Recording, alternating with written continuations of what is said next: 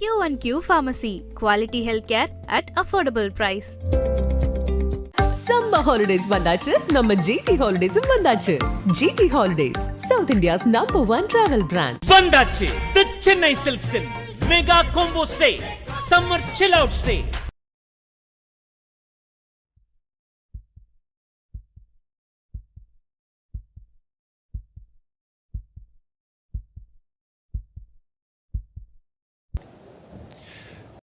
Good morning from the beautiful Misano World Circuit Marco Simoncelli for round 3 of the Michelin 12H Series here in Europe. 12 hours of racing in the beautiful Italian sunshine lay ahead of us here on this gorgeous morning on the Adriatic coast. We have 21 cars ready to go for action here at Misano in this third round after what's been a really interesting start to the season. We kicked off in the changeable conditions at Mugello in March before progressing to the absolutely iconic Spa-Francorchamps. Here we are for round 3, the midpoint of the season, with Paul Ricard next up in the heat of mid-July. And then, of course, our traditional season finale at the 24 Hours of Barcelona in the Circuit de Barcelona, Catalunya. Cannot wait for that one. Always a highlight of the year.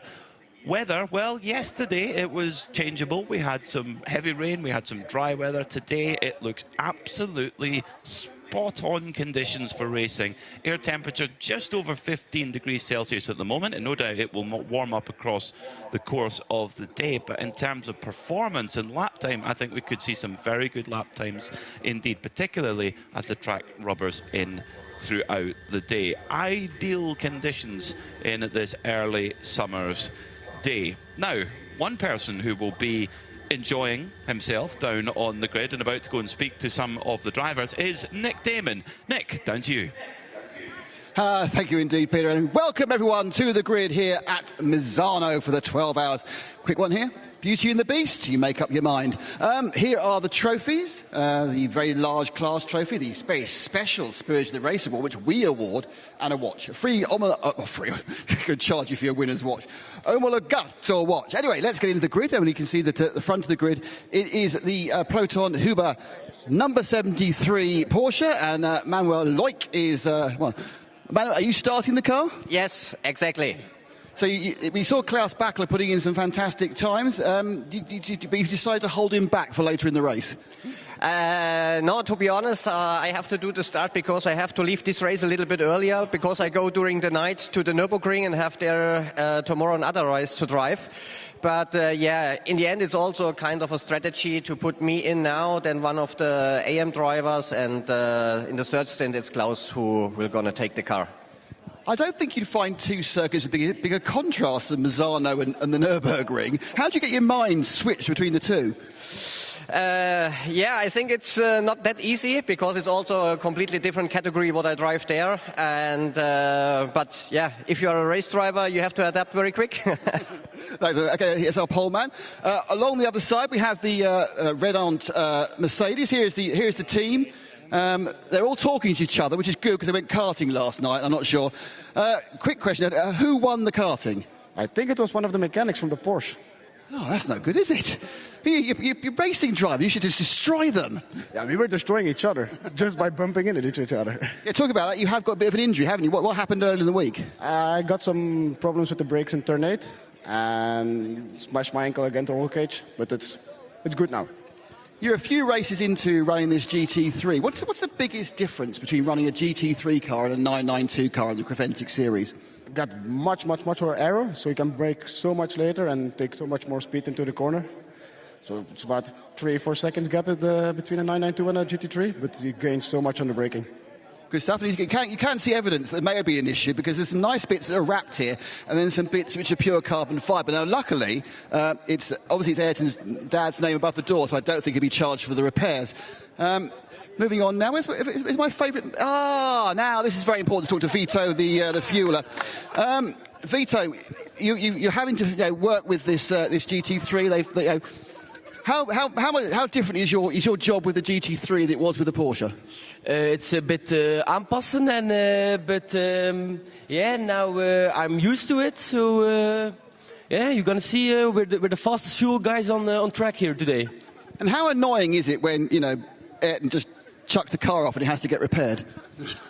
Don't know what to say about this question here. Yeah. Actually, that's Vito the fueler. There's a story behind that. I accidentally interviewed him about 17 races ago. We've kind of made it a tradition now. Anyway, let's meander across over to the GT3 AM pole. And this is the very lovely Simpson Motorsport machine. Let's see if we can have a go with David. David, you're suited and booted. Are you starting the car? Yes, I am. And what is the tactics? It's quite a small field, so do you feel you'll be able to get into a rhythm really quickly? I hope so. As I suppose, pro drivers are standing around me, so the plan for the start is just to keep the position and not fighting dirty. When you're up against the pro driver, I suppose, do you get to a point to go, no, it's all right, you go through and you just drift back and do your own thing? No, that's not the plan. If somebody passed, I will just stick to them and look what they do. But otherwise, there's no plan to let everybody pass. There goes in there from the 69 Simpson Racing Century Motorsport, one of the two. It's very, very long. Here we have the Haas team, another Audi, 2 Audis on row 2. Let's have a quick word with one of the drivers. I'm sorry, I've lost. Your name is? Peter Hulings. Ah, Peter. Now, there's 2 of you. Is Matty starting, is he? Yes, he's starting. So how did he get that job? We said, eeny, miny, mo. No. We put in the young guns first, and then I'll go after as third.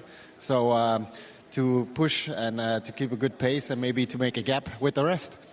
So, I mean, this track, it seems relatively simple. It's a flat track. It doesn't seem to have those areas to catch you out like Spa might do. But when you're actually in the cockpit, is it a difficult, tricky circuit? It's a very tricky circuit. I mean, it demands a lot of courage because for me it's the first time in the GT3 car, and there's some really high-speed corners where you have to use the downforce of the car. So and then a nice in-track here with a lot of curves, high speed as well. So no, it's a great track to drive. I can hear that. I'll give a quick word with Chris. Chris, you know, is the team manager. Chris, a last look at the car, looking pristine. When you send it out, how worried are you it's going to come back in pieces? I'm very confident. I trust my guys. Do you have to tell them to slow down, or I always tend to speed up? No. We always go full speed. No discussion about that. If I have to visit in the pits later, I'll remind you of that, Chris. Back down on to 5th place, and it is the Scuderia Praha Ferrari, the 296 GT, and the orange, colourblind there, yellow and black. And we're going to meander down to the back of this selection of racing drivers. Well, talk to Joseph. Again, me, sorry. Well, you know, we've known each other for so many years, you know, it's for 10 years, 12 years.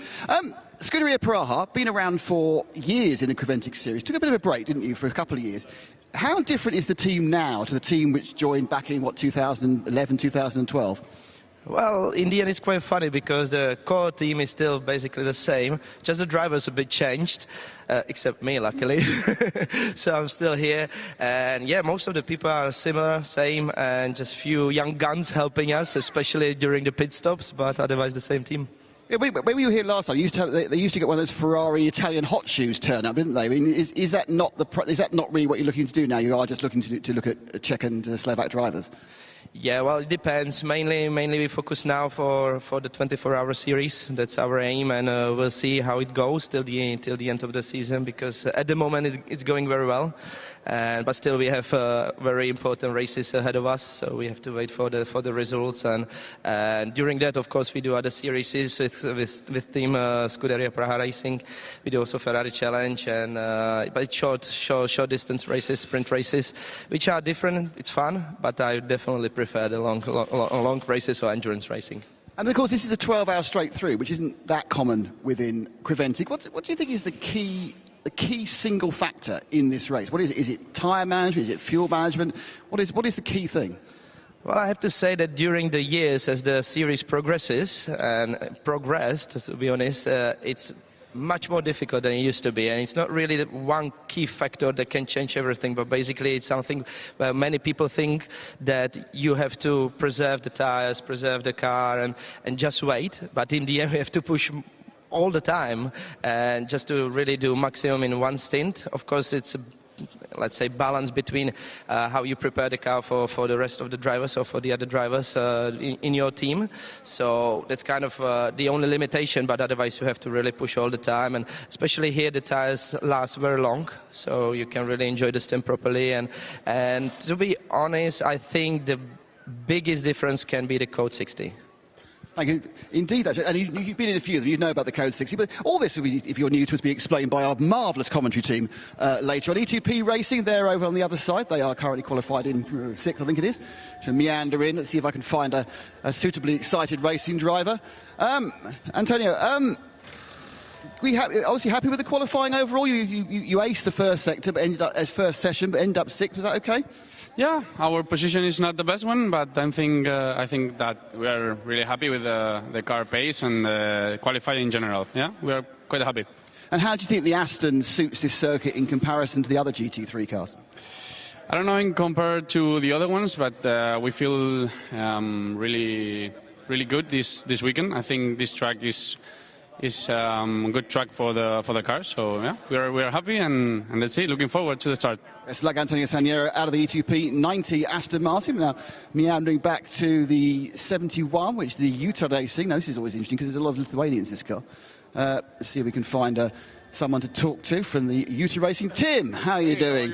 How are you? Utah Racing, the Audi does seem quite suited to this track, looking at the cars further up the grid.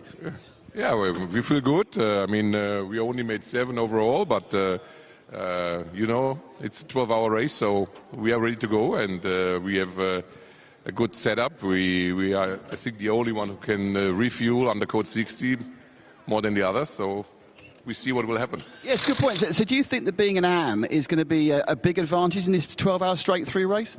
Yeah. I think in making here the qualification, you need the pros, for sure. But in the end, it counts. Don't make mistakes and be continuously. Great stuff. Thank you, Tim. Now, next to them, the 81 is the Era Motorsport team. Now, this is very interesting. Now, you'll notice that there's a common theme amongst Ferrari teams, and I'm going to ask you what it is. Why is the rear wing so comfortable? Because the Scuderia Ferrari team are all leaning on their rear wing. You're leaning on your rear wing, but no other team are leaning. What is it about? What is it? I'm going to ask, what is it about the? Look at how. Why is the rear wing so comfortable? It's just the perfect height. Right. Yeah, obviously you're not worried about knocking it out of alignment. It's quite strong as well. Yeah, no, it'd be a fairly big whack to damage this one. Right, talk to me about. Yeah, you're starting quite far back. I mean, it's a 12-hour race. Does that really concern you at all? No, not in the slightest. It's, yeah, as you said, 12-hour race and anything can happen. Just looking forward to getting on with it and progressing that way. So, yeah, you've been here for a long time, the team. You've had 2 cars running during the practice days. I mean, how important is that extra lappage, Carl? Yeah, seat time around here, I think for all of us, was massive because none of us had been here before. So Dwight especially, just getting him comfortable, using the second car for some setup and tuning on what we have, and then seat time in the other one for Dwight. So when you got actually, I mean, I've been here and I'm a bit sad I've done it on iRacing. It seems like a relatively simple circuit. It's got no elevation change to bother you. It seems to be, I know it's a grippy circuit. Is it a difficult circuit to learn? Is it a complex track? I don't think it's actually that complex of a track to learn. I think it's probably fairly difficult to get a lap time from.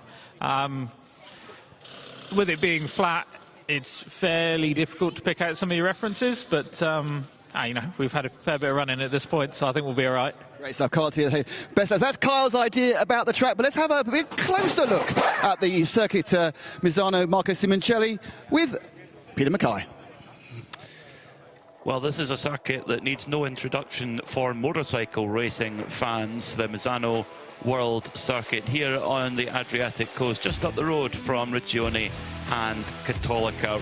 Really complex, this circuit, I think would be the best way to describe it. Originally opened in 1972 when it was known as the Autodromo de Santa Monica, the village in which it's based. But bizarrely, back in 2006, this circuit actually ran in the other direction, where it was heavily revised and changed to clockwise, like it is now. Resurfaced 5 years ago, a lot more grip, but quite bumpy for the motorcycles. One thing we've been talking about all week is the track limits. Because of the tarmac runoff, it's easy to get it and brake track limits through there as well. Quite fast at points as you head down to Quersha to the hairpin. You're braking from 240 kilometers an hour, but it gets really, really quick around the back part of the circuit through.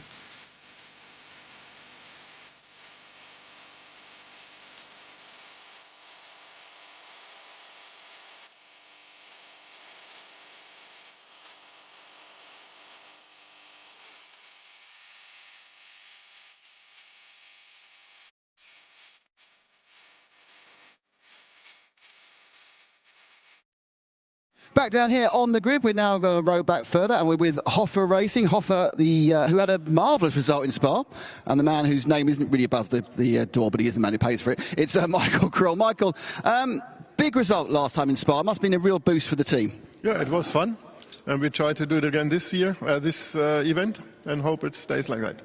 Quite a different track and a different challenge, isn't it here? Low car count, but very fast cars here at Misano. Yeah, it's some parts are real fast, so you have to stay on it. And it's only 20 cars or 21 cars, so it's much easier than on other tracks where you have 90 cars. And how are you going to finesse your driver's time? Because you've got a very flexible chance to put drivers on. Are you going to go out first, or are you going to wait to go out? Well, it's Alex does the start, always the fast ones. And Chantal and me, we will do our stint, and then we'll see if we go in for a second time. It depends on how we are. And what's your aim for this race after your podium last time? Podium. Good stuff, thank you, Michael Kroll there. Next door we have the Viper Racing. It's a GT3. It's the all Malaysian team. I'm going to see. English, okay? English. Fantastic. Let's. Oh, it's this is great. Not only is his English okay, but he knows the hierarchy. He knows how. This is a man who wants another drive. Yeah, you're in for next race as well. Well done. Lovely looking car. Really good project. I mean, you must be very proud to bring a Malaysian team into an international competition like this. Oh yeah, but we've actually been doing quite a number of international competitions. And we've been racing in Europe off and on all this while. But yes, it's good to be back in Europe. It's good to be back with Creventic. We raced with them when we did the TCR 500 in Spa. Yeah, so that was nice. It's nice, yeah. That really is Creventic history, the TCR 500. Yeah. And of course, you know, the difference between a TCR car and a GT3 Mercedes could not be bigger. Front-wheel drive, not much power, to rear-wheel drive, lots of power. Yes. I mean, I take it, it's a silly question, I take it that's more fun to drive, isn't it? I think all cars are fun to drive, no? Yes, yeah, you will certainly go faster in the GT3. And, you know, once you actually get used to the speed, you always want more and more and more. So you actually move up the radar. But this time around, we're actually moving down because we used to be racing LMP3s, and now we're doing GT3s. Oh, so you've gone down, you've actually got less downforce. Yeah, less downforce, but yeah, the LMP3 was really nice to drive. Yeah. Is there an ultimate aim perhaps to move back into prototypes and perhaps P2 and then go on the sort of Le Mans environment? Yeah, we've been doing Asia Le Mans for maybe like 3-4 seasons, and now, well, these days because it's over in Middle East a lot more, so we've decided probably we will actually rather do GT3 racing rather than LMP3. Great stuff, thank you. Douglas Coe from the 73 Viper. Let's meander across to the front of the next grid. This is the 909 Red Camels Jordan, and it's very, very important that we have our every race chat with our resident home strategist, Mr. Paul Truswell. Paul, you managed to regain pole after a application to stewards to get a lap back, but I get the impression that your opinion is that he shouldn't have been that far off the track to begin with. Well, I mean, obviously pole position means nothing for an endurance race over 12 hours, so we're not really concerned whether we're on pole position or not. But it's a great way to start the weekend. It means that we're obviously starting from the front, staying out of trouble, and looking forward to a gorgeous race. Yeah, we've got the weather for it. Now, we're 12 hours straight through here on a track which doesn't seem to be particularly instant-inducing. Does that make your job much simpler than it was perhaps at Spa with a split race? And it's simpler when it's a straight-through race, certainly. With it being 12 hours, it's just keep going for as long as you can, doing what Red Camel always does, which is to keep a reliable car, being quick in the pit stops. All our drivers are very closely matched, and that's the big key. None of the drivers is particularly slower than any of the others. So keep our fingers crossed. So a quiet day of Paul Trustwell. Just look at the lap, yeah, it's fine, off you go. That's right, yeah, absolutely. Just keep to the plan. Great stuff, that's Paul Trustwell. Paul will be joining the Radio Show Limited and Radio Le Mans team all in the booth for Le Mans. And I know that for a fact because I'm the person driving him there. This is the Van Berlo family outing on the next line, which is this is number 925. Let's have a quick word with Kai Van Berlo. Kai, disappointed not to get pole in class? It's a long race, so P2 is a good starting position. I think everyone did a solid job. Obviously, we would have loved to be in pole position, but at the end of the day, it's 12 hours. It's all about staying out of trouble and make a way to the front. We've got about 3 or 4 family teams here. What do you think it is that attracts this sort of family team racing atmosphere? It kind of is. I mean, it's fun battling against the other families. Obviously, it's been about 5 years since I did the last race with my brother and my dad in Spa, also the 12 hours. So it's good to be back with them, excited to share the car with them, and hopefully we'll get a good result. Can you be brutally honest with your families? Can you turn around your dad and go, Dad, you're just too slow? Yeah, actually, yeah. We've been testing the last 2 days, and it's been pretty much unfiltered, so no issues with that. Unfiltered and Dutch, that should be interesting to hear. Thank you, Kai there. Meandering down now through the rest of the nine. Just see if we can just have a couple of minutes to go. Let's see if we can have a little bit of a rundown and see if we can find a couple of other classes. I mean, this is the phalanx of 992 Porsches who are coming through the back of this 22-car field.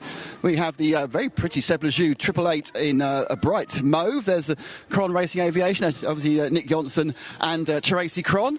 Keep meandering down as we do. Now it's the Ajith Kumar machine, and I'm sure we'll hear from Ajit during the race and his moving fan club. And then we get to our first of our 2 other classes. We have SBS XBX car, of course, which is the Vortex, currently not on fire. And then right at the back we have the 421, which is the AMG. I'm going to say the single GT4 car. So we can just pop into the actual drivers. Let's do the whole lean in interview. Let's have a word. I have to work out. Which is your driver? Matt George. Matt George. So, Matt, you have 20 cars in front of you. Yeah. Not much more to say than that, really. Now, it's a kind of a strange situation. You are the sole GT3 car here, so you've already won. What is the motivation? What is the kind of the aim for a team that knows it's won, but I assume also wants to learn a lot? Yeah, to be honest, I mean, we've had a great run in the 24-hour series. We've won a lot of races, but I'd be lying if I said that we had executed a perfect race each time. So it's a great opportunity for us to aim to execute the fastest race we possibly can, get involved if we can, but it's great testing for the future rounds. So will I be right in saying what you'd actually like is quite a messy race with lots of code 60s so you can kind of work out your strategy? Yeah, to be honest, that actually would be perfect for us to make sure that we're maximising everything, because what we don't want is someone to turn up at the other rounds and do a better job than we do. So it's a great opportunity for some learning. It's an amazing track, the sun's shining, so it doesn't get much better. With the GT4, I mean, do you think is it a car that suits this circuit? I mean, obviously you've got flat curbs. I mean, that does tend to make it easier for the more road-based machines.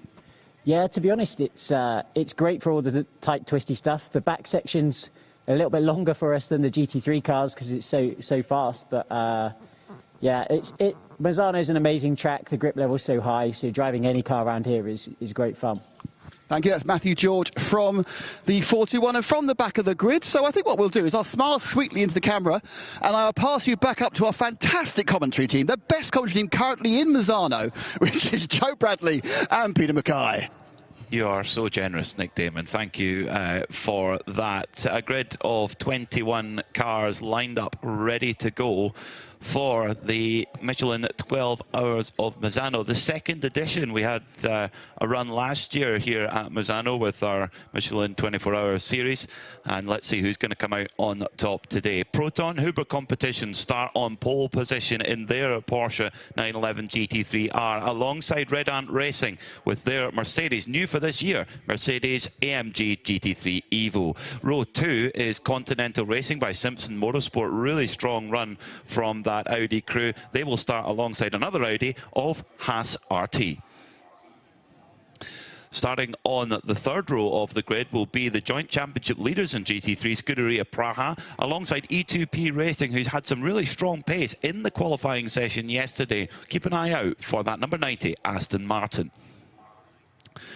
On the 4th row of the grid today in the GT3 class, due to racing, will start in 7th in their red and white Audi R8. Then it's Era Motorsport in their blue and purple 296 GT3 Ferrari, with that car being started by Kyle Tilley, who we heard from a moment ago. Hoffa Racing, the family outing for the Krolls and the Princes, they start in 9th after a great start to the season. Viper Nisa Racing start in 10th, the squad who have come all the way over from Malaysia. Row 6 today for this Michelin 12 Hours of Misano. Red Camel Jordan start on pole in the 992 class after an absolutely dominant start to the season. They are joined by another all-Dutch lineup in Van Berlem Motorsport by Bas Kooten Racing.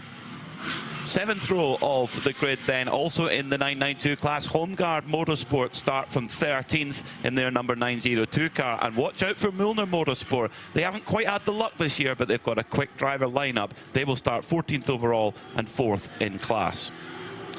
On the 8th row of the grid will be Seb Lejeune Racing, the 888 car, with a great lap time yesterday in qualifying from Paul Meyer. They have got an opportunity to move forward, as do RPM Racing, who are always a force in the 992 AM class and maybe could go for the overall as well. Ajith Kumar Racing, lots of fans here for Ajith Kumar, the Hollywood movie star. He's driving with Fabian Defieu and Mathieu Detry. They start from 17th alongside the all-Spanish squad of Escuderia Faron.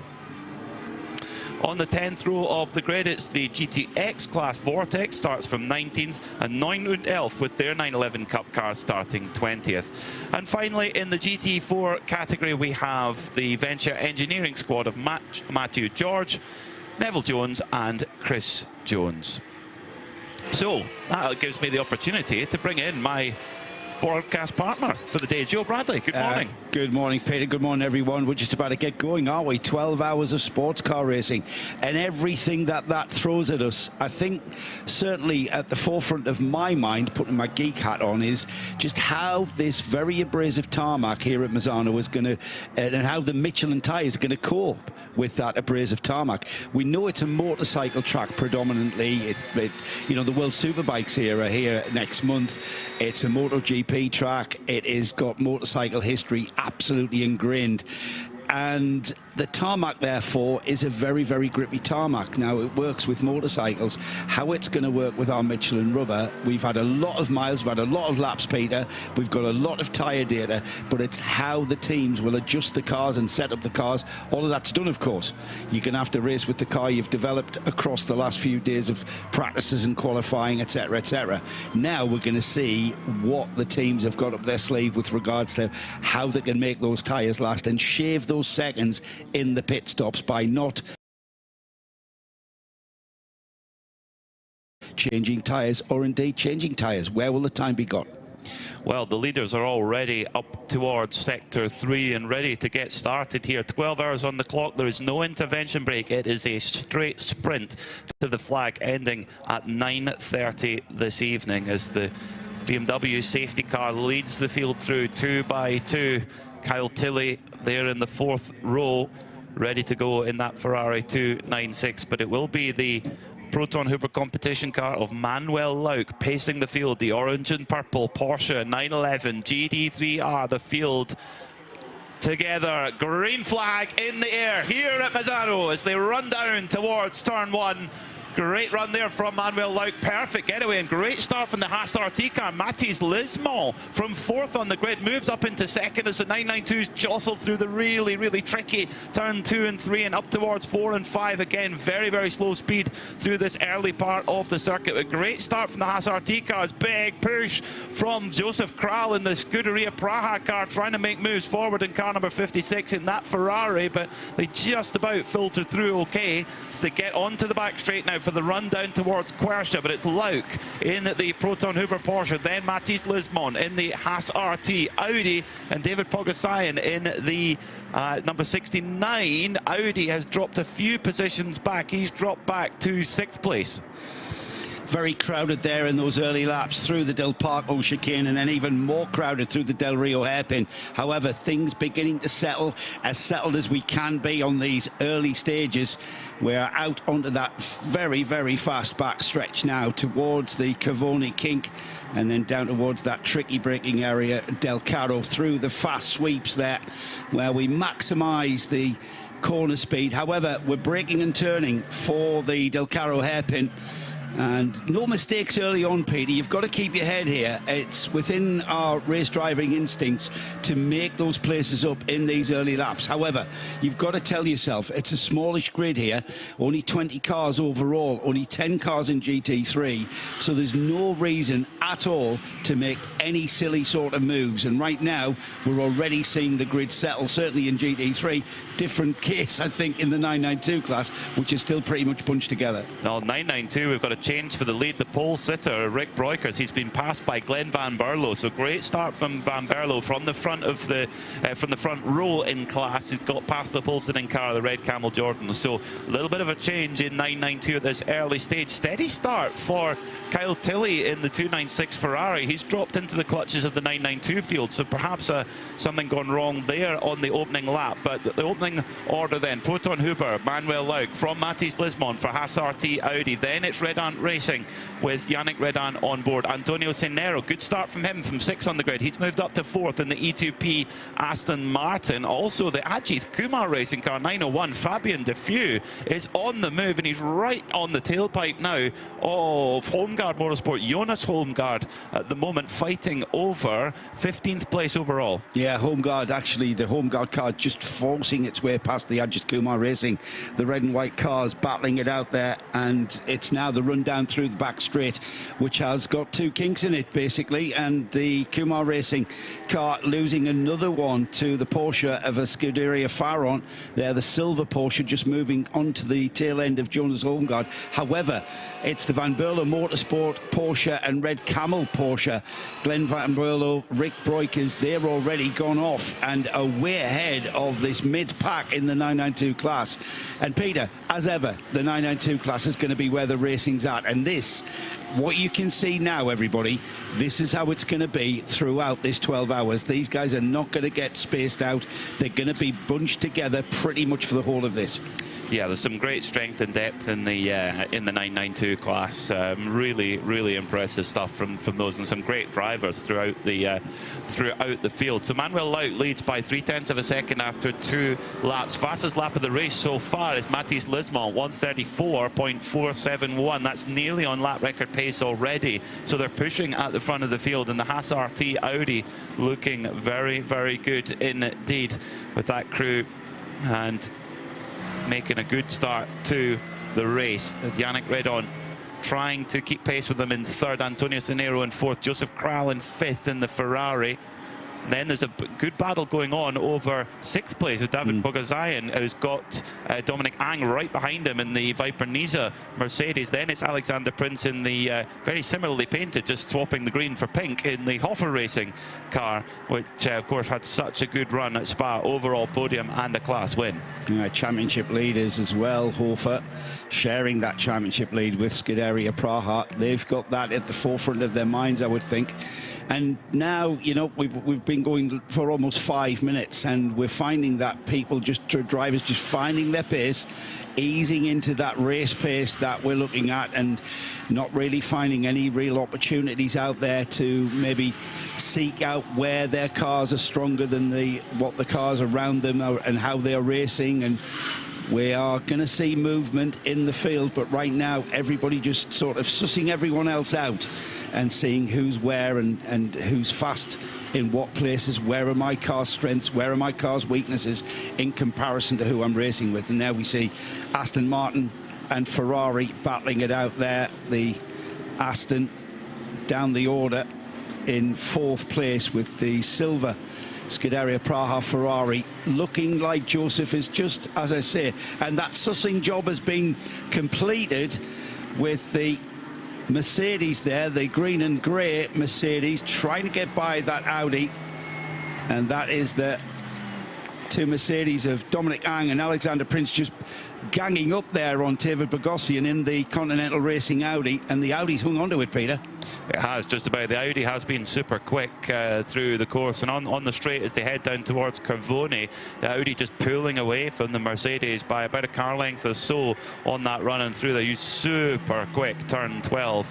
This is a circuit as well. You can be very clever. You can park the car in certain places and make it very difficult to pass for the other driver. In certain places, in other places like the run towards Quercia, there's an opportunity to stuff it up the inside. But at the front of the field, amazing battle between Manuel Lauk and Mathis Lismont. Manuel Lauk had just had the fastest lap of the race there with a 1:34 flat, and then it's Antonio Cenero, the young Spaniard from Madrid, 1:33.9. He's gone up into 4th place from 6th on the grid so far, but that is the lap record gone already, 4/10 down on last year's lap record from Jason Hart. They're clearly not listening to me, Peter. We've got defensive driving out there. I mean, we've got 11 hours and 53 minutes, gentlemen, and we're already seeing defensive lines being taken, certainly into the Del Parco chicane, the start the lap there from the Audi of Bogosian. He's just positioning the car, making it very difficult for either Dominic Ang or Alexander Prince, and they're clearly being held up slightly by the Audi. And if anything, Alexander Prince could end up being quicker than both of these cars in front of him. He's the one in the grey and pink car out there, and these cars now just beginning to concertina together. The green Mercedes of Dominic Ang looking for that gap, but the Audi again putting itself in the middle of the track there, and it's kind of a defensive line, isn't it? And this track is very narrow out there on the back sections of the track. As I say that, the Mercedes moving alongside the Vipa Nisa Racing Mercedes, moving alongside the Audi, but again has to settle back in and slots back in behind the Audi. This is quite intense for such an early part of this 12 hours. Wow, that was a game of chicken at 240 kilometers an hour, going through the right-hander of Carvone. Is super fast through there, and Dominic Ang had the nose up the inside, but Bogosian really toughed it out on the outside and holding off well. Nothing wrong with the straight line speed of the Audi, but Mercedes looking good as well. Mercedes is the heaviest car according to the balance of performance, but does have good straight line speed too. We saw that at Spa.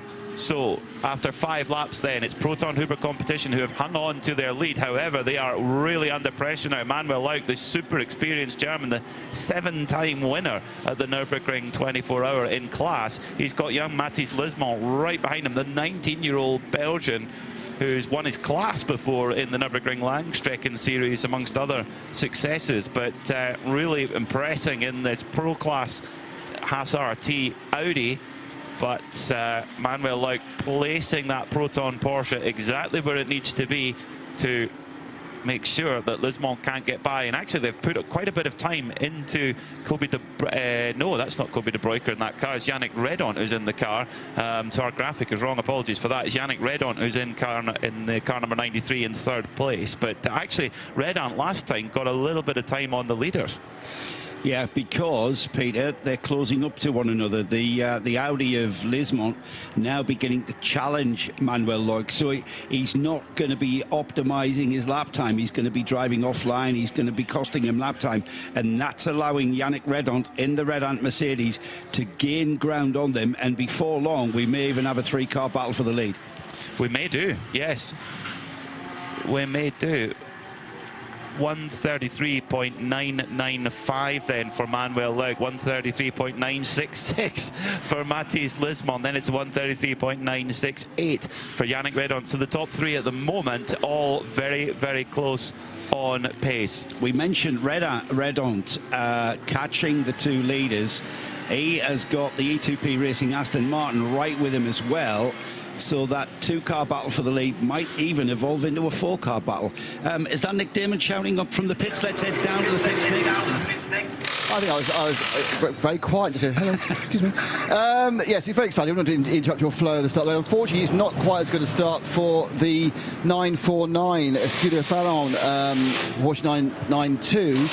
Everything was looking fine. But interestingly, it's actually, luckily, it was a garage where we were based. We were just sitting there watching their screens. Everything was fine. They were looking at tyres, and suddenly everything got pulled away. The cars come in, it's rolled in, and unfortunately, the computer of doom is connected.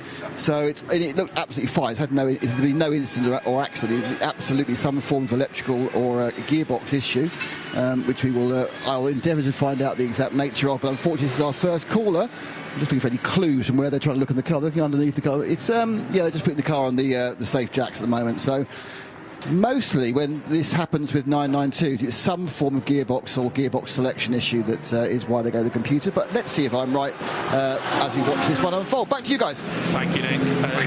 Matisse Lismont just having a little peek on the inside of Manuel Lauk for the lead of the motor race, but decided against it right now. Really interesting battle between two top German marques here, the Porsche, the 992 GT3R that's in its third season of competition, whereas the Audi R8 LMS is very much an experienced competitor, the venerable Audi R8 in its second evolution.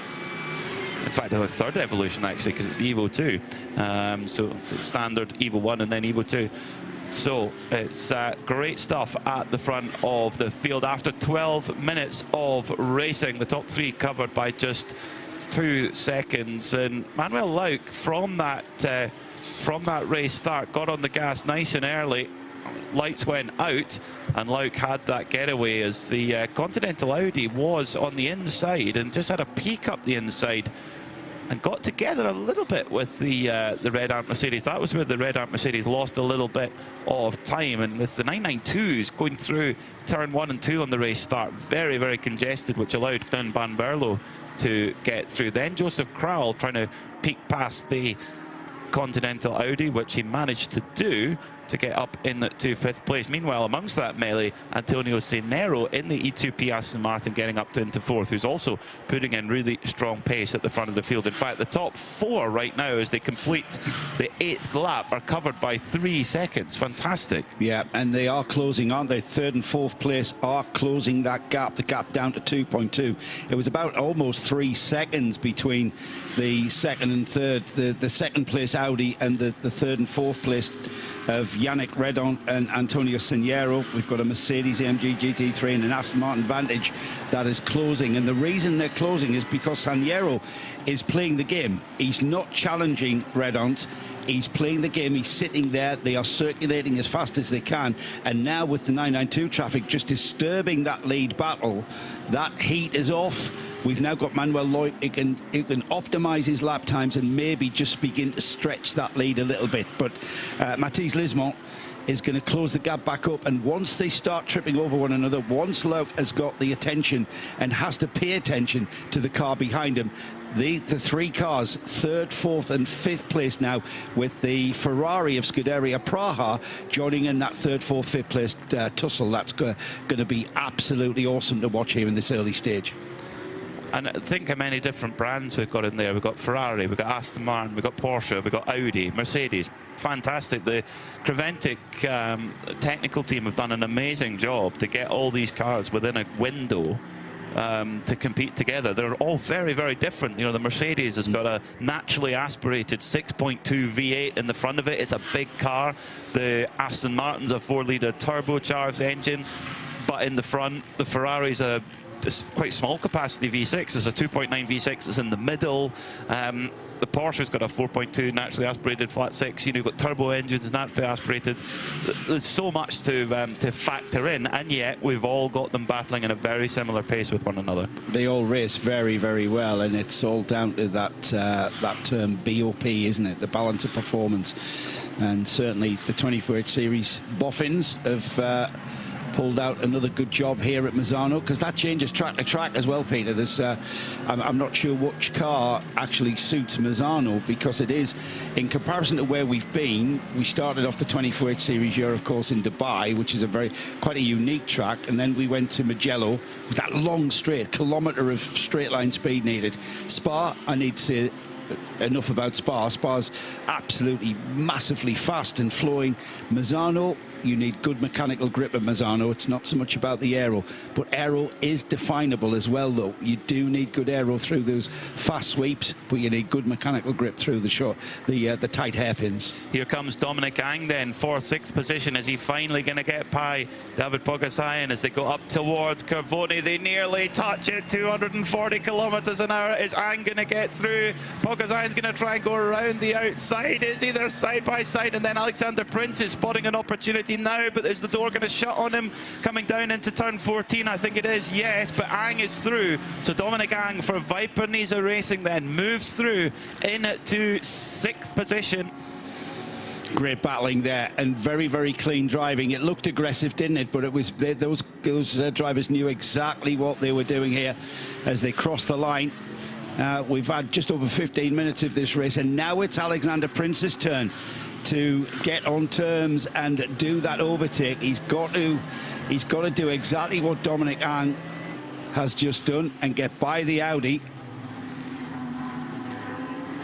So yeah, that's difficult because that Audi is quick, and of course the Continental Racing by Simpson Audi is an M-Class car, so it has a slightly different balance of performance. It has a wider air restrictor than say the Haas RT Audi, which is a pro car. That being said, both of these Mercedes are running in the AM class as well, so they have that slightly more advantageous restrictor compared to the equivalent pro car. But Pogačarin definitely parking that Audi exactly where he can to try and keep Alexander Prince at bay. Prince goes a little bit wide to try and get the run out of turn 10, and then they'll run down towards Cervoni, flat out through there, getting to 240 kilometers an hour. Is he close enough as they come to Cervoni? No, not quite. It's all about getting out of Tremonto, the Tremonto hairpin and right-hand hairpin onto that back stretch through Cervoni, the kink.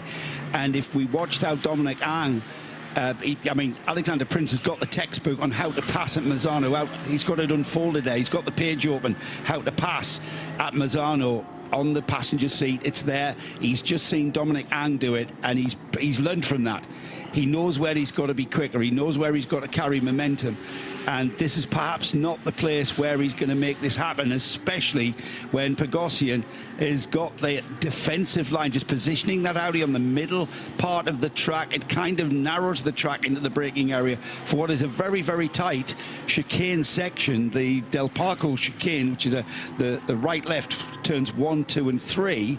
However, it's a sequence of corners that you could group together and call it a chicane or a fast S, isn't it?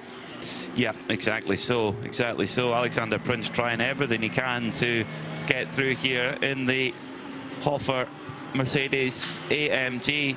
And you think for a driver who started racing in the Dacia Logan Cup in Germany, I would imagine that's pretty aggressive series to race in. So he knows how to get into it in hand-to-hand combat. He's been in really a rich vein of form all season, has Alexander Prince, particularly at Spa. Just that pole position effort along with his teammates was quite amazing. But Pogačarin, you have to say, is driving really, really well. And when he spoke to Nick Damon on the grid, he was saying, well, we'll see how we match up with everyone, but if they're faster, we'll let them go. But he's definitely been a little bit more elbows out to make sure. And why not? You know, they're both racing in the AM class. This is very much absolutely for position, as Yannick Redant just set the fastest lap of the race with a 1:33.5. Well, we've just seen how quickly Dominic Ang has distanced himself from the Audi, and Alexander Prince has that in his mind here. That's why we're getting to the point where frustration might start creeping in. Yes, Pogačarin isn't doing anything wrong, flashing the lights there of the Alexander Prince Hofer car. That's the frustration that's creeping in now from Alexander. He can see Dominic Ang has disappeared off into the distance. That's the green and grey Mercedes just in the foreground there as the Audi. Again, not doing anything wrong though, Peter. He's driving his race. He's positioning his car cleanly. And this isn't this the vagaries of Misano though? It's very, very tight, and you've got to plan your move. You've got to plan your move into the corners here, and that's not ideal from Alexander Prince, who went down the inside and had a look into Quercia.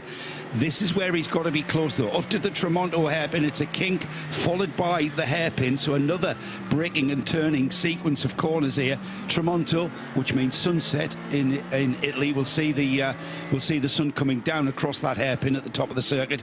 And now this is the run, but again, he didn't quite have the momentum to pull alongside before Cavone. That's the right-hander through the kink there, and then on towards the braking area. You're starting to go through these kinks, but you're thinking about the brakes and you're easing this, getting rid of the speed, bleeding the speed off for this very, very tight turn of the Del Caro hairpin. And Alexander Prince just needs to get out of Tramonto a little bit with more momentum, get alongside. That's what he saw Dominic Ang do, and he just can't quite match that technique. Massive moment there for Alexander Prince coming out the final corner curve of Misano. The car really snapped on him over the curb. He's really driving ragged to try and get by David Pogazayan, but you know, actually looking on that previous run through, coming out of Tramonto onto the back straight, he was on the power earlier than Pogazayan, and yet Pogazayan just pulled away. So the Audi's got really good straight line speed down the back part of the circuit. They've shown really good pace. So we've of course got a pro class Audi right behind Manuel Lauck at the front. Lauck and Lismont, they must be having a great time. They are. They've never been more than 0.3 of a second That's apart. right. I was just about to mention that actually. Manuel Lauck is doing a great job leading this race. The Proton Huber Porsche just holding off the Haas RT Audi. That's a great race. That's perhaps going to go on for quite a while. We continue to focus on the frustrations of Alexander Prince behind that Continental Racing Audi, though. And if anything, he may just want to settle in now, Alexander, and just get through this first stint under his belt, not dropping too far away, but at the forefront of his mind, pretty much, Dominic Ang immediately goes as quick as he has done all race there. 34.6 his last lap time through, and that's the quickest that the Dominic Ang Viper Nisa Racing Mercedes has put in. And he's now 4 seconds away from the cars he passed just a handful of laps ago, and Alexander Prince will know that, and he'll see that Viper Nisa car just pulling away in 6th place, and he's thinking, oh, come on. But interesting, Alexander Prince has just backed off a little bit. I think he may have been, not spooked, but I think he might have just knocked it back a touch after that big moment coming out. Still flashing his lights, still flashing the lights. Still flashing his lights, full DTM style, yes. Maybe he's also thinking another opportunity is to try and force Pogazayan into a mistake, and he's trying to be as visible in the mirrors as possible in that grey, that kind of dark grey, but completely contrasted by the bright pink of RAFA Racing, team that have been around for quite some time now. It's founded by Alex's father-in-law, Michael Kroll, who started racing, imagine this, started racing in a Dodge Viper GTSR. That's quite a serious car to start racing. Yeah. Did he not sneak some sort of mini racing in before that and just steps into a Viper GTS? Well, that's a bit like driving a firework, isn't it? I hope so, yes. Yeah, I would say it's more like having the space shuttle in front of you. Yes. You're sitting on the back of it in a just Viper. light the fuse. Yes. When you press the throttle, light the fuse. Bosh. There we go. And then off we go. Of course, Alex's wife Chantal, or now wife, is she started a year later in a Porsche 964 Cup car at that time. So very much a racing family. It's a family affair at RAFA Racing, and Alexander Prince, he's trying his best. He's really fighting. Mistake from Pogazayan. Is this going to give the opportunity now for Prince? He's going to have to go the long way round. As he made it around, yes.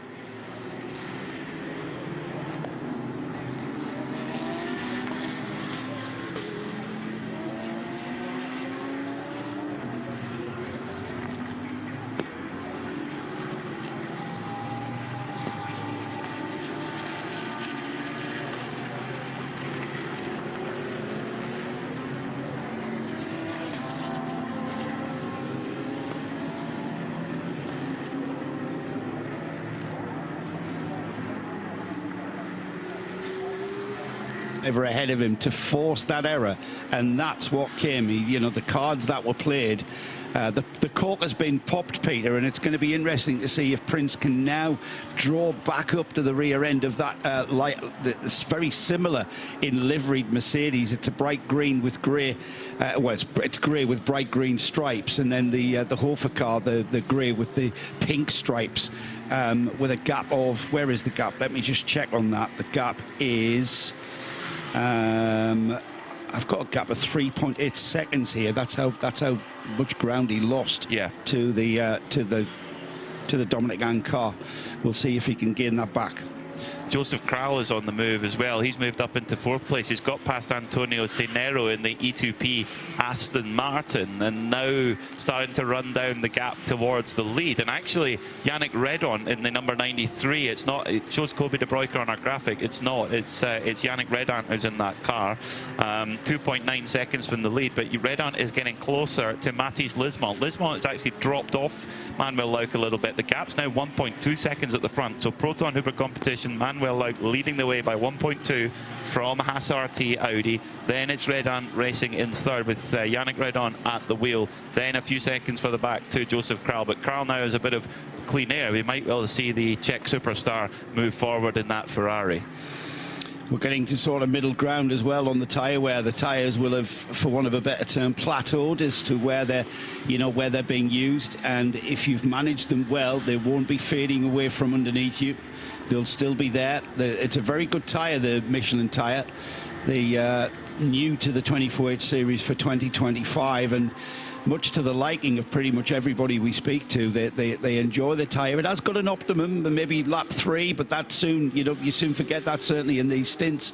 More useful in a qualifying session, which was what yesterday was all about. However, now we're talking about race stints, Peter, and now we're talking about not overusing the tyre and having that tyre fall away from you by graining it or overheating it. We want that tyre to perform on that plateau and take us all the way to the next fuel stop. I think Michelin's record in motorsport of all types is just speaks for itself. I mean, in rallying, MotoGP, endurance racing, they are.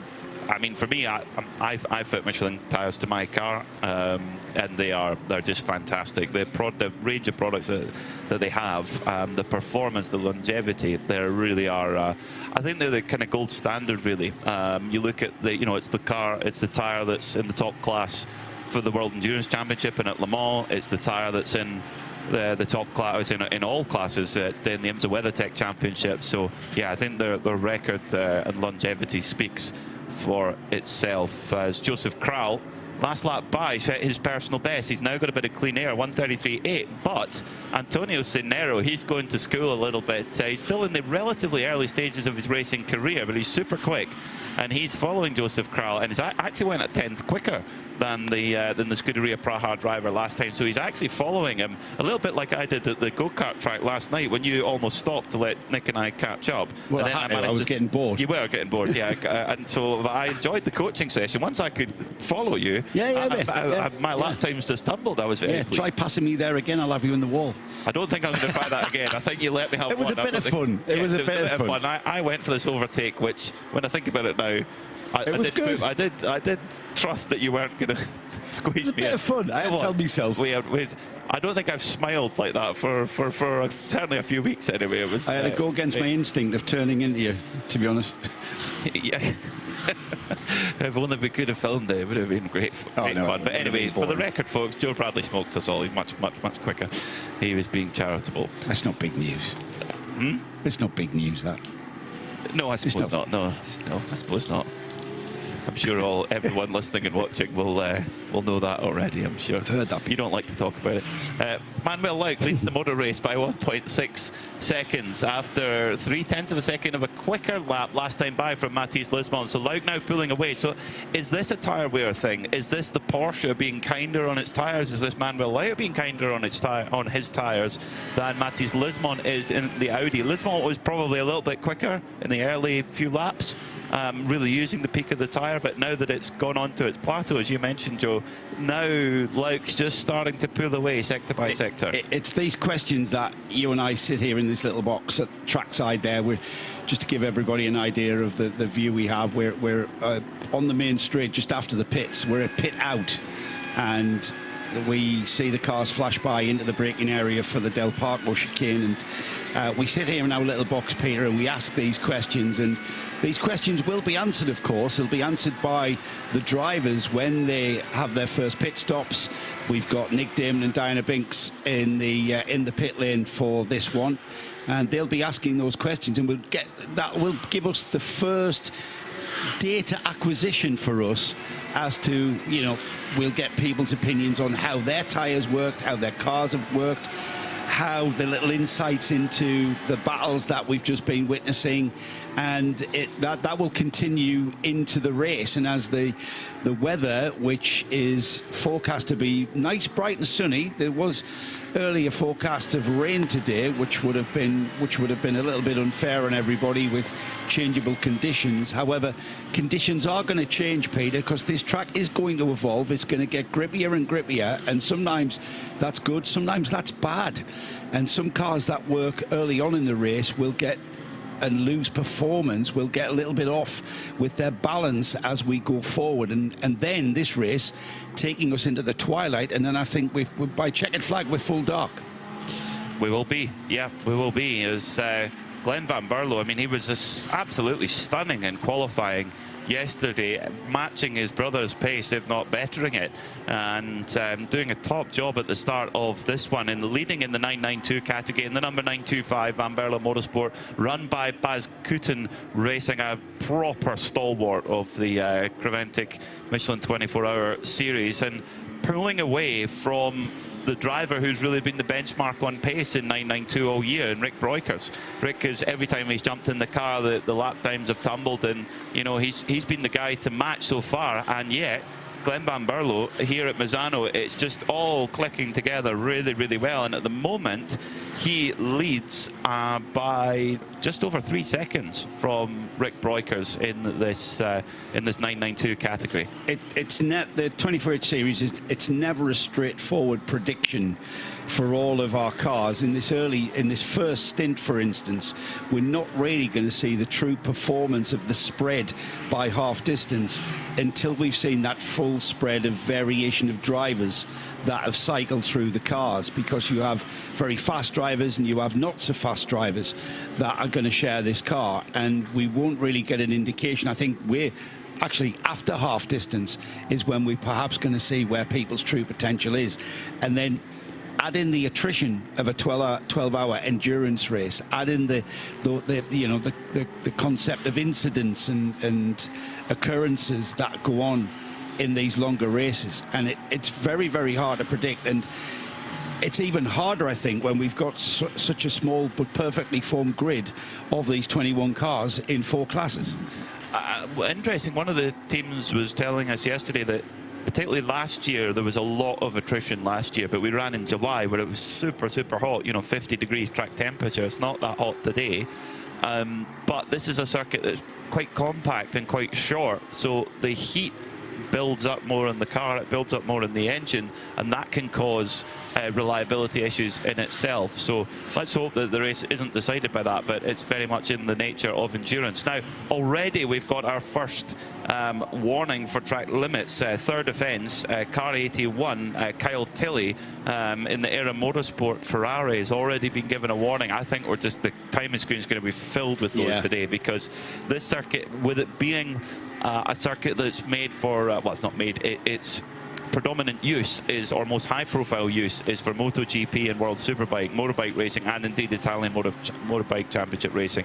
So therefore, you have more tarmac runoff area, and it's quite flat coming over the curb, so it's easier for the cars to run wide and to use that speed. And it's, you know, a driver's trying to maximize a lap time, it's so easy to just step over the track limits. But the race control, they're going to be tired tonight watching after watching them all day. It's not, if you've never driven a race car or anything, even a kart, even a higher kart that we were on last night. Were you breaking track limits? If you've never, absolutely was. The track limit decision is at the apex of the corner, especially the faster ones. And it's not like driving to the shops where you can just deviate and turn left and right, left or right. I'm gonna go over the curb here, so I'll just turn the car away from the curb. That commitment, that flow, that momentum that you are carrying on the exit of corners, as we see Kyle Tilley is using the curb, but not excessively. But that decision is being made at the turning point, and the amount of speed that you're carrying through. You've got to do what I call let the car breathe. You just let the car breathe. You don't stifle that momentum. If you're stifling the car's momentum on the exit of the corner, that's going to slow you down massively onto the straight. You've got to let the car breathe on the straight and maximise the momentum out of the corner all the way down that straight. And Misano's curbing, which is geared for motorcycle racing, so they are very low flat curbs. I think the penalty box is going to be a very, very it's going to be a very busy penalty box here this afternoon. Now then, Peter, if you are a team strategist, and we heard our good friend Paul Truswell, who was indeed the team strategist at Red Camel Jordan. He's won the first 2 rounds. Mugello won at Spa in the 992 class. They're going for the hat-trick this weekend. You heard what his opinion of his racing drivers were with regards to track limits this morning at breakfast when we had a quick chat with him. It's like, why do you need to do that? Why do you need to do that? It's going to cause team strategists problems if they've got to factor in potential time wasted in the pit stops in the penalty box. And it just, again, adds to the challenge, though, doesn't it? That's why we love it.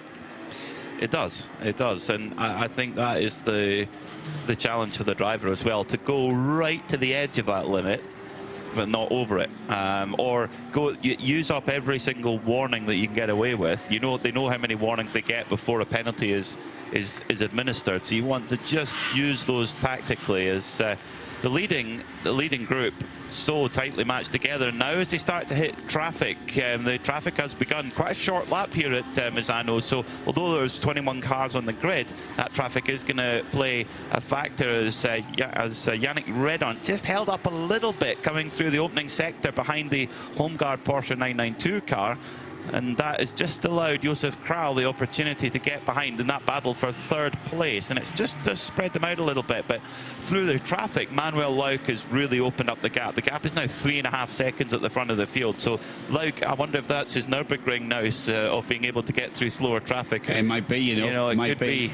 He's quite comfortable on narrow tracks and getting through slow class traffic. Josef Kral, though, he was like a predator there, wasn't he? As the moment that Yannick Redon in the Mercedes was starting to trip over the traffic, Josef there just looking for that opportunity and having to look down the grey with the black and yellow striping on that Ferrari there just behind and filling the mirrors of Yannick Redon's in that Mercedes. Now that they're in clean air, though, Redon has kind of commanded that 3rd place back to where they were. And you just know that Kral in the Ferrari is looking ahead of the Redon car, and looking towards what's coming next. What's coming next? Where we're going to catch that slower Porsche? Where can I position the Ferrari to maybe have an opportunity to overtake if Yannick does indeed trip over the slower traffic, which isn't a given, of course. Interesting thing about the Redon racing car is they have a very balanced driver lineup. They've got 4 semi-pro graded drivers, so there's not going to be an enormous fluctuation in lap time depending on who's in the car. Josef Kral is very much the hot shoe in the Scuderia Praha car by a good margin. Yeah. They're a Pro-Am car, so they actually are running in a different class. But I think with the way that the number of cars that we have this weekend, it's all about overall result, actually. I think they want to get a good overall result as well. Now, Diana Binks has hopped into the pit lane. Diana, are you enjoying the sunshine down there? Well, I am actually, yes. It's very nice, other than the rain yesterday. But in the actual pit lane area, on the pit apron, it's quite, the sun's not here yet. It's on the other side. But I'm with Willa Motorsport, the number 921. And Rolando, you're just waiting. You're watching what's happening so far with the team. Are you satisfied with how you've started? Yeah, I mean, Martin did a great start. The team has done a great job this weekend. So very nice battles on track. So we're very excited to come in and help the team out. How would you describe this circuit? Now, you've had an opportunity, I know, in practice and qualifying to drive it. How would you describe it? It's very technical, flowy, fast. So I like it. Are the characteristics of your car suiting this circuit? Yeah, the Porsche, it's always a battle tank around here, so we just have to see halfway on the race where we have a lot of pickup and everything, so to take care of the car, and then we'll hopefully finish without any issues. Yeah, we've got a long way to go in this race. It's just really started. You were sort of watching what was going on. Is this your time to sort of chat to the engineers and listen to what's being said from the driver behind the wheel? Yeah, a little bit. I think now it's just concentrating on hitting our marks, you know, getting a good driver change and then just get into rhythm on the track. You looking forward to getting behind the wheel this morning? Very, very much so. Yes, been waiting a whole lot to get here, so we're very happy to be here with Mueller Motorsport. And yeah, with Creventic as well, so thank you. Well, it's great to have you here. Hope you have a good day. Thank you. Rolando Saka from the 921 Milner Motorsport car, new addition to that driver lineup. Great to have him here.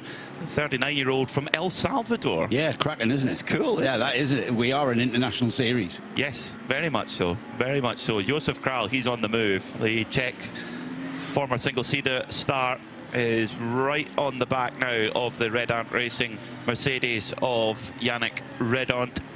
They're both about 6 seconds from the overall lead, but only 2 seconds from second place of Mathis Lismont in the Haas RT Audi. There's 41 minutes complete. Normally we see a GT3 car run for about an hour flat out. We've had no Code 60 so far. Code 60, that is what we don't have safety cars here in the Michelin 24-hour series. If there is an incident on track or something that needs to be dealt with, we use a Code 60. So that means that everybody goes down to 60 kilometers an hour on the track. You can go into the pits never close, but when you go into the pits, you, in general, you can only put in 25% of your fuel allowance. There are a few cars that are running the AM class that are allowed to put in 50%, but that's it. You can't fill up full fuel load, but you can do anything else you want in the pits, or you can stay out. It's entirely your prerogative. And the reason for that is it's kind of that in itself as a balance of performance. That time that you gain from your pro driver is negated in those situations. Now, the thing where that all turns to and sort of flutters away into the wind is if we stay green. I mean, 12-hour race staying full green is something that I've never experienced. So the chances are, but it's just how many Code 60s are we going to have? That's the question. And tactically, you are sat there on the pit box, in the pit box as a strategist, and you're trying to, you've got plan A, B, C, D down to Z1 and Z2 and A1 and A2, and you are just flicking the pages as this race develops. You aren't necessarily going to be on the same plan that you started with by the time we get to even hour 2 of this race, which we're not that far away from, Peter. We're 17 minutes away from completing 1 hour of the 12, and nothing really being given away here, and it's going to be interesting to listen to the drivers and hear what they have to say about this. And I did ask the question about how long they're going to run on a tank of fuel here in GT3, and whether or not everybody I spoke to, I say everybody, I only spoke to a couple of people, but they weren't sure. And they were going to, I think they were keeping their cards close to their chest, because I'll be amazed if they didn't know exactly how much and how many laps they were going to get out of that first tank of fuel, considering you've got the rolling lap, etc. We've got a challenge from Kroll here, though. The Ferrari just looking down the inside and just poking a nose, not quite alongside, but the mirrors of Yannick Redant certainly filled with a yellow and grey Ferrari. Kral is definitely on the charge, but proving that it is a little bit tricky to pass here at Misano. I mean, for example, Alexander Prinz, who was stuck behind the number 69 Audi for several laps, not only has he pulled away, he's pulled away to the tune of 13 seconds, and indeed he's got actually past the Viper Niza car that managed to escape before him. So actually that's proving just how much pace he had in hand, but really struggled to get past. Let's get down and get some more from Dan in the pits.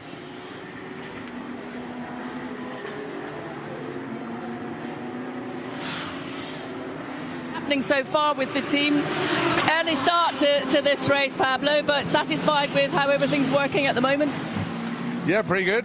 Antonio did a good start. It was a clean start. Everybody's fine. Everybody's out there racing, and yeah, what can you ask for? I mean, we managed to gain 1 position, and yeah, that's a very positive start. Every time I talk to you, you tell me that you're always looking to learn and develop as a driver. When you're sitting here watching it unfold this morning, what's going through your mind? Well, I'm trying to keep my head cold, not to get very anxious and nervous, and yeah, try to learn from looking at Antonio on the onboard camera, and yeah, and I'm here to learn. So. Well, those are the valuable moments, aren't they? So when you get behind. Absolutely. Yeah, and it's a very nice track. It's tricky on the first sector, and it's been tough for me. And yeah, the last session yesterday, I managed to understand a bit better turns 1 and 2, and I hope I managed to do what I'm supposed to do during the race. You said it's tough. What's been the toughest thing you've had to adapt to? Your mind. My mind. My mind. I started very late, so I'm not like Antonio or Oli, all these youngsters in here who drive like nothing. And yeah, I just need to understand the car, the weights, accelerator, brakes, speed, blah blah blah blah. But that's why you're here, isn't it? To challenge yourself and push yourself. So you've got to be proud with what you've achieved so far. Well, I'm happy. I'm happy. There's room for improvement. For all of us, Pablo, for all of us. Listen, you have a great day. Thank you very much. Pablo Berguera for the number 90 E2P Racing crew with his teammate Antonio Cenero, young 23-year-old out there doing the job at the moment, running a solid top 5 at the moment. For Pablo, it's enjoy the drive. Enjoy the drive. It doesn't matter when you came to motor racing, when you had the opportunity to, to afford to go racing. All motorsport's not cheap. It's all relative. And it's great to have people like Pablo in this series. They're the stalwart of this series, and this is why we have what we've just been speaking about, Peter, with regards to, the different fueling rules for the AM class, etc. And it's exactly that. It's to balance the playing field for drivers like Pablo, who are not pros, who are not the hot shot. They recognise that to be the case, and they know their position. And it's all about enjoying the event and enjoying the drive. And the challenges are staying on the track, staying out of trouble, bringing the car home, hitting your apex. You might be 5 seconds a lap off, the Porsche factory driver, but that's not a factor. The factor is, in a series like the 24H series, is about enjoyment. And that's also, Peter, why you get so much track time at these events. As, customer race teams, you're bringing in gentleman driver, businessman drivers who are doing this in their spare time. And it's all about being in the seat of their race car, driving it at whatever track we're at. And it's all about that amount of track time is phenomenal you get at these events. I can't think of any other championship where you get more, actually, time in the car. There isn't any. I can't really think. Do you know why you can't think of any? Because there aren't any. Yes. Short of hiring a track to yourself and driving around, but that's obviously a hugely more expensive thing to do, isn't it? Those Ferrari Challenge days, the Ferrari owners, the Ferrari hire the track, and you get a lot of track time at days like this. But an international race series like this, no, you don't get as many, 2 hours practice sessions in the morning, 2 hours in the middle of the day, 2 hours on an evening, as just an example. It is good value for money. And then you get to race in a proper race and experience all the vagaries of how to go racing over a 12-hour distance. And compete again, be able to measure yourself against factory drivers who attend, Klaus Bachler is going to be jumping into the Proton Huber competition car that's leading at the moment. His performance in qualifying yesterday, what learning experience that is. I find like the sport I had the most, I played golf and played curling, and whenever I played with the very top players, my game elevated straight away. Straight away, to almost instant, almost by pure association. 4.2 kilometres of Misano. If you are 5 seconds within 5 seconds of Klaus Bachler, you are not a bad driver. No, definitely not. You are not a bad driver. You are a pretty good, competent driver. Yeah, couldn't agree more, actually. That is very, very true. Manuel Lauk doing a top job at the moment. He's going to be, as he mentioned to Nick Damon earlier on, he's going to be leaving the track a little bit early because he's got to get up to the Nürburgring, because he's racing tomorrow in the qualifiers for the Nürburgring 24-hour. Manuel, of course, a 7-time class winner at that race, but you've got to go to the qualifying race. So he's not the only one doing a little bit of double duty. Kyle Tilley, who's at the wheel of the Aero Motorsport car in 9th place at the moment, he's got to get himself up to Spa because he's driving in the Spa Spa Classic tomorrow. So he's got to switch from Ferrari, from a 2023, 2024 Ferrari to an early 1970s Ferrari Daytona. Well, as well as that, completely different cars. The car he's driving today, absolutely glued to the track, using all of that aero and and especially the damping, you know, the shock absorbers. The damping on modern race cars are completely that's what makes them so different. Then tomorrow he's at Spa in a car that's going to feel like he's floating around in a boat in comparison. What a beautiful car he's got to drive tomorrow, that Ferrari Daytona.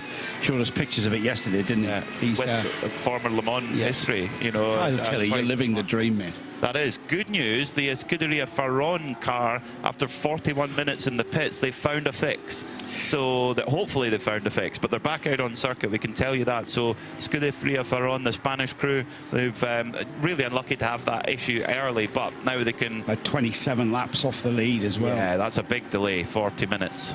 Big delay. The leader in that class is Glenn Van Berlo, who at the moment's getting in a little bit of a mix-up with the Juta Racing Audi, which is in the GT3 class, but has been sort of mixing around the leaders in 992. So fast are those top-running drivers in 992. And the thing is, the 992 class, the straight line speed-wise, the Porsche 992 Cup car is just as quick as a GT3 on the straight line, particularly at the top end. It just doesn't, it's not as draggy. So at the top end, it is really, really quick. Out the corner, it won't be quite as fast, but once they're onto the straight and once they're going, it's really difficult to pass for a GT3 car. Yeah, and the GT3 car, it makes its performance and its quicker lap time through the corners, in the braking areas, in the acceleration areas, and through the corners.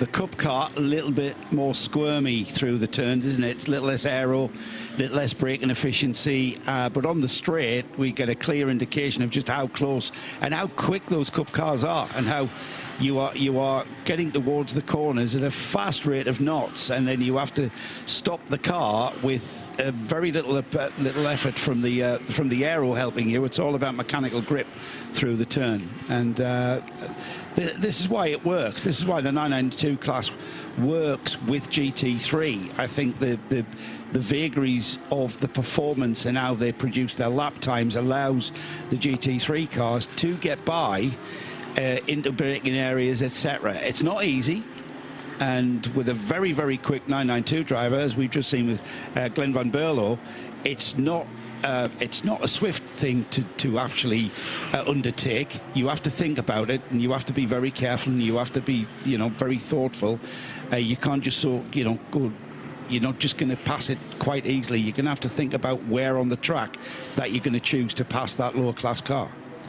The gap at the front of the field in 992 is about 6 seconds or so. Glenn Van Berlo doing an amazing job pulling away from Rick Breukers, although he did lose 0.4 of a second on that last lap when getting into a bit of a disagreement with the Circle K due to GT3 Audi.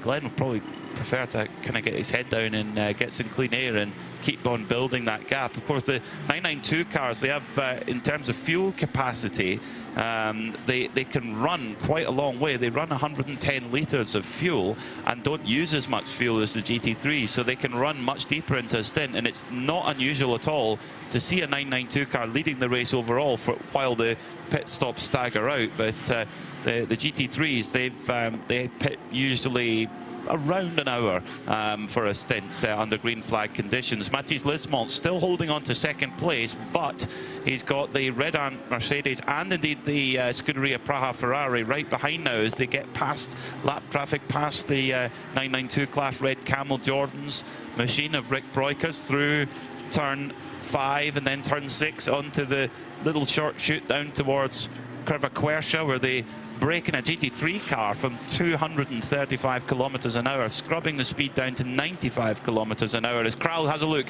Here comes Joseph Kral. Can he make it through? No, not quite. Yannick Redon just shuts the door at the last moment. And that was more about Redon being slightly held up a little bit by Lismont into that braking area. So the question is, as Lismont's tyres began to fade underneath that Audi, because Redon is now right under the rear wing. It's second, third and fourth, all the way down the back straight through the kink at Curvone. and then on towards the 2 more kinks before we're on the brakes. We're actually on the brakes through the last of the kinks at 13, and we'll see Redon dropped a little bit off the tail end of the Audi, as the Audi maybe was a little bit more cautious and circumspect, and that's what's given us the impression, Peter, that he's fallen back towards Redon. And as I say that, they seem to concertina back up towards the final turn, Misano, and they will cross the line, 2nd, 3rd and 4th, almost nose to tail, you could say. So over the line then, yeah, Lismont got Yannick Redon right behind him. Fantastic battle going on here for 2nd position. But while that does rage on, let's get down to Anna in the pit lane. I am indeed. Continental Racing by Simpson Motorsport. Julian Simpson is the team owner, and just sort of keeping an eye on proceedings this morning. Julian, give us a bit of an idea of what your job entails at this early stage of the race. We're just going to try and keep the car clean, out of trouble, and realistically, you know, we've got 11 hours to go, so we've just got to keep it clean and hope the car, you know, has no issues. The pit works clean, and we'll be happy. Well, you've got a good team of guys around you that know what they're doing, but how important is it for them to sort of work with the whole team and all the drivers as well? Yeah, I mean, the team's been building over the season, so they've, as drivers and as a crew, they're all beginning to get a lot better, a lot sharper. So, you know, aim today is to aim for a podium, and as long as we can do that, we'll be really happy. What do you think is going to be the biggest challenge here in Misano? Is it going to be the tyres? I mean, we've got the grids are fairly clean, if you should say. Yeah, I think the biggest thing today will be just maintaining track position through the day. And how challenging and tricky is this circuit? Tyre deg is pretty bad. As we start to see an increase in temp, we've not really seen those temperatures this week with all the rain, so we'll just have to wait and see. And from the brakes perspective, how much will they come into play later on? Misano is a pretty heavy braking track, so I mean, we're on a, hopefully we'll be good to the end of the race. Okay, well, I'll let you get back to your laptop and watch what's going on. Thank you very much, Julian. So Simpson Motorsport, we're just getting stronger every single race with that Continental Racing Audi. While we were chatting there was a switch for position. In fact, we've had 2 switches for position. Joseph Kral on this lap has gone from 4th place to 2nd place. He first of all got past the Red Ant Mercedes after a tiny mistake from Yannick Redon, and then managed to get past Mathis Lismont. So Kral really making that tyre work well and getting the performance late in the stint as the fuel load's coming off. The fuel load will be quite light now. You know, that Scuderia Praha Ferrari in its trim will be running, in terms of a fuel load, 100 litres of fuel. So you can imagine the weight of that compared to when it's down to its last few laps. It's a big difference in the balance of the car and how it behaves. And it seems like... Do you know what a litre of fuel is, Peter? Go on, tell me. 0.7 of a kilogram. Okay, so that's a lot. That's 70 kilos of 70 fuel. 70 kilos of fuel. Yes. 70 kilos. Yeah. That's like me. That's like having me in the car. And a bit. Pause for effect. Moving on. It's a chunk of weight. It's a chunk of weight. Yeah. And the 70 kilograms cost us a lot when I was in touring cars. 70 kilograms is what they put on to kind of stifle our car, and it made a massive difference when I managed to get it took off. So I actually do know the dynamics of what that causes. And from a driver's point of view, they will feel the weight in the car under braking and under accelerating and through the corner. And you've got to be careful in those early laps when the car is at its heaviest, that you don't overstress the tyre and you don't start, burning up the tread and start graining the surface of the tyre, and the tyre will just go away from you, and then you've got to fight that the whole stint. And whether or not the tyre comes back to you, I don't know. I'm interested to hear what the drivers have to say about their tyre life. It will be very interesting because the Manuel Lauk, the race leader, does have the fastest lap of the race, just 89 thousandths quicker than Joseph Kral's best, 133.410. For context, That's nearly a second quicker than the lap record from last year, albeit that was in much hotter conditions in July, and of course different manufacturer. Now we've got a problem. Yeah. Seb Lejeune Racing, the front right is big damage on the Seb Lejeune Racing cars, grinding to a halt out on circuit. We've had a problem as well. We understand for the 90 as well. The E2P car as ERA come into the pits. Joe. We had a yellow flag at turn 4, which is the Del Rio hairpin, the two apex hairpin going into turn 4. That's going to bring out a code 60, and I'm not sure whether this car is the cause or whether we've got another car involved out there. And you can see on that car has got damage. We'll check on the damage when it comes into the pits, but this is perfectly timed, Peter, because we were getting towards initial sequence of pit stop times, beginning the clock towards the pit stop phases were coming, and that's timed perfectly, pretty much on the hour, with 10 hours and 59 seconds on the clock as I look at it. Code 60 has come out and everybody's dove into the pits. So, of course, under a code 60, though, you can only put it, the Pro and Pro-Am cars can only put in 25% of their allowance. An AM-class car can put in 50%. Now, the leading AM-class car was the number 90 E2P racing car. Now, was it involved with the 888 Porsche car that's trying to make its way back with Seb Lejeune at the wheel with big damage on the front right? Let's get more in the pits where it's getting very busy with Diana Binks.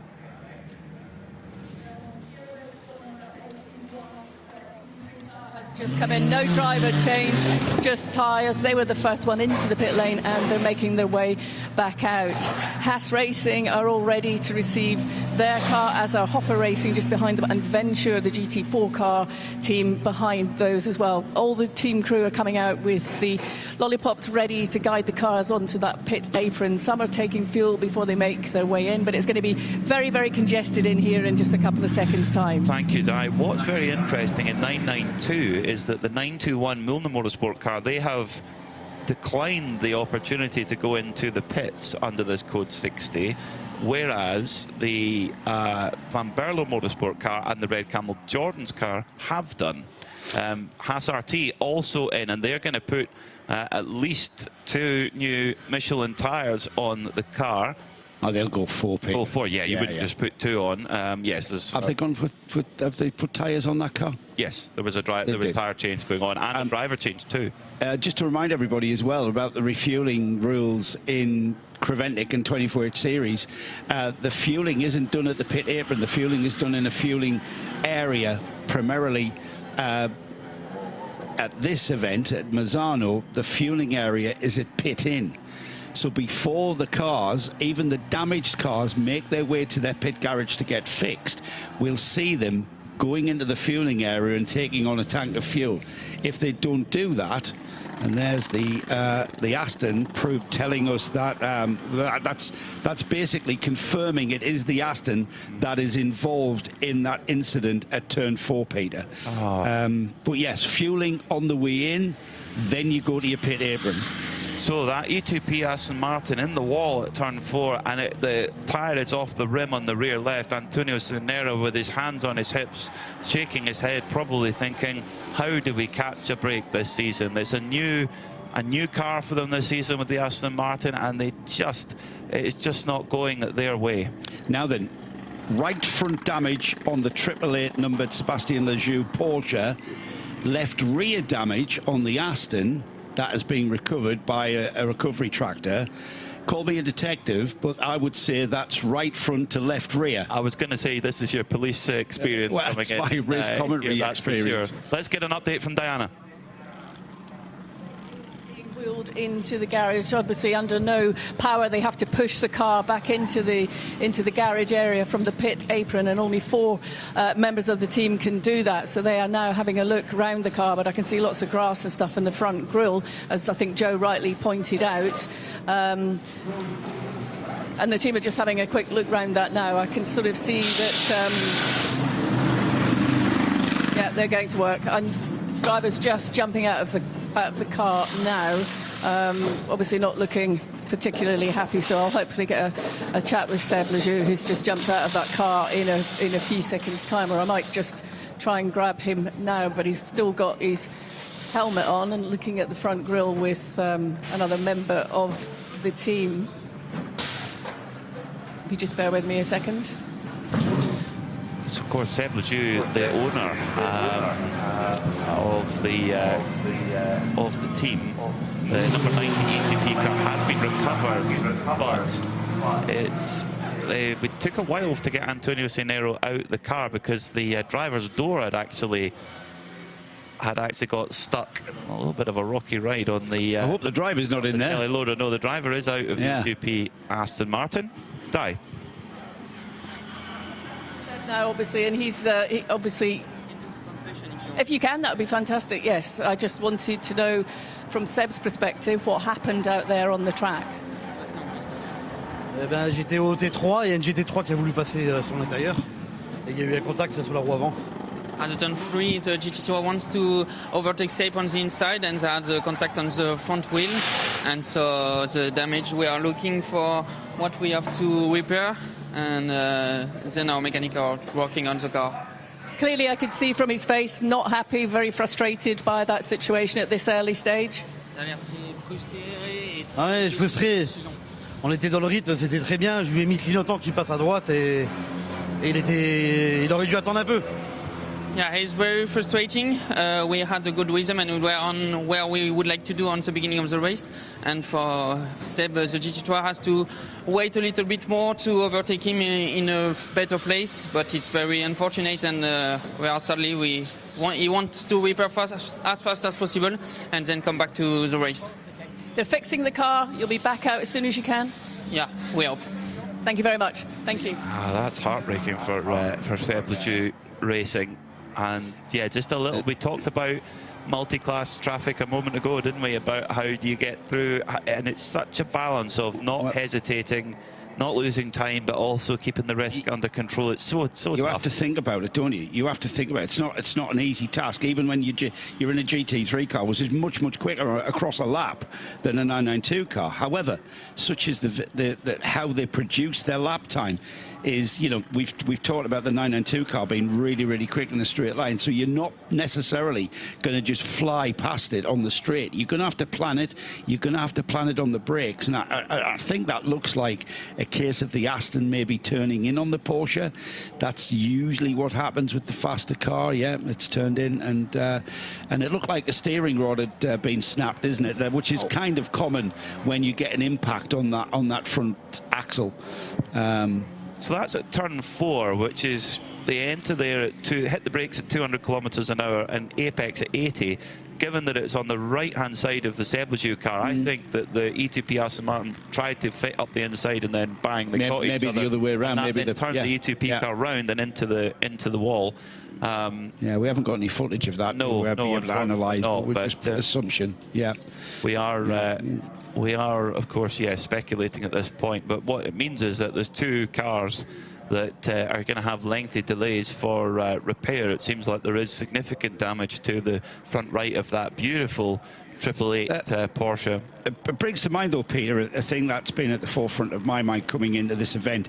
With such a narrow grid, a smaller grid than we perhaps normally see, it is going to pay dividends to repair the car no matter what. We've still got 11 hours of racing, and your competitors who are around you, you know, who's to say that they're not going to encounter some sort of adversity like that? So it does pay to repair the car. It doesn't matter how long it takes, and there's every chance that you will regain and have a drive, a recovery drive to the podium.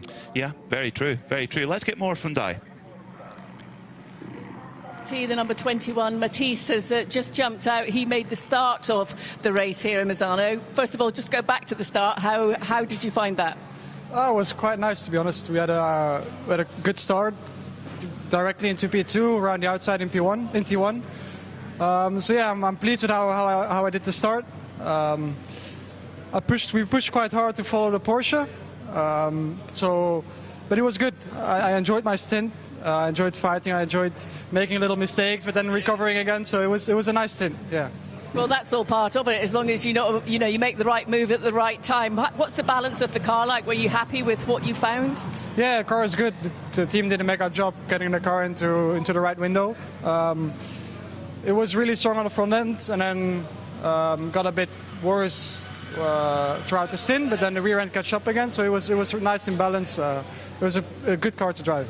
How would you describe this Misano circuit? It's technical. It's nice. It's pretty quick as well. It's not an easy track for an endurance race, I think. It's quite physique as well, but it's a nice track. It's really quick, really technical, especially the first sector and the last sector. And then the quick right-handers, which are, you have to really send it in to keep up the pace. So it's a nice track. I enjoyed it a lot. Well, you look very happy and satisfied with that. I guess you're looking forward to getting back behind the wheel as soon as possible. Yeah, of course. You got to make one position extra, and then I'm happy. Thank you very much. Thank you. Matthias Lismall for the number 21 Haas RT Audi, which was in second place before that, was in second place before Josef Kral got by, of course, just before that code 60. But by our timing screen at the moment, we'll wait for it all to shake out. Looks like Scuderia Praha have gone into the lead. Yeah, they have. Haas RT are in second, Red Ant in third. Proton Huber, who of course started, they've been leading the whole way. They're now in fourth. But looking at the pit stop time, the pit stop time for Proton Huber is different. It's about 30 seconds or more longer. Probably because they've done a driver change, but I would imagine they've put new tyres on as well. Whereas, interesting, the Haas RT team, they managed to do a driver change, and you would think that they would change. They did change tyres. They've done a pit stop way quicker, 2:11 compared to 3:08 for Proton Huber. So there was a delay for Proton Huber in the pit. Well, they've lost 30 seconds in comparison to pretty much everybody, haven't they? Yes. And where is that? 38 seconds actually. A little bit more if you compare it. The Haas RT pit stop was done in 2 minutes and 11 seconds in comparison. That's almost a minute. That is almost a minute. And perhaps Di, if you're listening, you are listening, I know that, you maybe want to ask, head down to Proton. They might not tell you, they might not give you the explanation as to why their pit stop took a full 30 seconds longer than everyone else's. So everyone else has done the same thing. Everyone's done a driver change, at which point you are going to change the tyres. So, because usually that takes a similar amount of time. Especially under code 6. Yeah, of course. You can lose less time, aren't you? To do it. So, that's, great work from particularly the Haas RT crew. They were really super quick. 2 minutes 11 in the pits. They're actually in the box itself for just over a minute. Driver change, 4 tyres, bang, off they go. Fantastic stuff there from that squad. The thing is, though, is that this is where we're going to see a split, though, Joe. This is where we're going to see a split in terms of who's got what fuel in the car, because the leading 4 cars, the Scuderia Praha Ferrari, the Haas Audi, the Red Ant Mercedes and the Proton Porsche, they're all Pro or Pro-Am cars. They could only put 25% of their capacity in. The cars behind them, the Hofer Mercedes, which has kept Alexander Prince on board, and the Viper Niza Mercedes, and indeed the Continental Audi, they're all AM cars, so they've now got 50% of their fuel on board. That's going to... Yeah, I'm thinking more towards perhaps the Red Ant Mercedes, the Haas RT Audi, and indeed the Scuderia Praha Ferrari. We need to clarify whether they did take tyres. I saw the tyres on the apron of the Haas RT car. Driver, you're going to change? No, not necessarily. No, the tyres are going to be taking long. They'll take longer than plugging a driver in and out. Remember, you're limited to how many people you can have around the car. I would be surprised if you would put your new driver in on older tyres. I agree with you. I'm not disagreeing with you, I would be Peter, surprised. Not impossible, you're right. If we could kind of clarify that, as we've got the E2P Racing Aston Martin arrived back on pit lane, unfortunately on the back of a recovery truck.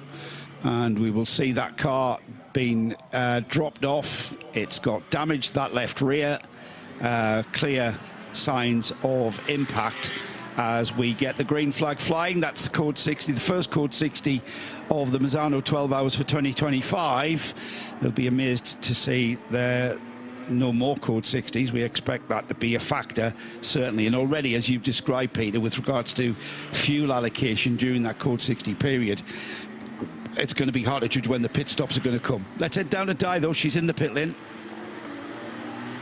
About you were talking about Haas RT and whether they changed tyres. They did indeed, all 4 tyres and a driver change for them.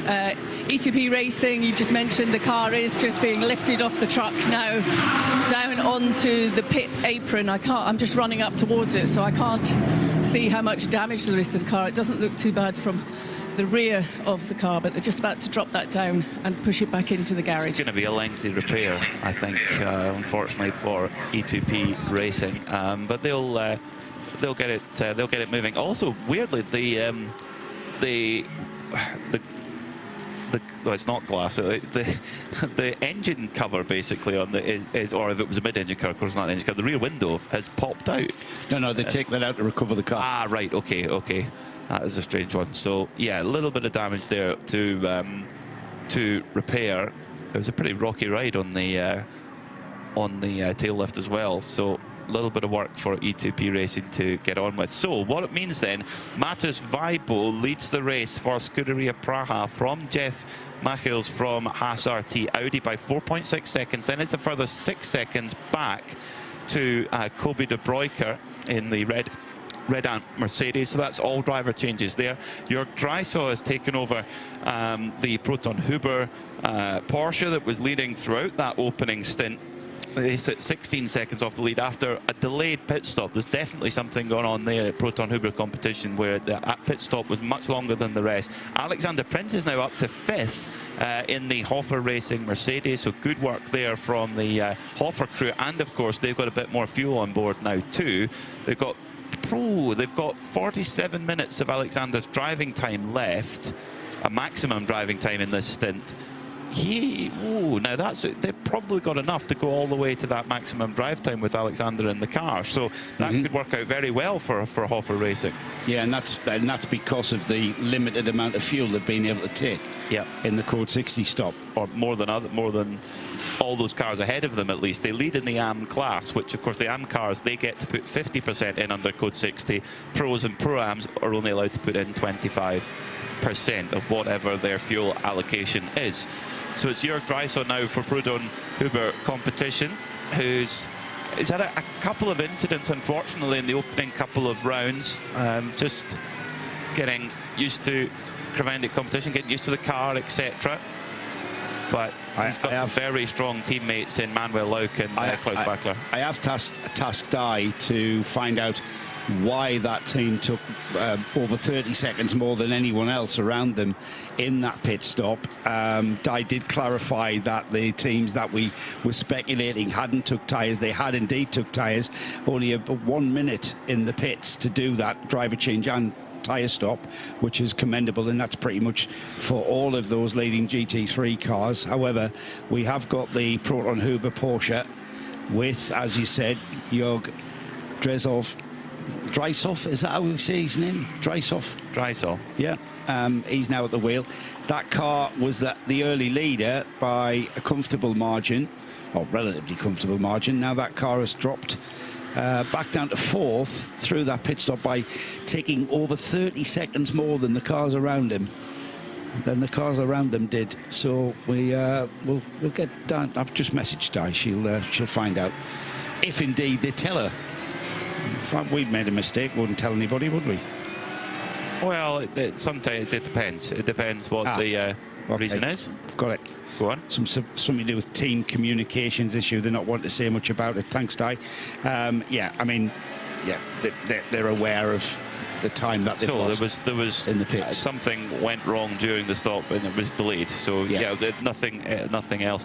So that's time that could be cost them very dearly. I know I've got a long race, Peter, and I've got a lot of stories that I can tell, and I can understand team communications being a problem. It's very, very important. I was doing a GT Cup race on the pit wall, and my driver came in, and when the guys had checked the tyre pressures, there wasn't much to do, and there was a mandated stop of I think 3 minutes. And we knew how long it would take to get from the pit stop to the from the pit garage to the pit out. So it's say 30 seconds to go.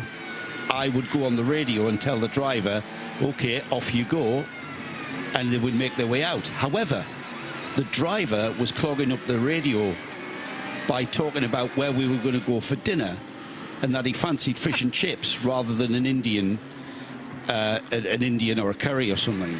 And he went way over the 30-second mark, way over the 3-minute mark. It cost us about 45 seconds extra. And we came third, and I think we were about 30 seconds behind second. And that, without that chat about dinner, well, I hope you enjoyed the dinner anyway. I'd call that a communications problem if Di was to ask me in the pit stop, in the pit lane. Yes. So, Joe, why did you take 45 seconds more? Because we were deliberating whether we were going for fish and chips or a curry. Well, it's an important an important discussion. Amazing work, Di, from Seb Lejeune Racing. Yes, they're back out on the pit apron now. The team have just placed the car within their box, putting new tyres onto that car. The driver is behind the wheel. I can't see who is, unfortunately. They're just tightening up the wheel nuts now. So they've done a really quick job on that, so not as much damage as they had feared, and they're just about to fire that car up now and head back into the race. That's amazing work. Let's see, we'll get a driver in there once they go through the timing beam at the end of the pit lane. That tells me, Peter, that the components that were damaged were basic components like tie rod from the steering rack to the front, the upright. That's a bolt on, bolt off kind of thing, and it shows me that what they'll have is a prepared length of track rod that is exactly the same length that has come off the car that will go back on. Hence, they don't have to do the tracking. They'll know that the tracking's going to be where they need it to be. So they've got all of those components measured, ready to be fitted to the car if that situation occurs. So nothing extensively was damaged, no extensive damage, pretty much bolt on, bolt off, bolt on components that were damaged in that shunt.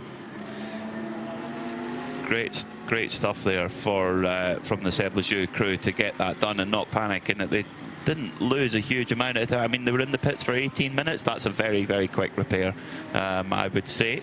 Kyle Tilley back on the move now. He's just moved up into 7th position, actually. Just gone past the Continental Racing Audi, so remains 3rd in the Pro-Am class, but up to 7th overall.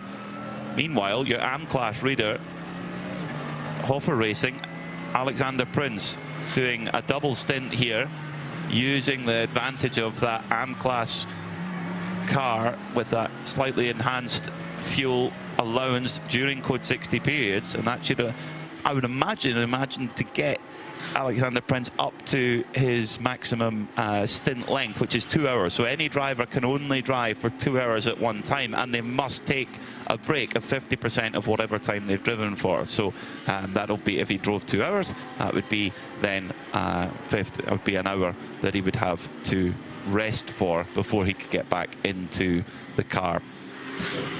Pretty much every car in the field has a different set of minimum and maximum driver times. It all depends on what class they're running in, what their balance of their driver lineup is. Nothing simple, is it, Peter? But don't worry, we will talk you through it. Don't worry. We will guide you through. And it really makes the strategy so interesting. Really makes it a cerebral competition here in the Michelin 24-hour series. Battle for the lead is on, just 0.2 of a second between the number 56 of Matheus Weibo and the 21 of Jech Michiels. So Michiels in the Haas RT Audi, really putting pressure on Matheus Weibo, the young Slovakian driver who's won several races in the Ferrari Challenge with Scuderia Praha. And he will be doing a good chunk of the driving. He's got to do 6 hours combined with all the other AMs in the car. There's 2 other AMs in the car, including him. So they've got to split that driving time up between them. But Matheus Weibo at the moment holding Jech Michiels at bay. Yeah, being pressured, isn't he? Michiels coming back at him, the Haas RT Audi right on the tail of the Ferrari. It's a pure race, this. This might be, we may have another 10.5 hours or so remaining, but this is a pure motor race. Kobe de Bruyker in the red ant Mercedes as well, just keeping a watching brief slightly behind these two, as the gap is about 3 seconds to that third place red ant car. So he can see them he can see them up ahead, and he'll be seeing that the Haas RT Audi not showing any signs of hustling or hassling Matthias Weibo in the Scuderia Praha Ferrari, I should say. But they are driving hard. I mean, you can see that, Peter, by the way that they're using all of the curbs and and now they've got traffic up ahead of them, and things got very, very crowded there. They might have got to physical, actually. I think it did, and it's not over yet. So that was at turn 10. Michiel's going up the inside in the Haas Audi, and he's got past Matthias Weibo. This is for the race lead then. So Haas RT lead here at Misano. The Belgian Antiguan team, through they go then into the lead of the race, and Jeff Michiel's the young star who was racing at Brands Hatch in the GT World Challenge in a Ferrari, ironically enough, which has just gone past. Great move there, picked the pocket a little bit, going into Tremonto. It's about looking ahead and seeing the slower traffic. The 992 car there just coming into play as they went into the hairpin, and the Audi put himself on the inside. Was there a little bit of contact there? Definitely, I definitely think so. And of course, these GT3 cars, they've got so many little bits of aero on them, little straights, they're all important, particularly the Ferrari, and you don't want to damage those. But through goes Michiel's then, and he leads for Haas RT. That gorgeous blue and red and yellow and black Audi, really nice machine. I said this yesterday on our qualifying show. It's remarkable to think that Haas RT is only 2.5 years into its racing career. I know. It's as if they've been here forever. Yes, they're very much a pillar of the Michelin 12H Series paddock. The team co-founded by Sandrine Haas and Chris de Donker. Chris, a very experienced team manager and unbelievably good rally driver as well. I didn't realise his rally exploits were so... I didn't either. I didn't know that Chris was done some rallying. Oh, I know he's a dark horse. yeah, he's a good lad. He's good fun to be around as well. Good motivator as well. You know, they take their racing as intensely as anyone at Haas RT. They do a very, very professional job in putting that car out on track, and they go about their racing at a very, very high level, and high level of use of track. That's one. So that'll be one tick in the box for track limits there for the Haas RT, just coming on at the start-finish straight out of Misano, and to get it is getting around some slower class traffic. I think it was the Venture Mercedes there that he had to get around. He used a little bit more than the track provided off the curb, but didn't delay himself very long. That's a slow-moving Mercedes, Peter. Viper Niza, number 65, going slow at the moment. That is, there, have they done a driver change? That's a no. It's Dominic Ang, who did start the race. The car has come to a stop. Now this is turn 3, so they've so they're very long way. That's an outlet, Peter. That's just come out of the pit lane. You're absolutely right. Yes. So he's come out of the pit lane, and then the car has stopped at turn 3, which is out of the Del Parco chicane. He's into the Del Rio hairpin. He stopped the car. He had what looked like a very quick Control-Alt-Delete. Like, what do I mean by that? Where you switch everything off, and then you restart all the switches, all the systems, the fuel pumps, etc. You just switch everything back on, and it's a reset. And the reset has worked, the car has started, and the 65 is rolling again. Dominic Ang staying in the car. He's been in the car from the start, hasn't he? Yeah, he has, and it was a very, very short pit stop. It was less than a minute in the lane, 45 seconds in the box. Yeah, that's a strange one. Maybe we're certainly keeping Diana Binks busy down in the pits, but Viper Niza Racing, there's definitely, I think they're off sequence there, unless they weren't able to get fuel during the Code 60, but they did pit during the Code 60, so you would think that they would get fuel. Dana came into the pit lane, and it looked like the team were getting ready to receive it, and when it came towards the pit apron, it carried on and went back out onto the track. And then you've picked up, obviously they've got some electrical issue, it looks like, and now the team are back out onto the pit apron waiting for the car to make its way back in. So they're sort of scratching their heads a little bit down here at the moment until they get the car in, but they're getting ready to take it into the garage. So they're all set down here. I guess it'll be a few minutes yet before it gets back to this garage area, which is the far end of the pit out area. Thank you, Di. Yeah, so something not right in that Viper Niza Mercedes as the battle going on for second place. Matthias Weibo trying to hold off Kobe De Bruyker in the Red Ant Mercedes as Jeff Michiels is in the leading Haas RT. Audi is trying to make a way. This is a great start to this Michelin 12H of Misano. Great battling at the front. There's nothing wrong with the Red Ant Mercedes, is there? He's right on the tail of the Scuderia Praha Ferrari, and this is a battle for second and third, remember. We've already had the Haas RT Audi move past Matthias Weibo in the silver, grey and yellow Ferrari, and now the Ferrari's mirrors are very much full of Kobe De Bruyker, who again tried to take advantage of that slower traffic as they came up towards the slower traffic. De Bruyker putting the Mercedes fully in the mirrors of the Ferrari. The Ferrari's now cleared the traffic and maybe got a bit of fresh air that it can then get back onto it. The vortex there is easily got around by all three of our leaders, but that now looks pretty much equidistant, Peter, as we continue on.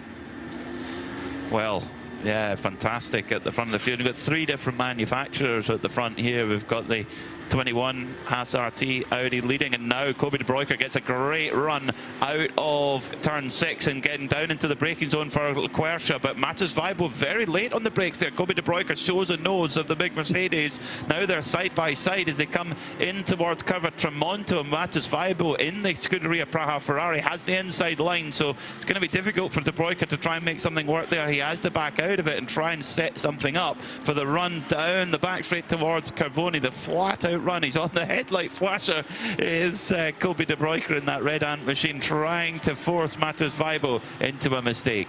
It's very, very hard to get by on this back stretch, which has two, maybe three, well, three kinks. The third and final kink is the braking zone for the hairpin at the top, the Del Caro hairpin. And it's very, very tricky as he dives down the inside of Misano, the Mercedes down the inside of the Ferrari. We've got to change for second, and as Kobe De Bruyker takes a little bit of a predatory stance there, coming out of the Del Caro hairpin through the kink at 15, and then slingshot down the inside. Bit textbook, that. Bit textbook, outbraking into what is a 90-degree left-hander. It's a lot quicker than you think, but slow enough to get by on the brakes going into the corner. Brilliant stuff there from Kobe De Bruyker in the 93 Red Ant Mercedes. Chatting to his teammates last night, chatting to Ayrton Red Ant, was saying when you watch Kobe De Bruyker's onboard, he's so busy on the wheel, back forth, really pushing. He says it's like watching someone aggressively milk a cow. He says with their hands going up and down as the Viper Niza Mercedes has rolled into the pits, and we've switched over to Nick Damon. Yes, it's a new pit stopper and a new pit stop person to describe it. Yes, the Viper Niza team. This time they did stop for a nice long slug of fuel at the fuel station. We're going to have a look at that fuel station in a minute. We'll have a chance to have a look while it's a bit quiet.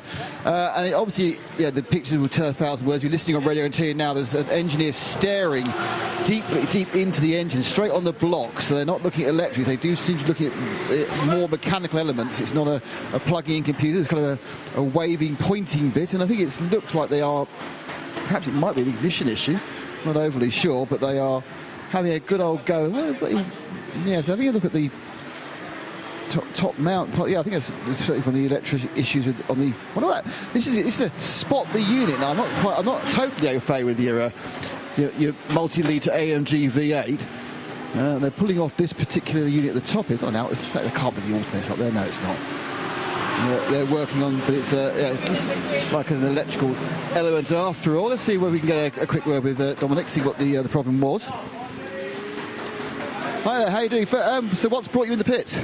I think we have some power steering problem, yeah. It's a power steering pump they're taking off, I see. So I mean, is it a problem where it's failed completely or it's gone intermittent? I think it's already failed, but I'm not sure what caused the problem, yeah, but it's really no power steering now, yeah. So it's very heavy, yeah. So is it impossible to drive the car without power steering or just very difficult? Yeah, for the car like this you need. Maybe Formula 1 you don't need, but this you need, yeah, too heavy. How's the rest of how's your first stint going? I mean, the car seemed competitive to that problem. Yeah, I think overall was quite good. Yeah, we were trying to feel safe to go long. Then with the code 60, and then after that, putting on another tires, we are allowed to push. But then, yeah, then the problem came. Yeah. Well, thank you very much, Douglas Cole. The good news is, as we saw them working on it, it looks like rather than being buried at the bottom of the entire engine, the power steering pump, which they are working on now and removing, is very near the top, which is quite rare. So it looks like they're going to be able to get to that relatively quickly. Hopefully they have a new unit available, and they won't be in too long, guys. The Mercedes teams, they all stick together. We were hearing that last night. That the Red Ant team, they didn't have any drive shafts. They managed to get some drive shafts from the Hoffer team, and yeah, that was at Spa, wasn't it, or was it Mugello?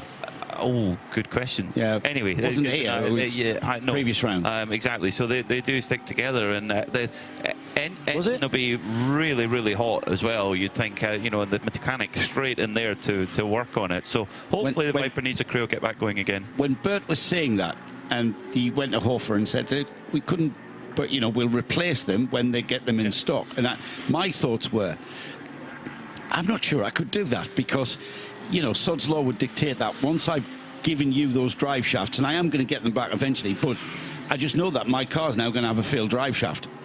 So the reason I've got drive shafts on the yeah, they may have had more than two. Yeah. But if they were my last two, I'd be... That's the height of generosity. Yeah, it really is, yeah. Jeff Michiels has just set the absolute best in Sector 1. So he's really pushing on in the Haas RT Audi. And Haas RT, it was an Audi that won last year, of course, in this event. The Santalock car. Haas RT would love to double that up for Audi. Speaking of Audis, the 69 machine, the Continental car, of Andrei Saluksev, is battling away with Kyle Tilley over 6th position after the demise of the Viper Niza car. They've moved up a position each, but Tilley did get by the Continental Audi, but isn't able to quite pull away here. The Air car a little bit quieter than what we usually expect from that crew in this early stage of the race. Pushing on, isn't he? He's not hanging around. He is pushing on, not falling out of rhythm, about to put the Era Motorsport Ferrari a lap down. That Era Motorsport Ferrari, the black and grey car there ahead of him. That's the Continental car. That's a different Audi. Is that an Audi? Looks like a Ferrari from this angle. That's a Ferrari. I need to be close to the screen. For 6th. All right, okay. You do need to be close to the screen. I do need to be close to the screen. In their defence, the Haas RT car is also blue. It's a blue Audi leading the race. Right, so that's right. Okay. There we go. Can I swap seats? Yes. You're close to the screen. Good idea. Yeah, I'm only kidding. I'm only kidding. Yeah. That is the 69. Yes, so this is battle over. Right, over let's start. Oh, coming again. We'll start that again. Right, that's the Continental Racing by Simpson Motorsport Audi that is chasing down the Era Motorsport Ferrari. So that is actually a battle for position. 6th and 7th places coming together now. See, we can edit that bit out, can't we? In the edit. Get rid of it. We'll just get rid of that. That's it. While that battle continues, the Mercedes is continuing to have that power steering pump repaired. The car still in. You heard Nick Damon describe that. But I think, Peter, the battle for 6th and 7th, there's absolutely nothing in it. We don't really need a stopwatch to tell us how close those cars are. They're about to come through, and the question is, we know how experienced Kyle Tilley is. He's not going to give away that position too readily as they just get around the GT4 contender, the British team, Venture, here with their Mercedes GT4. And it was, we heard from the starting driver, Matt George, was saying that they were going to go about their race as they were, they're going to learn, they're going to go through, they're going to drive as fast as they can. And Neville Jones, the team principal, the team owner, he's now at the wheel of that car. But it's this battle here that has just cleared that GT4 Mercedes and will continue on. And Kyle Tilley has responded, hasn't he?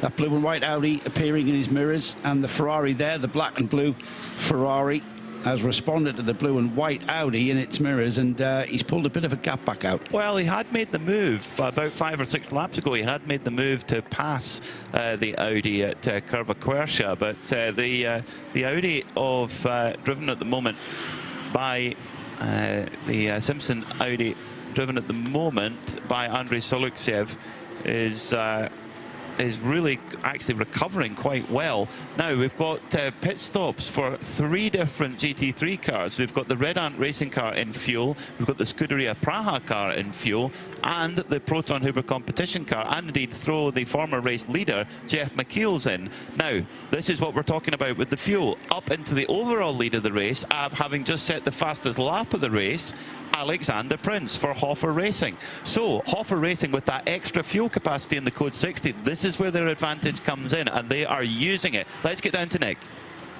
Well, I was all prepared for a fantastic, exciting pit stop battle, but they've all just taken fuel and rolled down in the same order. They've rolled down in the order Mercedes, Ferrari, Porsche.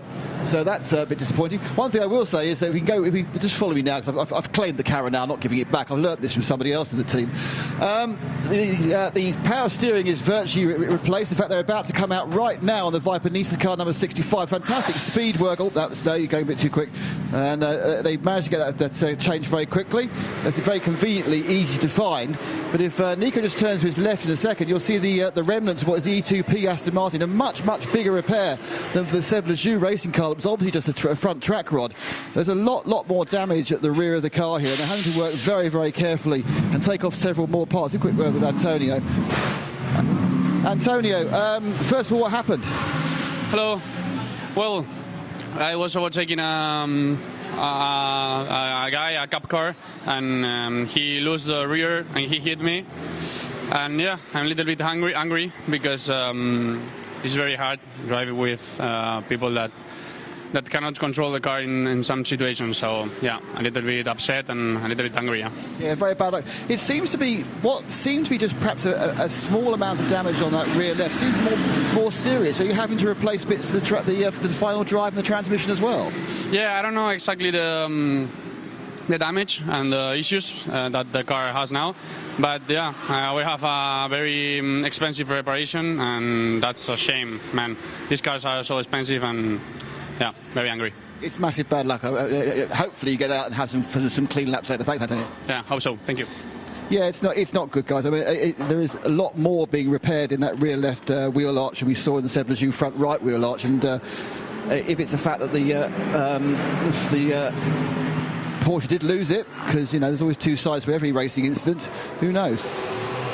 Antonio Sinero is always a very happy, smiling young man, very positive, but I've never seen him more frustrated and disappointed than that. That's such a shame, and it's a culmination of things as well for E2P, because there's been the incidents. They lost an engine at Mugello, they had problems at Spa as well, and yeah, just the problems continue. It's been a really, really tough season for them, so hopefully they can get that repaired and get back going again. Just depends how long it's going to be, but Antonio's point about the cost of it is definitely one that can't be ignored. These are very, very expensive racing machines. Great to see Viper Niza back out after replacing that power steering pump. They're back going again. It's team owner Douglas Coe at the wheel now of that number 65 after taking over from Dominic Ang. RAFA Racing have just come into the pits from the lead of the race with a 1:33.351, the best lap of the race so far on the previous lap. Alexander Prince is now in fuel in car number 11, who's getting pretty close towards his driver time anyway, so good time to get a driver change done in there. What this all means is that Kyle Tilley for Era Motorsport is now in the lead of the race. So they looking at the moment like, well, he's had a long stint, an hour and 40 minutes, and only was able to top up 25% at the Code 60, so getting great fuel mileage in that Ferrari 296. Nick? Yeah, we have, just by the by, before we talk about the Hoffa car, the 69, the Continental Racing with Cincinnati Motorsport, that just trundled down, having taken a fuel-only stop, which obviously, because we are quite close to the last Code 60, is kind of a toss-up. But the Hoffa Racing doing a full service. Alexander Prince has made way for his missus. So his missus is getting to drive the car now, Chantel. So it's certainly a family affair. Not sure how often a husband gives way to his wife or vice versa in the racing car, but that's happened just then. absolutely standard stop, really. They've taken the 4 tyres, and I was thinking, any second now we're going to get the Cron Racing, the RPM car, come in. They're currently trying to put all the fuel possible into their 992 machine. Tracy Crone will be getting into that one. So yeah, we're getting a little kind of weird situation where, because of the Code 6, you kind of put things slightly out of kilter, and some of them have only got 25%, some have got 50%. So it's when they're going to come in. And also, you pointed out, guys, that some people are working to their 2-hour time limits.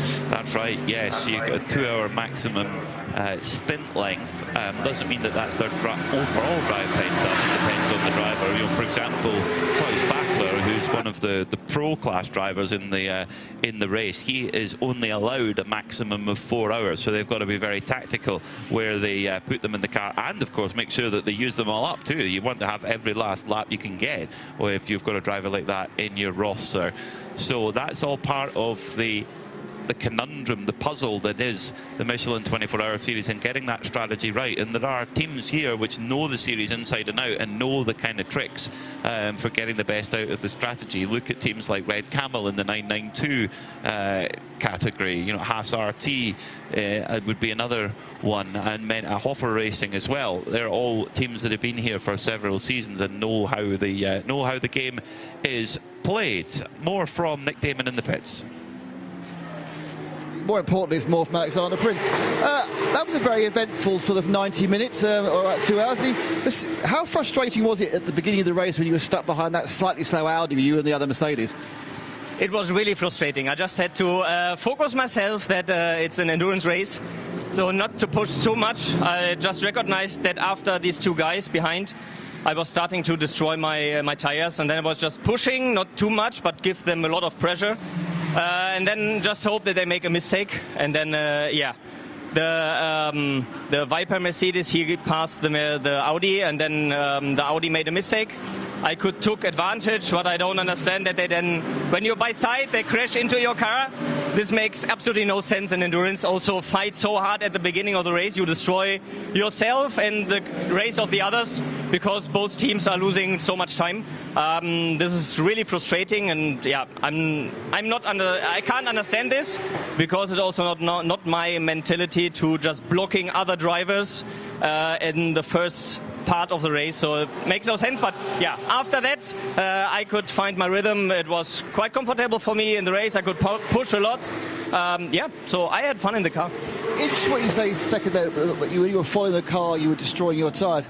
Is this the same as we see in Formula 1, where following a car damages the tyres, damages because of the temperature? Is it just a case because you were having to take lines you didn't want to take that you were damaging the tyres? Yes, absolutely. It's just you try to just dive bomb at one point, you brake later, so you overheat over the brake, the front tires. Yeah, and also you try to push at the exit of the corner more on the long straight. Then you have a little bit like oversteer, you're sliding, so this is not the best tire management. So yeah, it's just you have to handle it, and then at one point you have to decide if you push quite hard, if you make really a hard move with the risk to have a contact. Yeah, I just decided not for that one. I waited, patient, and then luckily I made a mistake. Well, thanks. Thank you very much. Always good to hear from Alexander Prince in the RAFA Racing car, and yeah, that fills in the gaps of how that opening tussle played out. Former leader of the race, Kyle Tilley, has brought the car in and has picked up the first penalty of the race, a 10-second penalty for track limits. They're having fun though, aren't they? Yeah. They're having fun, letting that Ferrari breeze over those curbs. Yeah, so it's that six offences gets you a 10-second penalty. Will not be the first. Sorry, it won't be the last. That's for sure. No. In this race, as Kyle Tilley done an hour and 40 minutes at the wheel, he potentially will have quite a lot of drive time to do, because he has to do a combined 6 hours with Dwight Merriman. So who's the other AM-graded driver in the car. So they'll have to split that between them how they wish, but I would suspect that Kyle Tilley will do, I would think, in the region of 3.5, 4 hours, maybe even more than that. Dwight Merriman, his minimum is 1 hour. Kyle Tilley has already done his minimum of 1 hour. He's done quite significantly more than that. So that's something they have to think about. Nico Verdonk, the semi-pro driver, they don't have any limit with him. And Ryan Diel, as a pro driver, the maximum he can do is 4 hours. So they've got to balance all of that together, and I'm sure they've got it planned out. these early stages, Peter, that Code 60 refueling, that Code 60 coming right at the point of the pit stops at the end of the fuel window for pretty much everybody, has certainly spiced this up, hasn't it? I mean, let's not get too excited. You know, Fabian Dance has just taken over second place overall in a 992 class car. However, let's not get too excited with 10 hours and 10 minutes remaining. This is not going to be the situation we find ourselves in 4 or 5 hours time. It's purely because of that different fuel allocation, that the allowance that people were allowed to take under the Code 60 regulations has completely knocked us out of sync and made things very, very tricky to perhaps foresee and predict where people are going to be in, say, an hour or two's time. We're going to have to let this sort of settle in, aren't we, and get some green flag running under our belts, and we're going to see who is going to sort of rise to the top of the timing screen, which at the moment, this race is being led by the number 71, the Utah Racing Audi, Nikolai Michelin, at the wheel of the car, and he's got about 11 seconds over the next car overall, but he's got 43 seconds or so before the next car in the GT3 field comes through, and that's another Audi in the form of the Haas RT. Let's head down to the pits, hey, Nick Damon. I can hear wheel guns.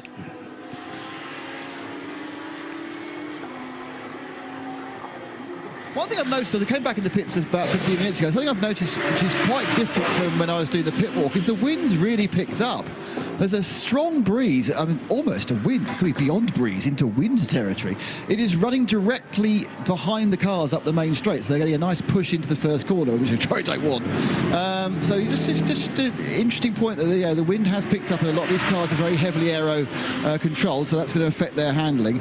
But we are going to get a couple more cars coming in quite soon, but this Era Motorsport stop is taking a bit longer than it should. They finished the tyres, but just getting Dwight settled in and belts on has taken a few seconds longer than was necessary, and down the way. And just something I was listening to whilst I was in the pit lane, and something that Joe said, if the teams get their stops absolutely correct, they can change the driver before they've changed the tyres. That's a real sign in Creventic of a good stop, is when your driver is in and ready to go when the tyres are finished. And the really top teams can get that, certainly, like you know, if you know, some of the teams who've been here, they will do that, you know, within a second either way. So that's what you're really aiming for.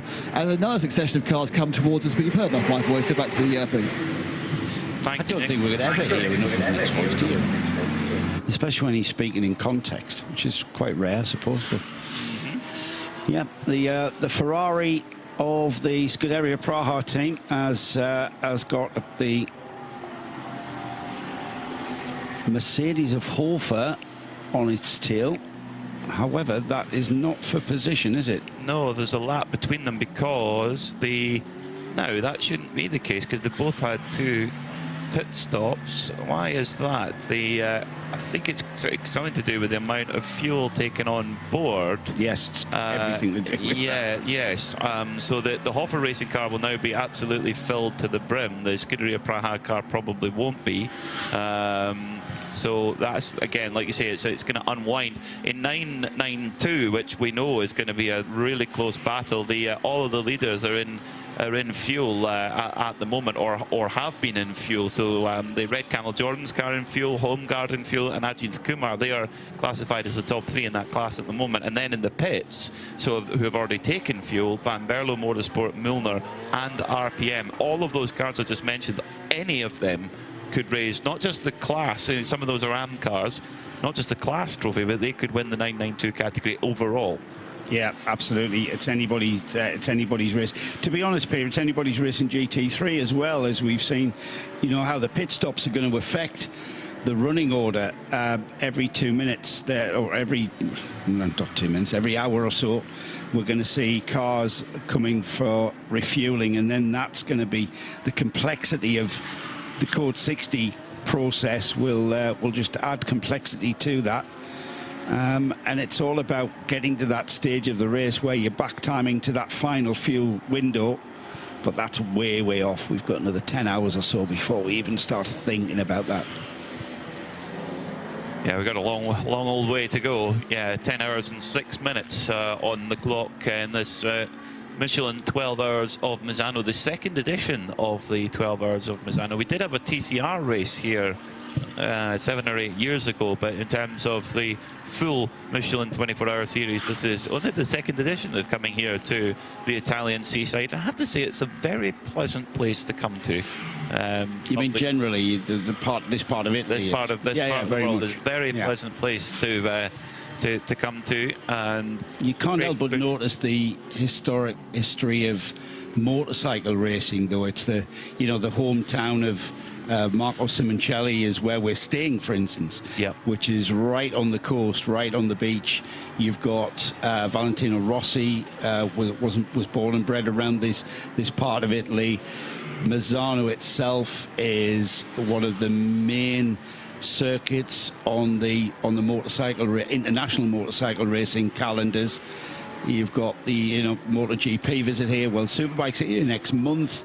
And you can't help but see that everywhere you go around the Misano circuit area.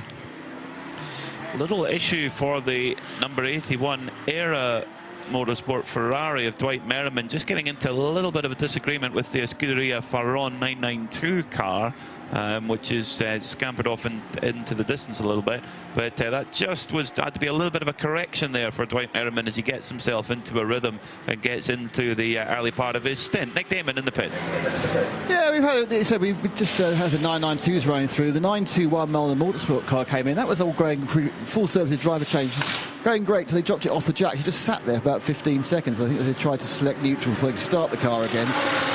Right in front of me, it's the Red Ant Racing with Ajith Kumar machine, and Ajith himself is getting into the car. So the YouTube channel should get ready for quite a lot of comments coming in the next few minutes.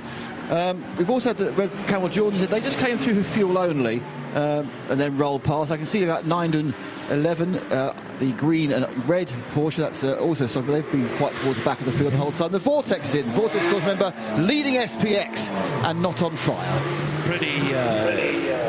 Pretty cool. I didn't see which driver it was going into the Ajith Kumar car. They come through the end of the pit lane now. It's Fabian Defoe, who is Ajith Kumar has got in. And you think for Ajith Kumar as well, he's been strapped in by Mark Goossens, sports car racing legend, the team manager for and talent spotter, as we discovered last night, for Red Ant Racing. But that's pretty cool to get tucked in by into your belts by well, I think it's commendable that Burt Reddon and the Red Ant Racing organisation, who we see in the 24H series, but it's very much a part of the Benelux racing scene in Carrera Cup. I mean, he's got Mark Goossens as the team manager.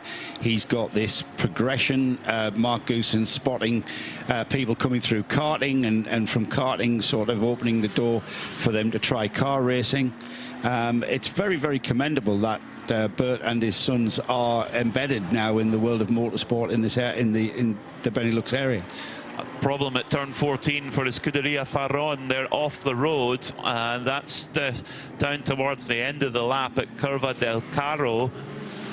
Don't know if there's another car involved or not, but this will very likely trigger a code 60 because that Scuderia Farron car is in the gravel. Certainly its front wheels are in the gravel. So the car's coming by at quite high speed there. Scuderia Farron were just ahead of a few of the GT3s, just side by side with the Milner car, the 921. Now, did they get together? Too difficult to tell, to be honest, but certainly they were close together.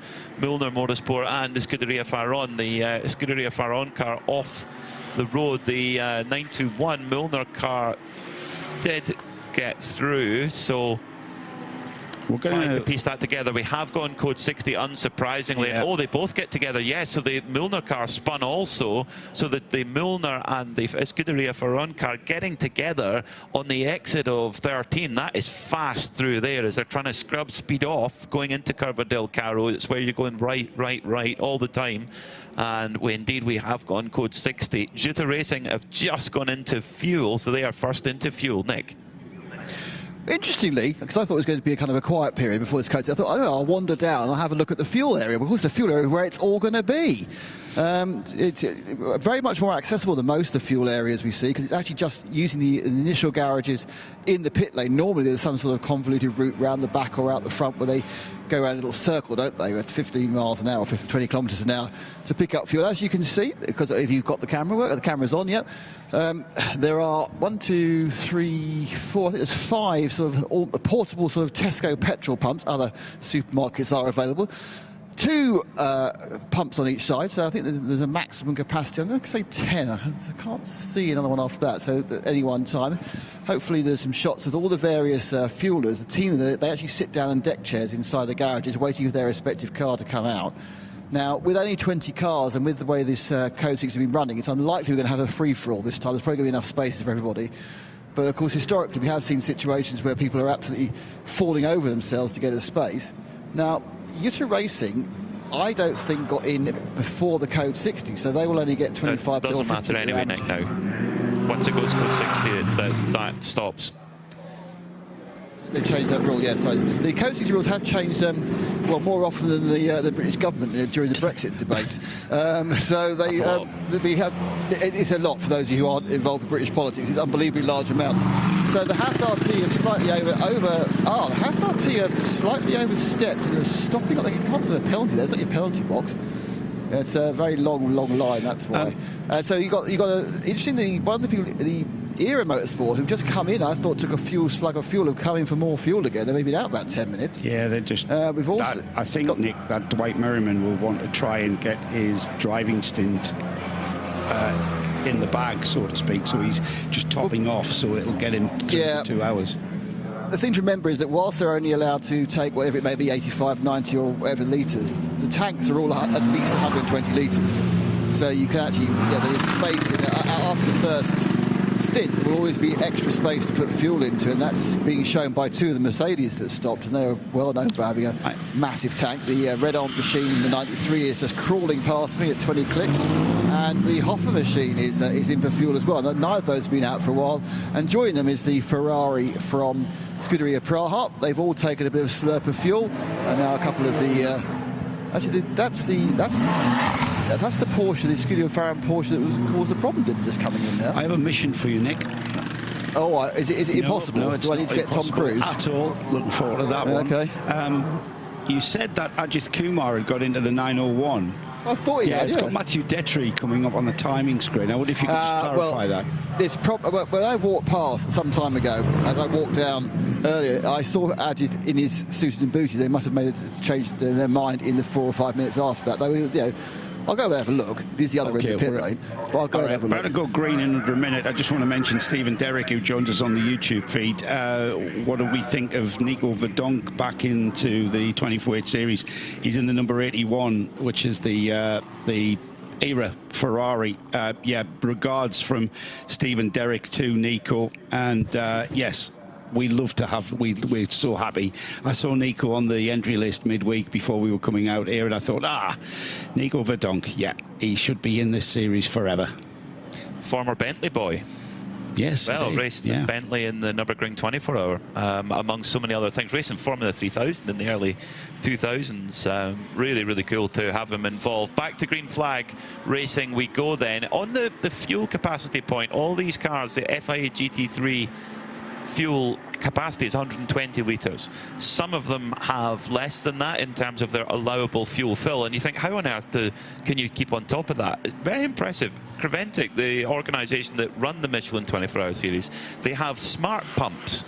So the pump knows the fueler will basically will take their tag and scan it on the fuel pump. Then the fuel pump knows which car it's filling, and it knows what that car is allowed. Is it an AM car? Does it get 50% under Code 60? What is its fuel a maximum allowance that's allowed to be put in at any fuel stop? It all knows that straight away. So all the fueler has to do is put the nozzle in and hold it onto it until it stops pouring, whatever that might be. And as Nick alluded to, it used to be that if you got into fuel before Code 60 was called, you could fill all the way up, like as if it were green. Now that's not the case. As soon as a Code 60 is called, it goes under Code 60 conditions immediately. So if you were filling up, that would mean that the pump would effectively effectively probably stop at that point, and then you get back going again. The AM class cars always have a bit of an advantage in those situations in terms of the allowable fuel that they're allowed to take, both under green and indeed under code 60. So everything starts to unwind with the GT Racing Audi leads, although it has been in the pits less than the rest. So that would mean then that it has less fuel on board compared to Red Ant Racing, who are only 8.3 seconds behind with Kobe de Broeker on board. Now I would say that Kobe de Broeker and Red Ant Racing, I would say they're in the net lead in terms of those on the same strategy, with Peter Gwelings in the Haas RT Audi just behind him by 2.3 seconds. So Red Ant and Haas both battling away all the way through. Yeah, we're going to see that. Great to see Utah Racing, though, coming out and maintaining that lead battle. We've had a change of driver. Nikolai handing the car, the number 71, over to Arunas Gesiakis, now at the wheel of the Utah Racing Audi. I can hear wheel guns, so that means Nick Damon's got something for us. It's the 73. It's the Proton Huber competition machine. It's Jorg Dresdau getting out. This is not particularly important. What is important is Klaus Bachler's getting in. So I think this car is about to move significantly up the running order, as Bachler, the man who put by far the fastest lap of qualifying in yesterday, is going to go and blast this thing around for at least an hour and try and improve their overall track position. So we've got a clarification on the 901. We found the driver identification switch. Ajith Kumar now confirmed at the wheel of the 901. So Ajith, it was a driver ID switch issue. And so Nick, your eyes are not deceiving you. I know how they are degenerating, but they still haven't given up on you yet. And you were spot on. He was seen suited and booted, and he is in the car. So the 901, Ajith Kumar, with Red Ant Racing this weekend.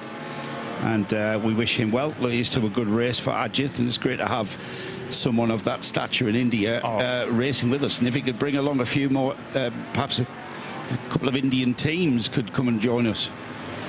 It's absolutely remarkable the attention that Ajith Kumar has brought to the Michelin 24-hour series since his debut in Dubai. In Dubai, I've never seen anything quite like it. I mean, the amount of people who came to see him race, and we know there's so many watching, indeed on Preventing Motorsport TV, but also on Tamil TV in India.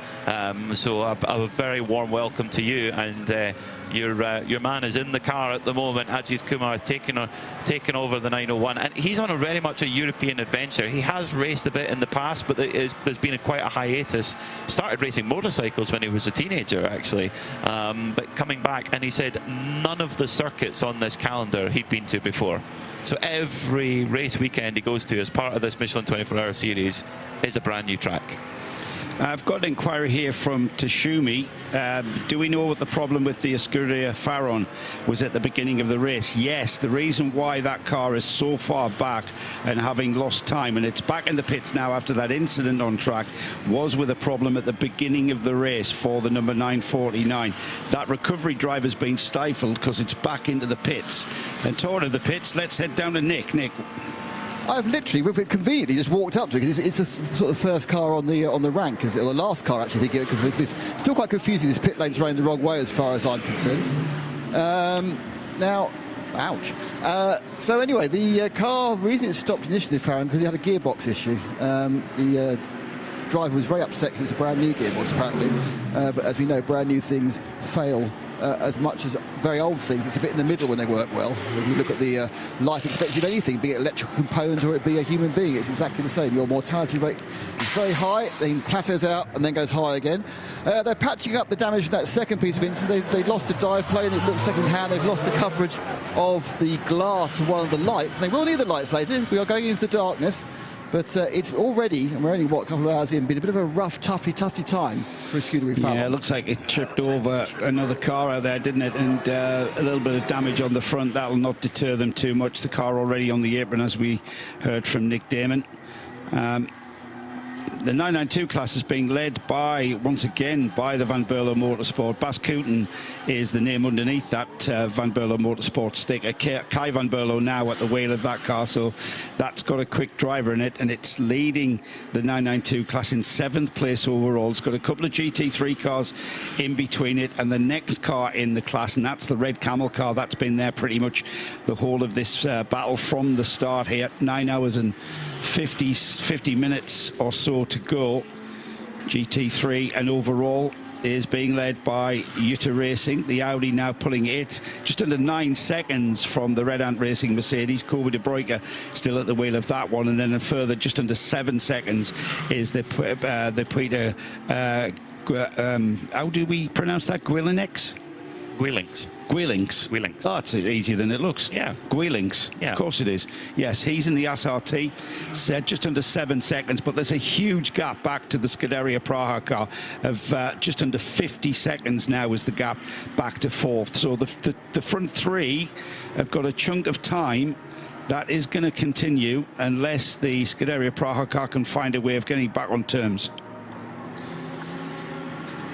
So Dwight Merriman at the wheel of the 81 Ferrari at the moment, sitting in 9th place, just 6.8 behind the number 73 Proton Huber Competition Porsche of Klaus Bachler. So they've decided to put their hot shoe at the wheel, have Proton Huber Competition. So we should see that car forged to the front of the field, or forged forward anyway, over the next little while or so, particularly if it stays a long run of green flag racing. We've had 2 Code 60 interventions so far, so an average of 1 an hour at the moment, with varying degrees of severity so far. It was a great job by the track team to get that Scuderia Ferron car recovered back so quickly, but unfortunately some difficulties for them over so far today, sadly. A lot of the time certain clock, he's asking who we've got here this weekend in the commentary team. It's I'm Joe Bradley. The last time I looked, I've got Peter Mackay, who's the number 1, and then down in the pits we've got Nick Damon, who will be relieved by Dinah Binks sometime in the afternoon. So that's your team, the RSL team here at Misano. And we've got Iron Earn 1, who's always appreciate the colour match tape, which he means the tape that we saw on that repair going on that Porsche that Nick reported on. And I'm a big stickler for colour match tape. If you're running an orange and blue car, then you've got to have orange and blue tape. If you're running a black and blue car, and so on and so forth. Here's the battle between the Porsche of, where is it? It's fallen down the field, that Proton Huber car, isn't it? That's not for position. Klaus Bachler is in that orange and blue car that we're watching there in 8th place. Now that car, Peter, has dropped down to 8th place overall. Sorry, Joe, problem for Scuderia Praha off. Problem for the number 56 Ferrari. Matches Vibo at the wheel, 4th place at the moment, and is going to get back going again. So is it just a spin? Trying to see exactly where it is on track right now. It's into turn 3. Yeah, so just a spin for Matas Vibo. Interesting, that's exactly the same place where Dwight Merriman spun his Ferrari yesterday. So easy to get it wrong there. You're all the way flat through there, coming through turn 3 to turn 4, and looks like just a spin for Matas Vibo. So hopefully no damage and no harm, no foul. He may well, as you mentioned yesterday, Joe, may well have damaged his tyres though. Yeah, that's easy to do. You flat spot the tyre. You flat spot the tyre, and it can, if the spin is harsh enough and fast enough, you can damage that tyre and flat spot the tyre through. It's best to come off the brakes and let the tyre roll, and not get the car moving backwards or forwards rather than sideways, because you can actually wear the rubber out to the canvas, and you've got to pit immediately and check the rubber. It'll be a little bit of a vibration as he knocks those flat spots off, but it looked like a bit of a harmless half spin there, didn't it? And we were talking about Miroslav Vibo having to gain time of, he dropped about just under 49 seconds. The gap's gone out to 56. That'll be even more next time around with that little spin. So he is a little bit delayed across the line, but he is dropping down the order. We were thinking he may be able to get that car back on terms with the top 3. However, that's not going to help at all, is it? Yeah, they're cycling through the drivers quickly in the Scuderia Praha machine. Joseph Kral starting the race, then handing over to Matas Weibo, who then handed to his father, Miroslav, who's at the wheel right now. So they'll also have Denis Sashik looking to get in the car shortly as well. They've got a 4-driver lineup in that Scuderia Praha machine. Of course, joint championship leaders with RAFA Racing in it, not just in their class, but in the overall too. As fastest lap of the race, surprise, surprise, Klaus Bachler, 1:33.1. That is absolutely rapid. 1.2 seconds quicker than the lap record set last year by Jason Hart in the Herberth Porsche. The tale of woe continues for the 949 that has incurred a penalty, and thanks to Tin Plate Geek too for mentioning this as well. I did notice this coming up on the screen. It's been given a penalty of 20 seconds time penalty for causing a collision in that issue that we saw earlier on. So that tale of woe continues for the 949 that had that issue at the start, caused a lot of time delay in the pits. Now it continues and it's got a 20-second. So that recovery drive, just add that to the pile. I'll deal with it when we come into the penalty box. Yeah, that's a pity, because that was the 921 Milner Motorsport Porsche that was involved in that incident, as well as Klaus Bachler. He's sitting in 8th at the moment, trying to make up as much time as possible. While he's in the car, he can only do a maximum of 4 hours out of the 12. So he's every lap, he's got to be pushing all the time. As Scuderia Ferron, a little bit on the front right of their car, a little bit of damage to the front there, just a little bit of loose bodywork. The driver will probably hear that scraping along the tarmac. So the Scuderia Ferron car already looking pretty battle-worn, it must be said, but lapping around at the moment and hopefully be able to keep going to the end of the stint, and they can always do a little bit of repair at the next stop. We've got more updates from Nick Damon. Nick, what have you got for us?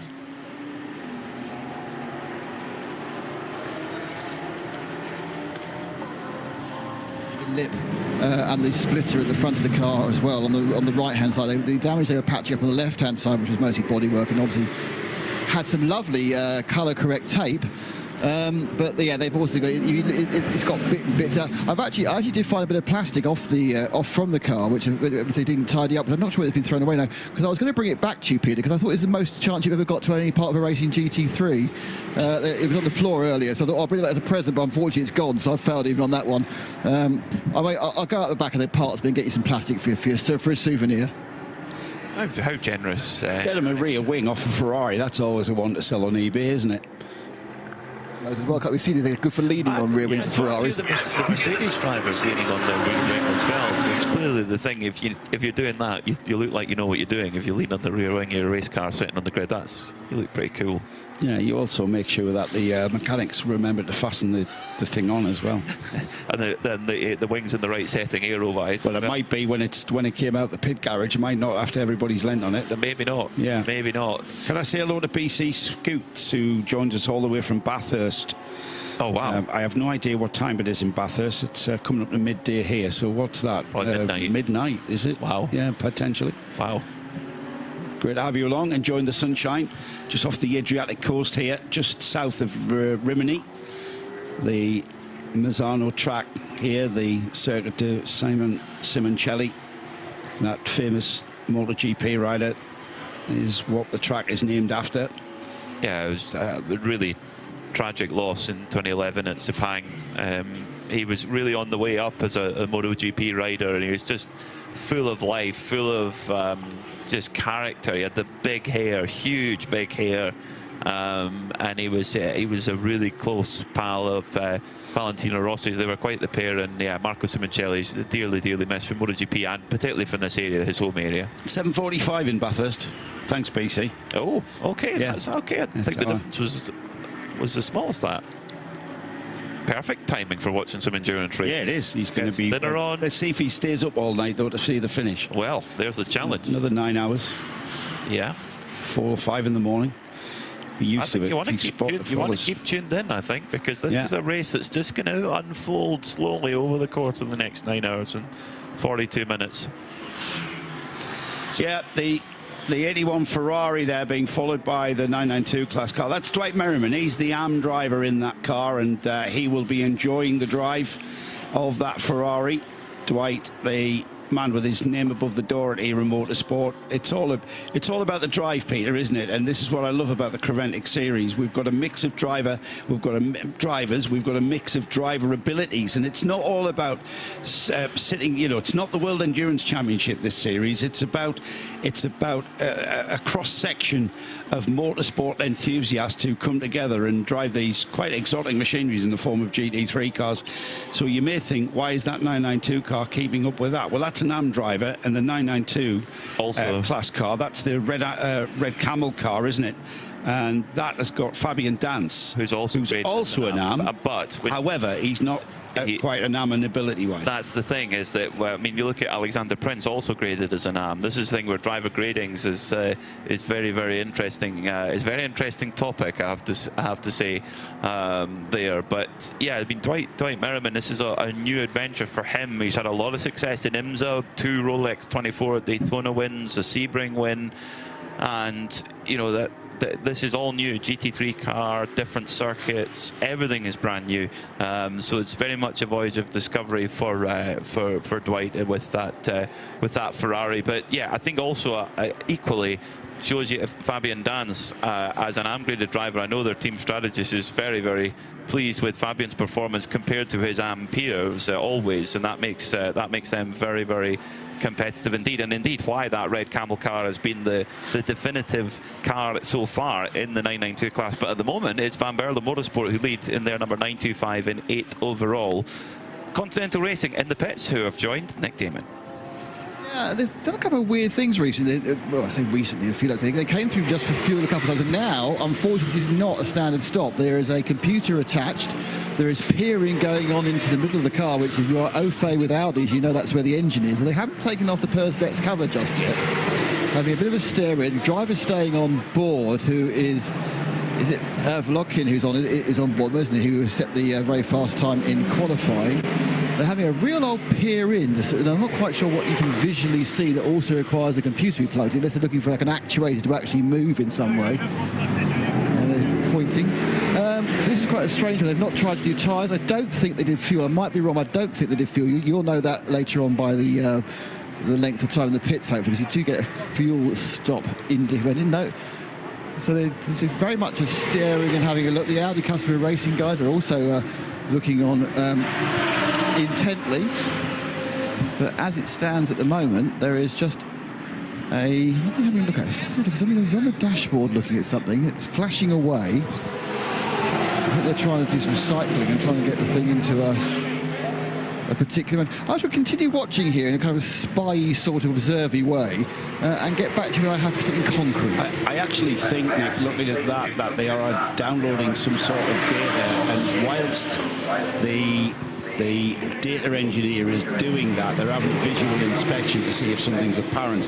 So the driver's probably reporting on an issue and speculation speculate until the cows come home. Whilst we download the data, the mechanics are looking around to see if it's something apparent. Whatever it is, they're sending the car back out, because the car's just left the pit apron now. So what that is, Nick will have to actually engage and verbalise a question. What, a conversation? Yes, have a conversation. What was that some stewards who were looking very closely there? It was Audi Customer Racing. Audi Customer Racing, okay, because I was thinking, because of course the car wasn't pushed into the garage, it was on the pit apron, at which point you're limited to the number of people that can work on the car. So no, that's okay. That's Audi having a close watch of that work going on, but they've got back going again, which is good. One team that are running no problem at all is Venture Engineering, an amazing squad who debuted at Barcelona last year and won the race. They won the opening race at Mugello. Unfortunately, a crash in Spa thwarted that streak a little bit, but Neville Jones at the wheel right now and doing a top job. They've got fans as well. Of course they've got fans. Richard David Moxley. Nick, this is the one for you. Richard David Moxley joins us between York and Hull, which, as you know, is near Sunderland. Absolutely, within 2 minutes of Sunderland. Had a quick chat with the guys at the back there. They are quite confused. I said, is it engine or gearbox? No, it's kind of, we don't really know. But it appears to be actually some sort of slight problem with the braking system, which obviously is also an ABS braking system within the car, which probably explains why they were looking at the dashboard, because they wanted to see what the dashboard settings are for the ABS, because you can set the level of ABS where it cuts in, its level of aggression as well. So they're probably just doing a visual check that the car hadn't done that thing that cars do, which is reprogram itself. And they're going out now to test that, but it was actually, it's inconsistent braking has been the problem for that car. Right, there you go. So they've obviously adjusted something in the brain via the computer. Klaus Bachler is on a hot lap here. He was absolute best in Sector 1, personal best in Sector 2, and of course he already has the fastest lap of the race, the only driver to dip into the 32s. 132.9. That is 1.4 seconds quicker than the lap record set last year, albeit in much hotter conditions, but still impressive nonetheless. Just gets held up a little bit on the last sector behind the Seb Lejeune Porsche. So they come over the line now then. Is it going to be an improvement for Bachler? Not quite. He lost it all in the last sector. Just a little bit of traffic there. But Bachler doing his job, Porsche factory driver, bringing that car back up the order and moving forward all the time. Yeah, he's got a chunk of time to get on terms with the leader of this race, Peter, but with just over 9.5 hours remaining, there is plenty of time for this race to absolutely have a change of face.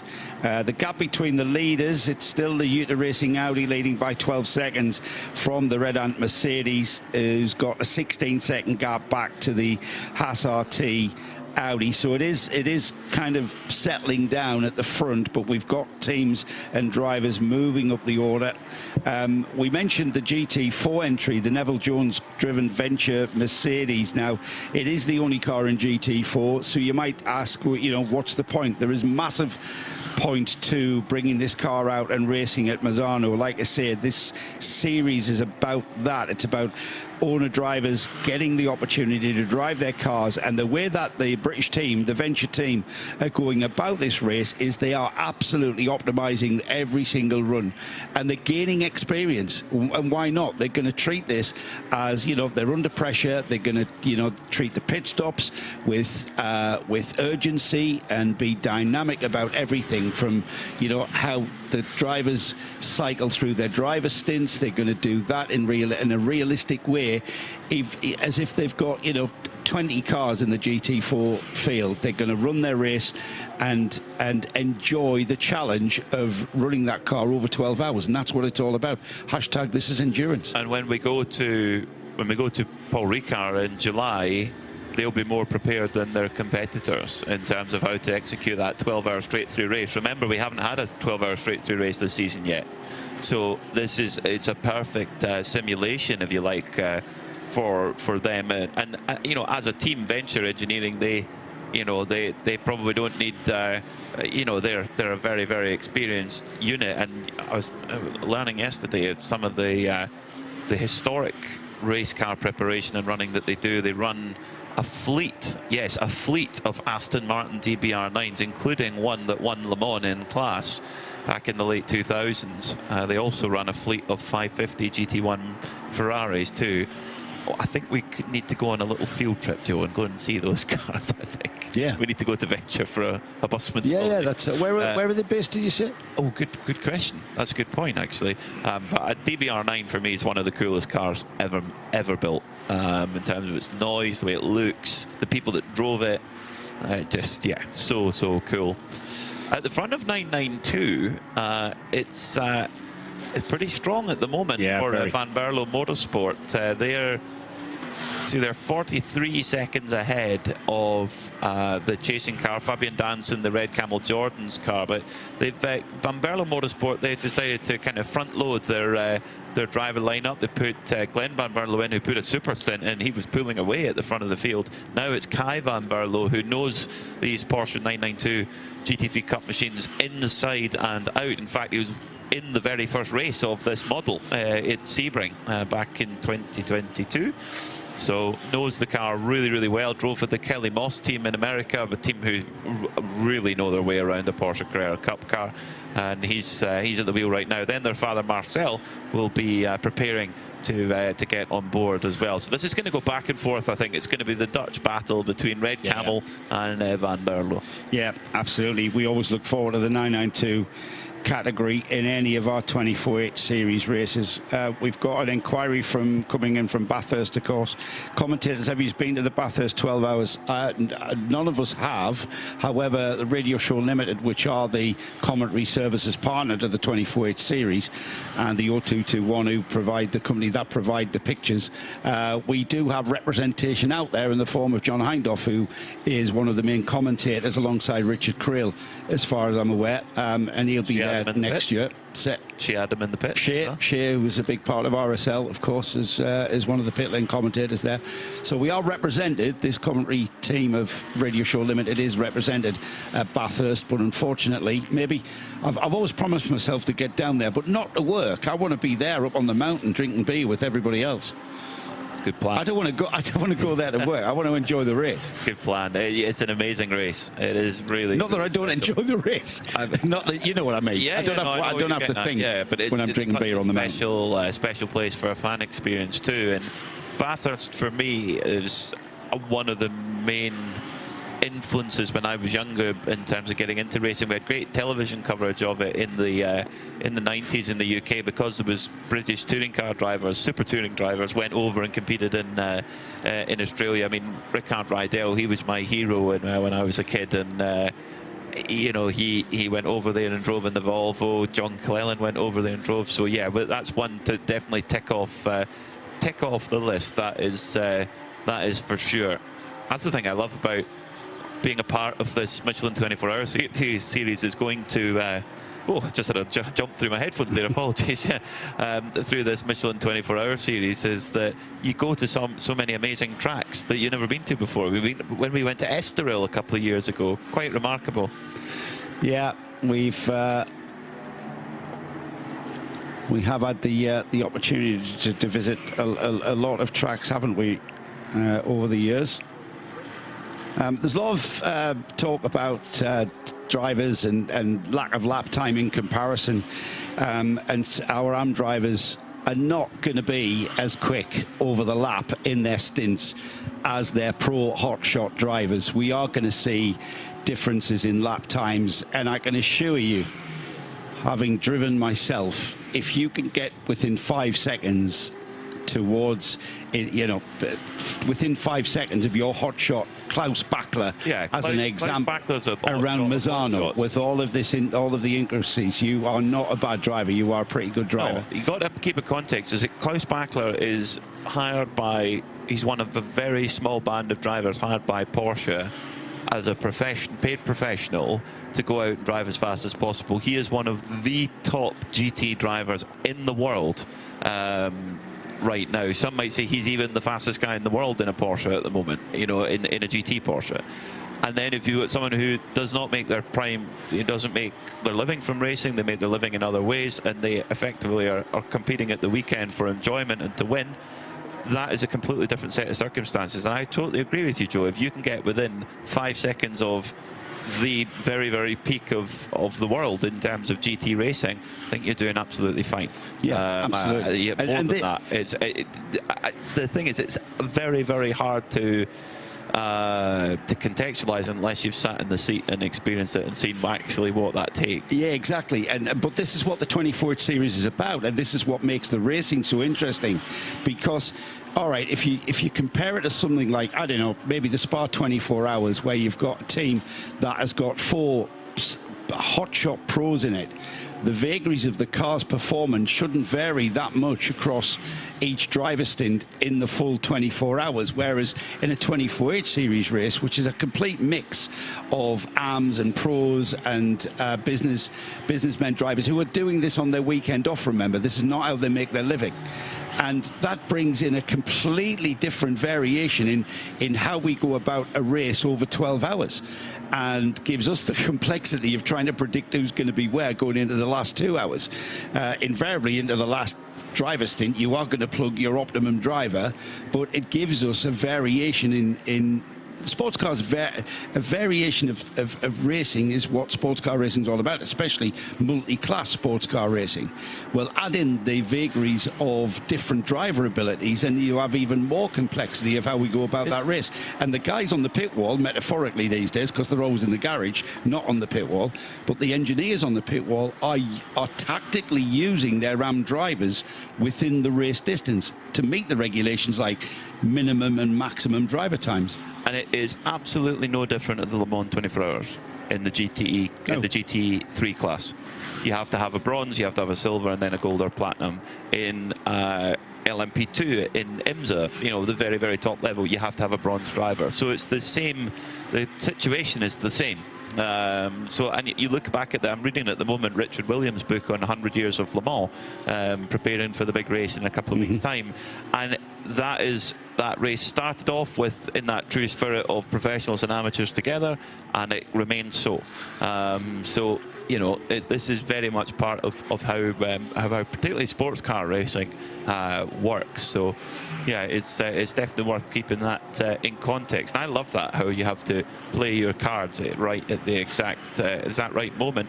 The due to Audi, I tell you what, a great run from Marunas Kikuskis at the moment, the multiple race winner in the Baltic Touring Car Championship. He had Klaus Bachler behind him there for several laps. Bachler trying to get back onto the lead lap. Bachler finally through now and able to get his head back down and get some clean running in.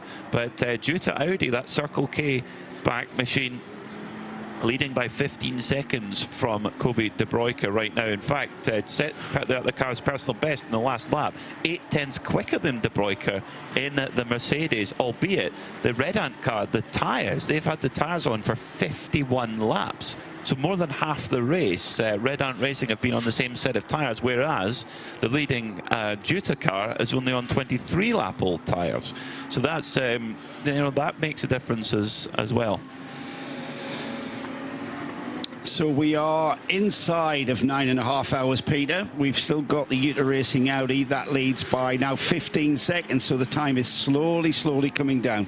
We've got slightly quicker lap times being posted by Kobe De Bruyker in the Red Ant Mercedes. That's bringing that lap time, that gap between first and second down slightly. The gap to third, however, has gone out. It's gone out to 21 seconds now. And again, Peter Gulinik's at the wheel of the Haas RT. He's getting his stint underway. There's still that chunk of gap to Miroslav Vejbo in the Scuderia Praha, that Baja Ferrari, that car currently in fourth place. And then the car that we've been monitoring lately, 31 seconds the gap to the Ferrari from Klaus Bachler in the Proton Huber competition Porsche, and that gap is coming down quite considerably to that fourth place Ferrari. So we will keep and continue monitoring that, and going with him, I've got to say, Chantal Prince, who's lapping steadily in the Hofer Mercedes there, trying to hang on as much as she can to Klaus Bachler, which is no mean feat whatsoever, is it? No, definitely not. Definitely not. Klaus Bachler is, yeah, I mean, you're talking the very, very top level in that car, as he's heading through to the final sector now. He was absolute best in sector 1, went off a bit in sector 2, hit a little bit of traffic, and up the line he goes. And you just feel like this lap time is just going to keep tumbling for Klaus Bachler, is if he just gets a clean run through, because he's that Proton Huber competition Porsche and him are just at one at the moment. In qualifying yesterday, the qualifying lap he pulled out at the end to put this car on pole. It was really, really tight all the way with Haas in there and a few others. If you get a chance to check out the program from yesterday as well, for qualifying, the in-car footage that we saw Klaus from the driving behind the driving wheel, the steering wheel of that Klaus Bartler Porsche, and just watch Klaus and how he's got that car absolutely floating on the track surface, just inputs on the steering wheel and never ending. Even on the straights, he's kind of, you know, he's got the car moving around and positioning the car in preparation for the corner that's coming up. And here at Misano, it's a very, very technical track. You've got to be thinking 2 corners ahead and preparing for that. So we've done our own little driver change in the pit lane. We're now down with Diana Binks. Certainly are. And I've just made my way up the pit lane, come to speak to Max Partel at RAFA Racing, who's just watching proceedings. And I know it's early stages, Max, but this is your chance to catch your breath before you jump back in. Yeah, I'm getting the next turn, so yeah, the race is quite about 9 hours to go, so we are not at a position we would like to be, but it's a long race and it's going to be hot here, and hope for a hot stint for me. I like that. What's the feedback been from Alex, who was out earlier, and Chantal, who's in the car now? Any feedback from them? Yeah, it's difficult to understand the car right now because of the temperature of the tires. We had a bit of struggle the last days about the brakes and so on. Then yeah, it's tricky. It's tricky on this track. I love this track. It's a really dirty racing, but yeah, the yellow sausages are not my best friends here. I can imagine not, but I guess it's just, you know, being across everything moment by moment and reacting to what happens and what changes, because as you say, the conditions here can make it quite tricky, certainly with the tyres. Yeah, I think the big thing here at a 12-hour race, it's a 12-hour race at one stage, so you have to be on time, round by round, and then you have to, yeah, like I said, you have to be on time, and you have to get concentrated lap by lap, so that's a point to get on the top at the last 2 minutes.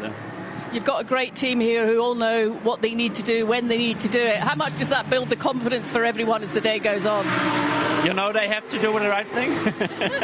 Yeah, it's a great team. I'm racing here for about 4 years, but I know them a long time, so it's always fun to be here. And how would you describe this circuit here in Misano from a driver's point of view? Yeah, it's a hard track, I would say. There are a lot of curbs, so the track limit is a bit range of how to get around that corner. The yellow sausages are, I have to take ready for the last leg. Okay, I'll let you go. Thank you, Max. Max has to leave us now. There's obviously going to be a change here. I think Chantal's clearly on her way in. He's just gone to get ready, so I'll leave him to that for the moment. Thank you, Di. Binksy just teasing Maxi Partel there. Just he's very keen to get behind the wheel of that Hofer Mercedes, isn't he? And get on with his day job. The car currently second in the GT3 AM class, 6th overall. Gap still coming down between the leaders as we've got a car that has spun off harmlessly. It's one of the 992 class cars. I'll try and get an ID on that when we do, but it's had a half spin onto the off track and then continues on its way. No harm, no foul. It's a purple and black one. That's all I can tell you at this point. But he's getting straight back on it and flashing his lights behind the other cars that he's now found himself behind, and it is the Stefan Perrin, the 888 car, that is on a recovery drive. Stefan lost a lot of time with a little bit of damage earlier on. The Sebelju Racing entry had a coming together with the Aston Martin of E2P Racing, which remains in the pits actually. That car has not returned to racing, so more damage, and again rear end damage on the Aston Martin, front end damage on the Sebelju Racing Porsche, and that car was fixed quite quickly. However, being early in the race, lost time, and now Stefan pushing very hard. He's right on the tail now of a Porsche, but that's not a battle for position. That's a recovery drive for the purple and black car as he moves down the inside of the number 921, which is the Rolando Saka Mulner Motorsport entry, currently 5th in 992, and the 888 numbered car. In a hurry, he's got a kind of his body language is very much one of urgency as he is making up ground, and with 9 hours and 17 minutes or so remaining in this race, he's got a lot of ground to make up. But if he continues with that urgency, he's going to start making ground on pretty much everybody, as we can see, one of the fastest cars in that 992 category as we speak. Lap times just beginning to tick by. So the gap at the front, Peter Mackay with the Utah Racing Audi, now down to just over 12 seconds with consistent lappery, slightly slower than the car behind him, and that is one Kobe Breuker in the Red Ant Mercedes, who's lapping consistently about a second quicker than the leading Utah Racing Audi. But that's what we've come to expect, isn't it, with that variation in the field? Yeah, interesting one. In the last lap, though, it was a second in the favour of the Utah car, and actually that lap just gone by now. Yeah, 0.6 of a second on that lap, so the gap's actually increasing again. So it's kind of flowing back and forward with traffic. Very interesting there. And Kobe De Bruyker is much further into his stint. He's an hour and 35 minutes into his stint. I'm thinking right now you're probably going to be getting.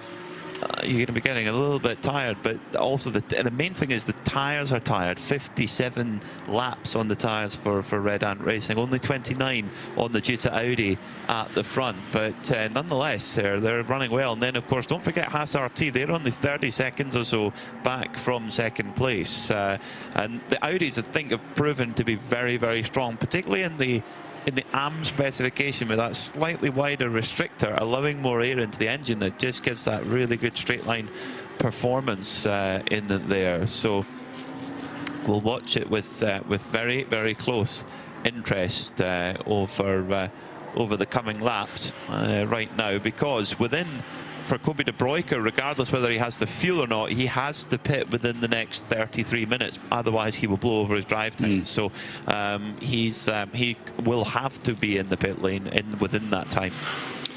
The Tracy Crone 907, that's the RPM car, the bright green liveried car, the Crone Aviation livery that we've become so familiar with, not just in Europe but also in America, is where I first saw it. Tracy Crone, the driver that has been around now for over 20 years, the gentleman driver that's been around for over 20 years, currently leading the AM class in 992 and doing a sterling job. I hope I haven't hexed him there, Tracy. Been in the car a little while now, hasn't he, Peter? And he's just steadily making progress. 12th overall in the overall field, 4th overall in the 992 class, but leading the AM class, which is what these guys are all about in that 907. Yeah, they've been just fantastic in that class. They really are the car to beat in 992 AM, and have had a lot of very good results out of all the 992 cars as well.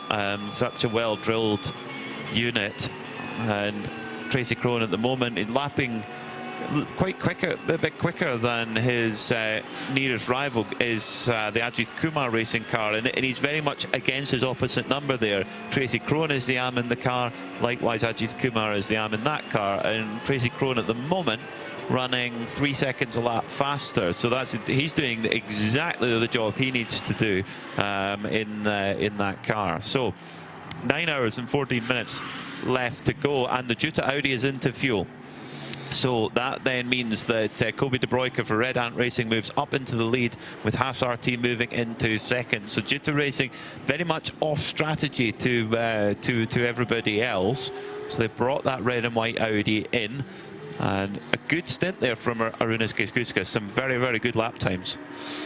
Yeah, that was a good stint, actually. Arūnas just did the job he had to do. He's not going to be as quick as Kobe De Bruyker. Kobe De Bruyker is a young driver, quick, very quick driver, and but he did stifle the progress of that Red Ant Mercedes, making ground. He was making ground, maybe a second, just under a second every lap, and that was a good, strong drive there. Once they come back out after this pit stop and then sort of sync with the rest of the field, we'll get an idea, certainly by the time we have the next pit stop phases for the two lead cars, which is the Red Ant car, the Mercedes, and the Haas RT car, and they are a little bit. How long have they been in that car then? Stint time 1 hour 39. Peter Gilneck's in the SRT. He's only been in the car 45 minutes, so whether they take him out of the car in about 15 minutes, we'll see, or whether they keep him in another stint to keep him in after refueling. That is, he's not going to be able to do another 45 minutes, that's for sure,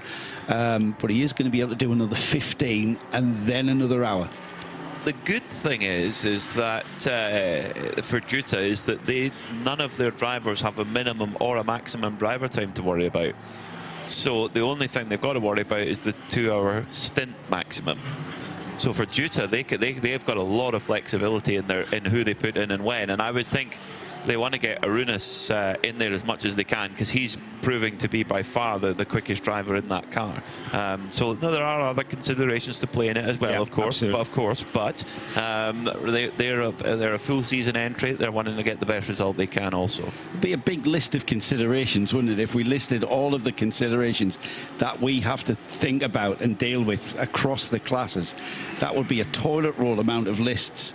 We'd fill an Andrex role, wouldn't we? Other toilet rolls are available, of course, but we certainly would. We would do that. Still in the pits is the Yuta car. I'm just waiting for that to show that it has resumed. It's dropped down the order now to 6th overall. It's been overtaken by pretty much all of the GT3 runners. The two cars that are making a bit of a recovery, that's the Dwight Merriman Ferrari down in 9th overall.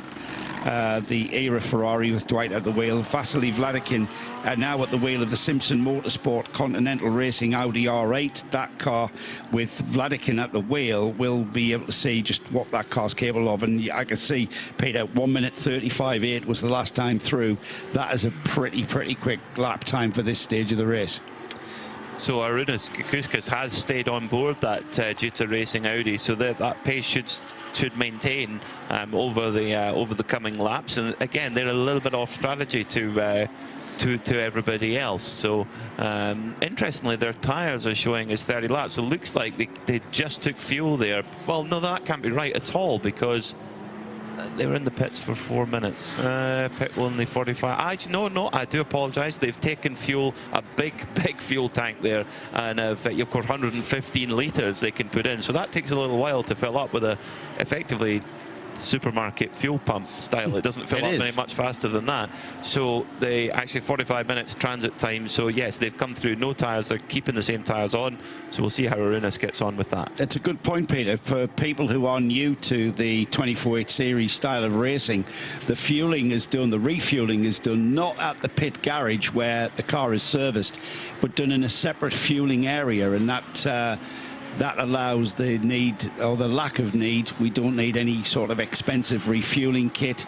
It's not any kind of quick fill churns, it's not any kind of quick fill refueling systems that are needed. It's basically in the refueling area is your standard service station fuel pumps, the type of which you will refuel your road car at, and it's a hand pump as well, exactly the same, the trigger pump that we're used to using on our road cars, and it pumps at pretty much a similar sort of rate. So refueling isn't done under pressure. Under pressure in two ways, more than one actually. No pressure on the refueler. All he can do is open the trigger and wait for the gauge to tell him he's refueled.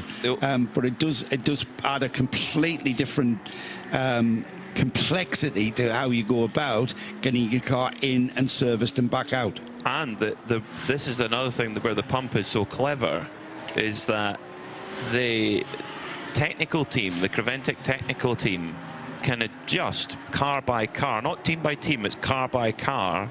They can adjust how fast the pump fills up at, because they're having to balance performance between the V10 mid-engine Audi, the front-engine turbocharged Aston Martin, the rear-engine Porsche, and so on.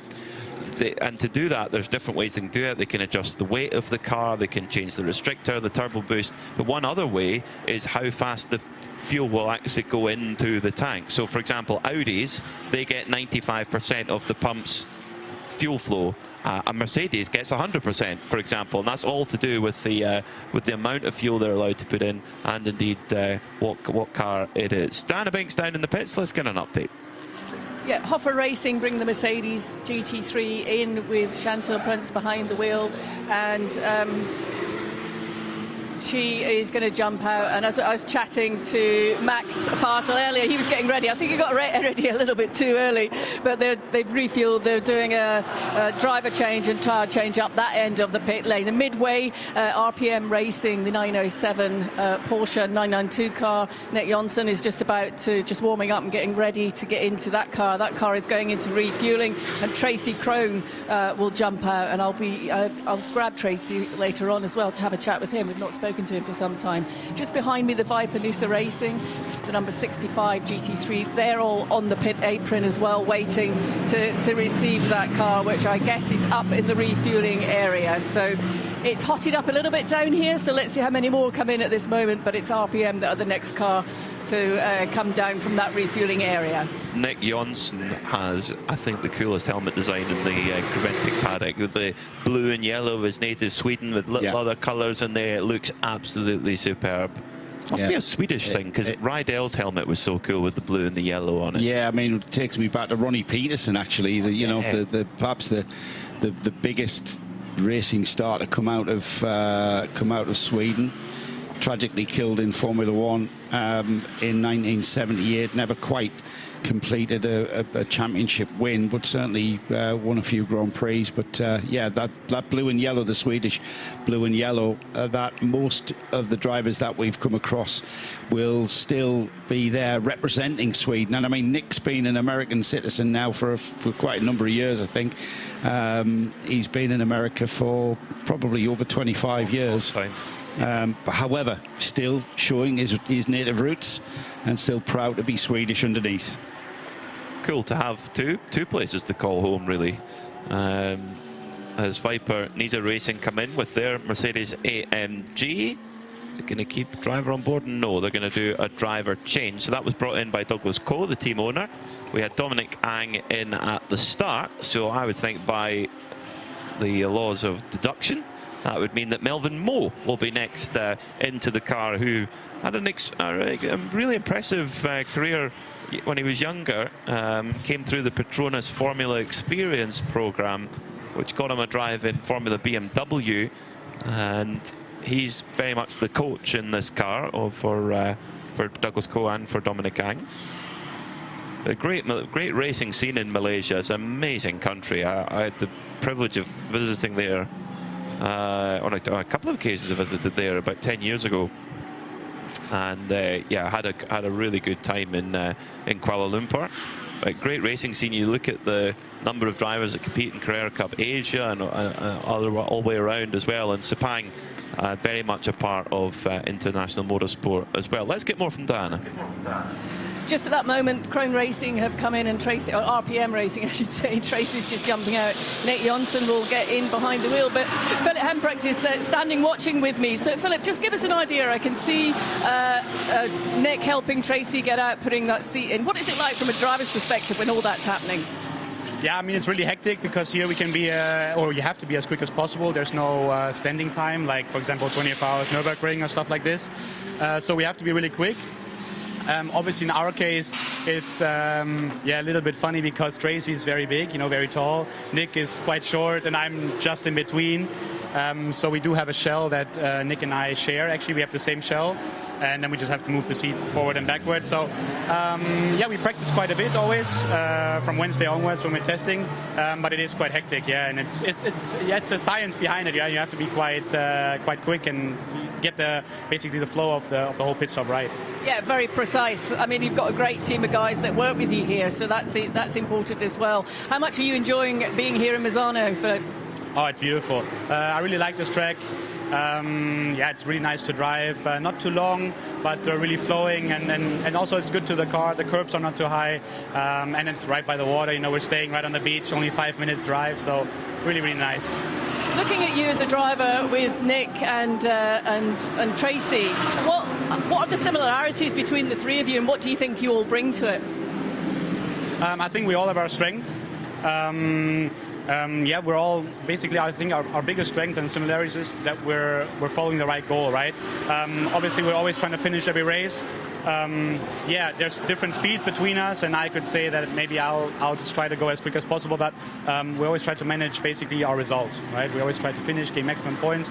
If we can't, let's say, win, or we had an issue before, we always aim for the same goal, try to get points, and always try to maximize our result. Enjoying it? Yeah, a lot. It's beautiful to drive with them. It's really nice. They're actually behind the scenes in the truck, really funny pairing. I mean, they've been racing together over 20 years, and it's really enjoyable and quite funny to watch them, what they do behind the scenes. And yeah, I've been joining now for 3 years, so they're almost friends to me, or they are friends to me more than just teammates. Great to see, and thanks very much for your time, Philip. Yeah, it's a great atmosphere at RPM, isn't it? And I think that comes from the fact that Nick Johnson and Tracy Crone have been teammates now for over 20 years, possibly even over 25 years. Nick started out, of course, as Tracy's driver, coach, mentor, steered Tracy on his motorsport path, and he's raced at a pretty high level. These are kind of Tracy's retirement years, if anything. You know, he's raced at the high level in the American Le Mans Series, did some World Endurance Championship, and now here he is, and thankfully he's decided the 24H Series is where he perhaps wants to spend the twilight years of his motorsport career, and he can still drive a car as quickly as he ever could, and it's great to have them along. And you look at what his involvement does for younger drivers as well. Colin Brown wouldn't have got his real break without Tracy. Philip Amprecht, you know, getting, like, he's 27, he's been there for 3 years, and they've been able to get lots and lots of seat time. As I tell you what, Red Ant Racing are putting Mark Goossens to work. He's definitely no ceremonial ambassador anyway, that's for sure. He's right there on his hands and knees helping the driver get into the car, and Ajith Kumar out of the car, so I would imagine that will be Mathieu Detry getting into the Ajith Kumar by Red Ant Racing car. Yeah, I'm sure Di's down there to get a word with Ajith and see how his first stint went. I've got a message here on the YouTube chat. Keep your chat coming, keep your questions coming. Pandre, I think that's how I'm going to pronounce it, asks, are all the cars GT3s? No, this is multi-class racing. And although we've got a very small grid of 21 cars, we've got 10 GT3 cars split into 3 groups of Pro-Am and Am and just GT3. The next class, the next largest class, is 9 992 class cars, and what they are is basically Carrera Cup cars, exactly the same cars that you will see racing in National Series of Carrera Cup, whether that's America, the Far East, the UK, Germany, across Europe. They are basically what they are in the 992 class. We've got one car in GTX, and that's basically an open formula for any kind of car, home-built specials and the like. You bring an experimentation car. The Vortex is representing GTX this weekend, and that's, I'm going to say, home-built car. It's built in a pretty high-level, sophisticated factory environment, but it's the only car we've got in GTX. GT4, unfortunately, only one car has made the journey for GT4, but GT4 is the level of sports car racing underneath GT3. It's what we see in things like Michelin Pilot Challenge, British GT, other national GT series, and the one car in the GT4 class, the Venture Racing Mercedes, that's still got Neville Jones doing his thing in that car, and they are going about their race, albeit only one car in the GT4 class. They're still going about this race as they would if they were under pressure from other GT4 runners. So Pandre, I hope that has cleared that up. But this is multi-class racing with 2 main categories here at Misano for the 12 hours of Misano for this one. So just under 9 hours left to go here in the Michelin 12 hours of Misano. Red Ant Racing just completing service on their Mercedes AMG, having just had their 992 Porsche in. So busy times for that Belgian crew down in the pits. It was now, so who will be taking over for that? Kobe de Broeker going right up towards the limit of his stint time. They've got 4 drivers in the car as oh dear, a little bit of an issue for the number 56. Scuderia Praha Ferrari is spinning around on the grass, trying to get turned around. That is Miroslav Weibo, who's just heading up towards an hour of his stint time, and oh dear, rejoins just in front of the Hofer Mercedes coming through. Oh dear, oh dear. So a few little mishaps there for the Scuderia Praha Ferrari. Also, race leader Haas RT, Peter Qualinx, has brought in the Haas RT Audi and is in fuel at the moment. And it's Kenny Hire who's taken over the Red Ant Racing machine.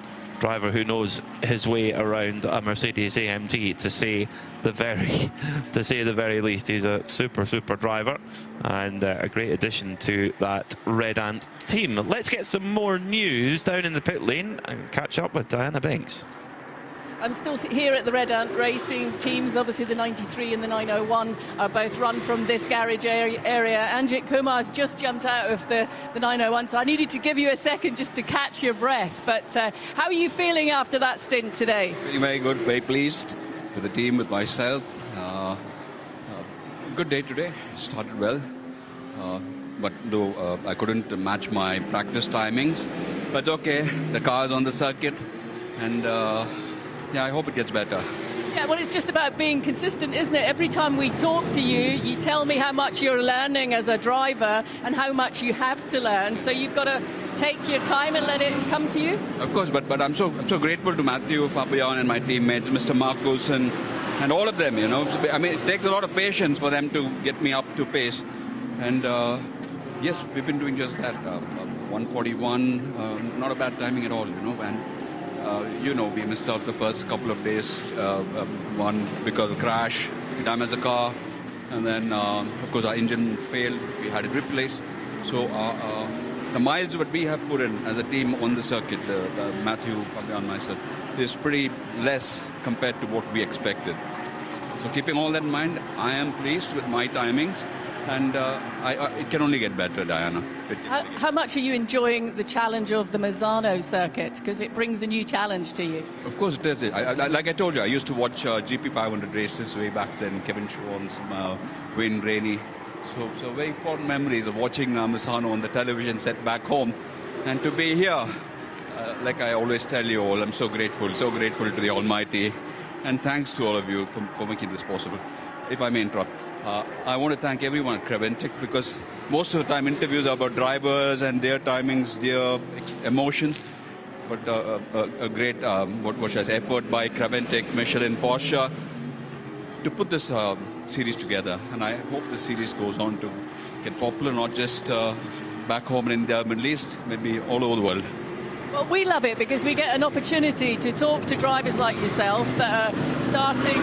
It's a great opportunity to learn about you and your journey. It's not just where you've started, it's what you're doing and developing, and we love that. We love the sport. Thank you so much, and I hope I can live up to all of your expectations. And all the fans back home, to everybody in Europe watching this series, thank you all for your support. Extremely grateful to all of you. Thank you. Well, it's great to have you here. And listen, we've got to keep learning. We all need to keep learning. But thanks for sharing your journey with us. But I promise you all, I'll get there. I'll get to the top of the pyramid one day very soon. You're doing very well. Don't worry. Thank you so much. Bye-bye. A true gentleman, Ajith Kumar. He just brings sunshine to the paddock. Always smiling, always immaculately polite, and yeah, a joy to have him as part of the Michelin 12H Series, and they're very much in the fight for victory in the 992 AM class, sitting in second in class at the moment. Fabien Diffused is taking on over the number 901 car, with his job now is to try and chase down Nick Jonsson, which is RPM Racing. Speaking of speedy Nicks, we have another one here. Nick Damon has joined me in the I am first reserve for Joe's lunch, but that's excellent news. Yeah, just it's interesting because I walked away and I had a refreshment, and then I've come back again, and Klaus Bachler's at the top of the list. You know, when he got in the car, they were 5th or 6th. I know there's a few people are out of sync as far as the fuel is concerned, but it does go to show what a super hot shoe can do. And Klaus certainly, as he did yesterday, giving us indication of the pure pace he has. Yeah, he's in a kind of elite of an elite level, at the factory level. You know, if there are, you think of the racing factories, Porsche, Mercedes, Ferrari, etc. They all have rosters of factory drivers that they deploy around the world. And if you're a customer team that have bought a racing car from one of these factories and you have one of these drivers deployed to you, it makes a massive difference. These guys are, you know, there's nowadays particularly, there's so many young drivers who want to be a factory sports car driver. It is, you know, now with single-seater racing being so expensive, it's so difficult to get through the ladder that often drivers find their way into sports cars, and particularly when they're still a little bit undiscovered, they can get opportunities in sports cars. But to get to the factory level where you put on the factory suit, that is the elite of the elite, and Klaus Bachler definitely is one of those. Yeah, there's definitely a change of focus for a number of young karters and young drivers. Obviously, karters quite a lot. I mean, the thing is, you know, 25 years ago, 30 years ago, it was F1 or bust, wasn't it? I'm going to have a single-seater career. There was a short period where made with a British drivers here because they had the most conversation with. Suddenly they were aiming to get to touring cars because there was a big paycheck there. That disappeared. And at the same time, of course, we had the growth of Le Mans, the growth of the SRO organisation. And suddenly they could see that, yeah, if I'm not going to end up being the next Lando Norris or Lewis Hamilton or Max Verstappen, I can actually earn some money by being a professional racing driver. And I think that's the thing, it's the aim should always be to be a professional racing driver. You're starting out your career, if you're a year or two into your career, and this is what you want to do. Aiming for F1 is, even to be honest, if you're the best driver in the world ever, it doesn't actually necessarily mean you'll ever make it to F1 because there's so many variables and luck and everything else that plays into it. But you can aim to be a professional racing driver, and you can, you know, have a very long and lucrative career as long as you continue being fast and not crashing. Apart from that, straightforward. Yeah, it's really easy. Fast, don't crash. Oh, don't say things silly in interviews either. That's, oh, well, that can be the most difficult. That's my one. That's my issue. Yes. Klaus Bachler has brought the number 73 Proton Huber competition car into the pits. He was around an hour on his stint, so he can stay on board that car if they want him to, go up to a 2-hour maximum stint time. The other thing they have to consider is they've only got 4 hours. Yeah, I don't think you burn 2 hours of Klaus at this point. He's done what he needs to do. He's done the hours, brought them back into contention when they dropped off a little bit. And now what they're going to do is they're going to try and perhaps finesse in their other drivers, because obviously they want to have Klaus in for as long as possible at the end, because that's when it really counts, and when the temperature drops down and when the real speed. And obviously your professional driver is going to go slightly better in the dark than the amateurs. So class leaders at the moment, we've got the Pro-Am class, GT3, at the moment led by Proton Huber competition, but that will potentially come back because they've just come into the pitch. The leader in GT3 Am is due to racing with their Audi. Then we have in 992, it's also a car that's in the pits, Van Berlo Motorsport in the 992 class. They lead at the moment. They were running strong, so they may well come out in front of Red Camel Jordans and maintain that lead. And then in GTX, it is Vortex who lead the way in that class, alongside Venture Engineering in GT4. Let's get down to the pits with Anna. Miroslav has just jumped out of the Ferrari. The GT3 class is very competitive. How's it going for you this morning? Yeah, it's going very well. We are happy. I don't know which position we are now because you took me for the interview right now. And yeah, first of all, we are happy that the weather is better than last days, and we are totally enjoying that. It's there are not many cars. But I think the competition in GT3 is high, as usually, and yeah, we enjoy Creventic, we like it, and I hope we will win. Yeah. How much are you learning every time you get behind the wheel? It's up to circuit. Few circuits we know already from Ferrari Challenge, so we have experiences, and yeah, Misano is one of them. I was already on the podium here, so we like it. Yeah. But not many hours. I am busy, I am entrepreneur, I need to do my job, so we are not profi like another guys, you know. Is this a great thing for you to do, to take your mind off work? You know, the business enterprises that you're running, you come here, you race, you focus on that completely? I didn't understand, sorry. Can you repeat? Do you use motor racing as a way of getting away from the business demands? Anyway, because you can forget everything when you are sitting in the car, and especially Misano is very tough. It will be not easy. It's only 12 hours only, yeah, but it will be tough. Yeah, I have totally relaxed. Anyway. I will let you go and relax now, because you did just come straight out of the car to talk to us. Thank you so much. Thank you. Have a nice day. Thank you. Miroslav Weibo from Scuderia Praha, racing with his son Matus alongside Joseph Kral and Denis Vashik. It's Denis who's just taken over that car. They are running very strongly in the Pro-Am class, but also in the overall GT3 standings right now. But a problem for our 992 championship leader, Red Camel Jordans, have a problem at turn 6. So at turn 6, they've gone off the road. The car has got the hazard warning lights going and trying to see what's wrong. Has that gone off, or has that just 60. stopped? Hard to say, Nick. Yeah. We've got code 60 in a few seconds, so the pit's about to get busy, but it's a difficult situation. They're running again. They're running again. It was an outlap. Oh, they've got a deflation to the rear left. The rear left is a deflation to the tyre, and it is Luke Breukers at the wheel right now. So on his outlap, something has gone badly wrong with the rear left. And you would think they would have changed tyres at that point. Yes, they had just changed tyres. That's bizarre. Well, it could be a badly mounted valve. It could be a badly mounted tyre, or it could have been an error on a slightly chilly outlet. The interesting thing is, or an impact to the wheel. Well, yeah, but you've got all the chances. And the interesting thing is, of course, that what's happened this year with the Michelin tyres is tyre warmers are back. We never had tyre warmers with Hankook, and now they've got tyre warmers. So it's not, you don't have that issue quite so much with the cold tyre startup. Obviously, you aren't at maximum grip as they come out of the warmers. It'll obviously be down to Diana to find out which of those 17 options you put down for it to be. Was it a technical issue, deflation? Was it puncture? Was it bad luck? Was it someone clunking him? But of course, we've won code 60, but there is no reason for the code 60 now, so I expect they will use it as a chance to do a little bit of a clean-up on the track. Well, it is a good opportunity for that, and actually, it's for Red Camel Jordans, obviously with full season aspirations, the fact they want this code 60 to last as long as possible, because that allows the opportunity for Luke Breukers to limp the car back, get the tyre replaced and get back going again. Hopefully, in the process of limping the car back, it doesn't do any further damage. We've seen this before. Of course, the engine is so close to the rear axle, of course, on a Porsche. Just having a look at it and just trying to see whether that is damage that's been caused. This is there's quite a lot of damage there on the left-hand side, but has that been caused by the flapping tyre, or was that caused by a contact? And to me, I think that's more likely to be a contact.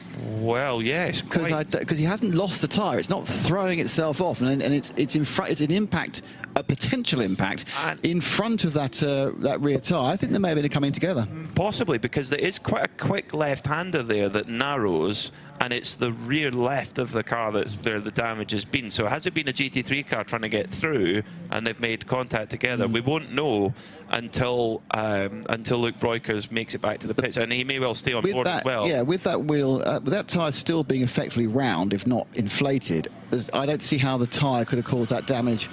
That if you're lucky enough to picture you'll be seeing now, but just in front of that front left wheel, there has been a big scuff taken out of the back of the driver's door, really. So it's not looking too good. Seb Lejeune racing in the pits, the Triple 8 car. That's had its own multiple incidents during the course of the weekend. Of course, they lost their track rod arm early on in an accident. They've been off the road since then. Yeah, it's two very different opinions of that incident between. Really? Yes. So well, you've got two racing drivers had a coming together and they had a different opinion. Really, P-Mac? Yeah, gosh, maybe never heard of that. Two people in the same team have a different opinion of an incident. Can you believe that discord? There you go. Shocking. 8 hours 44 minutes to go then, as we remain under code 60, despite that. Be interesting to see when we get the unless red there's cameras. another car involved that we can't see. Well, that's is everyone else moving? We have the two walking wounded cars, the E2P Racing is still in the pits, and the Scuderia Faron cars had comings and goings, and the rest of the pit stoppers are just on the code 60 stop, putting up their 25% or 50% of fuel. The question mark of doom hasn't appeared on our on our timing screen. It's a minute to go. They're going to go out of code 60 soon. Okay. Which is bad news, as you pointed out, for the 909 Breukers machine. But perhaps young Di can tell us more.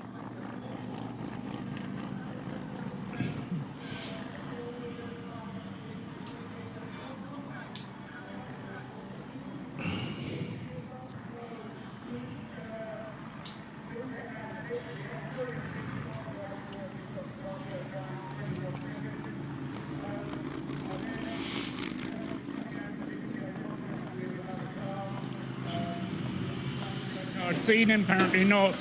So we've got damage now to the left of the car, and yeah, it's a bit of a shame. It is a shame, and that looks like a fair amount of damage to they're trying to bash it out with a hammer to expect. It's just bodywork. These cars are built very strongly, so underneath it'll be fine.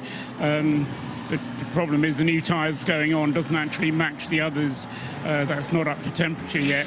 But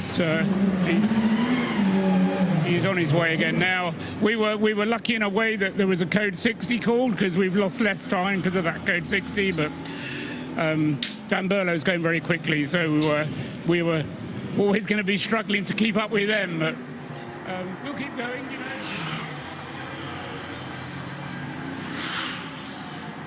Cautious on the first out lap. Well, yeah, no, I think, as I say, the wheel's on now. The damage, as I say, was just bodywork, so it should be fine. Paul Trussell there just giving us a bit of an update as the guys were running around in the garage. They did, you know, react to it pretty quickly, but I think they've not lost as much time as they initially could have. That's mostly down to the That's mostly down to the code 60 being called. But there we are. We win the prize. It was contact. I did like, you know, given the fact that a lot of what you see of motorsport, which is micromillimeters of caster and camber, I do like to see a large lump hammer smacking heck out the side of a car to get it working. The red camel mechanic there was giving it, as we would say in Scotland, Waldy. He was really giving it some with that. I think he could be in the Highland Games. Yeah, he would definitely be competitive in the Highland Games with that kind of hammer control and power.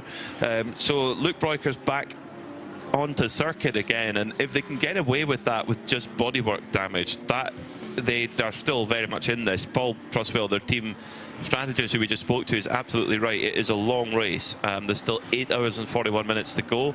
We've seen several comings together between 992 and GT3 cars, so it can happen to anybody out there. The mystery is who was the other who was the assailant stroke person who didn't see him. I mean, it may well have just been, obviously it was just an accident, it was a misunderstanding, but we don't know who it was. They should have some level of damage to their front right.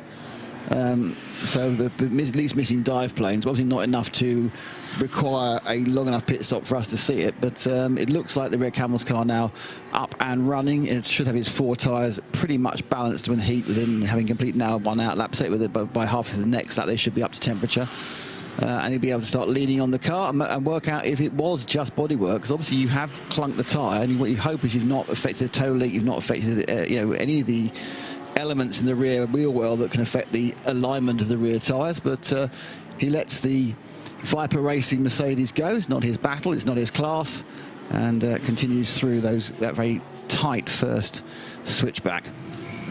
Yeah, and Luke Broyker's has been in great form this season. There's been many times where he's been matching the pace of his brother Rick, and that's quite a benchmark to match. Luke's quite interesting because Luke, we obviously Rick, when we started covering Creventic with Evo, and again, Rick was already on his racing career. He was already, you know, very young at that point. We've been doing it for a long time, but you know, going through his racing career, which eventually obviously brought him up to the heights of, as you said, 2 Daytona wins, semi-works drive for Lamborghini, and then he kind of stepped back a little bit when he realised that, you know, he wasn't going to get something, wasn't going to be it's financial. And also now he's very involved in the organisation of Creventic. Luke, when we first met him, was literally just one of the Creventic lads who was going around putting up putting up the advertising hoardings and everything like that. And he actually, at the time, said he didn't want to race. He wasn't interested in racing. And then suddenly, about a year in after that, or 2 years after that, suddenly he just went to a track day with the family. He decided he would race after all. But when we first met him, he had no interest in racing. That's remarkable. And I think he's 2 years, maybe 3 years younger than Rick. We had no. And then the next time I came across him, very much so, was in COVID, when Creventic were running a sim series, and he and his brother teamed up, and suddenly you realise he was as quick as his brother on a sim rig, and then very quickly he became, as you say, almost as quick as Rick in a Porsche 992 with a lot less experience. I mean, I don't think Luke, and I'd really be interested to find out, I don't think Luke's done any driving outside the driving for the team. I don't think he's done anything else. Certainly nothing that's, you know, top line. So he's literally just runs for the team, and he's very, very quick. I think Rick's interesting. I think, yeah, on a good day, he can be as quick as Rick, but Rick has the extra something. It doesn't always come out. And I think Rick's kind of, he's got that special extra element. He is absolutely... In mixed conditions, he's incredible. Yeah, he's a sort of driver who... He's a bit of a driver who got away, I think. I don't think the pandemic helped his career at all. I think it came at just the wrong time. And I think he ended up moving in with the Lamborghini program, which also, whilst it was, we get offered something as a youngster, you're going to take it, aren't you? But in the end, perhaps not the best program to be with. And sort of, I think he fell out of love with some elements of the professional racing career. I've had conversations with him, I know that's a fact, but he's enjoying what he's doing now, which is being much more on the organisational side. And then going very, very quickly, and during qualifying, moaning about his lap being taken away, pointing out he got it back. More than 2 inches of tyre on the track. So we have our answer on which car the Red Cal Jordan's 909 got together with, and interestingly, it's one of the front-running cars in 992. It's the 921. The Milner Motorsport car. So that incident has been noted by race control. Will be very interesting to see what their conclusion of that, if they do come to one, or the conclusion may just be crack on, guys. Well, but we'll keep a close watch on the penalty screen. At the front of the field, the gap is only 10 seconds between Haas RT and Red Ant Racing, who are on fairly similar strategies. At the moment, their tyre age is 9 laps for Haas RT and 11 laps for Red Ant Racing. Kenny Hire at the wheel for Red Ant Racing, Peter Quailinkset for Haas RT.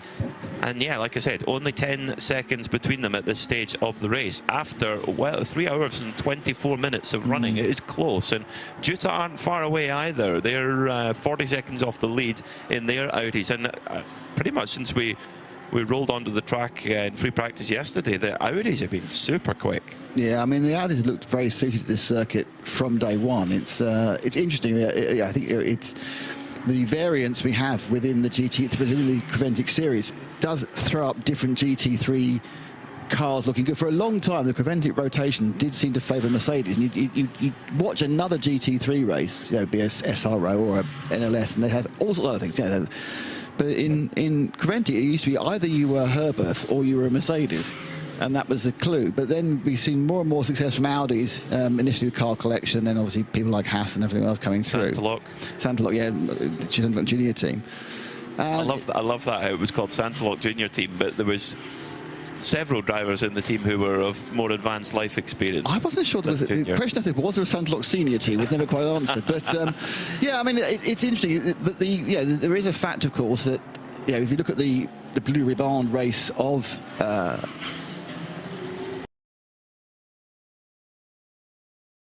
this series.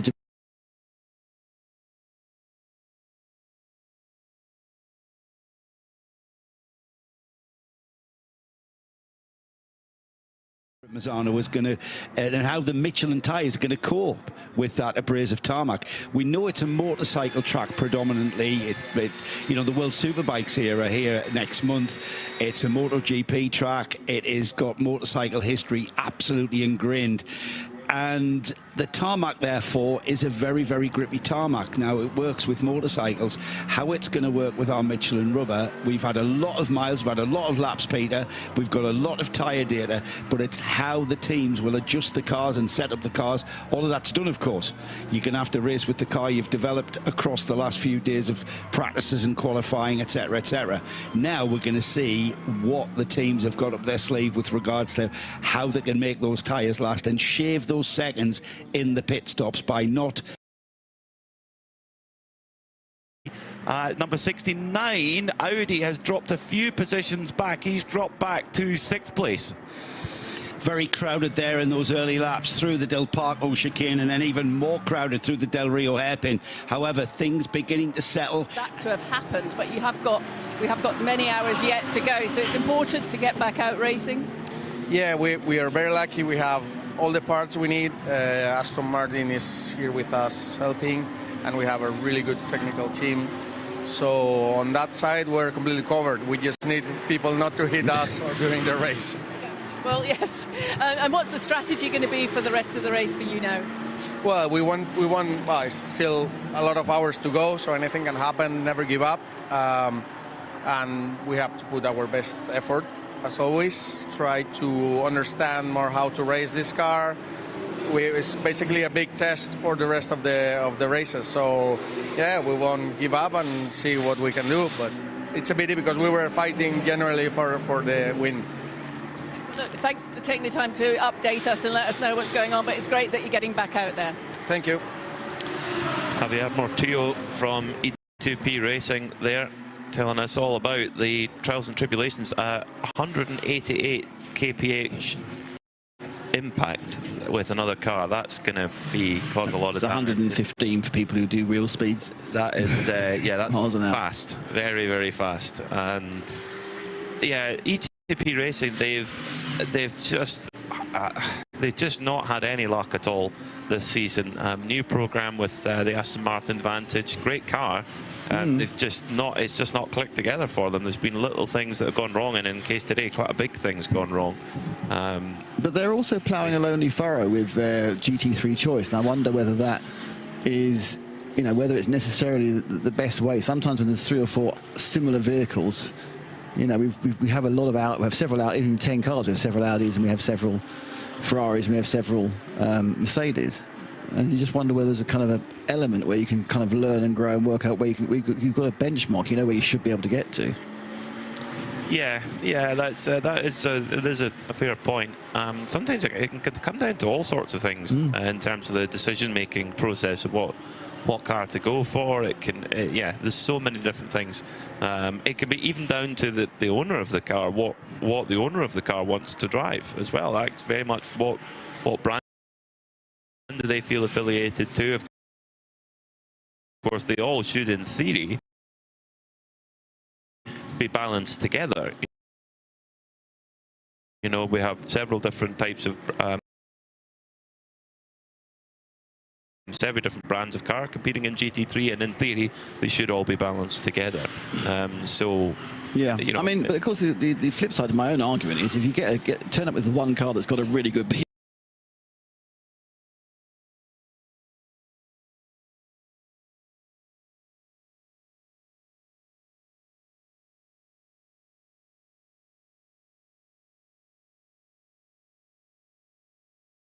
settled as we can be on these early stages. We're out onto that very, very fast back stretch now towards the Cavoni kink and then down towards that tricky braking area, Del Caro, through the fast sweeps there where we maximise the corner speed. However, we're braking and turning for the Del Caro hairpin. And no mistakes early on, Peter. You've got to keep your head here. It's within our race driving instincts to make those places up in these early laps. However, you've got to tell yourself it's a smallish grid here, only 20 cars overall, only 10 cars in GT3. So there's no reason at all to make any silly sort of moves. And right now, we're already seeing the grid settle, certainly in GT3. Different case, I think, in the 992 class, which is still pretty much bunched together. No, 992, we've got a change for the lead, the pole sitter. It's not fight, yeah, let's just get into a groove and get back into a rhythm and see where we can get. Go for it, Di.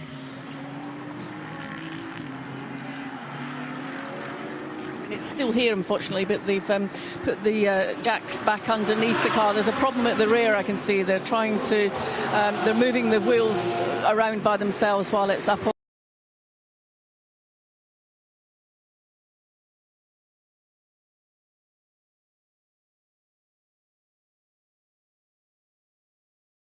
He's been passed by Glenn Van Berlo, so great start from Van Berlo from the front of the front row in class. He's got past the pole sitting car, the red Camel Jordan. So a little bit of a change in 992 at this early stage. Steady start for Kyle Tilley in the 296 Ferrari. He's dropped it. Okay. Very important to get our driving strategy correct, obviously. You said you would. I just walked in there while you were describing to Peter what you saw on the Aston, and that I speculated that the damage caused was that rear end shunt, which have the energy would have transferred through the drive shaft into the diff, destroying potentially the whole diff and nothing but the diff. That's obviously what they've been working on. So on the whole, basically if you don't own a Porsche, having an accident at the front is way better than having an accident at the back, isn't it? Yeah, absolutely. If you have a Porsche, it's not quite the same because you tend to lose 413 radiators. Yeah, well, there is that, and as well as that, Nick, there's the you know, you have a rear end shunt on any of these cars, really, and you're gonna be affecting the transmission in some way, shape, or form. That's the problem. Oh, you've stolen that, have you? It's a lot of going. Actually, one of the things I quite interesting, because I've been watching. I haven't had a chance to watch much of the screen time, and I've been watching it a bit now here. And I thought, when I come in and chat with PMAC, I'll be able to run through all the penalties. There must be so many track limits penalties, and there's not. There's just so, I think there's more track limit penalties than in all the other races. You know, I thought everyone now would have about an hour and a half of penalties going off at the various events. I think it's very much at the forefront of drivers' minds and certainly team managers' minds to be telling their drivers, you're going to have to be very wary of track limits because this can completely destroy our strategy. And if you're going to add 20 seconds here, 10 seconds there, with the Aston Martin straight back into the pits, is that just a check? He left, did he? I'm not sure. I don't think he did. No, he's still down. He hasn't done a lap. He's still down to 2 hours 20 in the pit. So they wheeled it out. Obviously said press go. Right. Thanks, Tom. Yeah, so not quite right. Not quite ready for action. Action, yeah, to be taken back out. So still being led by the Haas RT machine from Kenneth Hire now.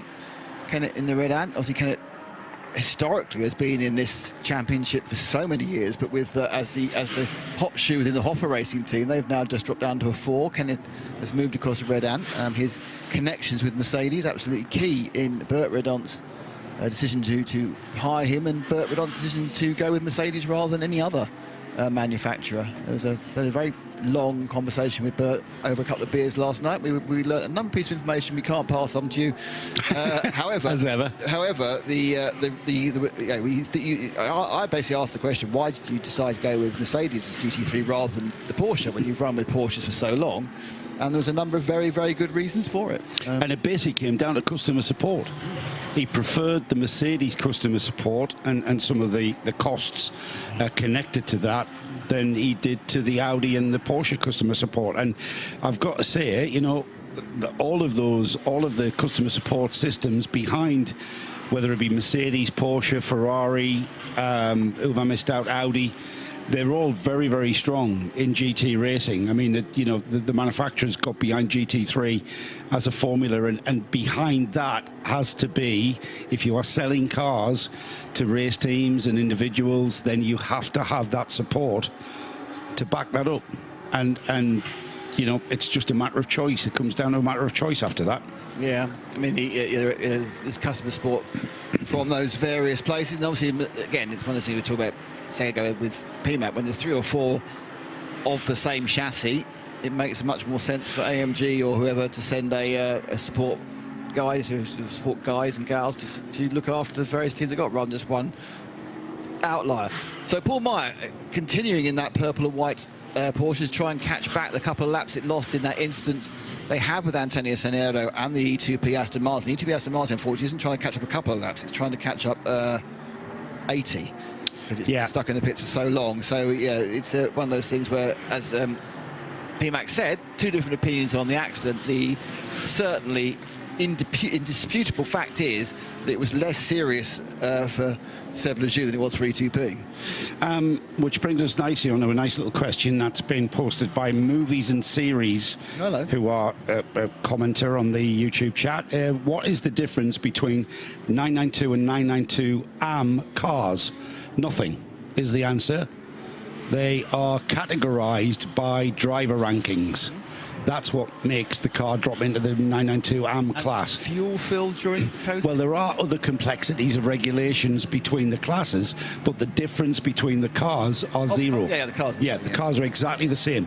They're all Carrera Cup cars that you can race in any Porsche Carrera Cup National Series, wherever you choose to do your Porsche Carrera Cup racing, to be honest. Maxi Partel dispatching Fabien Defeu in the Ajith Racing by Red Ant car. Ajith and the Kumar team have changed support. They've moved over to be run by Red Ant for this event, and it's going quite well. obviously a lot of experience in running those 992 Porsches for Renault, because that's what they were doing up until the beginning of this season when they switched to GT3 as the 992 champions. But we're in that stage of the race now where the actual overall positioning is a little bit difficult to completely work out, mainly due to the fact that we're on very different fuel strategies, not necessarily pit strategies, but fuel strategies, due to those couple of code 6 that we had. If you've taken 25% of fuel and somebody else came in a couple laps before you took 100% of fuel, yes, you may be shown ahead of them, but you're actually effectively 45 seconds to a minute behind. But in pure competition levels, it's Haas RT by 12.5 seconds from Red Ant and Kenneth Hire. So another question regarding class differences. Nick Rinks 83, is a 992 Cup car is the 992 Cup car more power, less aero compared to the GT3? It has less power and less aero than GT3. And less drag. And because of the less drag, that's what makes it so quick and almost comparable. If you have a really good 992 driver against an AM driver in a GT3 car, then the lap times are very, very similar. But if you put two superstars in a GT3 car, the GT3 car would outperform the 992 car in all areas. Yeah. So it's a lot slipperier through the air. And hence its top end speed is very similar to GT3, but through the corner the GT3 has got a lot of aero enhancements to it, so it is glued to the ground a lot more. So overall GT3 more power, more aero, so more grip in on all areas of the track. 992 a little bit trickier to drive. Yeah, so for example, during the very naggy, let's use that term, first few corners of the lap, you're going to have a lot more downforce and a lot more overall pace with the GT3 cars. When you get to the back of the circuit, when you exit Curva Tramonto, go through Cavone and into the first part of Curva del Cado, which is a flat-out sprint with a kink, they are actually doing the same speed the whole way down. Yeah, I know. And it's only that finally, when not even the braking, it's when you actually start to turn, that's when the speed happen. The 992 car would have to brake, is braking a lot earlier as well, and sometimes we see that. You see a GT3 car trip over a 992 car because of that situation. But they race nicely together. I said earlier, very early on in this race, you're in a GT3 car. Overall, you can lap quicker. However, to pass a 992 car, because of that straight line speed, you have to be a bit more thoughtful, especially here at Misano. So it's not just a case of driving past. You're quicker in the corner, so the last thing you want to be doing is tripping over the 992, which has got a lot less grip mid-corner. So you have to think about it. You at the end of the straight, you've got a lot more braking power, a lot more grip through the corner. So it makes it relatively easier to outbrake at the end of this long straight, which isn't a straight at all, is it, Nick? It's got a few kinks in it. Yeah, there's a lack of straights, but that's quite typical for motorbike circuits, because a flat out straight is just a recipe for disaster. The following corners, they like to put a little bit of a curve and it just takes some of the pace off it.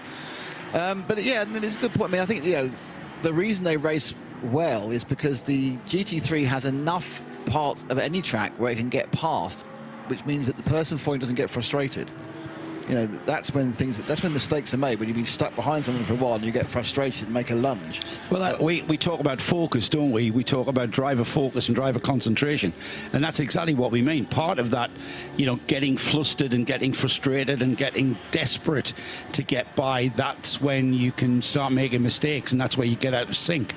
It's all about timing. When you drive a car around a track, it's about timing. You get to know the track, you get into that rhythm, and the rhythm is all about timing. And in multi-class racing, that timing can be upset, that rhythm can be upset, a lot and very frequently. So the skill is to get back into that flow. Well, whilst you were enjoying lunch, the main news was the coming together between Luke Breukers and who was it? I've got a different page to find out who he came together with. It was the 888 of Seb Lejeune. Well, it's been declared that the error was for Luke, and he's been given a 20-second penalty. Ah, right. Well, Seb Lejeune's having a nightmare of a race here at Misano, isn't it? As far as coming together with people. Yeah, and it's been deemed not to have been the 888 car's fault, after all. So yes, as an outlap effectively, and obviously as it said, Luke thought he saw it, but obviously that wasn't the way. I'm assuming he moved across onto line,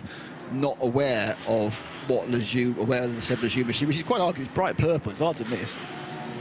So yes, they're going to have serving a 20-second penalty at some point in the next 2 hours. You have 2 hours to serve a penalty.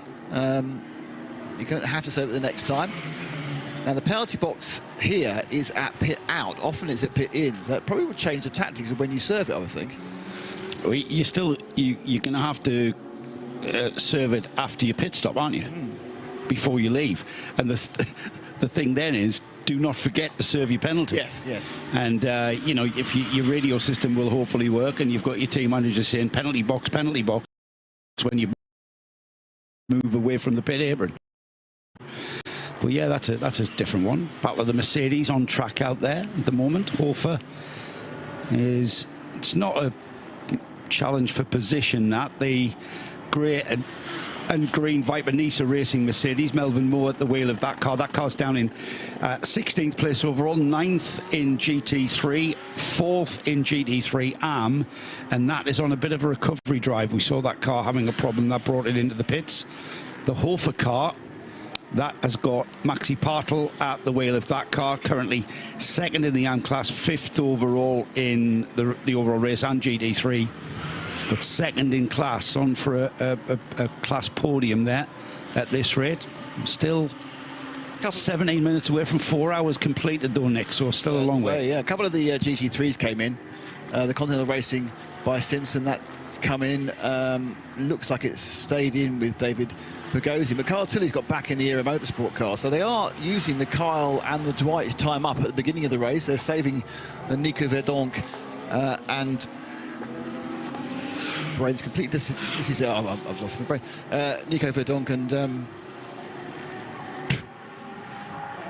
who are you looking for? The Scottish guy at the Era Motorsport who we've spoken You mean Ryan? Ryan Diaz. Yeah, that's because he's not very Scottish these days. He still speaks like a Scot. Wow. You know, yesterday we had a conversation with Ryan Diaz. myself tested. Yeah. Have you had lunch? You know. Oh, there you go. So we chatted to Ryan, and I did notice, you know, I've known Ryan for a long time now with IMSA racing in America and stuff, and Ryan's been there a long time racing sports cars in America. I did notice that with Peter Mackay chatting to him. Oh, did he get more Scottish? He became more Scottish, yes. Yeah, it's a bit like Di. Di becomes more Scottish, doesn't she? Yeah, that's what, as Di gets more tired, she becomes more Scottish. That's what happens there. Is Di Scottish? Apparently. She's the borders, I think. It's still Scotland, mate. You go across the Carter Bar. That's true, yeah. Yeah. Oh, hello. Or you become Scottish. You become more Scottish when you're upset, do you? And, yeah. I've never seen Di upset. I can't even imagine Di upset. That's all. What do you drink, being Scottish?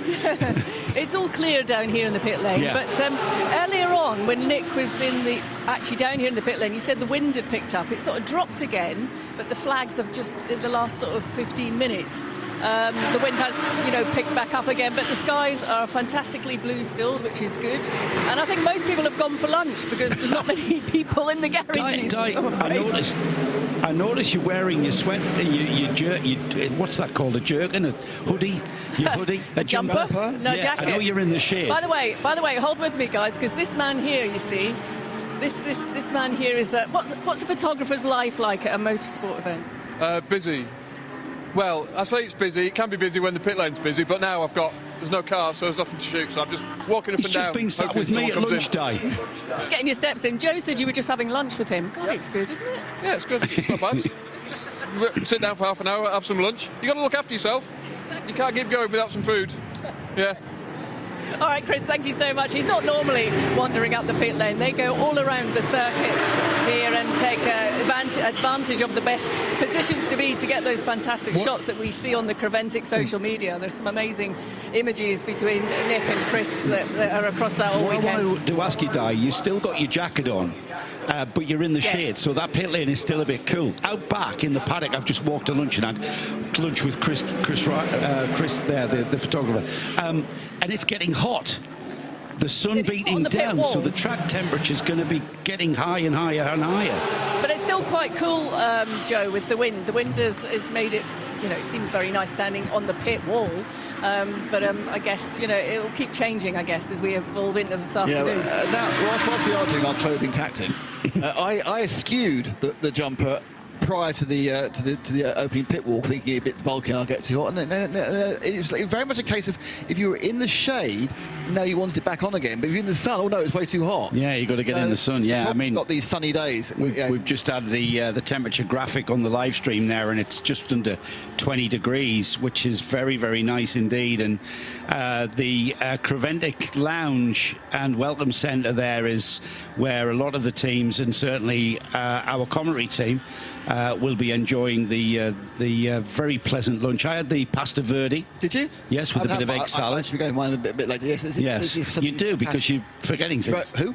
Who exactly? Am I? Tell me these fantastic drone shots we're getting. Yeah, and this is a facility that's available to all of the teams.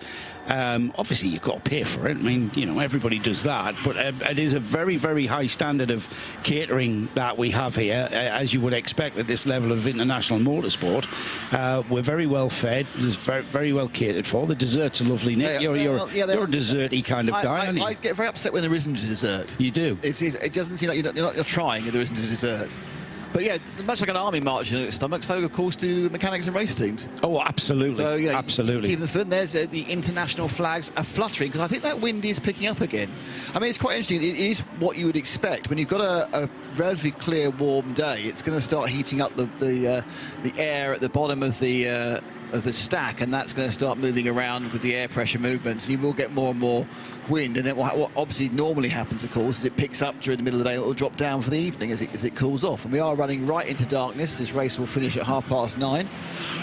Official sunset, I think, was 8:38. Was that? Yeah, about 8:30. Yes. We'll only have about 20 minutes, 25 minutes. A full dark, I think. Yeah. Which is enough if your lights are not working. Well, yes, and I know that. Or off my eyesight. One of the cars does have a broken light already, but they only have to have one, don't they, working? That's the rule. It's just a single working light will stop you getting in trouble. But we're in that period of the race now where there is an element of the tactics of turning laps, and as you've pointed out, how you finesse your various driver lineups. You know, I think we're seeing, for example, Era Motorsport very much heavily putting in their more gentleman drivers, saving their faster drivers for push towards the end. But on the flip side, we've also seen Paul Meyer do a quick sprint to get back into position for Seb Lejeune. And again, also we did see Klaus Bachler as well. They're having to adjust their strategy, aren't they, and put in the hot shots. I mean, Richard David Morley on the YouTube chat makes a very interesting point here. The non-pro drivers are the lifeblood of this sport. Absolutely. They really are. Absolutely. They are the funding that is this sport. The car owners, you know, these cars aren't cheap. So you need, you know, the businessman, the gentleman driver. And the weird thing is, some are the car owners. Experienced people in this business don't understand that. That's what I don't understand. This is, you know, this is very much pro-am racing. It's an international race series, but the level is very much pro-am. The World Endurance Championship is different. You've got manufacturers, but even in World Endurance Championship, you've got amateur drivers who aren't necessarily as quick as your pro drivers. You know, you've got people driving the BMW that aren't as quick as Dan Harper. Yeah, absolutely. As a World Endurance Championship example. But this series is not for the pro driver primarily. Yes, we love to have pro drivers like Mayer, who you just mentioned. Yeah. But the life and blood of this, and it's very well pointed out by Richard David Moxley, they are the life and blood of a series like this. But also, they're significantly more important than they would be, for example, in IMSA, because we haven't got full course yellows. So in IMSA, you go out and they send out in the P2 and in GTD, they'll send out as much as they can with their gentleman drivers, because they know they'll get a shuffle up, or not always in the 2 hour 40-minute race, but longer race, you'll get a shuffle up at some point, and any time you may have lost from having that slightly more, you know, not so professional driver in the car, you'll get back. Doesn't happen here. Every second that is lost or gained by your particular talent of your gentleman driver is absolutely vital, which is why you talk about Era spending many, many hours during the build-up to this training up their less quick drivers, making sure they do, you know, lead and follow, so they can get the maximum they can, because that time that is not achieved, that's gone forever. You don't get it back because someone's fallen off the track somewhere else entirely. And that's because without the full course caution, which then closes up the field, so you could have a 50-second gap between cars under full course caution, that closes up and is negated, and there is even the wave arounds, isn't there? You get laps back, and you can have that recovery drive is using those full course cautions. We have a different system here in Creventic Racing, in 24H Series Racing.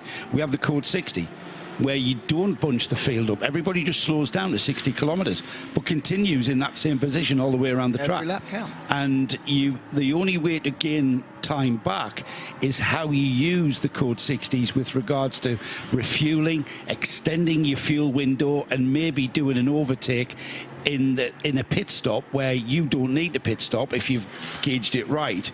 But then that can backfire on you as much as anything, Nick. And you mentioned there about you know, changing and swapping around your driver rotations depending on what has happened. And Paul Meyer in the 888 car, the Sebelju Racing, you know, whether Paul was scheduled to be in the car at this point in time, you know, remains to be seen. Because at this point of the race, you want to be cycling through and having the contribution made by your AM drivers. And it is a team sport. Everybody contributes. We started, you know, when we went qualifying yesterday, it's an average over 3 drivers. And that to me, that is pure team effort.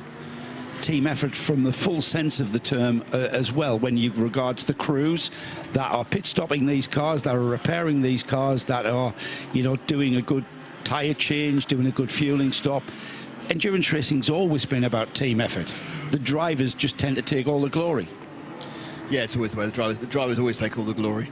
But yeah, I mean, it's an interesting rotation and working out how to get your drivers through. And I think there is a desire that, you know, you've got some time left with your hot shoe, you will put them in at the end, because that's when people feel they can make the moment different. But oddly, sometimes if they are particularly good on a particular part of the track, when the temperature or whatever, it could be somewhere else. So it's a huge amount of tactics, because everything counts. And that's the difference, I think, about the Creventic series. I don't think there's any other series not use any full course yellows. Are the full course yellows in SRO? I do know. I know nothing about that series. Quite sure. I love how Richard David Moxley's used a term from sim racing, referring to the likes of Klaus Bachler as an alien. That's a grass cutter. Yeah, if you're lucky enough to see the pictures, there's a Husqvarna grass cutter going around doing it. That's not just off track, though, is it? That's way off track. Yeah. Right. A robot the runoff area. Mower. Yeah. Not sure. You need one of them, Nick, for your land. Yeah, God, it's too complicated programming them. You've got to work out everything. If you don't want to put like little wires around them, they kind of, you know, otherwise they'll run away. They get away quicker than a tortoise will. I've had enough problem with that recently. Yeah, your robot lawnmower would probably escape. Yeah, it's not a robot tortoise, but yeah, she decides to go for a trump. They are very, very, very, very strong creatures. They don't look it, but they have a huge amount of shove force. So we've got a Paddock Club environment on the roof of the pit lane. A lot of spectators here. A lot of spectators, obviously, specifically for Ajith Kumar and the Ajith Kumar racing team. But we do have a lot of the locals in as well. And we do, you can see the pictures now. What you can see in the background of that shot is what looks like a little kind of easy up village, and that is the Japanese car show. So we have. So if you were in the Misano area and a big fan of massive turbos, dustbin lid exhausts, and a selection of some really rather nice old Subarus and everything else. That is a Japanese car show that's taking place here as well. We've started something. Pretty well attended that as well, looking at the shop. It is. It's absolutely phenomenal. We've started something because Jack Wells is wanting to join in on the amateur driver chat. He agrees with what Richard David Moxley said about, you know, those guys pay the bills in this kind of series. And then, where is it? Where did I see the comment about the World Endurance Championship? Yeah, amateur drivers in a World Championship is a different conversation entirely. 24H Series is different as it relies on those AM drivers to keep the championship alive. You'd be surprised to hear, Jack, that there's a lot of AM drivers at World Championship level are actually the money behind the teams. They actually are the owners of the drivers. And I'm not going to name names here, but they are actually the owners of those cars in the World Endurance Championship. And that's been for a few decades, if not forever. Yeah, I mean, it is a very similar. It's just the standard of lap time that you get in the World Championship is perhaps a lot higher, and those AM drivers are closer to those aliens. I think now with GT3 being taken into World Endurance Championship and taken into Le Mans itself, there's a lot more manufacturer involvement. So I don't think, but even though 2 or 3 years ago the cars were owned entirely by a rich person, clutches of the 992 field, so perhaps something gone wrong there on the opening lap. But the opening order then, Proton Huber, Manuel Lauk from Matthias Lismon for Haas RT Audi. Then it's Red Ant Racing with Yannick Redan on board. Antonio Cenero, good start from him. Them being in that car, but you'll probably find that the manufacturer is also supporting a reasonable percentage of that cost. Well, actually, there are people who buy cars and then in a very... He's moved up to 4th in the E2P Aston Martin. Also the Ajith Kumar racing car. The customer support services behind, and I'm talking GT3, I'm not talking about hypercars, and but there's an element even in LMP2 the P2s of that P2s are all owned by some. The cars are owned by privateer owners, not necessarily the teams, and the teams are running the cars at a cost. There's no works Orica, and somebody's paying the bills. Yeah, exactly. Someone's footing the bill. There's no works Oricas. Exactly, Nick. You know, but and that's fine because that's how motorsport has always been. This revulsion to the pay driver, which comes out like this pay driver is the ultimate insult. Well, no, that's what 98% of all drivers are. They're paid drivers. You know. You don't, you're doing like a Super 7 clubby down at Alton. They're all paid drivers. Yeah, they own the car themselves. It's their car, but they've paid to do that race. I mean, you could even include Formula One in this. There's still a few paid drivers in Formula One. Not everybody's paid. Very few now. Very few now. I don't think there's any paid drivers. There is one whose dad owns a team. There is that, but he's not actually paying. There are a few drivers, Nick, who are paying to be in that Formula One their Formula One teams. And I can name names. Well, those who are on the junior programs, yes. Those in the seats, I would say no. But it's a conversation for a different day, but I would say no. It is, because we're here at Misano with 8 hours remaining. In the sunshine. In the sunshine. The sun has come out. We've had a lot of rain over the course of the week. There is on the horizon beautiful blue skies there that we see, not a cloud in them. Well, there is a cloud in the sky if you're the 421 car. Is there? Now, the 421 car, which is the venture Mercedes-AMG, who wanted to make sure they ran a perfect, clean race with no mistakes, have made a mistake. They've exceeded the driving time limits. Oh, no way. They've exceeded the driving time limits and picked up a 6-second penalty, so they have made an error, which is good. So was that Neville? Well, Neville's the owner of the car, talking about that.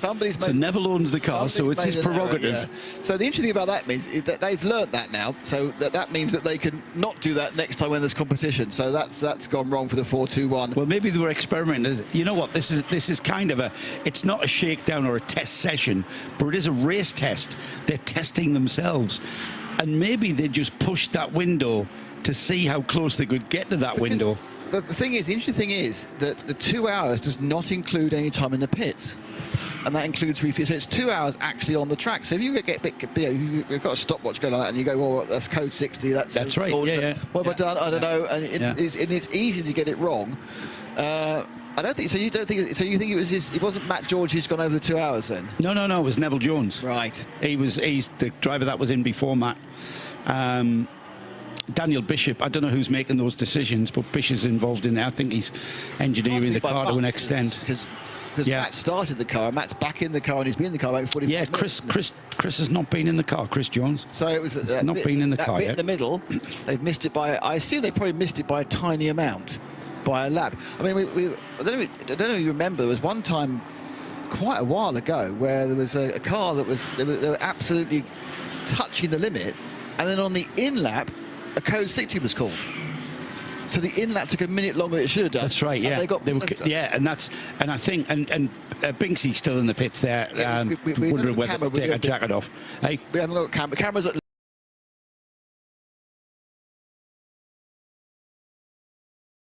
lunch. All right. Okay. Well, we're at. Fabian Defoe is on the move, and he's right on the tailpipe now of Holmgard Motorsport. Jonas Holmgard at the moment fighting over 15th place overall. Yeah, Holmgard, actually, the Holmgard car just forcing its 4th place and doing a great job. Maxi Partel is in the RAFA Racing Mercedes in 5th. 6th is Dennis Vasek in the Scuderia Praha Ferrari. 7th is the Continental Racing by Simpson Motorsport Audi. The Era Motorsport Ferrari seems to to have had Kyle Tilley in it forever. Kyle Tilley back in that before he scoots off to Spa Classic. 9th is the Marcel Van Berlo driven Van Berlo Motorsport by Bascuten Porsche. They are leading the 992 class, and not far behind them is the Holmgard Motorsport Porsche, the number 902. 11th is the Red Camel car after their problems with that puncture and damage after contact. They've been given a penalty also to add to their woes. They're 3rd in 992, 11th overall. Nick Johnson is in the bright green RPM Racing Porsche in 12th place. They are currently leading the 992 AM class and 4th overall in class. Fadim Dufour is in the Ajith Kumar Racing Porsche now in 5th in 992, 13th overall. It's the Mulliner Motorsport Porsche in 6th in class and 14th overall. Melvin Moore is on a bit of a recovery drive in the Viper Nisa Mercedes. They are 4th in the GT3 AM class, 9th overall in GT3. And then we've got GTX, the Vortex V8, that is keeping GTX honours alive in this series. The number 701 in 16th place overall. 17th is the 911 Racing Porsche. That's 7th in 992, 17th overall. Matt George, we've just been watching the only GT4 car we've got, the Venture Racing team, really are testing their race prowess here this weekend. Paul Meyer continues to recover in the Sebelju Racing Porsche in 19th. 20th is the Escuderia Faron Porsche. That is again on a recovery drive. And then still in the pits, it did have a peak outside of the pits after that long repair job on the Aston Martin for E2P Racing, but Antonio Saniero will be the driver that perhaps will continue in that car. But that car poked its nose out of the pits, went straight back in, and that car still in the pits in 21st place. But it's been quite an exciting start to this race, Peter. Peter Mackay just joining us back after a lunch of Pasta Verde, was it? Pasta Verde lasagna? Oh, I'll tell you about the highlights of my lunch in a minute, but why don't we talk about the highlights of the race? After so the highlights of the race. I will tell you all about the highlights of my lunch. For a small but perfectly formed grid of cars, 21 cars across 4 classes, we got off to a relatively clean start, didn't we? Without any real major incident. It was after the race settled in that we sort of seen a little bit frustration creeping in, cars not making it past one another as readily as perhaps their drivers expected to, and hence we saw a little bit of contact to contact, wheel-on-wheel contact there from the Sebelju Porsche and the Aston Martin of E2P Racing being recovered quite erratically there back to the pits.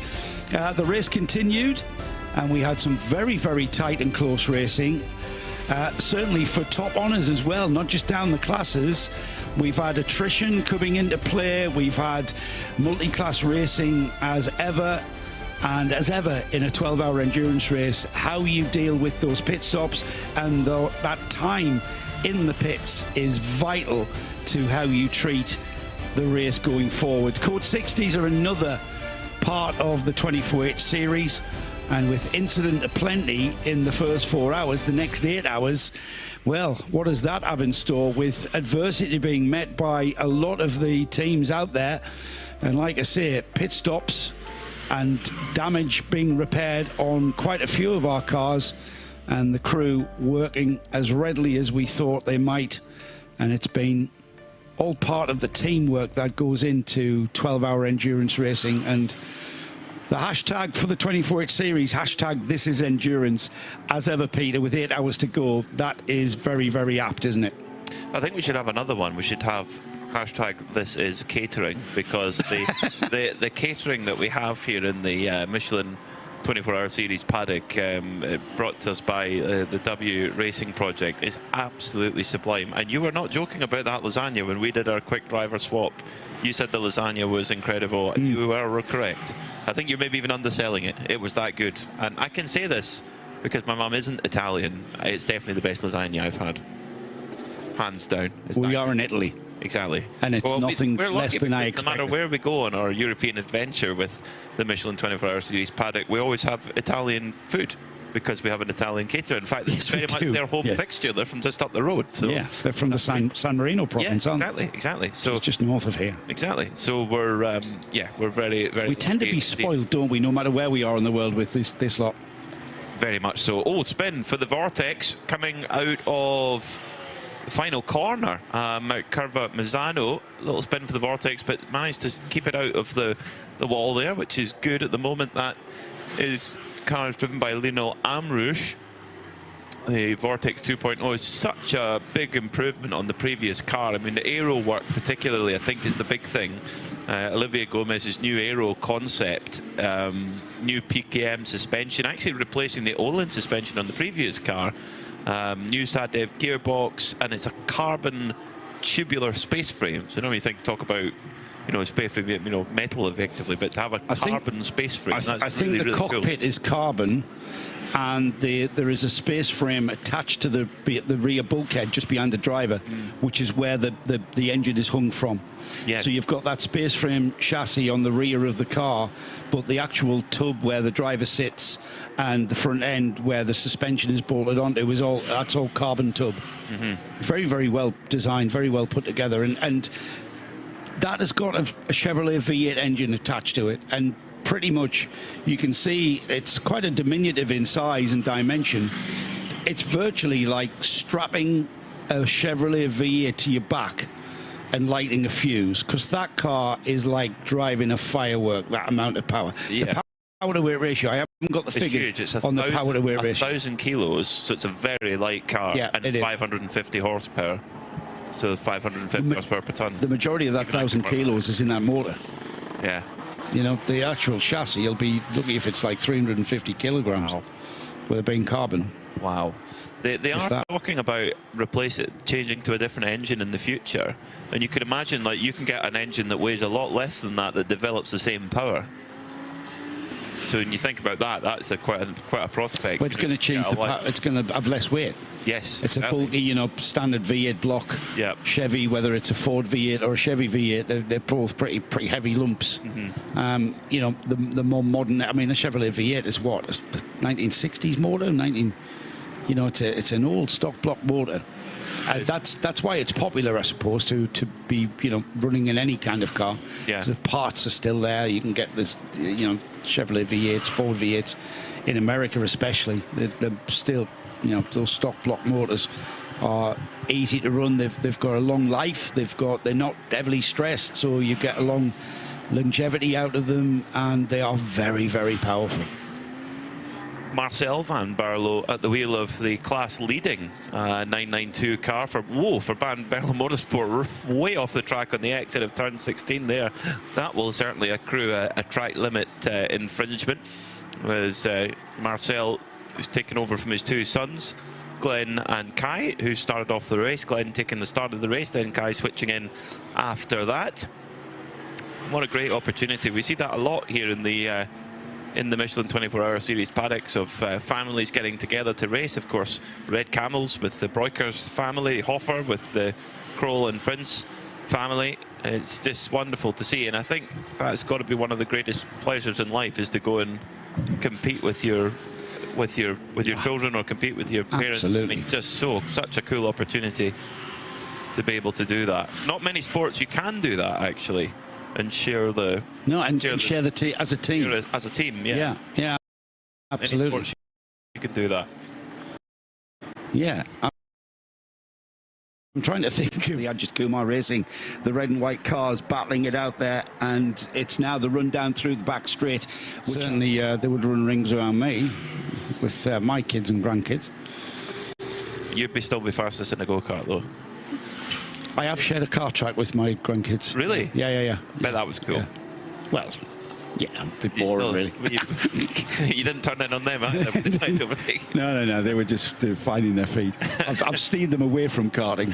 Have you? Yeah, there's a tennis racket. So very wise. There she goes. There's rock climbing. She's into rock climbing. Good. Yeah, equally as dangerous and thrilling, but a lot less expensive. At least. Yes. Yeah. Pair of climbing shoes, a lot less than a set of tyres. Well, another track limit penalty coming through. We've seen a few so far in this race. Red Camel Jordans, who are on the recovery after an incident with the 921 Mullner car. They're actually up to third in class now. It's been an amazing fight back. They lost time, but not as much as they would have done had there not been a code 60. But they've been given a 10-second time penalty for for breaking track limits. They are, as I say, they are not the first, and I doubt they will be the last to get that penalty. The way that the penalties are served, there is a penalty box in the pit lane. So when you come in to take pit service, you can serve your penalty. If it's under a code 60, the penalty is doubled. So you, the teams can decide whether it's better to serve it under code 60 or not, depending on what they're doing and what their strategy is at that particular moment. The first third of the race is done. We're well into the incredible, isn't it? Third of the race now, and it's, you know, you look at the balance of things at the front of the field. There's still 5 or 6 cars, maybe more, that are all within a near enough equal chance of winning. Yeah, and I think that's what we like to see. We like it to be competitive, and that, you know what, I wasn't worried about only having 21 cars here over 12 hours, Peter, because I knew that we were going to have some close racing. My adage that I've used for a long time is we only need 2 cars to make a race, and you know, with 21, 10 in GT3, 9 in 992.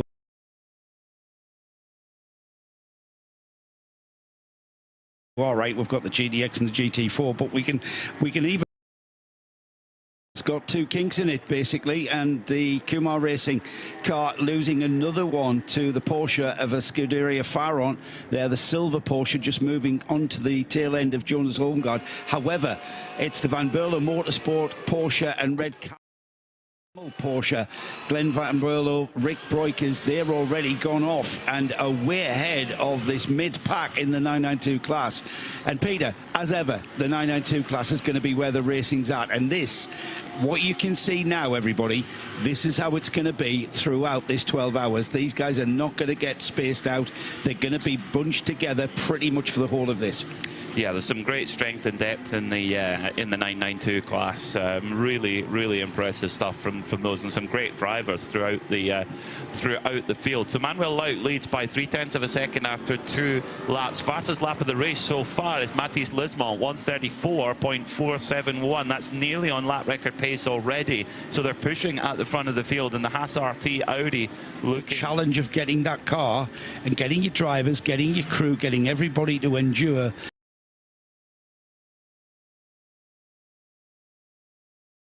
Very good indeed with that crew, and making a good start to the race. Yannick Redon trying to keep pace. A race like Le Mans, the difference in the brand's profile is noted straight away. That's been the you know, motorsport as a marketing tool for manufacturers. Win on Sunday, sell on Monday was the American adage that was very commonly in use, and probably still is. E2P Racing have had another tumultuous day. They've been in and out the pits after managing that repair, and Diana Binks has got an update of how they're getting on.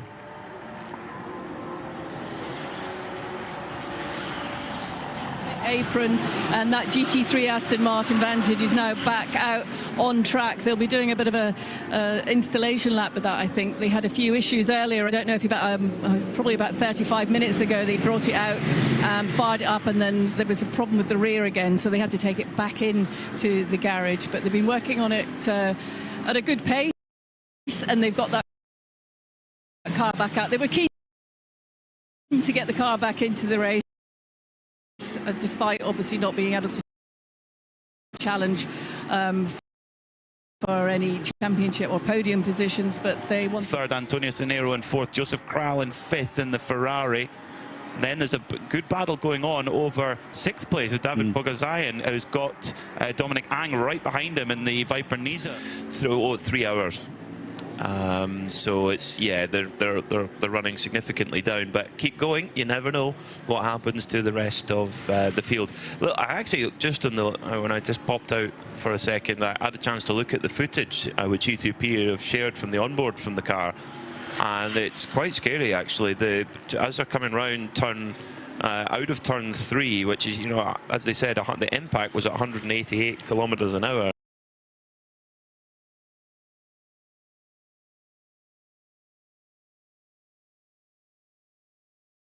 Mercedes. Then it's Alexander Prince in the very similarly painted, just swapping the green for pink, in the RAFA Racing car, which of course had such a good run at Spa, overall podium and a class win. Championship leaders as well, Hofer sharing that championship lead with Scuderia Praha. They've got that at the forefront of their minds, I would think. And now, my first Le Mans was 1981, and I remember, you know, drivers would be driving at 6 7/10 to nurse the car across the 24 hours. And we'd have drivers, you know, obviously clutch and stick shifts and gear changes and straight cut boxes that would, if you overused them and abused them, wouldn't last 2 minutes. So there was an element of that, whereas because of today's technology, you've got paddle shift gear changes, the computer changes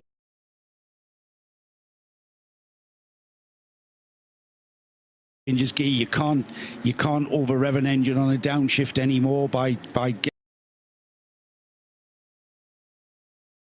getting that gear.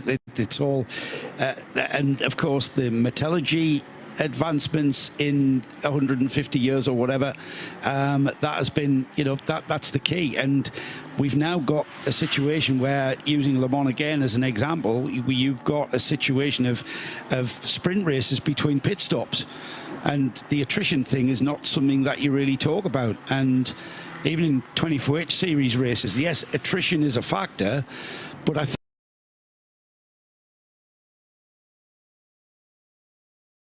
you know, we've been going for almost 5 minutes, and we're finding that drivers just finding their pace, easing into that race pace that we're looking at, and not really finding any real opportunities out there to maybe seek out where their cars are stronger than what the cars around them are and how they're racing. And we are going to see relatively smooth. It's, in terms of a motorbike context, it's a little bit bumpier. Actually, the riders complained about that a bit after the track was resurfaced, but in general it's a pretty smooth track.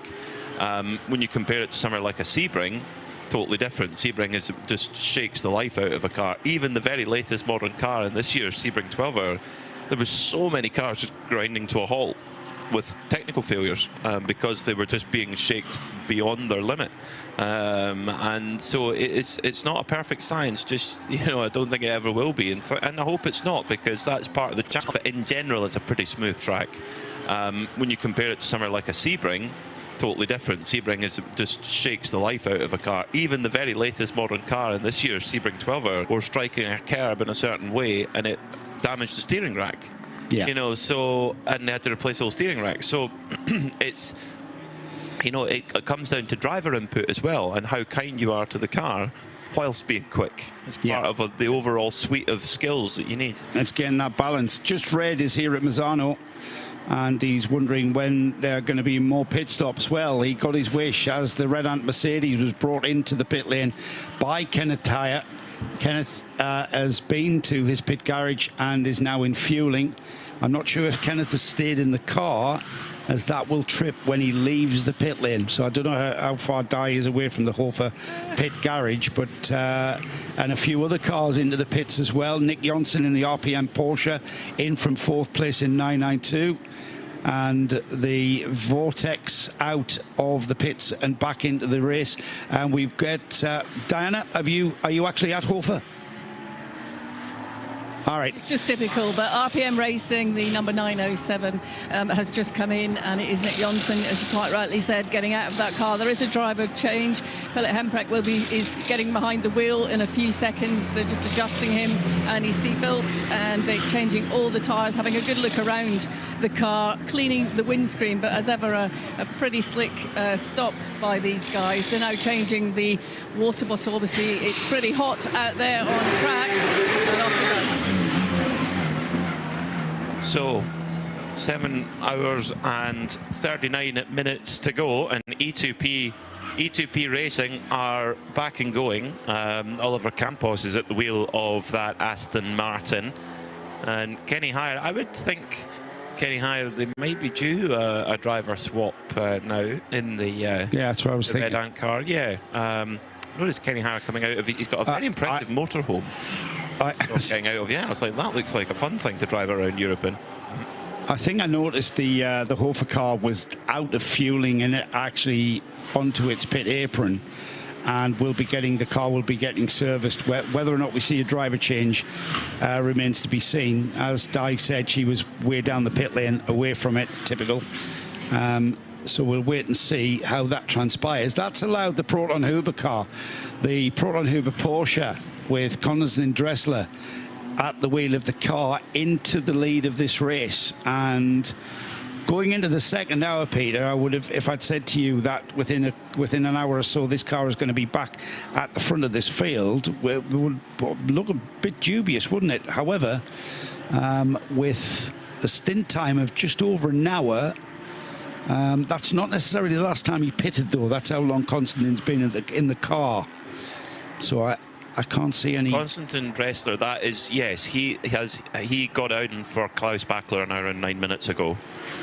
So so Dressler might well be staying in for a double here. Red Ant Racing are into the pits and have greeted Diana Binks. They certainly are, and they've just brought the car in. They are making a driver change. They have changed tyres as well for the number 93 Red Ant Racing Mercedes. That you can hear it just firing up now and heading back out on track. But again, another slick stop by the Red Ant Racing team, who are also just waiting on the pit apron now for the Ajith Kumar Racing by Red Ant car, the number 901, the Porsche 992 car, and Ajith is about to jump back in behind the wheel. So he's only had a very short break. He got out, I think, about an hour and a half ago when I spoke to him. So he's getting back, or maybe it's 2 hours. He's going to be getting back into.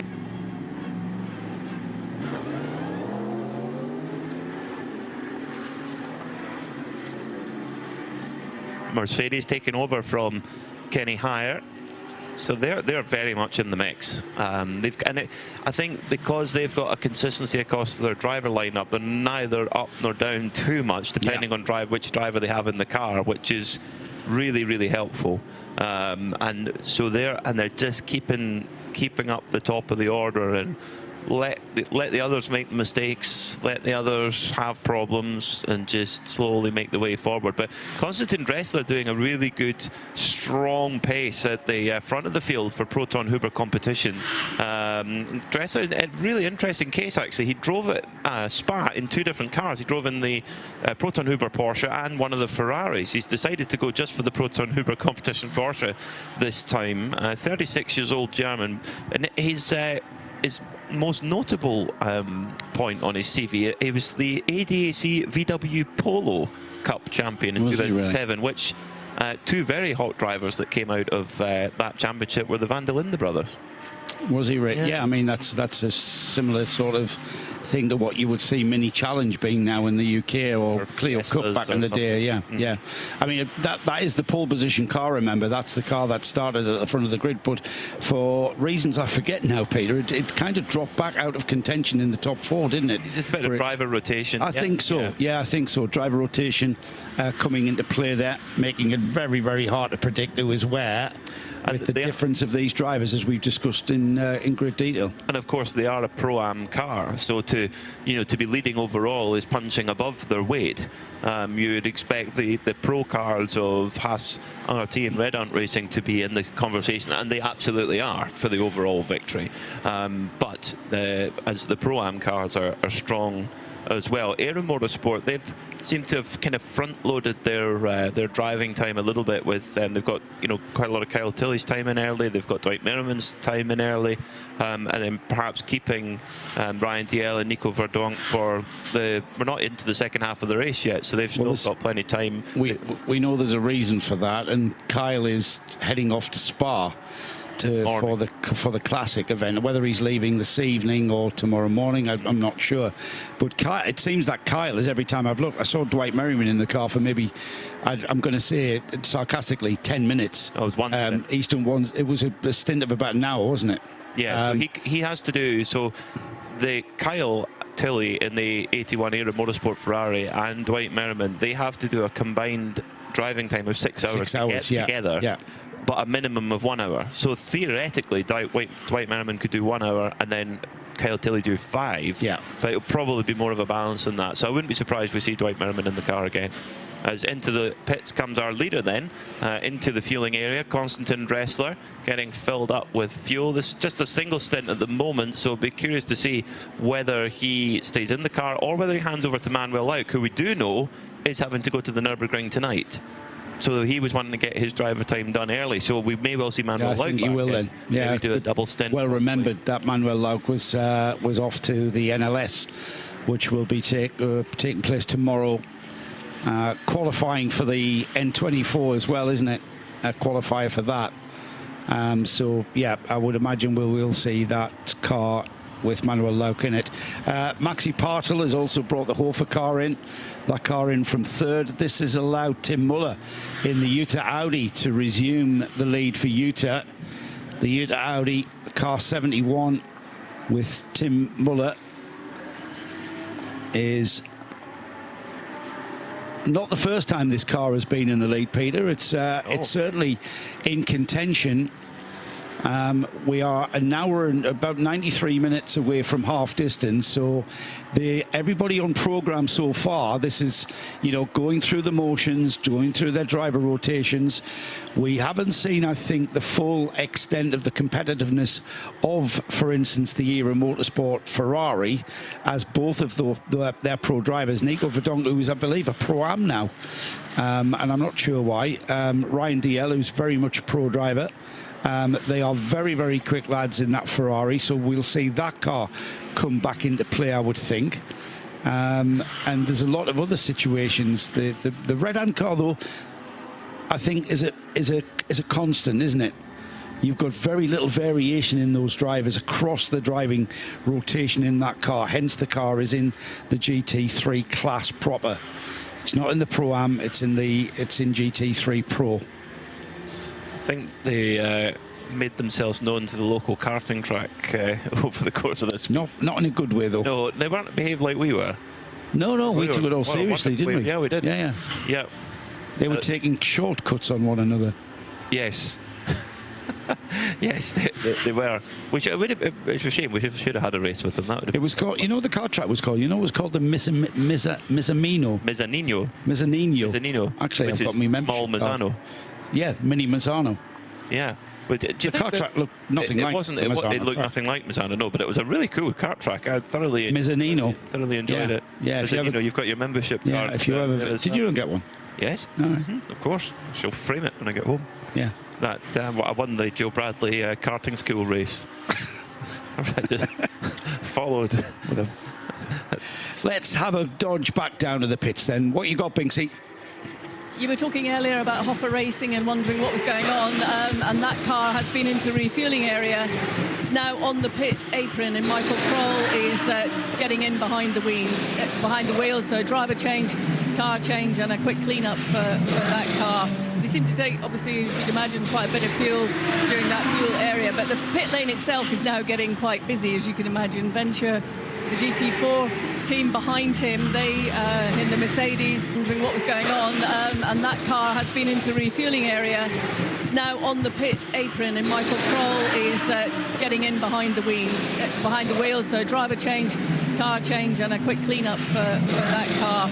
They seem to take, obviously, as you'd imagine, quite a bit of fuel during that fuel area. But the pit lane itself is now getting quite busy, as you can imagine. Venture, the GT4 team behind him, they in the Mercedes, they have just done a completed a pit stop as well. Quite tight in the pit lane at this end at the moment. But next dynasty of the RAFA Racing dynasty continues.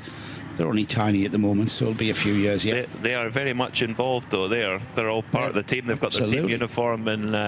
Now then, that's the Venture car I see in the pit box. Sorry, in the penalty box, and that will be taking its penalty for. Let me remind myself. There it is. It's a time driver time infringement, isn't it? Oh, they've gone through the 2 hour max stint time. Yes, they went through the 2 hour max stint time. 60 seconds. Was that while you were on lunch? Must have been. Yeah. Yes. Now then, what Nick and I speculated as, and maybe Di can have a look down adventure. So it was at the wheel of the 421 was Neville. So Neville Jones, car owner, team man with the name above the door of that team. Although I think he took the car 2 venture to run. So Neville was in the car too long. And I just wonder if they really pushed the experimentation of how close they could get to that driver time. Yeah. They're the only car in GT4, and this was an experimentation run for this car. We know we're going to have more GT4 cars at Paul Ricard. We know we're going to have more GT4 cars at Barcelona. So it gives the team, without any pressure of having competitors around them, but they're kind of trying to emulate that pressure and put themselves under personal pressure, and they've maybe just pushed it a little bit too much. Yeah. And Neville was in the car too long. And maybe Diana can have a dodge down there and have a chat to Neville and see if our speculation is correct, because it is pure speculation. Or it might have more GT4 cars at Barcelona, so it gives the team, without any pressure of having competitors around them, but they're kind of trying to emulate that pressure and put themselves under personal pressure, and they've maybe just pushed it a little bit too much. Yeah. And Neville was in the car too long. And maybe Diana can have a dodge down there and have a chat to Neville and see if our speculation is correct, because it is pure speculation. Or it might have been just an honest mistake. Yeah, and or the other thing it could be is that they were running beyond that time as a way of preparation for, when we go to Paul Ricard, it's going to be hot. It's going to be very hot. It is. So from a preparation point of view, you go and they've got nobody to compete with anyway. So they go, actually, if we go over the max stint time, it's fine, but it's a way of preparing physically for that as well. I mean, Neville's a very experienced rally driver, very successful rally driver, but relatively new to endurance racing. So could have been that. We'll no doubt Diana Binks will find out from the Venture crew, who are a wonderfully nice bunch. There's one of the crew chiefs from Venture just making his way back from the penalty box. He has to manage their car once a car has been given a penalty, and I noticed that that car will take up when it leaves the pit apron here. So that's where they serve it at the end of the pit lane. That must be annoying if you've got a penalty and your garage is away down the other end, a bit like it is with Venture, and you've got to walk all the way. You've got to walk all the way down to the penalty box to time the penalty to make sure that it's been served in full. Sepulchre Racing on the way then, as race leader has come into the pits. Our former race leader, I should say, now due to racing, and Tim Muller to go to fuel. That means that Matisse Lesmont for Haas RT now goes to the front. So it's great, isn't it? It's just one car to the front next. That doesn't mean that it's filtering back between 2 different cars. There's probably 5 cars that are cycling through the lead at the moment. That's fantastic. And then when you consider, all right, you've got the Hofer Mercedes. Michael Kroll's in that car now, and by Michael's own admission, he's not as quick as Alex Prince or Kenneth Heyer. We'll see that car coming back towards the 4, and more, I think more excitingly, the Era Motorsport Ferrari, they're cycling through their AM drivers, Dwight Merriman, Kyle Tilley. We have got locked in a dark cupboard, Nico Verdonk and Ryan DL, that will be taken out of the cupboard, switched on, programmed to go as fast as possible. So that Era Motorsport Ferrari, I expect to be into contention as well for overall honours. Do you think before Ryan DL gets in, they crack open a can of Iron Brew and pour it down him like? Well, no, because he's not Scottish, really, is he? He's American. Oh, he is. He's very I was just talking to Nick about that, and I would chat yesterday. His Scottishness came out because he was chatting to you with the Scottish accent. Which I mean, there's a Scottish twin underneath his accent, but he's been in America for so long. He's got an American Scottish sort of twang. But he was very Scottish yesterday. I met his dad John for the first time at Spa, and I would imagine his dad John and Mum Mary will be watching. I'm sure. Hopefully they are. If you are, hello, John and Mary. So a little bit of windshield clean there. Well, for, as well as that, what I was going to mention is the speckledness that you see on that windshield. It looks like the windshield is cracked. It's not. It's got a covering. It's got a tear off. And rather than, I mean, you need a load of tear-offs for a 12-hour race. So they're cleaning that windscreen, but there's a sheet of clear plastic that they will eventually tear off the windscreen. Like you have a visor tear off, it works the same, but it's been applied to the windscreen, and it's very, very hard to apply without any of those dots and speckles appearing. You've got to be you've got to be a very good rapper, and I don't mean music rapper. You've got a rapper with a W, that is, to get that on and have perfection. So there's always going to be the dots and the speckles and the air bubbles, but that will be ripped off eventually when they've cleaned it enough and it's too scratched and scruffy. They'll pull it off and they'll have a pristine and clear windscreen to look out of. I do remember it was in the days of the Mazda DPI car. The car came in for a pit stop, and I think the mechanic, in such a rush, he sprayed the windscreen, cleaned it all down, got it all nice and shiny, and then tore the tear off. So it was nice and clean when it went in the bin. Nice clean tear off just got pulled off. It's very funny. So Juta running really, really well. The Lithuanian squad, a proper stalwart of Creventic Racing. They ran a car for the Red Camels team actually at Barcelona last year. Typically run Audi R8s from their awning. Dafa Razaka is on the YouTube chat. Boy, it's raining penalties. Or boy, it's raining penalty. Yeah, this is not a surprise, Dafa, and I think it's not hallelujah either. It's the nature of. It's the nature of Misano, isn't it, Peter? We'd mentioned it earlier. We chatted about this earlier, but it doesn't stop us repeating it. It's predominantly a motorcycle course. This is where MotoGP, World Superbikes, etc. come to, and the curbs are very low. Penalties. Or boy, it's raining penalty. Yeah, this is not a surprise, Dafa, and I think it's not hallelujah either. It's the nature of. It's the nature of Misano, isn't it, Peter? We'd mentioned it earlier. We chatted about this earlier, but it doesn't stop us repeating it. It's predominantly a motorcycle course. This is where MotoGP, World Superbikes, etc. come to, and the curbs are very low. And so you get the cars using extra track by going over the flat curve. Oh, there. We're going to try and do a few chats with teams with family teams, basically, just because there's a lot of family teams here on the pit lane. And we're going to start with Bert Redont from Redont Racing. Simple question: is it more fun racing with the rest of your family, or more stress? More fun, definitely. Stress. There will always be stress in racing, and when your own kids are driving, it's a little bit extra. And my wife is also looking on the screens when the kids are driving. And the rest of the day, she's in the kitchen. But that adds some stress also, yes. So you got 4 drivers, 2 of course your sons and 2 are hot shoe racing elsewhere. Do you treat them all the same, or are you a bit harder on your boys? Or I try to treat them all the same, but if I'm honest, I try to be more honest to my kids than to the other drivers, because we're a family and we can be honest to each other. If it's not good, then I tell them. So what did you say to Ayrton when he threw the car off on Wednesday or Thursday? That happens. I had that too in my career. If you're not going over the limit, you're not racing, and you're not searching for the limit. So if you cannot handle that in a team, you should be you buy a PS5 and you play at home on the television.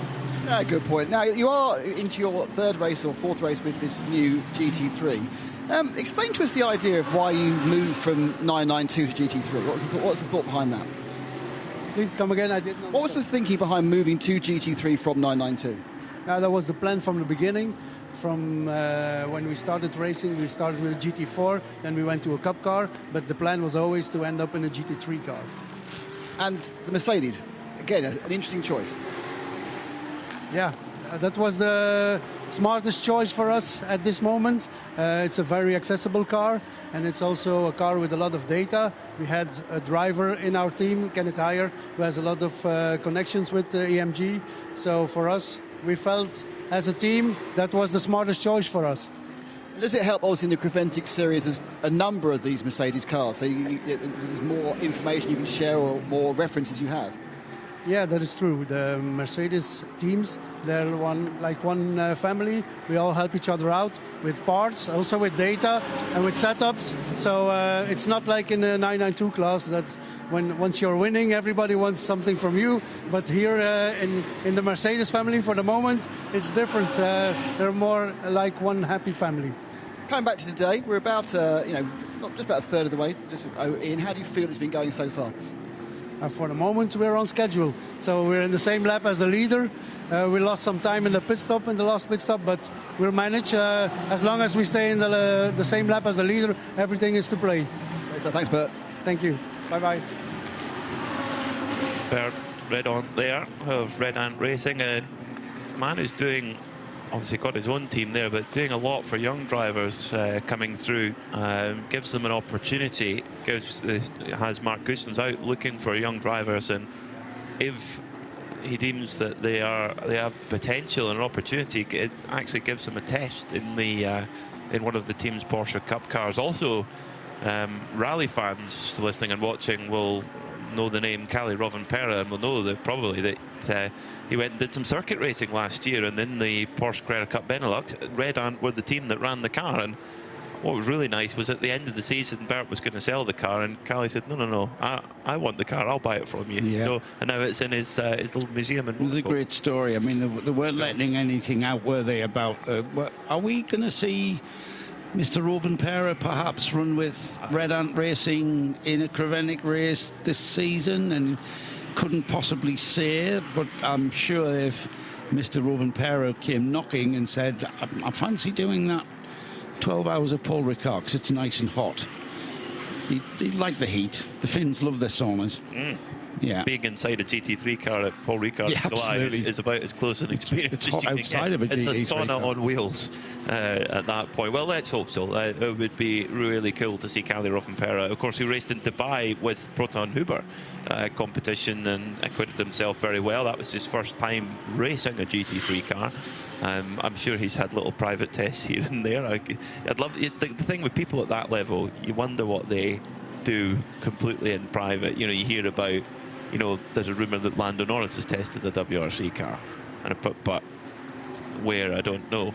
And these things that could be arranged when you're of that level of profile. Well, we had Max Verstappen out in GT3 car on the Nürburgring, didn't we? That wasn't so secret.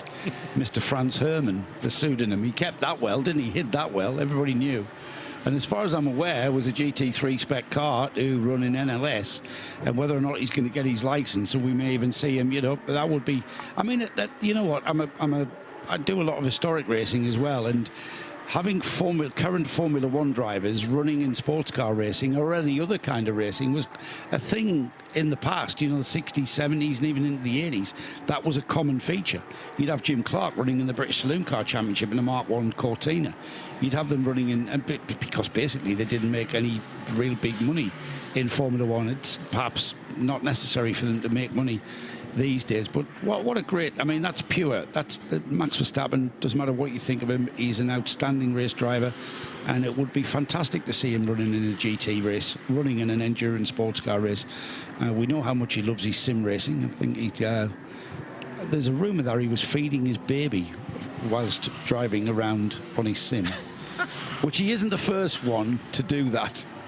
No, yeah, it probably won't be the last. Yeah, he isn't. Yeah, no, it's wonderful.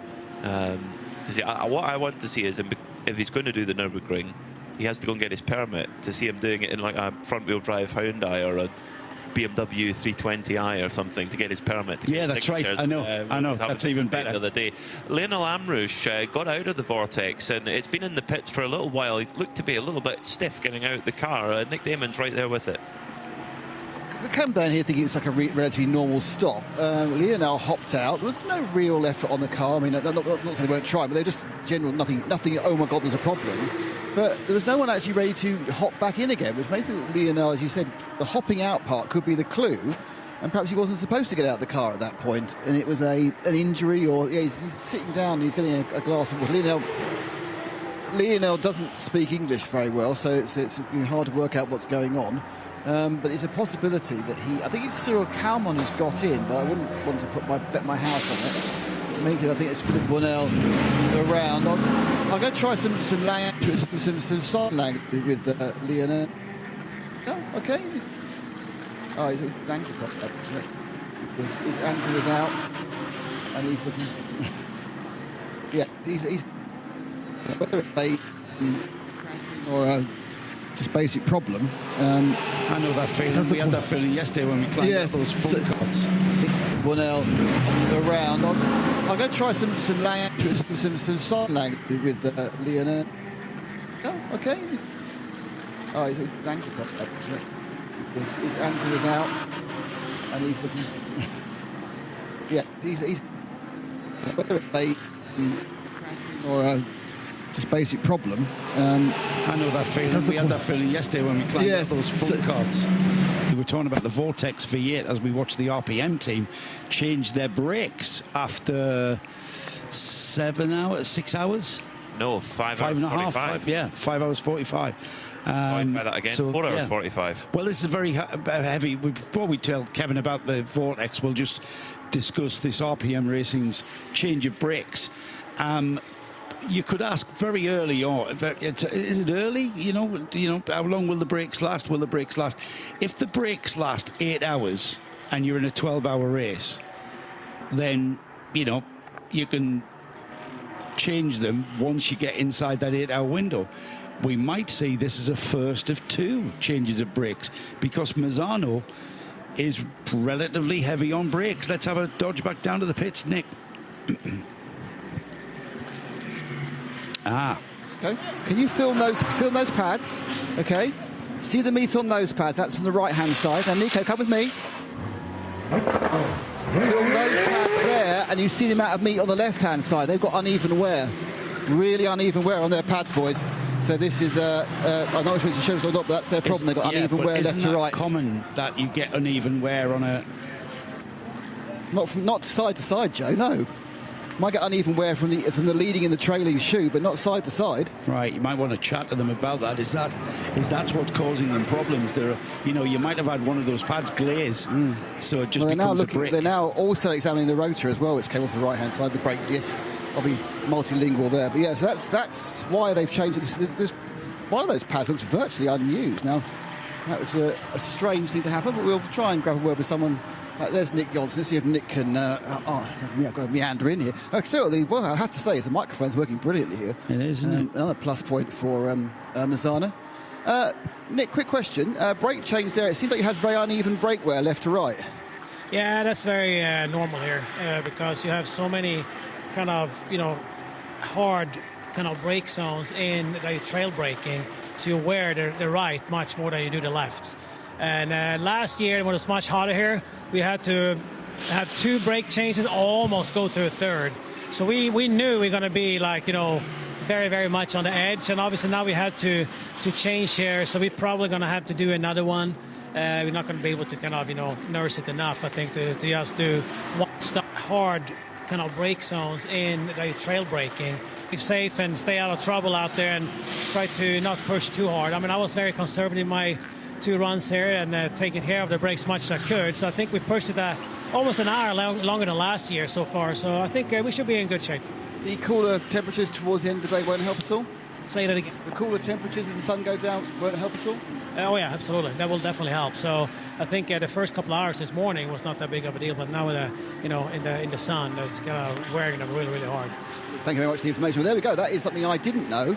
But I suppose if you are braking and trail braking, you've got the unloaded side is going to need much less resistance to stop, isn't it, compared to the loaded side? So there we go. It's good. Look, every day is a school Nick, day. That was a great spot, I've got to say. It's easy for me. Yeah, commendable spot from Nick Damon there in the pits to point out the uneven brake wear, and then that was clarified by Nick Johnson's explanation, I think.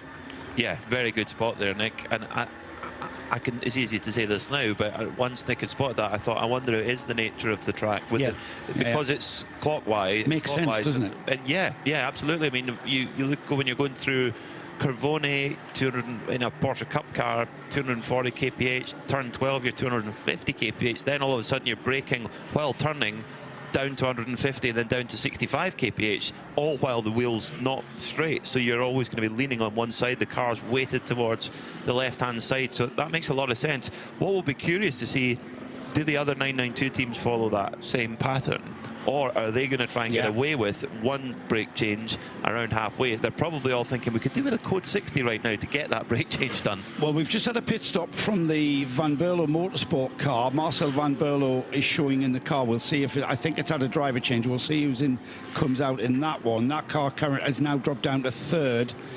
So they've changed brakes as well, Nick, did you say? Busy at the moment, so that's fine.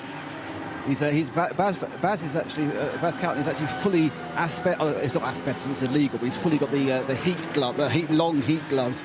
Theirs have come off, and it's a very similar story. It's not quite as extreme on the left-hand side of the matter of wear they've got, but they are again having this side-by-side wear situation, which I genuinely have not seen before. This is really interesting about trail braking. Yeah, it makes sense as you speed in. I'll go quick Baz now. Baz, it's really, really interesting. This brake wear, I've never seen this uneven brake wear before. Is it unique to the circuit?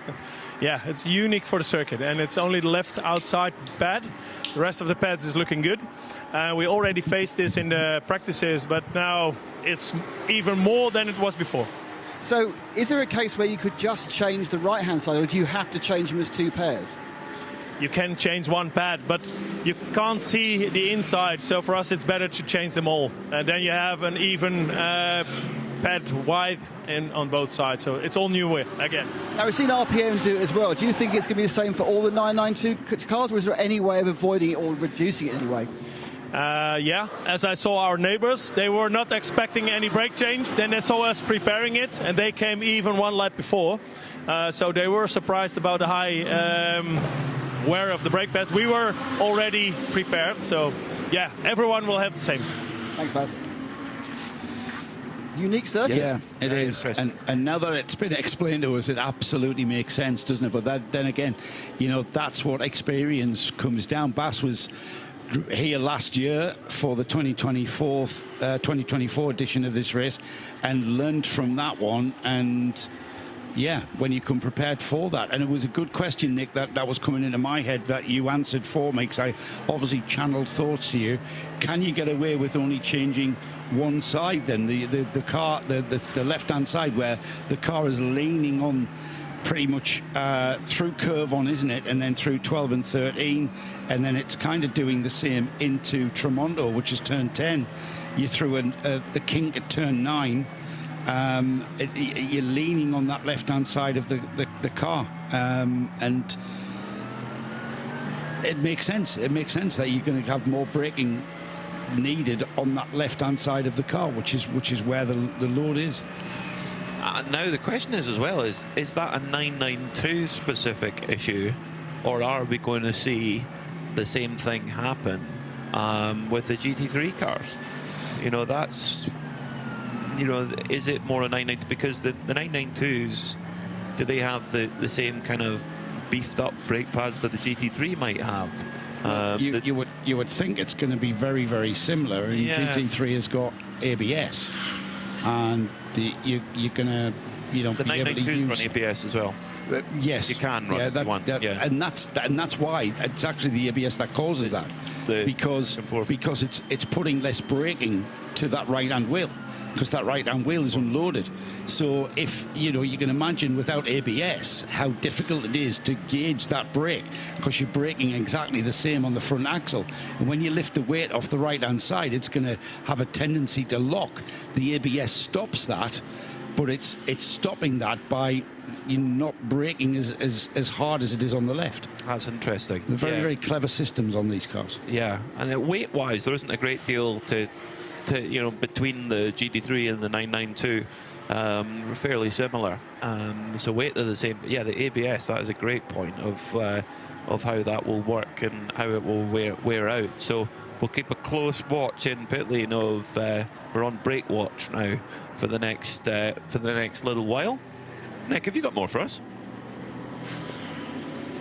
Brake pad before we go and try and brake for something slightly different. Look at me, what I'm doing there. Also, of course, the GT3's got more downforce, so there's more load across both front axles. So the unloading wheel will have more load. just because it's got downforce on it. Go grab a quick word, Carl Tilley, who's got out of the era motorsport. Is it do Nico and Ryan not want to do any work today? Because it's been you, it's Dwight, it's you, it's Dwight. It's just not fair, is it? Yeah, and I'm back in again after Dwight. So obviously I've got a flight out tonight to Spa for tomorrow. So I've got to get my 4 hours done right at the start. Yeah, we'll see. We're struggling a bit with the balance of the car, I think, but it could be worse. It's still going round. Do you think that's temperature dependent on, because it's very different conditions to any of the practice we had recently? Yeah, 100%. I think we've seen it with the Ferrari before, where it's very sensitive to temperature change, and it was a bit of a missile yesterday, and I just think we lost a bit of that today. So we're fighting it a little bit, but still a long way to go. So. Question that's been raised by some other cars in the pit lane. What is the situation with braking? Are you thinking you're going to have to do a brake change in these 12 hours? No plans to do a brake change. That's the answer. Thank you very much. Yes, there's your answer, Peter. There's your answer. So totally different to 992 then. You were right. You were right about the using up Dwight Merriman and Kyle Tilley for that 6 hours, the minimum allowed for those two drivers. The AM drivers have to do 6 hours, and it doesn't matter how those two drivers share that 6 hours, as long as those two drivers complete 6 hours combined. So yeah, you were spot on. Dwight Merriman back at the wheel of that number 81 Ferrari. This is fantastic experience for Dwight. Still very early in his days driving GT3 cars. So this is, great competitive race experience on a totally new track. And it's going to, I tell you what, it's going to be really interesting to watch. Once we're past that halfway mark, Kyle Tilley and Dwight Merriman will have completed their mandatory driver time that they have to do together, basically. Then it will be all Nico Verdonk and Ryan Dale to the flag. So we should see that Era Motorsport car climb the order. Yeah, I'm looking forward to that. I'm looking forward to that. And just how far they can get up. Of course, they're running in the Pro-Am class. They're looking to fight for the Pro-Am championship. More penalty news. No, I thought we had a bit more penalty news there, but not so. We've the winner of 992 class at round 1 in Mugello was the Red Camel Jordan's car, the 909. It was the winner in round 2 at Spa. I doubt very much whether it's going to be the winner here for round 3, however, as Luke Breukers has been in the pits now for 21 minutes. And I didn't notice that car come in. No. Did you, Nick? We've got a mission for you. Red Camel Jordans have been in the pits now for 21 minutes. And remember, that car was subjected to some damage earlier on. We saw the lump hammer come out and bring the wheel arch away from that back wheel on the left-hand side.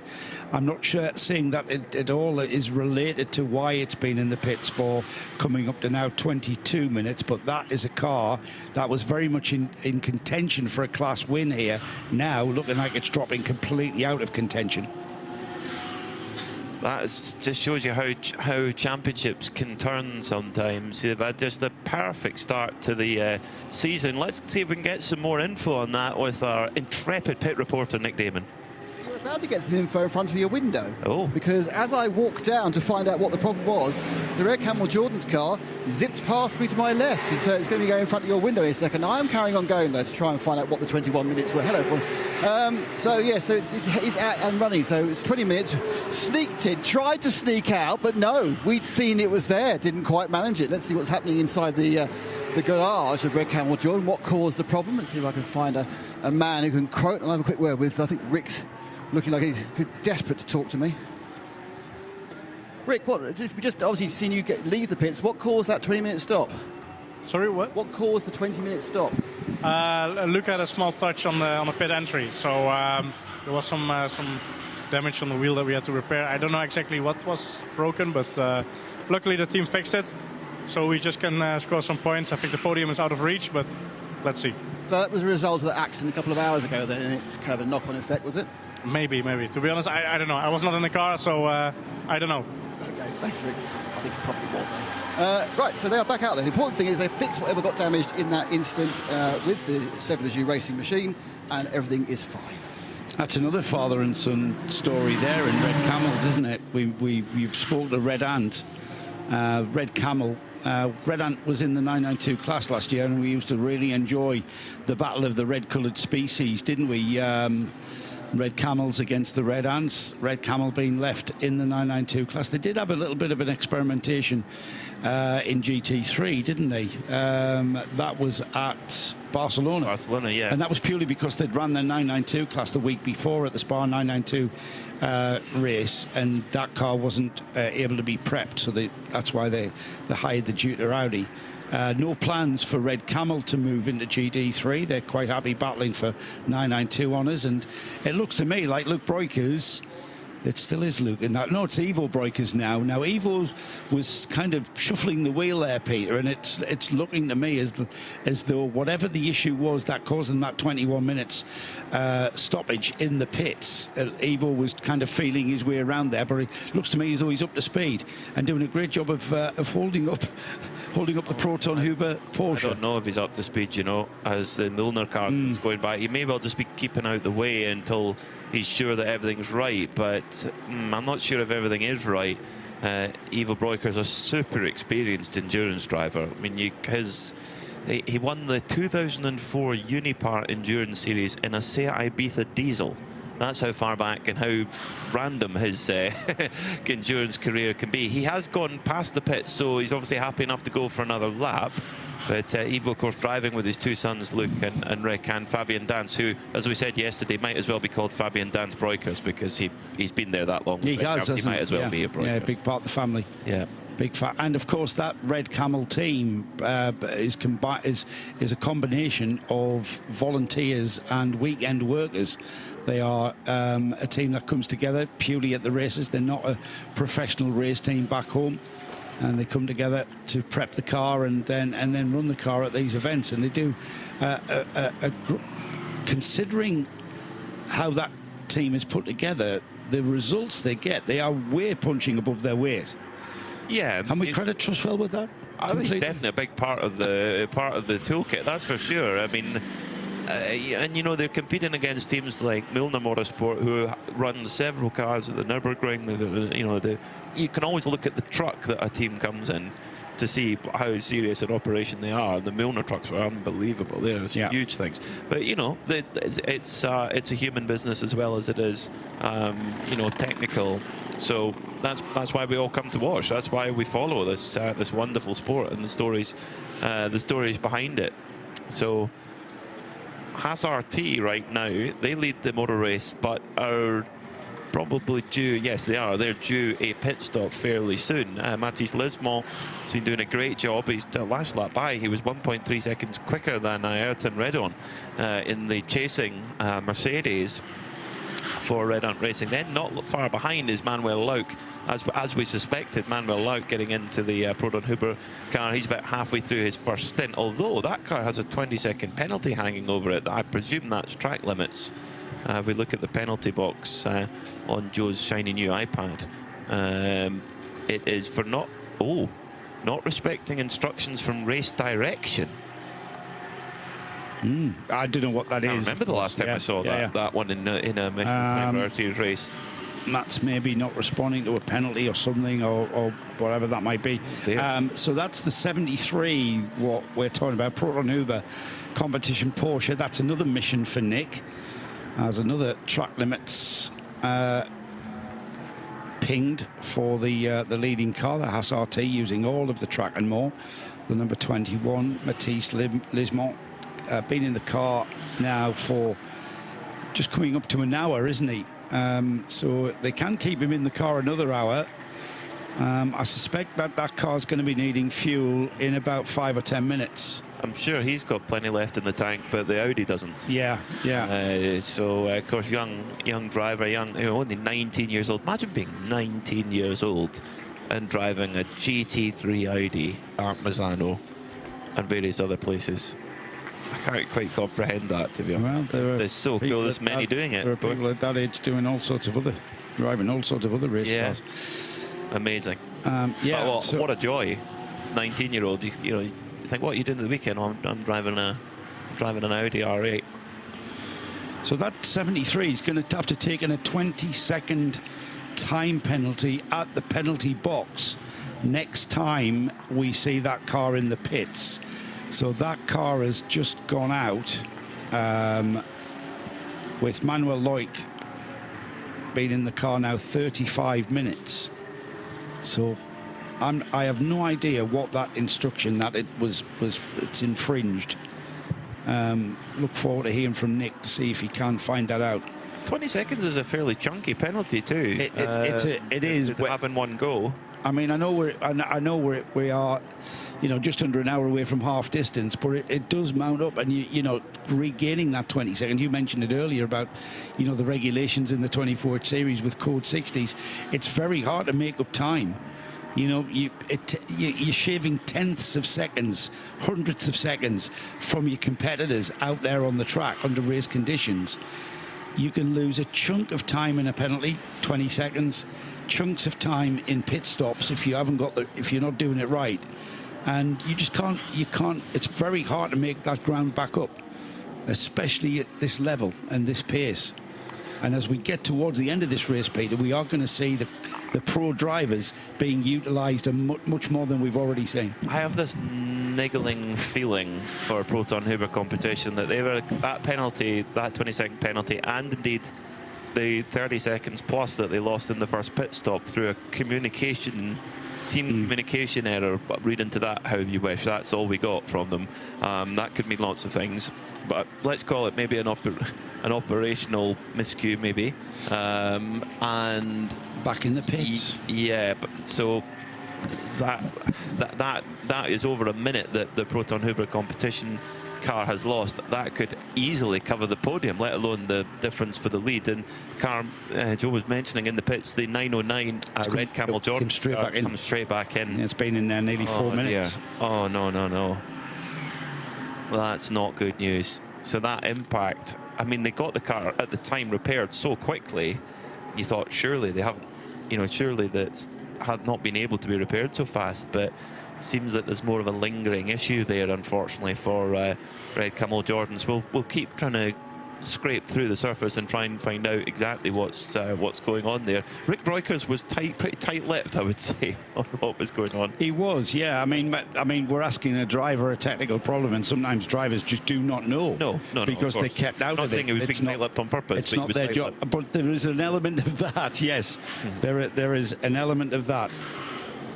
Well, it's Holmgard Motorsport who are leading the way at the moment in 992 with Magnus Holmgard at the wheel right now. This is one of a few crews that switched a couple of years ago from a TCR machine to the Porsche 992 Cup category because, from what I understand from the teams, the running costs are very, very similar. So you can either run a front-wheel drive touring car, or you can have a 500 horsepower rear-wheel drive Porsche. I think most people would go, I'm going to have the Porsche. Yeah, the new TCRs didn't do endurance racing. No, using those cars for endurance racing any favors whatsoever with the development that went on with the gearboxes and the suspension components. Became a lot more bespoke suspension components, which upped the cost considerably. Yeah, and suffered for it, unfortunately. So Holmgard, they've switched to the Porsche and looking for that victory. But they are due a pit stop very soon, actually, because Magnus Holmgard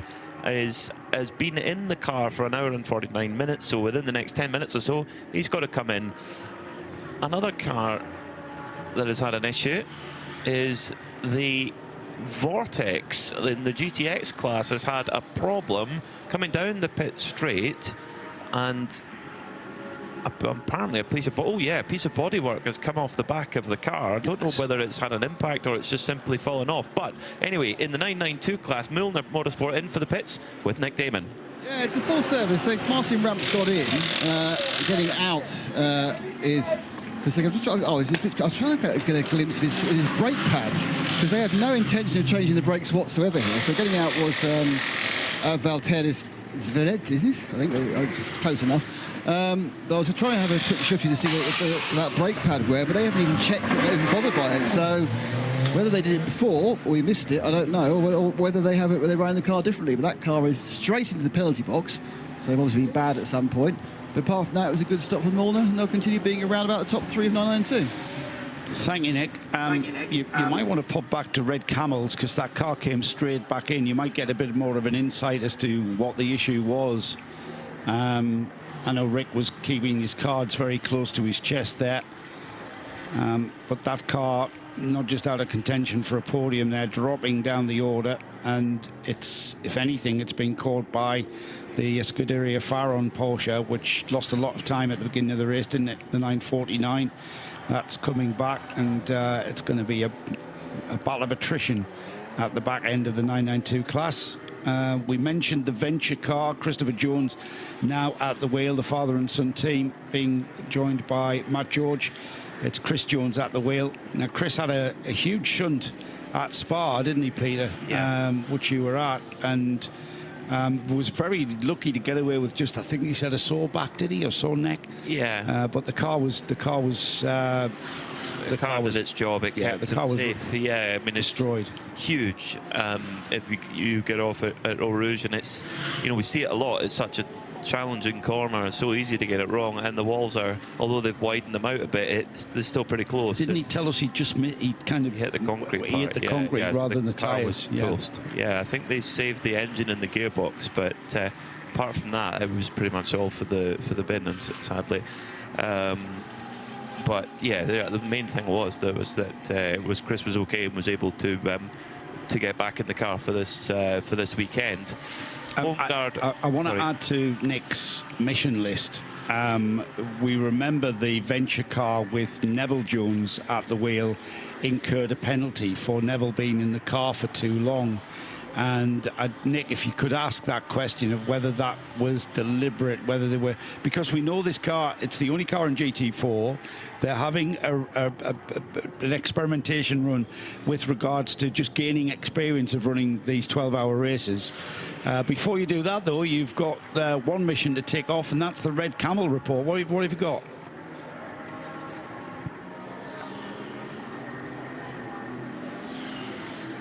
For those of you on radio, it's kind of bent back a large amount of metal underneath the driver's door, but it's a pretty big mess. Now, the thing is, looking at that isn't going to affect too much drive shaft or drive line wise you would expect. Now, the question obviously is, what is it doing as far as the car is concerned, handling wise? So we're going to try and go with Ivo, because he had a whole lap in the car. Ivo, my friend? You can see me coming, 20 seconds ago on delay. Ivo, you managed to get a whole one lap. So what is the problem with the car? Basically the whole setup, suspension kind of thing. It's not really in line. We tried to go out there hoping that we could do some laps, but the car was unpredictable, and we now decided to come in and to fix the car so we can see how it is and just to finish the race. So is it a simple case of restringing it, or have you actually got a tweak on the chassis itself? No, maybe you missed it, but Luke touched a little bit the barrier coming in. So something is broken, we replaced it. But in the front also something with the steering was not aligned, so everything together is, I think it's better to repair it, because the car was really unpredictable and we don't want to cause any problems for others as well. So this has nothing to do with the accident a while ago with the Seb Lejeune Racing? No, nothing. Busy day for you, isn't it? No, it's nothing to do with that accident. So this was coming into pit lane and touching the barrier. I'm not sure if this is the right time to ask you, but what do you feel the benefits of racing as a family team? Not particularly bounding.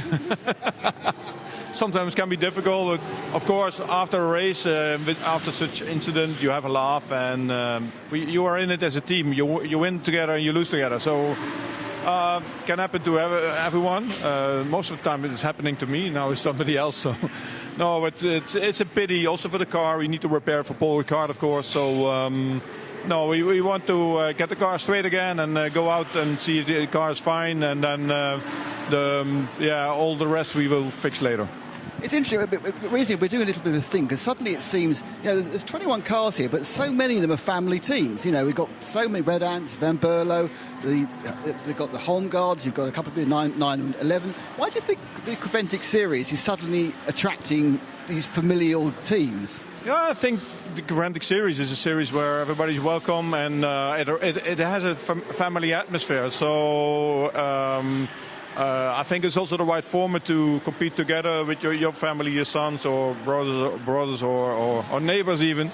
I mean, the level of competition is very high, but still there is this family-friendly atmosphere which we all like. I mean, it's good to walk the home guard and to have a laugh and to have a joke about a small accident they have or we have, and the same was with Dan. So yeah, I think the relation between among the teams is very nice and friendly.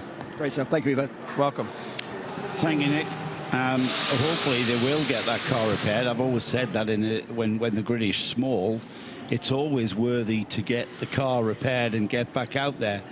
And that car was damaged with coming together with another car, and then we heard Ivo describe there, Luke exacerbated the situation by hitting the wall on pit in. Would have been on the right of the car. It's knocked the alignment completely out because they're not happy with that, and I wouldn't be surprised to see them retire the car. And I'll tell you why, Peter. When you've got something awry in the handling of the car, who's to say that you haven't broken something that's not apparent? There's a crack somewhere. Good point. And the best thing to do is to just, call it a day, get the car back to the workshop, get everything fully stripped off, get the engine out, get the gearbox out, and just check everything over before you. The last thing you want is for something major to break. Especially here. Can you imagine that happening through curve on and into the braking area for Del Caro? No, not at all. Yeah. No, I think that's very wise. They've got 2 wins in the bag. They've got their championship. I think this will just be a minor blip in what has been a very good year so far. They're one of their main rivals in the championship. Homeguard Motorsport have been in for the pits. Nick, what did you see?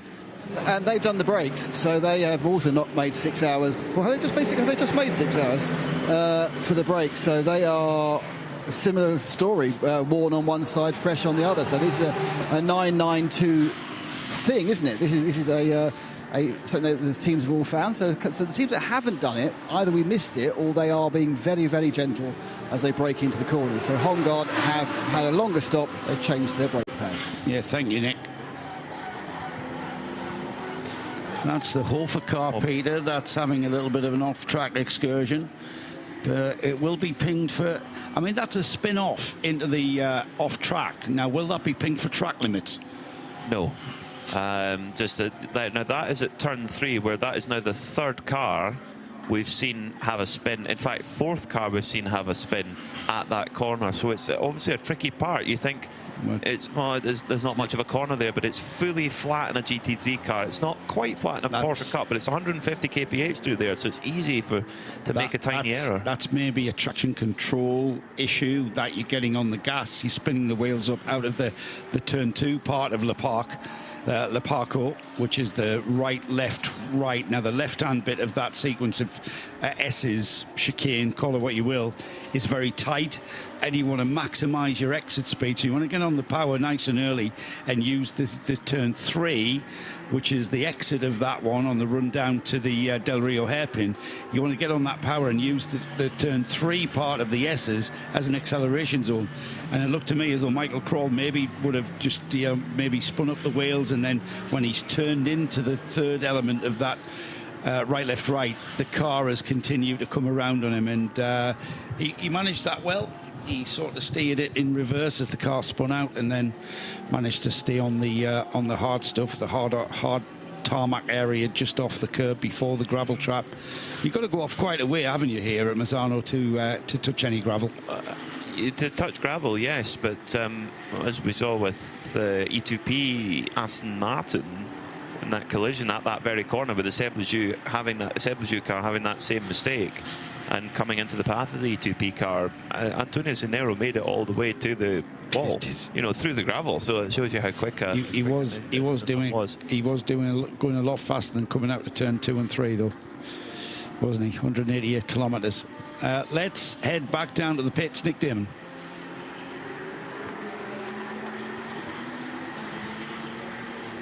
Apart from the issue it had previously, obviously, of driver time, it's now they're repressurising something with what looked like a kind of a hand pump. Bonnet went up, he stuck in a little kind of a small bicycle pump type thing, and they've repressurised something. I'm not au fait with GT4 requirements pressurisation. That front right, as you can see, has had a bit of a smack. He's got in the back of something or someone. It's broken the glass on the lights. You'll need those later, chaps. And it's had some excellent tank tape work as well. Driver stayed on board, no tyre change. That one was simply to pump something up for 41. He will drive down to the end of the pit lane, where he should now serve his penalty for the driver time infringement. Yeah, we want to know just if try and have a word with Neville, because he was the driver that went over his driver time, which was over 2 hours. All I want to know, Nick, is was that deliberate? Were they pushing the envelope? Were they really sort of trying to push just how close they could get to that envelope, knowing that without any other competitors in GT4, it wasn't really going to cost them a class issue there? So now's the time to experiment with such things. And I think it was you, Peter, who said, you know, you are going to push that and just see how close you can get to, because the time in the pits doesn't count. So how far over the 2 hour driver stint were they? Was it 2 seconds, 3 seconds, or was it 20 minutes? We don't know. We need to find that out. So it's game on at the front of the field. Red Ant Racing and Proton Huber, who are on fairly similar strategy. The tyre age is similar, the stint time is similar. Manuel Lauk is running down the lead with Ayrton Red Ant leading the way. But the gap is now down. It was 2 seconds at the last lap. It will be slightly less than that now, because coming through the opening sector, well, actually no, it just corrected itself a little bit. So Ayrton Red Ant was responding slightly on this lap here, but it's game on at the front. Mercedes versus Porsche, Red Ant versus Lauk. Manuel Lauk had a great opening stint to the race, and he's really enjoying it here at Misano. And he thinks he's going to go from the almost snooker table flat Misano in a GT3 car to the absolutely not snooker table flat Nürburgring Nordschleife, the uphill Downdale Nürburgring Nordschleife in a Hyundai TCR car. You can't get those. You can't get those curbs mixed up, can you? No. The ones at the Nürburgring, they're like a street curb. We don't talk about track limits there, funnily enough. No, there's no issue with track limits at the Nürburgring. No, not at all. Not at all. Race being led by Red Ant Racing then. They've got a 2 second gap to the Proton Huber Porsche. So we've got Mercedes, Porsche, Audi, Ferrari, Mercedes. That's your top 6, with 2 seconds between first and second. Ayrton Red Ant at the wheel of the 93 Red Ant Racing entry. That's in the lead. Manuel Lauk at the wheel of the 73, as Peter's just mentioned. Nicolas Michelin at the end, at the wheel of the Utah Racing Audi in third place. They're about just a lap down off the lead lap for the Utah Racing Audi. Jeff McKeel's in the Haas RT Audi, not far away from the Utah Audi, 4.9, I might as well call that 5 seconds.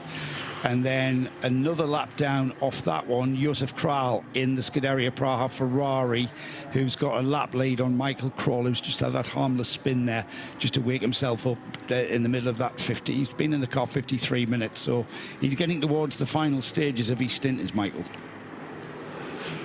So, and then may well be handing over to Alexander Prince, or indeed Maxi Partel there for the number 11 Hofer team. But the gap is fluctuating all the time as Ayrton Red Ant has jumped into fuel now. So Manuel Lauk will move into the lead of the race. Manuel Lauk has actually got company in the form of Josef Kral, who's running a lap down. In fact, he's running 2 laps down actually on Lauk. So he's got probably a little bit of a nuisance there with Kral right behind him as Hofer in the fueling area, fueling up, as is the Vortex. The Vortex, they are fueling on the right-hand side. The Mercedes of Hofer on the, of Red Ant Racing on the left. It's the Red Ant car, not the Hofer car, excuse me. They look fairly similar after the Red Ant car is, it started off in a lovely navy blue with red accents, but it's had to be, they've had some off-the-shelf parts that haven't had the chance to be livered yet, so it's sort of a mixture of that and the factory carbon fibre body components, which actually makes quite a cool livery, actually. proper warhorse. Now, Manuel Lauk is similar position in his stint to Redon, but may be able to get another couple of laps out of the fuel tank of this Porsche here as he comes around to the end of Sector 3, and indeed he is going to keep going, although still on a very similar programme to the Redon car. It's easy for us to work out when they do that, aren't they? You know, it's sort of pit stopping around the same amount of time. Lauk's done 55 minutes, just over 55 minutes at the wheel of the 73. The cars behind them, the Haas RT car has just put Jeff Machiels at the wheel, behind the wheel of the Haas RT car in 4th, and they have dropped off the back of the Yuta car ahead of them in 3rd by about a lap, but that's probably because of that pit stop. That is because of that pit stop, I should say. Meanwhile, Peter, 992, that's now being led solidly by the Van Berlo Motorsport, by Bas Kooten.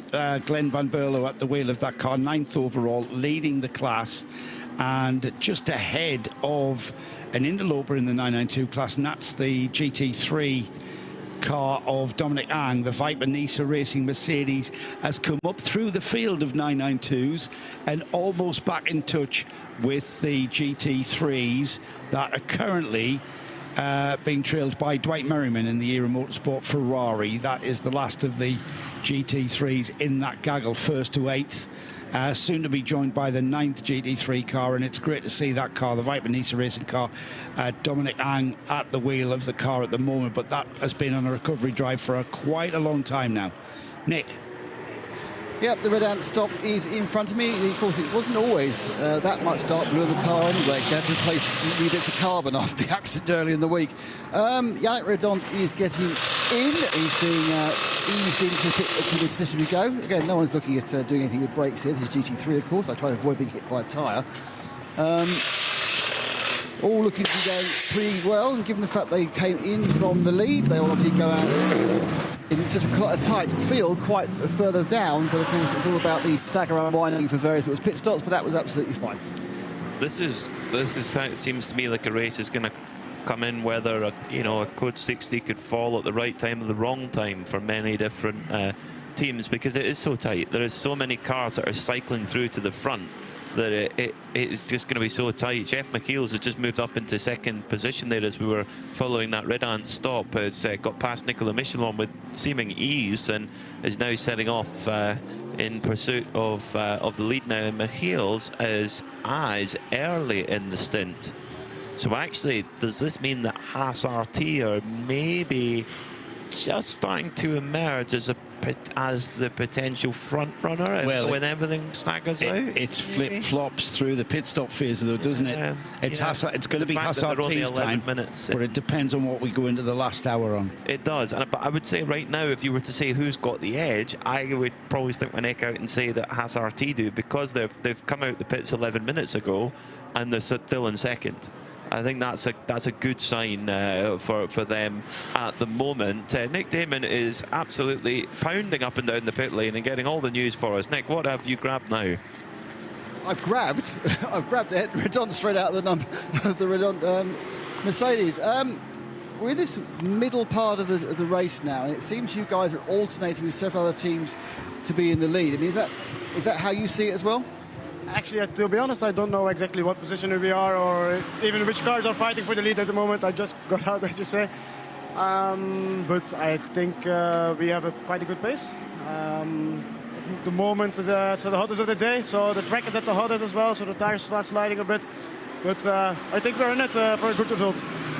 It's interesting you say that you don't know who you're fighting. Do the team not keep you informed of those sorts of things? Is it at this point where you're just turning laps at a certain time? Actually, I was only interested in the Audi, the number 21 from Haas, because I know we are fighting them for the lead. But this race always keep on changing. I think the Huber guys will be close as well, and I think there's also another Audi that will be there for the lead as well. You say the car's sliding more. Does that make it particularly tricky? Because it seems this track's quite forgiving. You know, there's lots of runoffs, lots of wide curbs, so it's not likely. I was not struggling. No, I noticed that. These youngsters are so fit. Thanks, Ed, and cheers. I got a great practice yesterday, battling against you. I noticed you're not. I got up this morning. We both went karting differently. All I could find out was the new bits: elbow hurts, knee hurts, back hurts. No problem at all. No, I don't got any issue. I got trained for it. The important thing to remember is I was fastest in qualifying. Yes, Nick, you were. But then again, I did the Nicky Lauda approach, didn't I? I was looking for the race setup and where the damp patches were going to go and dry up. I did the Gilles Villeneuve approach. You just kept going off. And spinning in practice. Fine. But Nick is quick, yes. Yes, yeah, well done, Nick. That was good. I think we all have a story to tell. He wasn't anywhere in the race. I just want to add that. Moving on. That's where they hand out the trophies. Absolutely. Nothing for qualifying. Moving on nicely. 992. Becoming a little bit... There's somebody putting a flag on the 992 lead here, isn't it? It's Van Berlo Motorsport who are Bascooting underneath the sticker. Glenn Van Berlo, 183 laps completed. They are 2 laps ahead of the RPM Racing Porsche, interestingly. And just wanted to get the championship standings up, Peter. And the RPM car is due into the pits within the next, I would say, maximum 15 minutes, maybe even 10 minutes. Philip Hamprecht has been at the wheel for 1 hour and 6 minutes, so yeah, he's going to be due in fairly soon, I would suspect. As the Proton Huber competition car still going well over 1 hour now into the stint, so the Porsche looking good on fuel mileage for Manuel Lauk and Proton Huber competition, but Lauk has still got Joseph Kral absolutely on his boot lid. Who is running a couple of laps behind, but is not getting past Manuel Lauk, and I don't know if that's distracting Manuel Lauk or not, or pushing him on. Could be either. I've just discovered that the 24H Series website has a dynamic championship table. Oh. Dynamic insofar as it changes as this race changes. So currently, overall, Scuderia Praha, if the checkered flag went out now, Scuderia Praha would be leading the championship by 2 points from third place Yuta Racing's Audi. Proton Huber competition would be third, joint with Hofer. So a win for them could get them right back in the championship, because they've had 2 horror show rounds in the first 2 years, so it's all turning around. 992 RPM, second at Mugello, second at Spa, and currently second here. They would take the lead by 12 points from Red Camel, who won rounds 1 and 2. However, they're way down the order now, only scoring 16 points here. And they're likely to score less than that, because if Scuderia Farron keep going for another 3 laps, they'll be less. They are going to lose that, so they are going to drop even more points. However, I'm not sure they're going to... Holmgar Motorsport, pardon me, had a third place podium at round 2 in Spa, and they are currently running third, so they may take second place in the championship. But hey, we're 26 minutes away from half distance. But I do like that dynamic. Championship table. That's very clever. One thing that could affect that 992 battle, Milner Motorsport exceeding the speed limit in pit lane, 24-second penalty. That is painful, very, very painful there for Milner Motorsport. Martin Rump is in the car right now. Who committed the speeding fine? I don't know. It's probably when you've got a car within the family and several people are insured on that car, and then the speeding ticket comes in. Was it you? No, it was you. No, it was you. Never mind, they've still got to serve the penalty nonetheless. That is a sore one, as Scuderia Farron go to work with their pit stop, running their car mostly in the GT Silver, which is the way the car is delivered to the customer. Paint code M7V. That's certainly not the way it was delivered, though, with a big tyre scuff on the front car. No, not. You'd hope not. No, absolutely. You want your money back. Yeah.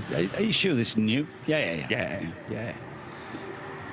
Bought some cars of people like that, but this is a great example of hashtag this is endurance. You know, these guys lost a lot of time, and they've put their car back together, and they are enjoying. You know, it's about this series, the 24H series, is about enjoying the driving time. Again, I'll reiterate, it's enjoying the challenge of getting the car to the finish. Brake change as well for Scuderia Faron. One very used brake pad being kicked across the pit apron there as the Spanish squad go to work, trying to get that battle-scarred Porsche to the end of the race. And you never know what else could happen. Meanwhile, at the other end of the pit lane, RAFA Racing have come in. So I'm actually waiting for the Scuderia Praha pit stop because the Ferrari is sitting in the fueling station. But using my eyes, yes, amazingly, down the other end of the pit lane, the pink and grey snout of the racing Mercedes is coming towards me very slowly. But actually, interestingly, we've also got another one, the top. You probably know it, but the competition machine is in at the same time. That's coming in for service as well. I think it might be Klaus Bachler getting on board. It is, something at my feet is the Ferrari from Scuderia Praha. Out has, out has got over. It was Joseph Kroll's got out, and getting in is Matus 5-0. The 73 is already running again, so they've done a really, really quick stop from that Proton Huber, but they are now straight into the penalty box. So the penalty for not following orders, wasn't it? Wasn't that what they got it for? Not for the race.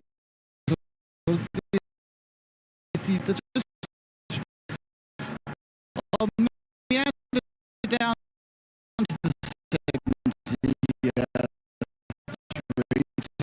find out they know what on earth they're in trouble for.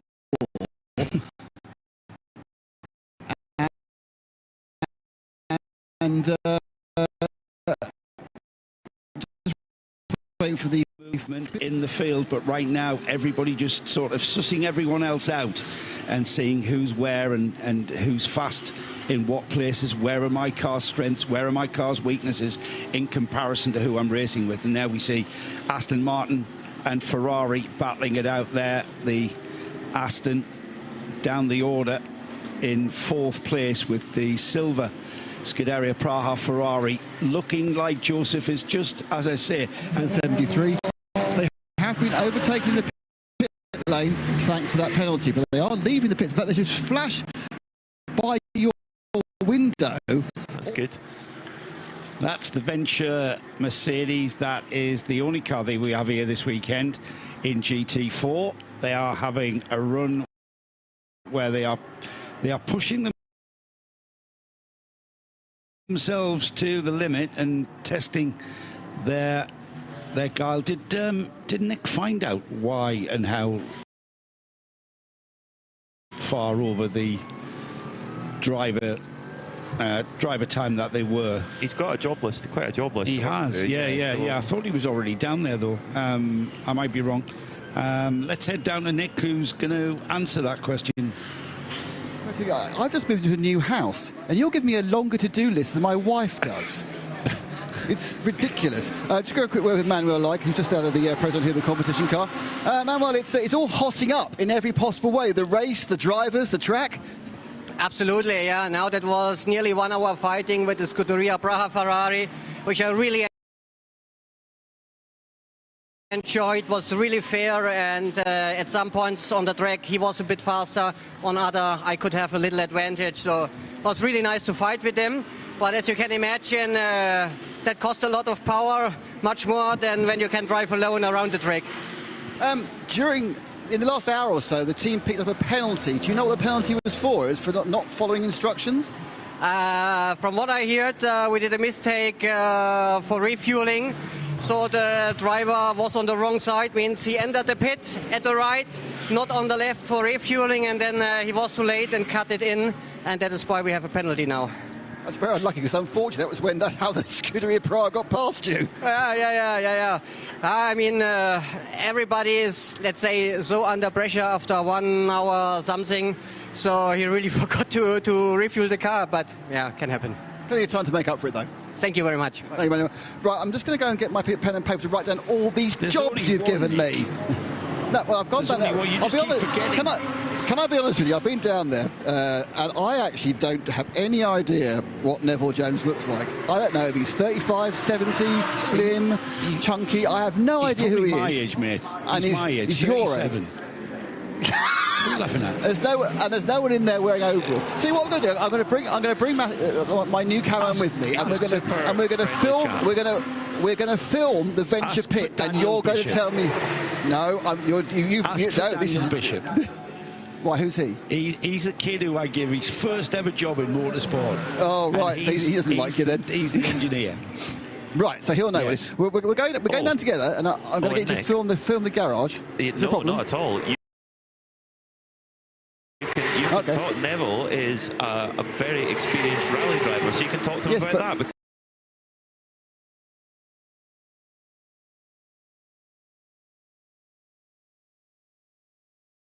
Because I know how much you love it. That doesn't mean I know what he looks like. He's so who am I asking for? Ask for Daniel Bishop. Daniel Bishop, okay. He's on the back wall. Hello. I'm looking for Daniel Bishop.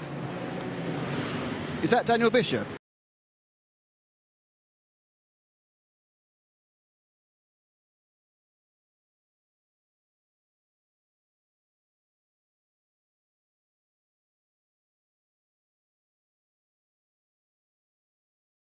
Yeah, it's difficult because the traffic at the minute seems to be coming in clumps. So we're getting 4 cars in one sector. So yeah, that over the last 2 laps just put us over. But yeah, it's fine. Bit of damage in the front of the car as well, I see. I mean, that's obviously all part of a 12-hour race, but it's not particularly car limiting?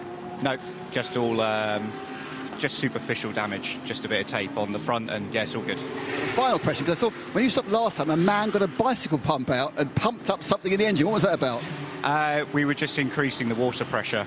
It was nothing, no drama. It just triggered the alarm. So just to get rid of the alarm, we just boosted it at the stop. And thank you very much. Go back to talking to someone else. And apparently you still qualify for luncheon vouchers. So that's okay. Thank you. What does that even mean?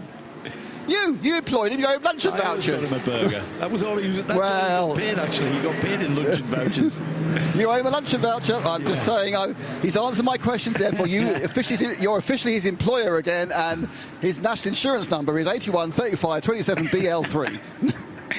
Thank you. So that answers. We had it. Is that it for the to-do list now? I haven't got to decorate the bathroom or anything. Is that fine? Sit down in the shade, Nick.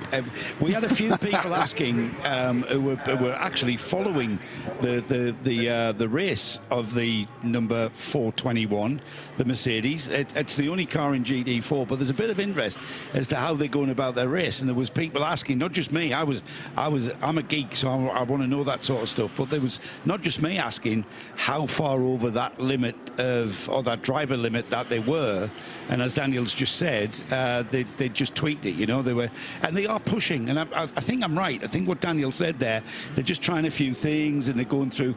When they get to Paul Ricard for round 4, they're not going to be alone in GT4, so they're going to give themselves experience of pushing those windows and pushing the envelopes and just seeing how close they can get. And they've probably learned from that, Peter, that maybe they pushed that a little bit too much, so the margin of error, we'll just pull back on that. Might well have a switch here for what is 3rd position at the moment, but was the battle for the lead before the previous pit stop, where Redon Racing and Proton Huber Competition battling away. Yannick Redon is at the wheel of the Mercedes for Redon Racing right now, but Klaus Bachler is right on his tail. So after serving that penalty, Klaus Bachler has got the bit between his teeth right now, and he is underneath the rear wing of that Mercedes as they head towards Kervoni now. 240 kilometers an hour through the apex here, and Bachler gets through. He sets up a perfect draft, and Yannick Redon just plays it clever, doesn't fight it too hard, and Bachler goes through. And now they've got 4 hours of Bachler driving time to use. This will be his 3rd hour that he's on to now. So effectively, they've got one more stint left to use of him after this, if you like. Yes. So that's yeah. So they're trying to use it as much as possible. Also, Manuel Lauk, he might well be done actually, driver time wise, because they've got to get quite a lot of time done for the combination of Jörg Dreisaw and Konstantin Dressler. They've got to do 6 hours between them. They've got to do half the race between them. So, you know, that's Konstantin Dressler's still got a lot to do. Jörg Dreisaw's got some to do. So that the Proton car, they've got a driver time conundrum that they've got to crack. Whereas Red Ant, they don't have any minimum or maximum to worry about. They're all semi-pros, so they all can do as much or as little as they wish. The maximum they can do in any one stint is 2 hours. 2 hours. That's what the only thing to worry about. Yeah. And you've got to kind of balance that and kind of match that with your fuel stops. Yeah. And these cars can go just over an hour. So you can push just over an hour with a driver, but then you've got to bring him in a bit earlier into the next hour, towards the next hour, because of the driver stint time. Very clever regulation. It is, yeah. And from the organisers, that is. Yeah, I think so. I think it's really good. As Backler now with a bit of clean air ahead of him, he put in an absolute best sector in Sector 1. And as Daniel Bishop, the engineer for Venture Engineering, said just a few moments ago, the traffic is coming in clumps, so you do see these lap times that just disappear. They're great laps, and then all of a sudden hit a bit of traffic and then it's gone. But Backler driving so neat and tidy as he comes out of turn 16, not anywhere near the track limit there, using all the room on the curb and the entry to turn 1 as our drone team, the Dutch drone gods, for those enjoying the pictures on Preventing Motorsport TV on YouTube, and if you're listening in on RS1, get yourself onto Preventing Motorsport TV as well, because the Dutch drone gods, as they're called, Tim and the team are doing an amazing job trying to keep up with Klaus Backler. You know, you've got a fast drone if you can keep up with him. yeah, fast drone driver. Yes, is the thing. Are they a pilot? Yeah. I suppose they're a pilot, aren't they? Yeah, I think the class is a pilot. Yeah. Don't you have to have a pilot's license or something, or you have to register? I mean, we're in Italy, so I'm not sure, but certainly in the UK. I mean, in the UK, you wouldn't be able to follow a car on the track, that's for sure. And the MSUK don't allow that. I think they're missing out, really. Some absolutely awesome perspectives. If you are following on the live stream, if you're out in the garden or playing golf or doing the decorating, then we'll try and describe as much as we can the footage from the drone. But right now, we'll head down to the pits as the Viper Nice Mercedes comes in underneath Nick's nose. It came up by my feet, really. It came on my nose. I've been standing in the wrong place, to be honest. Which wouldn't be the first time, let's be honest about that as well. Anyway, so the car is in. It is having its tyres changed. It's had a driver change already. They're very, very swift driver change. One of the things that helps is that both the drivers are quite diminutive, and they're able to slide in and slide out really, really quickly.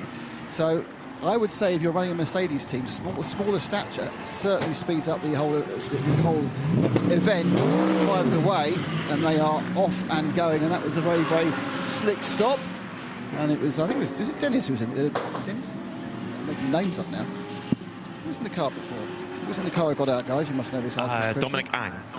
Dominic, that was it. Dominic, who was, of course, in earlier. We were with Dominic in more happy circles, because last time I spoke to him, the car had a problem. Yeah, that's the car that did a Control-Alt-Delete, isn't it? That seemed like a good fun stint for you.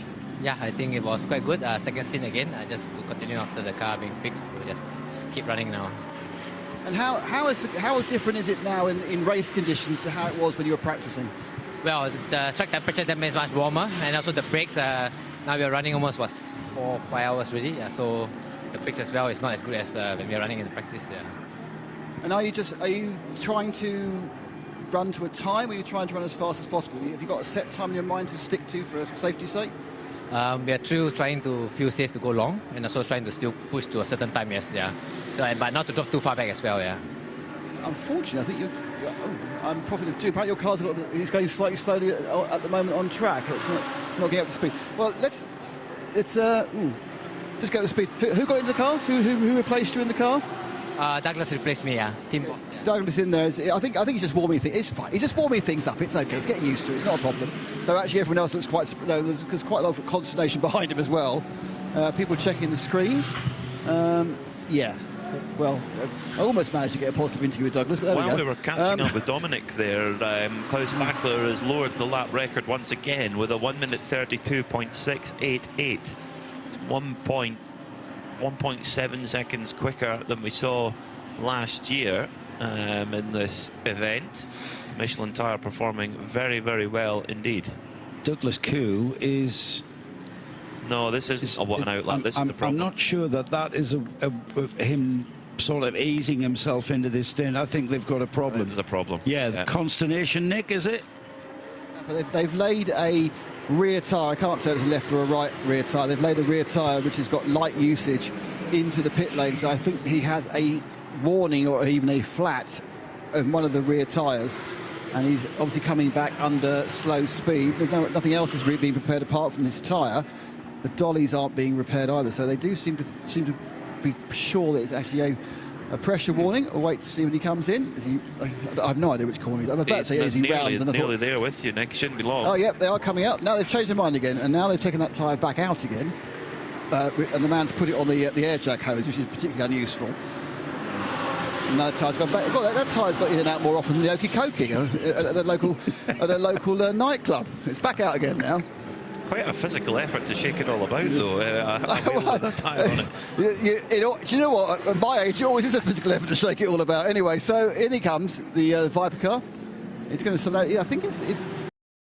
Can't read him. I'm going to guess they're going to run round, or is it a rear left? The rear left looks inflated, but it's coming off. That's interesting. It looks absolutely fine, the rear left. Oh, no, they're having a bit of a shifty to see if it might be the pins or the actual disc. It got a kind of a light brushing. Back they go on again. There's nothing that seems obviously wrong with that tyre that came off. It certainly wasn't looking flat. And away they go again, and they're going to give it another go. And they're now having a good old look at the tyre. I'll have a good look at the tyre as well. Not like my tyre expertise, but certainly doesn't look like it's got any problems with it. It seems fine. You look around the back of it. You have to see how much pressure's in it, Nick, before you can... Well, it didn't look... When it came in, it didn't look like it was flat. Now, it's possible that, it was 5, 6, 7 pounds down. Yeah. It doesn't visibly look good, but you realise you've got a problem or a slow puncture. So, it's not going to work as a racing tyre, whilst it might work as something to keep the exhaust off the ground. But that's been done. And then to my right, the RPM car's coming in. The Cron Aviation machine, the lime green and blue. Now, the unmistakable physique of Tracy Cron about to get in, and not quite sure who's getting out. They've been quite... is it Philip Hamprick? They've been quite light on the Hamprick time. And out he gets. In gets Tracy. Full service in this one. They're happy with the brake this time, because obviously they only did them about an hour ago. And they get this very... So first, unique. It's not unique. It's just a kind of very on-brand green machine. Even though officially the car is run by RPM Racing, we are obviously for many years we used to Cron Racing.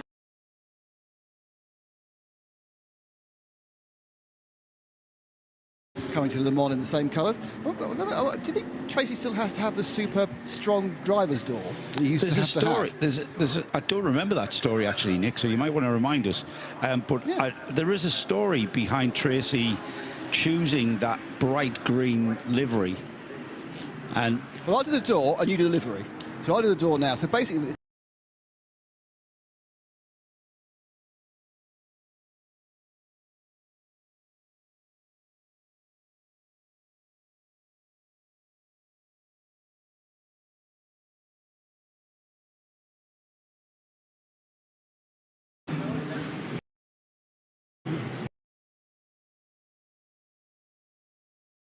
Something to do.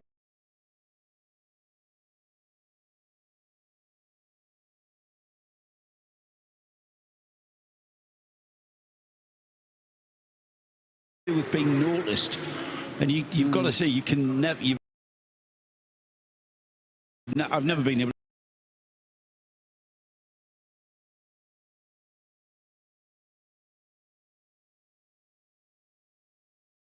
to miss his car since we've been... Well, that's true. They're actually having trouble getting him in. There's a kind of a strapping in issue that's going on.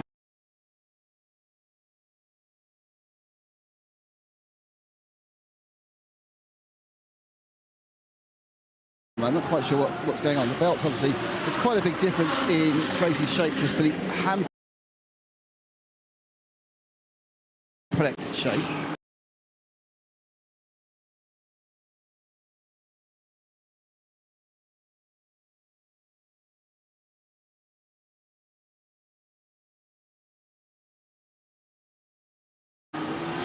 And they are having a little bit of problem with the 6 He's very belt. tall, this Tracy, isn't he?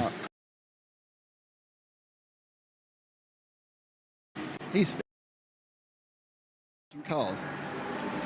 Yeah, well, basically back in, when was that? Back in 05 or something. No, earlier than that, actually, like 03 or something. We were in Italy, me, Tracy, and a couple other guys, and he walked into a store and found a polo shirt of that color, and he said, that's the color we need to kind of be seen, on the track everywhere. So that's actually the true story. That he found a polo shirt in a small store in, I think it was Vienna, actually, and that's how the color came up. Well, no one tried to talk him out of it, but no, you're the boss, it's fine. Yeah, exactly. That's the story, and yeah, so he's called it the chrome green, obviously. It's been so for many years, but that's Ask him about the door, Nick. I'm surprised he hasn't patented that or copyrighted that one to try and sell chrome green. Yeah, well, he used it for everything. Like he has it on his airplane, he has it on race cars, and obviously sunglasses and everything else, right? But yeah, so it's a pretty cool thing, it really is. Whilst we're talking about history, I remember hearing a story several years ago that Tracy had to use a special reinforced door. Was that correct? I'm not sure about that. No. One of those rumours that go around. Reinforced door. Yeah, for insurance reasons. No. That's something had the recognition. I've heard that story before. Yeah, a lot of people were talking about a lot of stuff back then in those days, but no, he didn't have any reinforced doors or anything like that. No, he didn't. Andrew, just a quick one. Was it just a simple issue with belts just then, or was it steering wheel as well? Yeah, no, it was a belt issue. Yeah, we couldn't get them, loosened up. Basically, I think when you get sweaty and they start to kind of get wet, it's very hard to kind of you move them. So that was the issue right now. Yeah. Thanks, Nick. I'm probably going to annoy you again in a few minutes, but thank you very much indeed. Well, there we go. Yeah. I have fallen victim to the rumour mill. I was told that by someone who should know better, I can tell you. I will tell you exactly who told me. Well, I won't tell you exactly who told me, because his name's not allowed to be mentioned on this station, but that's who told me. Well, all I can say is Bradley delivering facts, Nick Damon delivering gossip. Do you know what? I'm really happy with that. You are the Sun newspaper, whereas I'm the Telegraph. Oh, I'm not. No. My gossip is private eye level, mate. It's not the Sun. Witty gossip. Oh, the ETP race is back in again, by the way. They are obviously on a shakedown, aren't they? I mean, they've completed 87 laps, which isn't bad, but... I just walked past them and it's like, oh, there they are again. In fact, they don't look particularly upset at the moment, so obviously they have accepted this. Yeah, it's a shame. Going on for the rest it's a shame, and it's incident, isn't it? It was expensive and unfortunate that accident they had, and one of those things where it must have been particularly galling. And this is going to go back to experience we all have on sim racing, which is the closer we get. But when you get punted off by someone and they carry on willy-nilly and you're in bits in the fence with the 27 minutes repairs, and you're following their race, and willing them to have another accident because they've got away with like a 4X and you've been destroyed. And I assume this is very similar, only of course it's actually real money and real cars. Yeah, I think the sentiment and the emotion's still the same though, Nick. Perhaps a bit more. That's basically, it's a sentiment that Peter would have had if you'd done what you wanted to do, which was fencing last night. It was only a bit of fun, remember? Thankfully, you reminded me of that. I think it would have been hospital if Joe had decided. Yeah, I had the Nick Damon lecture going into it. Bradley, this is a bit of fun. This is not real. It's a bit of fun. It's a bit of fun. So I took it as a bit of fun. Another car that's stuck in the pits, and it looks like it's out of the race, is the Red Camel Jordan's Porsche. That rear end damage. Nick, I'm going to give you another job of maybe just in passing, if you want to pop in. They did say they were going to check the damage on that number 909 car. and see if they could repair it. They've dropped to the bottom of the order now. They're about 10, 11 laps off the car ahead of them. Overall, that is, as well as in class, and it looked like they may be going to pull the plug on that one. Speaking of cars that have been in the pits for a long time, Milner Motorsport, 22 minutes. Yes, noticed that one. So that's maybe at the top of Nick's mission list. That's is right at the top of the list. Milner Motorsport car 921 has been in the pits for just over 22 minutes. Now, didn't Nick watch that car have a brake change? Yes. And then didn't it resume? Yes. Or did it stay in the pits after that brake change? Don't remember. No, it didn't. No, it went after that. So that's a 921 Milner Motorsport in the pits for 22 minutes. They've been a quick car all season, and the results have not gone their way for various things. They actually were taken out by their team car at Spa in the first lap and had to fight back and actually didn't lose any more time to the leaders. They would have been in the fight for the win. Nick, what have you got for us? Yes, they absolutely sneaked in whilst I was doing the rest of my to-do list. They are looking. They're about to they're putting the bars on for stringing the car. They had the car being strung a second ago. I'm trying to avoid being hit by the string. I'm not sure this means they're about to go, but they've been working quite hard on it. One of the drivers at the back. Marcel Duc is the chief engineer there. He may be here or he may be at the Nürburgring. Probably Martin was driving. Quick question. What's the problem with the car? So after we had a contact in like 2 stints before, and the car wasn't going straight also. In the straight, the steering was a little bit bent. And yeah, the front steering rod failed. That's why also we went into the gravel. So yeah, it failed. We changed it now. Also changed the brakes. So if one thing we can change that, and also the brakes. So anyways, we have to do it. So in one pain, we have 2 pains resolved. Well, let's look at the positive. Well, another positive, boys, is the car's actually coming out. So luckily you directed me that one. We could have missed the entire drama. So basically to sum up, they had a bit of a coming together. It took about an hour and a half, but the part finally broke. It was the steering rod. They replaced the track arm, and they've also done the brakes as well. So it should be good to the end now, I think. Yeah, that was the incident with the Scuderia Farron car, which the Farron car picked up a penalty for it when they got together at the very fast turn 12 and 13 section. So yeah, just something that just reared its ugly head, unfortunately, after a little more running. So Martin Rump looked like he was staying in the car there. That's a shame, because they were really in the fight for the podium. They may still well be, though. There could be plenty other things, and with all these brake changes that are having to do in that 992 category, Joe, there's nothing is guaranteed at all, as we've only just gone past half race distance. And what I can't get my head around is the GT3 cars are reckoning they can go the 12 hours without a brake change. Yeah, that's bizarre. That's both cars having ABS. It must be something to do with the 992 Cup car being rear-engined, and even more rear-engined than its equivalent GT3 car. Yeah, because we've got rear-engine Porsches in GT3. We had this at Monza, but there's rear-engine and there's rear-engine. The Cup car is more engine to the back than the GT3. The GT3 is pushed as far forward as it can be for a rear engine. It's not as far forward as the GTE version. No, not as much as the last iteration. No, which was mid-engine. But we saw this at Monza 2 years ago in very, very hot temperatures, and the 992s were popping rear left tyres almost every 3 or 4 laps. It seemed that another car had a problem with the tyre, and same again, and it was only the 992s it was happening to. So they are a unique machine, and sometimes they can throw up unique problems. And unless Kyle Tilley was easing us away by saying they weren't planning a brake change and they actually were, and he didn't want to reveal it to his competitors, that's a possibility. Our hogs in the pit lane are going to keep a watch on it. Yeah, there is that possibility. We are inside the second half, would you believe? I've got to say, the first 6 hours of this race has absolutely flown by. We've had a lot of everything, really. Incident, drama, intrigue, a lot of penalties being thrown out, a lot of infringements and rules being broken, which is all part of the game that we play. But now, Peter, when we talk about the strategies and positions with regards to where the pit stops are going to flip-flop through the, cars aren't going to pit stop necessarily together. They're going to be some cars pit stopping 40 minutes after another group of cars, and this is where we get closer. As the clock ticks, time is running out to get that correct. That back timing element of race tactic is what we do, and time is running out with regards to getting into that position where you're basically fueled and ready to go for the last window of fuel, whether that's an hour or an hour and 15 or an hour and 20, whatever it may be. That's what your target is. We've only had 3 code 60s in just over 6 hours as well, so it's averaging about 1 every 2 hours. So you can't really rely on that. There's every possibility of going green all the way to the end. That's not out with the realms of possibility.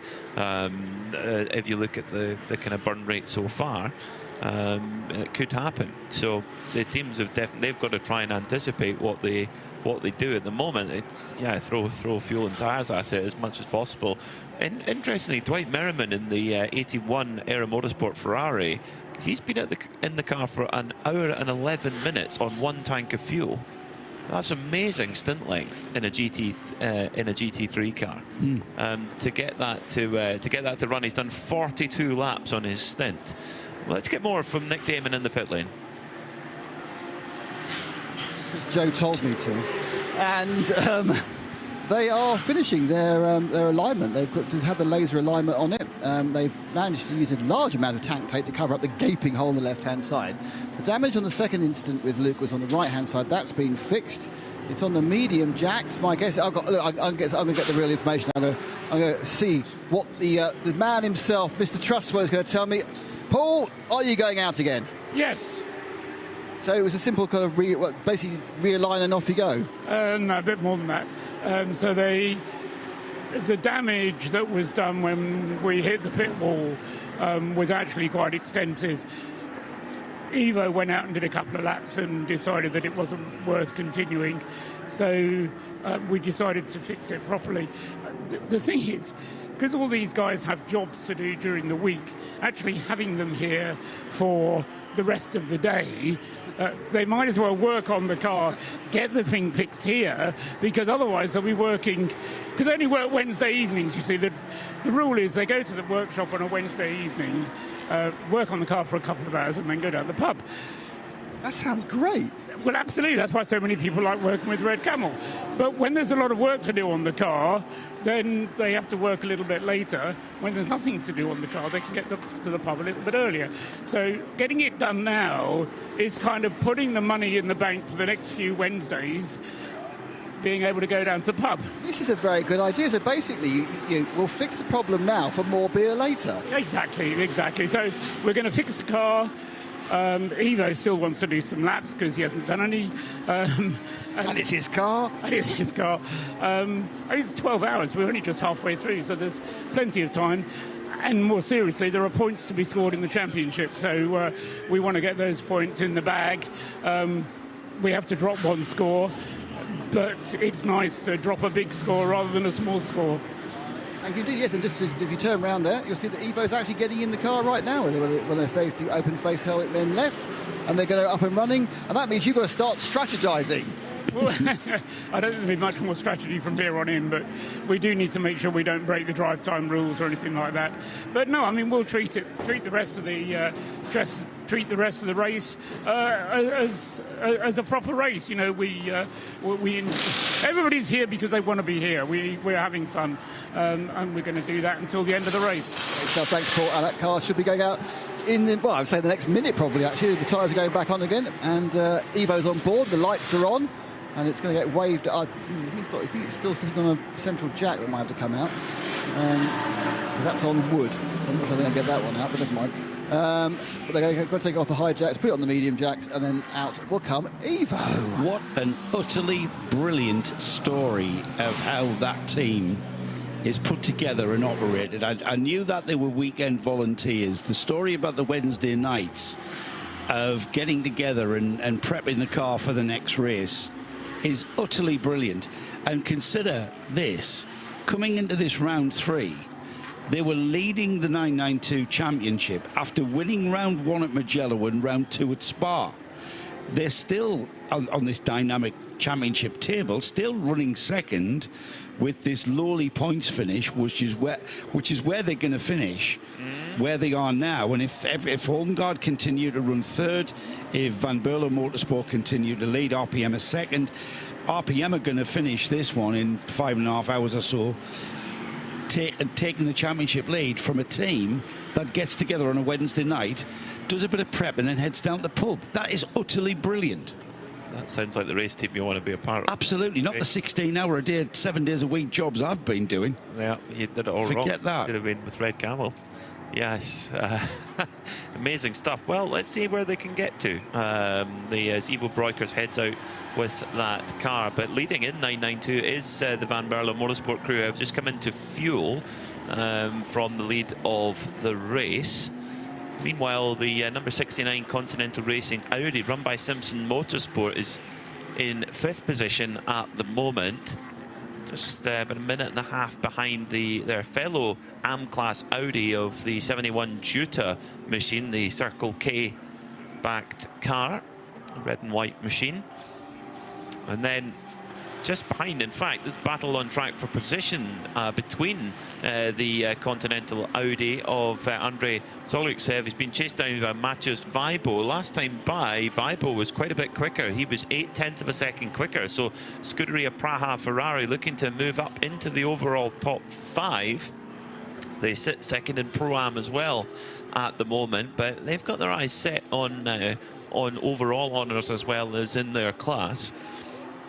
But they'll have to try and run down Andrei Solyksev in the Audi, which has proven to be a really fast package this weekend here at Misano. That mid-engined 5.2-litre V10 absolutely singing, and particularly in an AM trim where they have a slightly bigger air restrictor to give it a little bit more power, it's very, very quick indeed. But Maciej Weibo, the Slovakian entrepreneur and CEO, is giving chase in the Ferrari as they come up through the latter point of Sector 2. The first sector is very much the way of Maciej Weibo. Managed to take half a second out in the first sector, then another 0.2 in Sector 2. So that gap is going to come down all the time. Maciej Weibo getting really close to the Continental Racing Audi for 5th position at the moment here at Misano. Weibo driving for the Scuderia Praha team. But one team are having a very successful day so far at the Van Berlo Motorsport crew, and they've come to join Nick Damon. They're doing a full service, tyres and driver. Actually, I think they do the rear brakes, which is interesting. On the left-hand side, yeah, they're doing rear brakes as well, which is first time I've seen rear brakes being done. Kai Van Berlo's got in, which makes me think it's Marcel Van Berlo has done his hours, I believe, the dad. This means maybe Glenn Van Berlo got out. They are just, say, the delay on this one is his rear brakes, which is taking a little while. Real effort on the spreader there from this young engineer, mechanic. And of course, the problem is you're dealing with things which are several hundred degrees, and they have got the very thick gloves and the asbestos arm protectors and everything, but it's still a bit of a pain, to put it mildly. Actually, I wonder whether that... and the pad that's come out of there is possibly attached to a bit of string. That's weird. A string on his pad. I didn't touch it because I'm stupid to burn myself. I've done that in the past, by the way. Burnt myself on things. Yeah, so they've taken out some pads from the rear. Let's see what Van Berlo has to say. So, all going quite well, leading the class. Yeah, it's going well so far. Still a long ways to go, but pace is there. My brother and my dad did a really good job in their stints as well. The gradation on the brakes is really high, so we initially thought we had to change it just once, but now we already changed it, so we probably would need to change another time. But I guess it's the same for all Porsches. So. This is the first time the three of you have driven together, or is it something you've done quite a lot before? Well, we've done it once in Spa, the 12 hours, but it was back in 2020, so it's been a long time. And is it different when all your teammates are also your relatives? Yeah, it is different. Before you say something, you think twice, I would say. But on the other hand, you can be unfiltered to family members. Whereas with teammates, normally, yeah, you need to be careful what you're saying as well. So you're allowed to tell your dad he's too slow then? If he is, I would say him that. But he's doing quite a good job so far, so nothing to worry. Thanks, Glenn. Thanks. I like that. Stand up for your dad, definitely. Nick Damon trying to draw Glenn Van Berlo there, but no, team spirit is strong there, and yeah, very much a family affair. Father Martel driving with Kai and Glenn, and the mum there too. So it's a full Van Berlo family outing here on the Adriatic coast in Misano. One thing we haven't had is a proper ice cream, actually. We need to sort that out before we go. You mean gelato? Yes. A gelato. Anybody wants to bring us a gelato? Feel free. Well, yes, we're in box number 8. We're in box number 8, and just to put out, if anyone would like to bring us a gelato, we would love you forever. Yes. Yes. Why haven't we had gelato? We were too busy since we got to Italy. Yes, that was our gelato time, wasn't it? It was. The gelato should have gone to the person who came last in that first race. Was that you? Yes. Or was it? Did Nick beat you in the first race? He did. Yeah, comfortably. But I got my own back when I got a significantly faster car in the second race. Well, there's always the look of the draw, isn't there, in those places? Yeah, my balance of performance was definitely better in the second race. Nick Damon still thinks I broke track limits. I had an accident basically. Well, I don't think it was breaking track limits. I didn't gain any time. It's just that he didn't pass me. That's all. It's the only difference. Have we mentioned? I heard you mention earlier, just before the Van Berlo interview, that we've had 3 Code 60s. They've been three very quick Code 60s, though, Peter. We haven't really had a chunk of time that has been at 60 kilometres. So the first one came at, and I'll give you the time of day for this, 10:28 to 10:42. What's that? 14 minutes. 11:26 to 11:31. 5 minutes. That's 5 minutes. 12:41 to 12:45. That's 4 minutes. And the first one was like a pretty significant clear up to do. 14 minutes to clear up one very damaged Aston Martin, lift it up. 40 minutes, that's relatively longish. But then they had to drive the truck all the way around the racetrack. There was no cut in. They had to drive all the way around the racetrack. Yes. So that's fair play. Yeah. We had this at Mugello where the Italian marshals are just fantastic. They're really, really good. You have to go in every year. You have to go back and get your Italian marshal license. And the way that they, not that it's bad anywhere else, of course not, but they are always thinking Italian marshals are fantastic. And at Mugello, it was a really tricky condition, so that we had Code 60 after Code 60 after Code 60, people just dipping off into the gravel, and the team were kept very busy there and kept us on the move.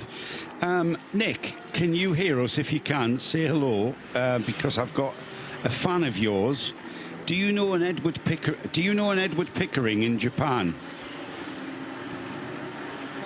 Is he? Well, Nick is a great interview. He's also very drunk at the moment. Very early. It's very late in Japan, isn't it? Well, yeah, exactly. Yes, he's big in Japan. Probably on the beer midnight at the moment. Midnight on a Saturday night in Japan. That is the place to be. Yeah, I would think so. He's probably saki'd up to the roof. I got very, very drunk on sake once in Japan. And became very sake.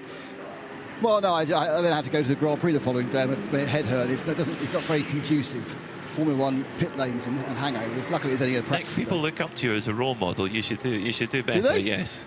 Yes, they do. They must have very low standards. I've got somebody joining in with the chat. Erwin Grevin joins in with the chat regarding track limits, and that each circuit with an FIA grading is homologated, including the track limits. The safety features like barriers and gravel traps are designed with the track limits in mind, which we absolutely fully understand. However, at the little car track that adjoins the Misano circuit here, the track limits were absolutely thrown out the window by some of us. By Scottish people. Yeah, I mean, we understand. We understand that, and that's the reason why the track limits are certainly in the 24H series are placed so rigorously and so strictly. Oh, no, a little bit of consternation going on. Okay, I'm with it. Yeah, the front left wasn't on properly, guys. It got dropped down before the front left got had to 69, the Continental Raceway Simpson Motorsport car that came in. Everything else was going great. And then they just dropped it. There's a bit of a row going on now. But if I look the other way, let's avoid the row. It's a lovely family atmosphere in this pit lane. And the Haas team are in. So the Haas RT, they are doing a full service and driver change as well with their Audi. It's 2 Audis the price of one. Chris Verdonk in a gilet. He's obviously a much chillier person than me, but in a gilet at this moment. It's very nice at the moment. Jeff McHughes have got out and they fly away with that Audi. Very good full service, no rowing. A round of applause. They're showing off now. So we know how to do a service for an Audi. You don't. You know, we'll clap about it. I'll see if I can go a quick way with Jeff. He takes his helmet off, which is hopefully quite soon. Talk about himself. Well, Haas RT maybe winning that race on pit lane there of the Audi Cruise. He did, and Jeff now got his helmet off, and so the first thing anyone wants to do is have a word with me. Jeff, a hot hour, but I think a fun stint? Yes, it's always nice to be driving on the front. You know, it's a lovely car, the Audi. For sure, the V10 was a nice run, pretty hot, but feeling was pretty good. I think we were leading the race. Now we're just fighting to be on the top, and make the gap as big as possible. Now it's going good, yeah. How much is the temperature affecting the car? We're hearing it's really hard to get the heat out of the machine. You know, I'm not sure to be exactly, but I think it probably will be around 33, 35 maybe. And you can put on the AC, but it will take a bit of power, and we are going for everything, so we don't put on the AC for maximum power for sure. So you do the whole Michael Schumacher thing. He hated AC. Yeah, it's true. It's out, but luckily we have one bottle of water. It's not enough sometimes, but you know, all the little bits help. Well, to give you a clue, if you go stand in the shade, there's a nice cooling breeze out the back. Yes, in the shade is nice because there's as well a lot of wind. Well, it's also involving a little bit of driving. You know, with a lot of headwinds, you can feel it in the car, but no, it's going very well. Let's keep up this pace and maybe we can win. Best luck, Jeff. Thank you. There we are, I think. I managed to... do you know that Michael Schumacher hated air conditioning, or hates air conditioning? He's not actually passed away, of course. He's not around much. He hated air conditioning completely. You'd walk into places with many people, and Michael would walk in and he'd want the air conditioning turned off, so the rest of us had a nice sweat while he did it. He got out. He won the Malaysian Grand Prix. He won the Malaysian Grand Prix. He got out of the car without one bead of sweat on it. Was he even a human being then? It's really doubtful some days. Yeah, I mean, that's bizarre, isn't it? So just... Thought he was a great bloke, though. I'm in the minority there, but I thought he was a great bloke. I never knew him, so yeah, we'll take your word for it, Nick. Continental Racing just debriefing a bit over that pit stop. Just the chap in the white shirt, that's Julian Simpson. He's the team principal. Yeah. When he pulled the air jack out, the car went down and the front left tire change hadn't been done. That's why they were shouting forward. Yes, to get it back up again. So these things happen. It's that, you know, it's a long week. It's not just the race that we see. It's you know, the qualifying, the practices, the testing. There's a lot of and that's if there's any damage to repair as well. That can, you know, it can be long work for the crews. But but there's pressure on. You know, there's a lot riding. The drivers put a lot into being in the car, and there's a lot that they expect too. So very tricky in there. Things can go wrong, and it just shows you when you see a really well pulled off pit stop how, you know, we almost take them for granted a little bit, but when you see a really well pulled off pit stop, you think that is just poetry in motion. The combination of everybody working together in symphony, everybody doing their job. It's like a choreographed ballet. Yes. It is choreographed. You like your ballet, and you know I'm a fan of ballet, yeah. Yes. And I've also choreographed pit stops. Yes. Because it is an important part of any motorsport. I mean, you know, you choreograph who's going to be where and who's going to do what, and you've got to practice that. These teams will practice that. Yeah, of course. That car hasn't just turned up and everybody's gone, yeah, what do we do now? They know exactly what, and everybody knows what to do. And the thing with the air jack coming down, he would have been given, you know, there's a process of when you pull that off and the car goes off, and everything has to be in place for that individual to be able to do that. He hasn't been given the right information to say, don't pull that because the front wheel is not on. So something's gone wrong there. And Julian's experienced, so experienced, he'll be getting to the bottom of why that happened, why that was allowed to happen, so that it doesn't happen again. Because it's quite dangerous as well. You could lower the car onto somebody's foot or something. Yeah, I mean, you're talking a car of nearly 1,300 kilos. Yeah, it's going to hurt if it ends up. And just, yeah, the air jack, there's effectively like a plug at the back of the car where the air jack goes in and it lifts the car up, and as soon as it's pulled out, the car will drop. So it's very much part of the choreography of that, but not too much time lost, to be honest. Luckily, they caught it before the car was asked to drive off. That would be where there's more of an issue.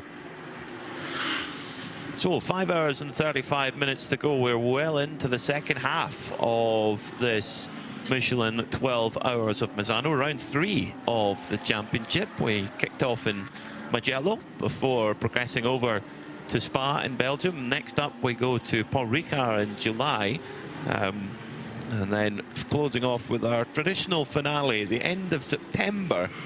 We go to Circuit de Barcelona, Catalunya, the Trophy Fermín Vélez. Now, did the trip, are we just following the vortex, just gone past the 888 Seb Lejeune racing car, which looked to be delayed there. I could be wrong, but I'm sure I saw a flash of purple go by as the, or maybe that's just needing my afternoon cup of tea, I'm not sure, but I'm pretty sure I saw a flash of purple there for the 888 car heading through. No, it can't have been, because it's just gone through to complete the lap, so no problem there for Seb Lejeune. But Vortex, they're pushing on nearly into the top 15 now. They're the only car running in the GTX class, which is a pity for them, because they've had a great season so far. They've won the GTX category in the first 2 rounds against competition, mainly in the form of the IRC GT, the Australian machine, which sadly isn't here this weekend. It's attended the first 2 rounds, but not this one. Hopefully we'll see them back at Paul Ricard. We'll hear that amazing V8 machine, which kind of looks and sounds like a V8 supercar. We'll hear that going down the Mistral straight. And then, you know what? We are talking about Vortex here, aren't we? No, the IRC GT against the Vortex. Ah, right, yeah. So, you know what? Can you imagine if we had 10 Vortex? Oh. 10 Chevy V8s. Oof. That'd be pretty cool, wouldn't it? It would be very cool. Yeah. Certainly sonorous anyway, that's for sure. Exactly. Haas RT, this is quite big. Haas RT have just received a track limits infringement penalty. 10 seconds is the penalty, so they will have to serve that at an upcoming pit stop. And they are very much in the fight for the victory. Make no mistake about it. This is a race where the 73 Proton Huber car is taking a turn at the front. So is the Red Ant Mercedes. So has this Haas RT Audi, and indeed the Jutta Audi number 71 as well. And it all depends where, you know, who's on what part of the strategy. It's actually, they're all got a little bit of an edge at one point of the race, but I would say in general the Haas RT car is the car to watch for in terms of where they sit overall on strategy. But that 10 seconds won't help. Meanwhile, Klaus Bachler has just lowered the lap record again, 1:32.645. Every time he gets in that car, he just lights the timing screen up. It doesn't matter where he is in the race or where he can, you know, he just produces those lap times, doesn't he? Yeah. He's been in the car 50 minutes, and he's just put a purple lap time in. What, to optimize tyres, Peter? Not so much on a heavy car. On those tyres that have done 50 minutes, the car is light, and he's putting in a 32.6, which is the quickest lap we've seen all day long.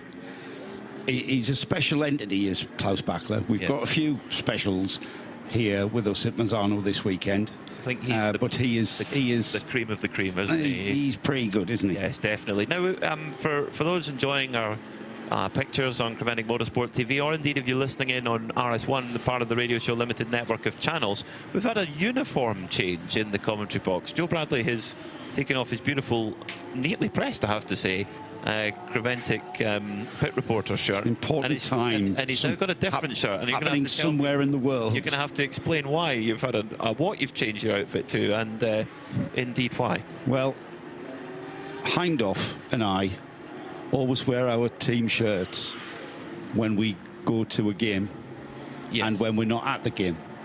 And right now, in 3 minutes' time, at Wembley, the Championship playoff final is about to kick off between Sheffield United and Sunderland. Okay. Now, this shirt I had on Tuesday when we got through to the Wembley final.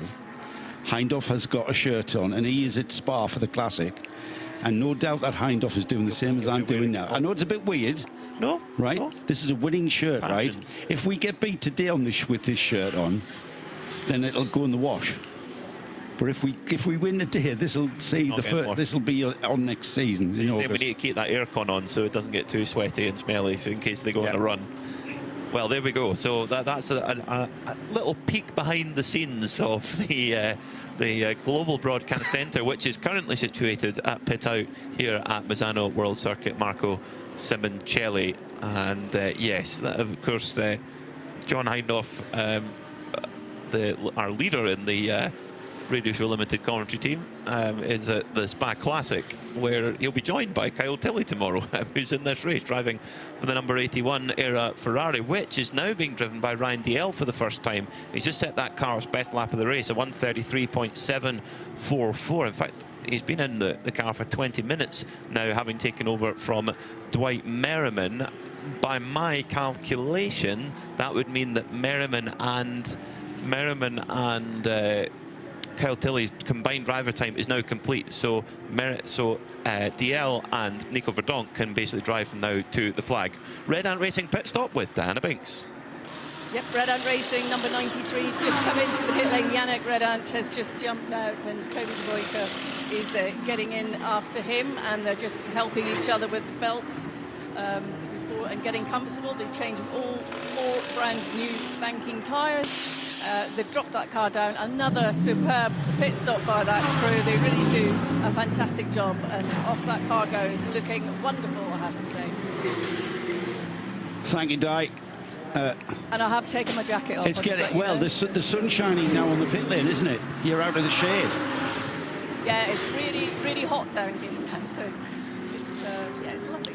Now, you were at the 2024 edition of the Misano 12 Hours, weren't you? And it was a lot hotter because it was a lot later in the year. It was in July. Now, that was really uncomfortable because didn't we see temperatures towards 40 degrees? Yes, it got really hot, and John was here actually, and he was running around with shorts on and enjoying it, but of course I don't like wearing shorts, so that wasn't going to happen. But it was really, really hot, and obviously there was a lot of problems with cars because of that heat as well, so we were kept very, very busy in the pit lane. Yeah, do you prefer the earlier visit to Misano? I like both, to be honest. I just think it's beautiful here. It's such a great part of the world in the circuit. It's an enjoyable heat, though, isn't it? It's just perfect, isn't it?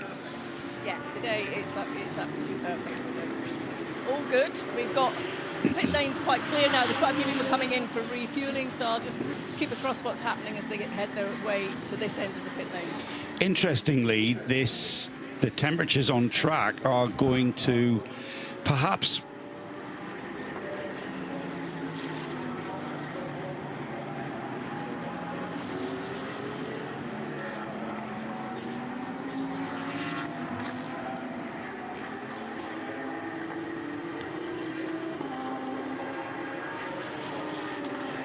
going to start dropping in the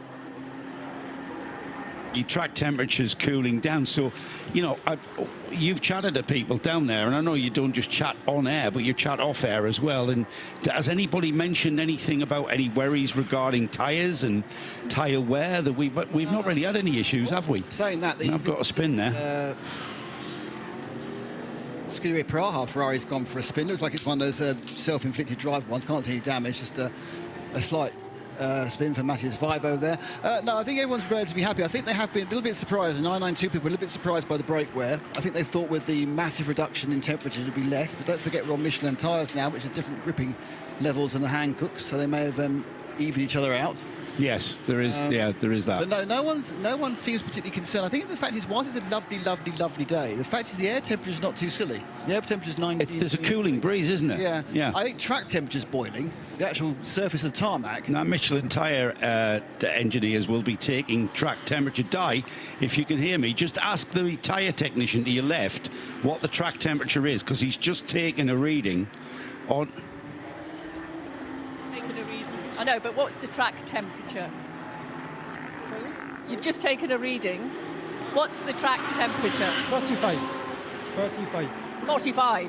45, Joe. Yeah, 45 degrees, so quite hot. Not as hot as last year, as we just sort of said. No, I mean, the track temperature is always a lot hotter than the ambient because you haven't got that cooling breeze. I'm sorry, I looked over and suddenly you look like a barber's pole. It was a bit weird.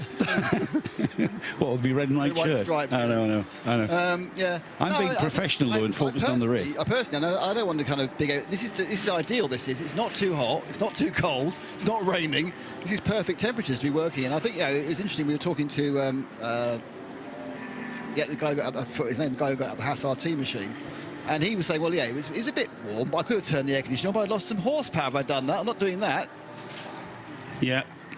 The 21 car, that was Jeff Michaels, wasn't it? Michaels. Mm-hmm. Jeff Michaels.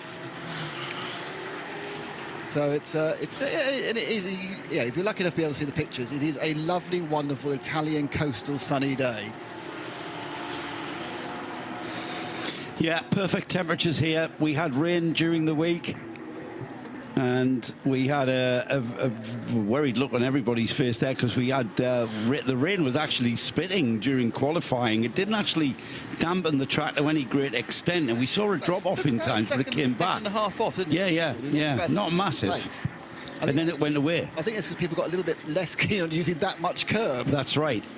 However, the weather forecast changed, and we've had completely blue skies, beautiful, absolutely perfect weather to go racing. And you know what?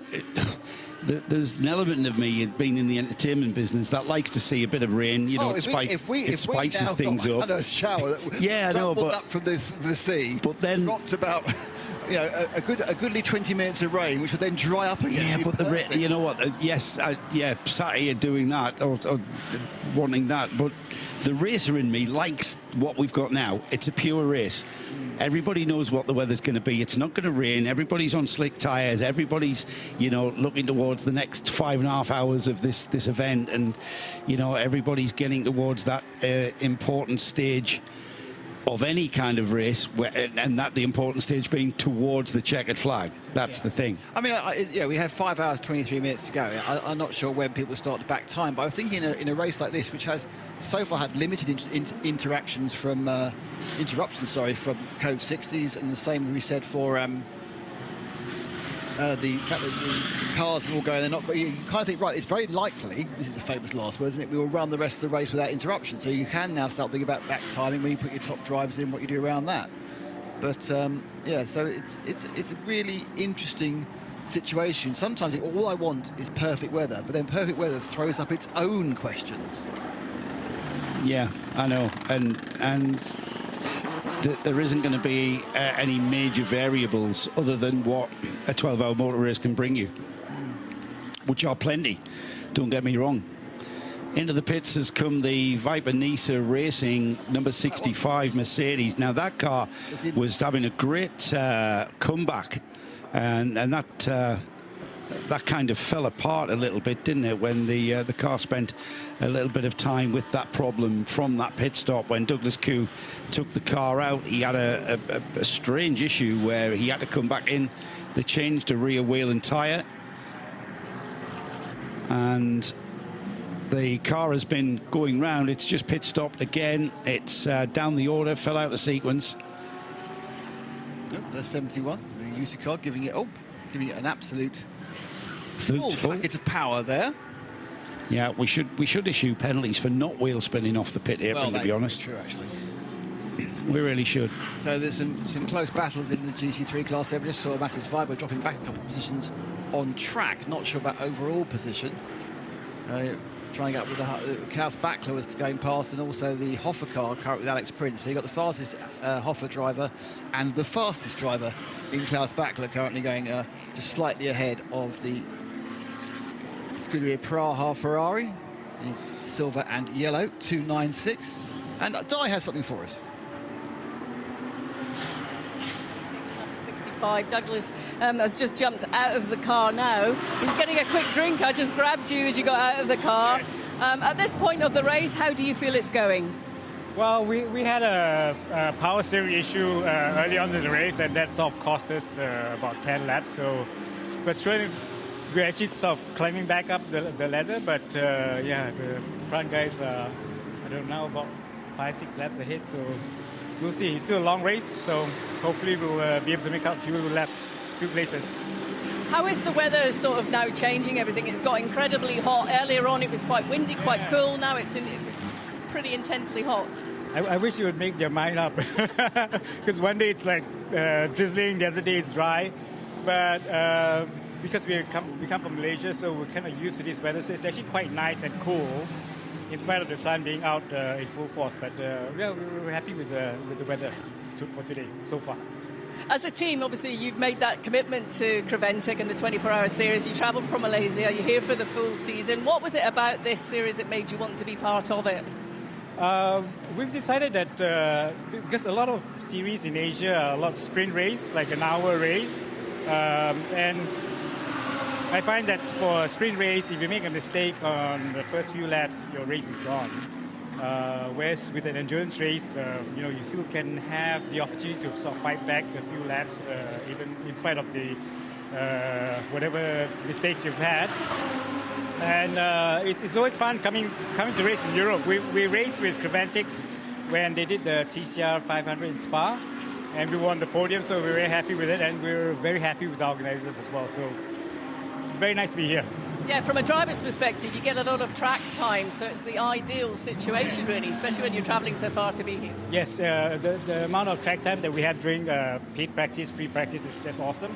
It's great for gentleman drivers like me, where we need a lot of time to sort of get used to track. And this is the first time all three of us have raced at this track, so it was good that we had Wednesday and Thursday practice, so to sort of get ourselves used to the track. And I think our lap times show that we're pretty competitive. And how competitive would you say this series is? Oh, I think the racing level here is pretty high. You've got really good drivers, and I think there's a lot of discipline in the racing as well. So it's not just because you're a faster driver and you've got a faster car, therefore you try to push someone out. I think the racing here has been very fair. There's no argy-bargy, so yeah, it's been fun. For you as a driver, are you developing a lot because of this? Yes, definitely. Anytime I get into a car, in the seat, being able to overtake someone, being able to let someone overtake you, that's a lot of learning. Okay, well, I'll let you go and enjoy that bottle of water now. Thank you so much. That's Douglas Koo from Viper Nisa Racing, the number 65. Douglas using a technical term like argy-bargy. I like that. I did like argy-bargy. I like that. Everybody understands that. Everyone's argy-bargy. And a lack thereof. And I think, Nick, when we were coming out here to Misano with it, looking at the entry of 21 cars, and we were thinking, it's a short grid, it's a small grid.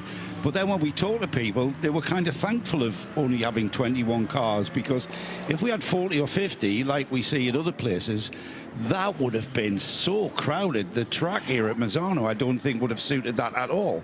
Whereas everybody's here is getting to have a relatively clean race. I know someone would argue that point, especially E2P Racing would certainly argue that point.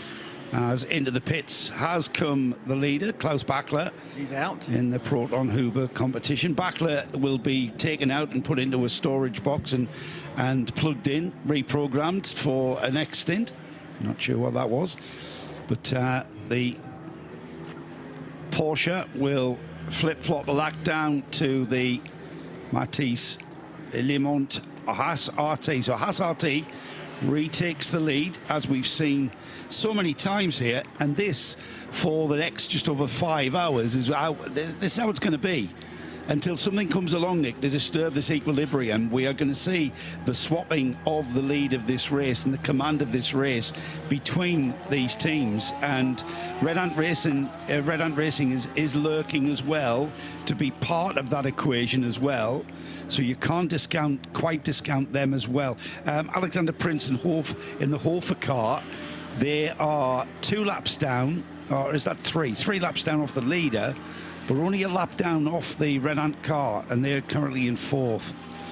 Problem at the first corner, and it's the 901. It's the Ajith Kumar Racing 992. I saw it going slow at the corner of my eye, actually, because it went in front of us, of our viewing cabine here. It's Fabien Defoe, and that's just run out of oomph. There's not an accident. It's just come to a slow halt. So that's some sort of technical problem. Hopefully control alt delete can sort it out, or we could actually be having, after me saying there weren't going to be any, another code 60, but that's right off at turn 1, so it's going to be a long pull back unless they can turn 90 degrees into the pit exit. Well, that car currently 4th in the 992 class. It's currently 2nd in the 992 AM class, a subclass in 992s. So it's just off the overall 992 podium, but certainly at the moment carrying the middle step. And we are about to go code 60, so the countdown begins.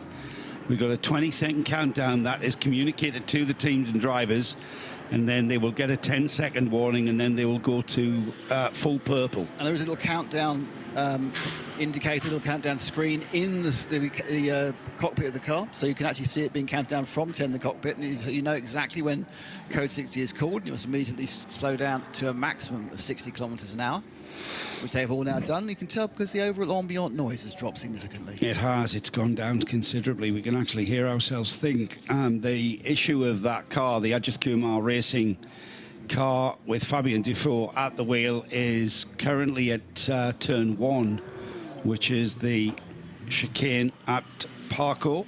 Yeah, hopefully, I'm not sure what they're going to do, whether they can tow it back, going back the wrong way. I don't think they want to go around the entire track on the back of a flatbed. It's sitting there looking like it has no drive. Now, and I'm sure he has tried the control alt delete, the 3-fingered salute of computers, but that doesn't seem to be working. And indeed, they are strapping it up to the back of a tow vehicle. The car's just slowed down as well, Nick, hasn't it? It hasn't gone off into the gravel or anything. He's just pulled off. I saw him in front of the screen here, which is sort of level with the halfway into pit exit from pit out. And I thought he was slow. Initially, I thought he was slowing down to let someone pass, but then he went, "That's too slow." And he lucky it's going to be a short. It looks like a short pull. They're going to turn him back in towards the paddock. So this gives a chance. This gives a chance for a number of people to get a pit stop and get 25 to 50% of the fuel in. This is a 911. 911, the 901 car currently 6th, 4th in the AM, 6th in 992, 4th in the 992 AM class now, with the Ajith Kumar car static on track. The 911 numbered car with Georg Koda in the car might be able to get itself up onto the podium. It's completed 214 laps. It's about 5 laps off that second place 992 AM car. That is currently being recovered on the end of a tow rope there. And this is exactly what 24H Series races can throw up. Everything can be looking fine.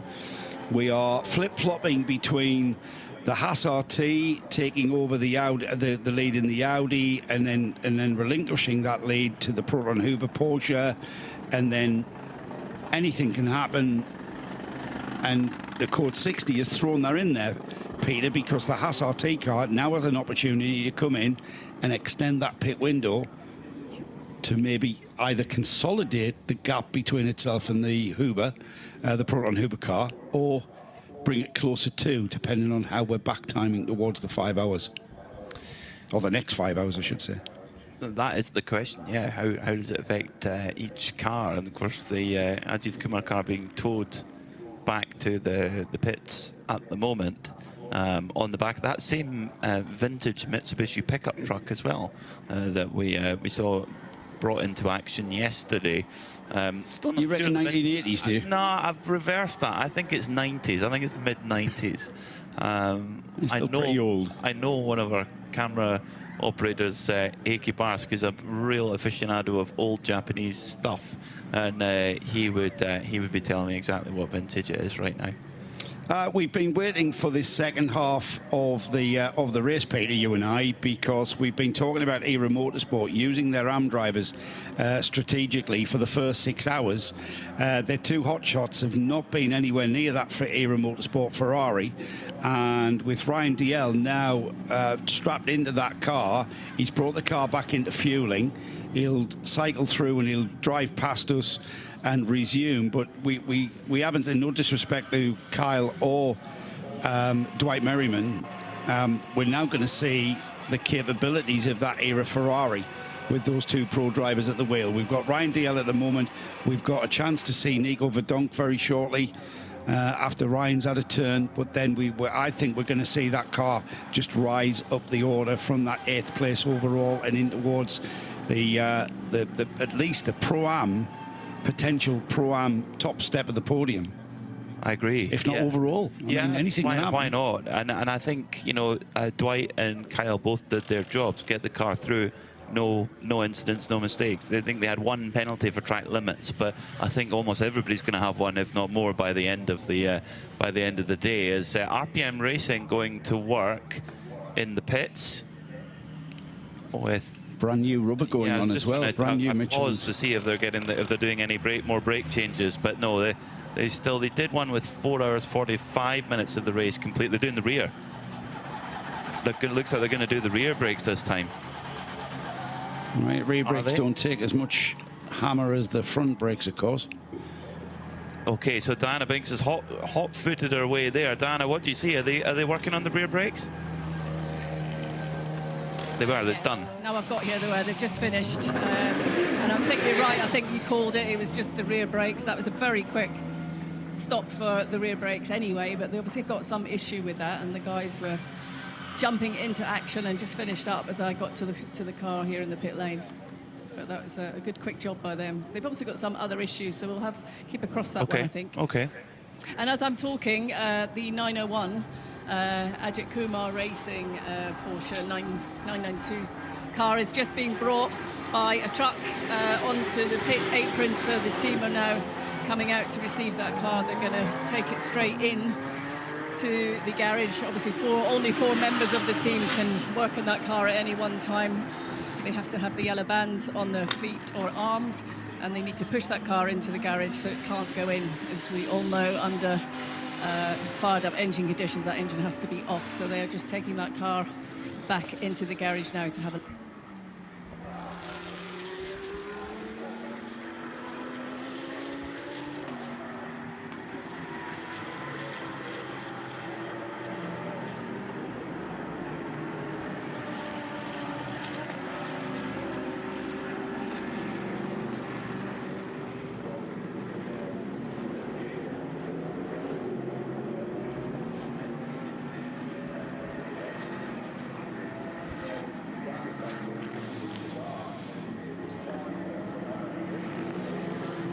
that turned out. I mean, there's a lot of Indian citizens, residents in Dubai, and to see, I would estimate, you know, maybe 10 to 20,000 fans in the grandstand that sat there for the whole 24 hours. Di, you've opened your mic, you're with the car, I take it, and it's into the pit garage.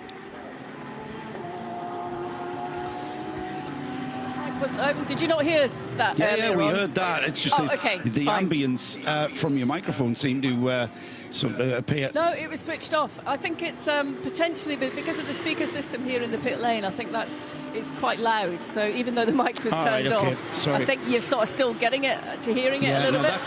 But now I've opened the mic. I'm quite happy to have a chat. Dive in there, Di, and see if you can. I mean, they probably don't know the answer as to why the car stopped, because the car's just been received, and I can see we've got a laptop plugged in on the 901. We've got an inspection going on.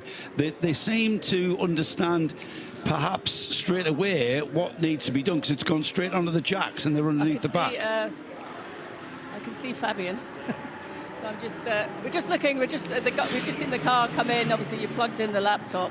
Have you any idea what the situation is? Is it electrical or mechanical? No, I think it's the gearbox. So it's been like a few laps that Mathieu had a weird sound, you know, like in the car. And I went out and I feel straight away like there is something wrong with the car. I went for like few turns, and as soon as I shift down, it started to block and make some weird noise. The smell was not that good also. So I think it's the gearbox. Which is, well, they're in the rear now, aren't they? Having a look. So when a situation like that happens, obviously you're a more experienced driver. You can handle that quicker, would you say? Yeah, I mean it's. For me, it was, luckily for me, it happened in the straight. So I felt it and I stopped the car, you know, like in the turn one.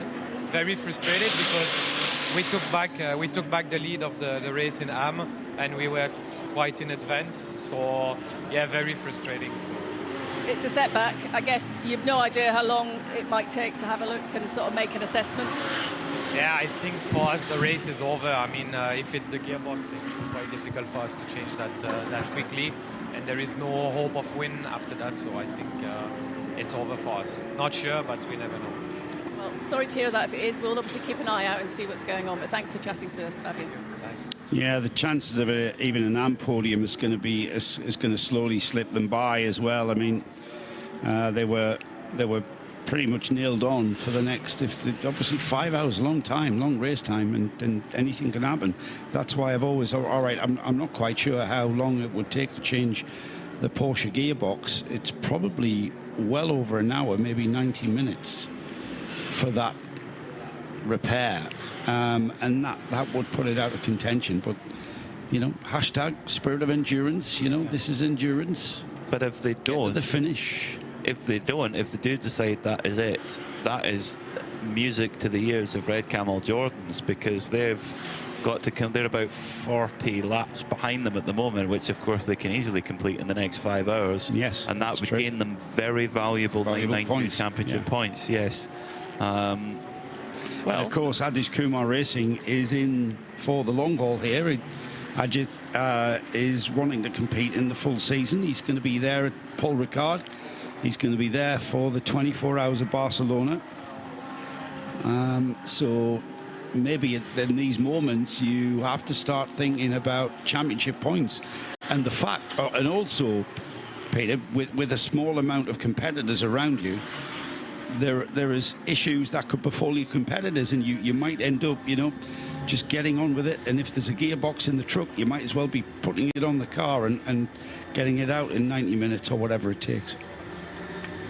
Yeah, that's. I agree with you. I think if you can get it fixed, if it's within your power, do it, and you just never know what comes your way, and it usually does. That's the thing as well, is that it often does. Just coming towards the end of the 7th racing hour, and with that will mean 5 hours to go here in the Michelin 12 Hours of Misano. Haas RT looking strong at the moment. I wonder if that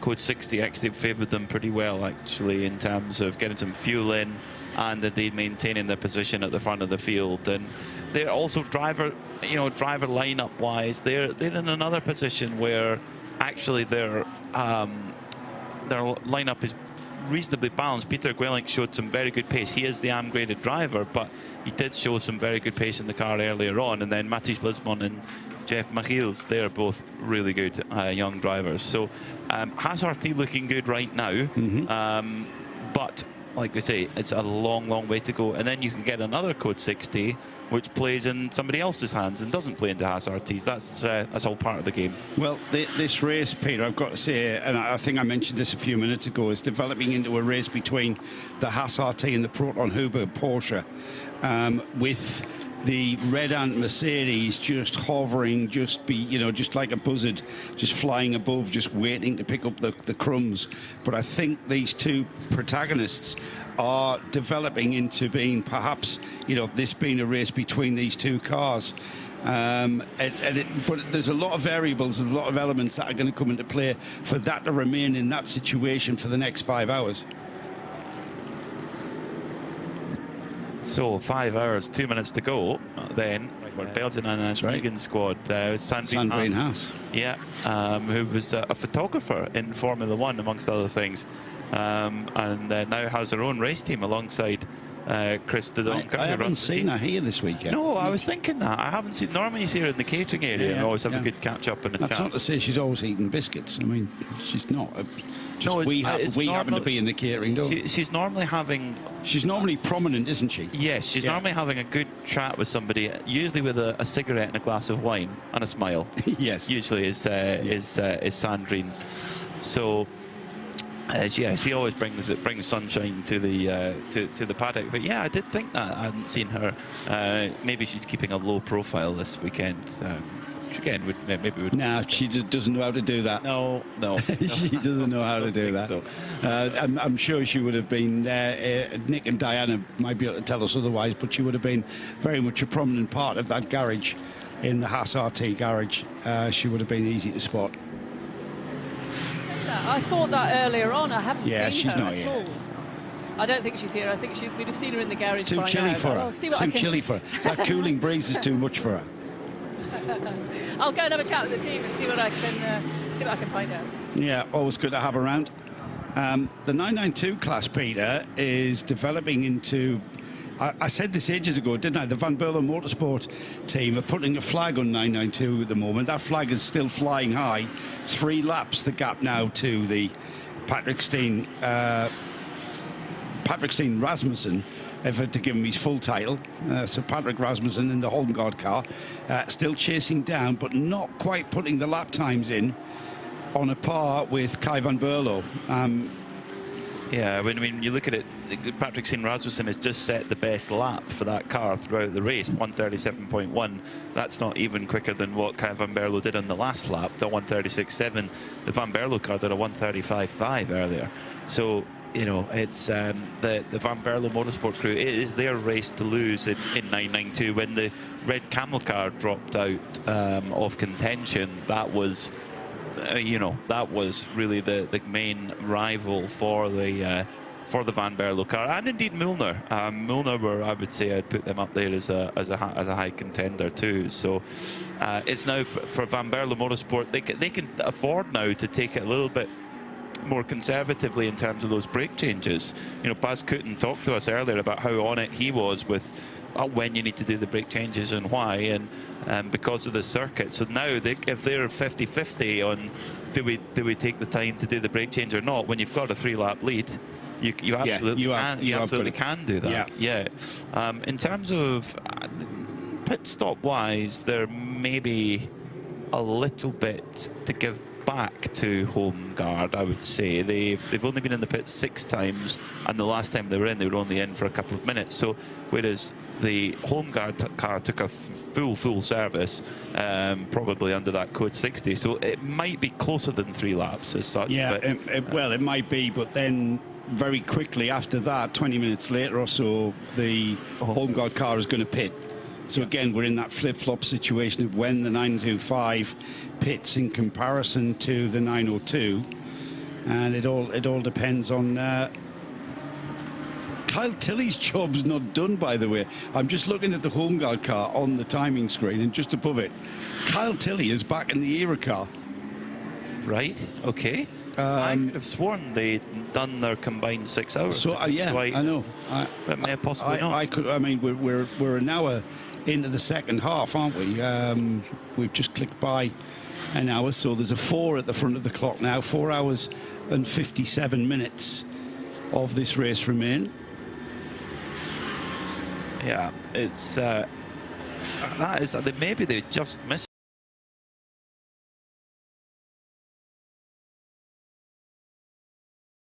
7 minutes of this race remain. Yeah, it's that is maybe they just missed it, and they've realised, and they've had to put Kyle back in the car after that stint from. Because we did see Ryan DL in that car.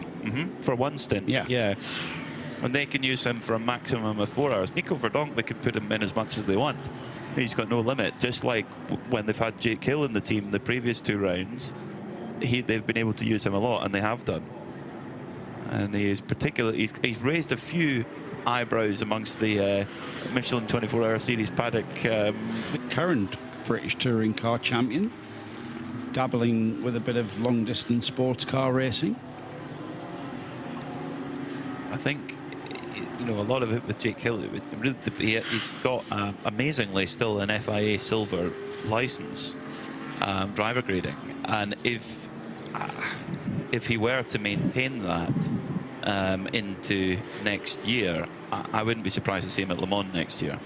If he's put up to gold, then it's a different conversation, of course. But very much that's what it hangs on that. That might sound, you know, if you're listening, you're thinking that sounds absolutely ridiculous. Surely being a gold is better than a silver. Theoretically, yes, it means you're considered as a higher standard of driver. But for example, at Le Mans, you need to have one bronze driver, one silver, and one gold. And usually the gold or platinum. And the gold or platinum is usually provided as a factory driver, normally. The bronze driver is usually the driver who's funding the operation normally, and then the silver is usually drivers that tend to have slipped through the cracks and aren't a gold yet, but they will be in Le Mans, because at Le Mans there's so much riding on it that getting a good silver makes such a difference. So yeah, I think, well, we'll see how things go, but Jake Hill's certainly proven that she's got huge amounts of speed. And if he did keep his silver license, he would be very much a hot property for a Le Mans team, I think, or a World Endurance Championship team for next season. You've made that sound very sensible. Have I? Yes. Not cynical?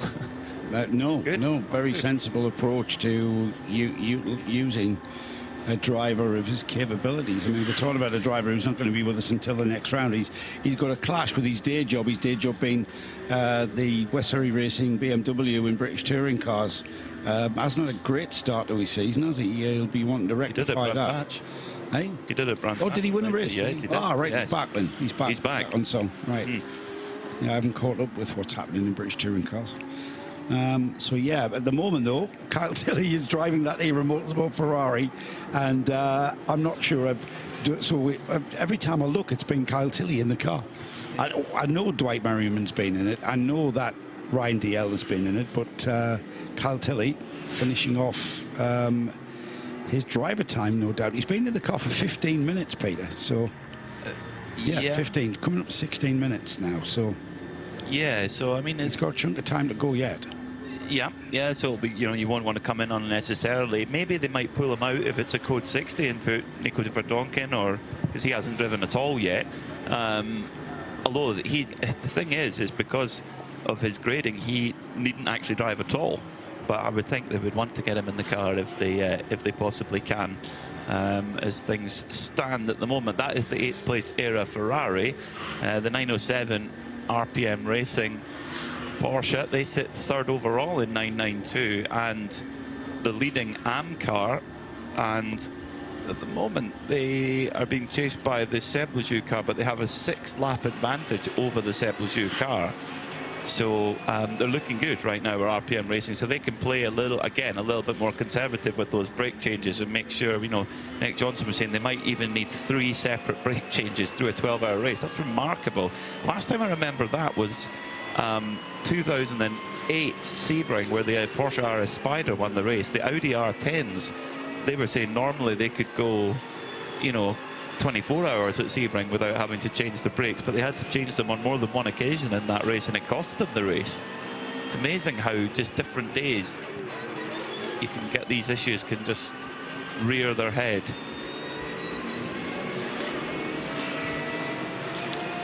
I'm being distracted for all the wrong reasons here, Peter.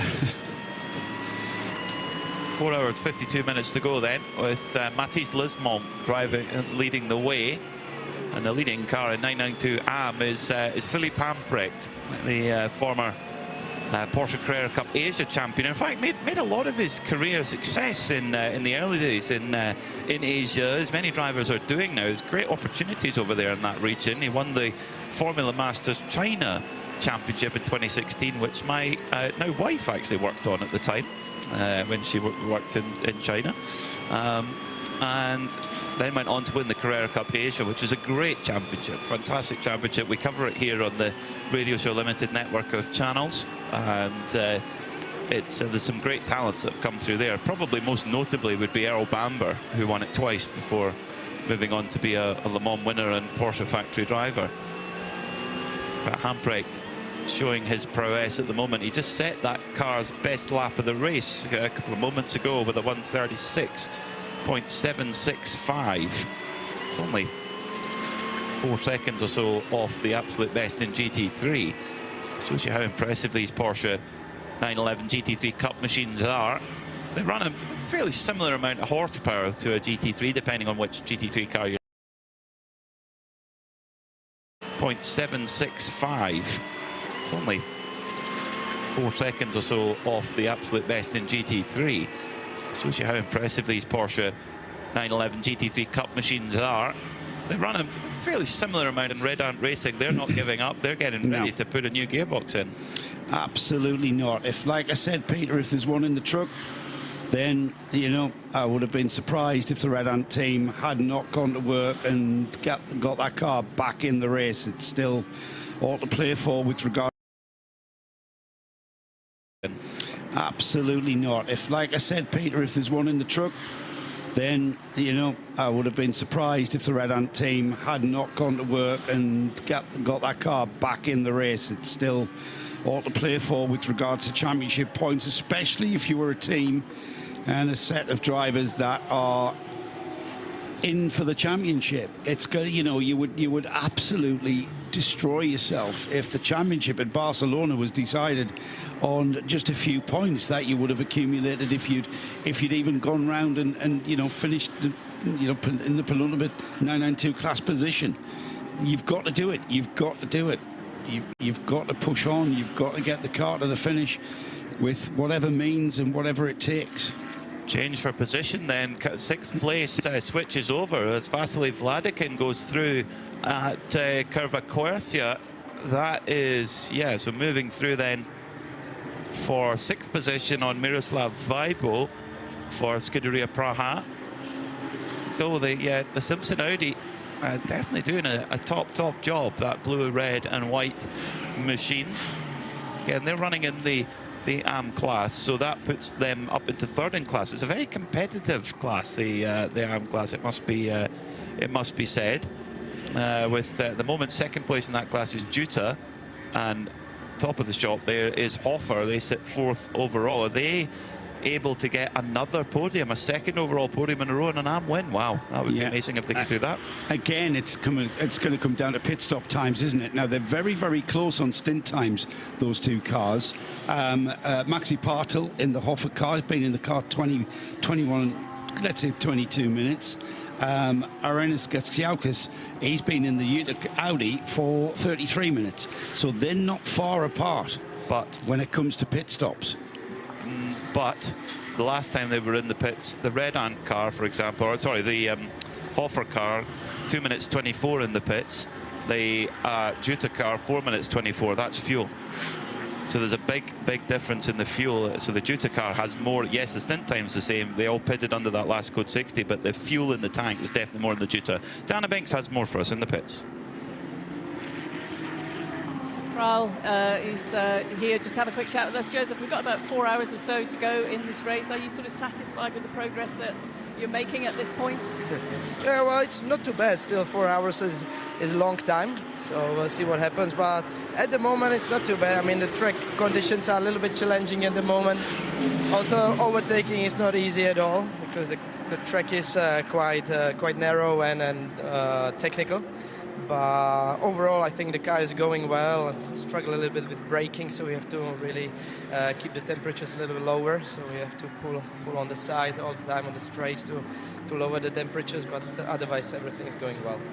Is that really more or less because of the increase in temperature that we've seen in the last couple of hours? Definitely. The sun here in Italy is always strong. Luckily, we have the sun finally. But yeah, the temperature is going higher and higher. But I think in like 1 hour or 2 hours, it should start dropping again. So it should be a little bit better for us again. So what's the biggest thing you're having to manage? Is it the tyres or is it the brakes? Well, both. It's kind of connected because when the temperature of brakes is going higher and higher, the front tires are going higher as well. The temperature of front tires. So it's kind of combined. But anyway, I managed to do a quite nice stint. The last one, it was a bit frustrating because I couldn't overtake. Also Also together with the higher temperatures, it was a bit more difficult, but now it's settled down, so it should be fine till the end of the race. The GT3 class is pretty competitive, isn't it? Yes, it is. It's a lot and a lot more than it used to be. So it's really nice racing, and all the drivers are really fast. Thank you very much. Thank you. Nice things to say. All the drivers are really fast. Quite as fast as Joseph Kral on occasions. We've seen him pull off some absolutely outstanding drives.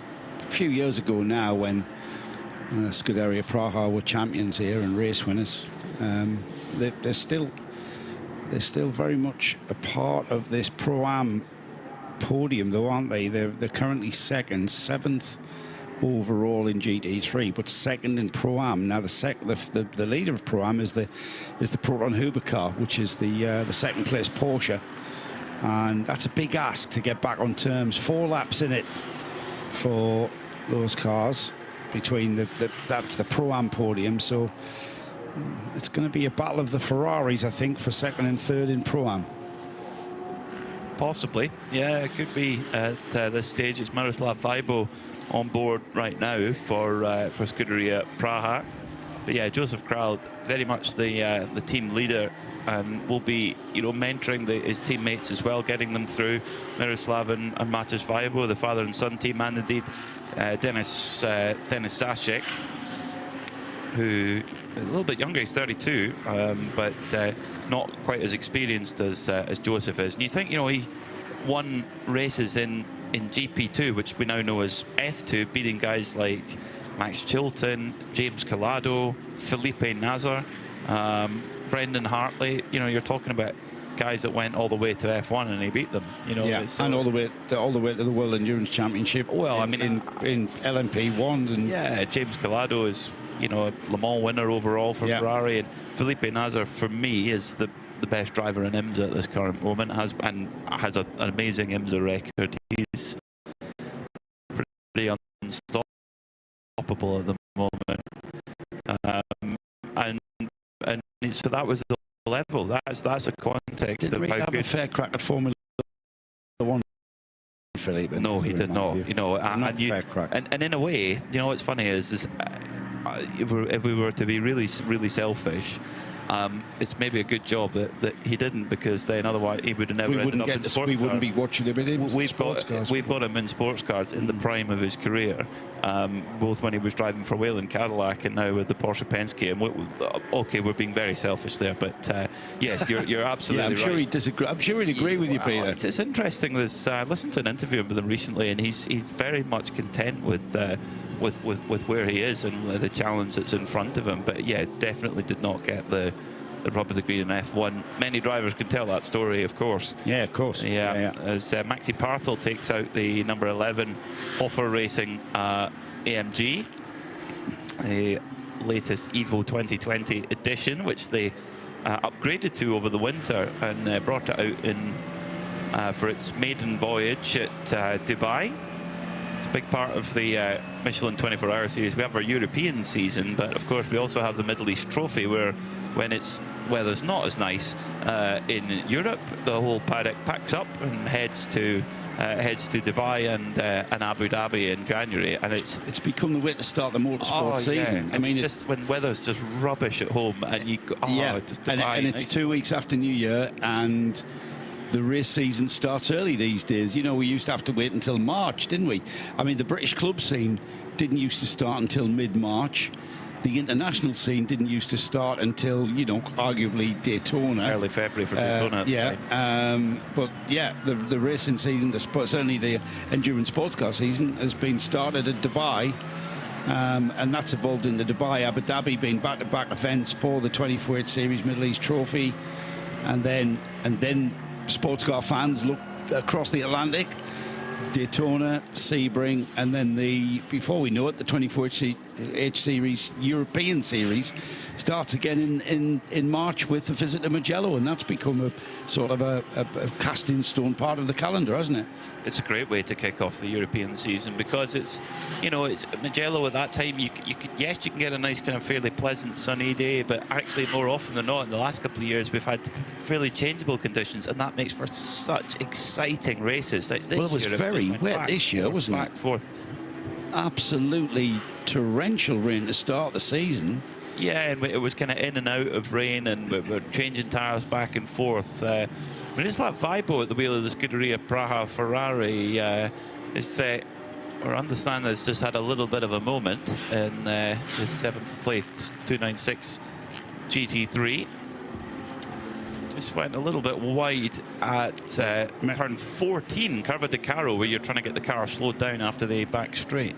Miroslav is the gentleman driver in that car. But before we wax lyrical about Miroslav, let's head down to the pits. Diana Binks has got an update for us. I think we've been talking about it all day, Marcel. You're here with your 2 sons this weekend. What an amazing thing, first of all, to be able to do with your sons, but I understand it's been in the planning for some time. Yeah, of course. It was planning.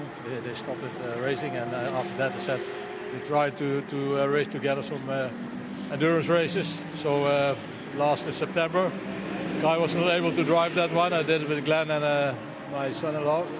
And yeah, today we drive together. How do you feel your weekend's going so far? Sorry? How do you feel your weekend is going so far? Perfect. It's my first. I never driven it before, but it's okay. And well, till now, it's we do a very good job. And yeah, you have to compensate the time I'm losing, but okay, that's part of the game. Yeah. We've had sort of tricky conditions the last few days, haven't we, with the rain, now with the sun. Yeah. How have you adjusted to everything that's been thrown at you? Yeah, well, I think it's okay. I expected more rain. We didn't really have rain, so a little bit, but I have driven. I was here Wednesday, and I've driven almost all in the dry conditions. Yeah, so far, yeah, good. And how satisfying is it to sit down with your sons and sort of talk through what's happening out there on track and make progress? Sorry? How satisfying is it to sit here and talk through the race event that you're all competing in together with your sons? Yeah, that's okay. They tell me I have to drive faster, but I do what I can. And I think we have to go to compete with the rest, and they don't have to compete with each other. So till now, so far, it's okay. And what do you feel about this Misano circuit? How do you find it? Is it very challenging? It's a technical circuit, and it's quite intensive. Yeah. So there's not a lot of time to relax. So after a stint, it's okay. It's compared to Spa, it's a different. Yeah, but it's a very nice circuit. I like it. Yeah, absolutely. Yeah. And these long endurance races, keep you on your toes. Yeah, absolutely. Yeah. Marcel, thank you so much for chatting. Okay, thank you. Marcel van Berlo from the number 925 car at the moment, looking very, very strong with his 2 sons, Glenn and Kai. It's Kai who's at the wheel right now, leading the way. Quite a far way into his stint, maybe 10 to 15 minutes left on his stint before he has to come to the pits. And they didn't take a huge amount of service at the previous stop, whereas the chasing Holmgaard car did. So that gap could narrow a bit, but it still looks like Van Berlo are looking good. It's not going to narrow, Peter, with Kai Van Berlo at the wheel. He's been putting in lap times in 136s, 135s. And he's arguably the fastest driver in that car, and in that driver lineup in that car. He is extending that lead. It's out to 3 laps. So where it is time-wise, I'm not quite sure. I think it's about, well, I'm not quite sure exactly what the time gap is, but it is 3 laps. And until we see the Holmgaard car optimized in the same way, it's hard to judge just what sort of progress is going to be seen when they go through their driver rotation. But if you think about it, if you take 2.5 minutes less service, if you like, or time at the fuel pump, that is, if you need to do that when the others don't, it's a lap and a half. That's a lap and a half, yeah. So all of a sudden it's a little bit different. I do still think Van Berlo have the edge, but the gap isn't quite as wide as it looks. I think that's what I mean by narrowing. But right, I see you're right. I see what you mean. The gap is extending slowly, though. Yes, slowly. As we go through this stint. Chunk, even that's a big difference in stagger in terms of the strategy. So let's keep a watch on it. But I do still agree with you that Van Berlo are definitely in a strong position, and I'd also say that Glenn Van Berlo has matched every blow for blow of his brother Kai. Definitely, I think he's been absolutely excellent in this race. It all bodes well going into the last 90 minutes. It does, yeah. It really does. I mean, it looks pretty strong, but you can never say, unless it continues to go their way and they extend that to 6 laps into the last 90 minutes. But at the moment, it's got like you've just said there, that's not the case. Maybe giving us a bit of a false impression, if anything. I think so. Yeah, I think so until we see things play out. But of course, that can be completely shuffled again with the code 60. It's where things can really mix up with that. So still has RT that leads then, with Mathis Lismont on board with a 1:33.5 last time by, nearly that car's fastest lap of the race, but 1:35.8 for Manuel Lauk last time by, 1:33.6 for Kobe De Bruyker in 3rd place in the Red Ant racing car. All 3 of those cars are reasonable. In fact, the Proton Huber car in 2nd place is the car that's earliest into its stint. The Haas RT car will be the first to come in, I would suspect. Certainly for driver time it would have to. As spin for the Scuderia Farron car at turn 14. Quite a few drivers getting it wrong there at turn 14, which of course there's so much speed being carried in there, isn't there, when you're coming in on the brakes and trying to turn the car at the same time. Ivo Breukels will be delighted to hear that one as he is chasing him down. There's several laps involved, 16 laps after the Red Camel coming back after that problem with the handling, wasn't it? They had some damage that they had to repair, and Ivo Breukels chasing down that car that's just had a problem with a little spin, so the gap will come down a little bit more. The chase continues. Let's head down to the pits. Diana, I can hear your voice. You can, and we're just sort of at this point of the race where it's sort of settled a little bit on track. I thought I'd try and find some other drivers for us to chat to. Era Motorsport, Ryan Diel is here. Ryan, how would you sort of describe the race so far? A little bit uneventful for us, but seems like we're settling in now, and it's always interesting, the strategy, which Pro-Am cars have the Rams in. So we got Kyle kind of hunting down the Praha car right now, so he'll be done with drive time after this. Dwight's done with drive time, and it'll be Nico and I till the end. What sort of feedback are you getting from your other drivers after they've been out there doing their stints? Physical, and I did like a 2/3 stint there till the last code 60. Yeah, physical little place, not a lot of time to breathe, but really good track, great weather, glad we're here. It seems very competitive, doesn't it? And it's great to see here at Creventic and having drivers like yourself come and take part. Yeah, I mean, I did a couple of races, I think, in 2012 or 2013. Haven't been back since, but it's surprising. You don't realize how much strategy comes in. A lot of people are confused about the fueling situation, and it actually works out really good.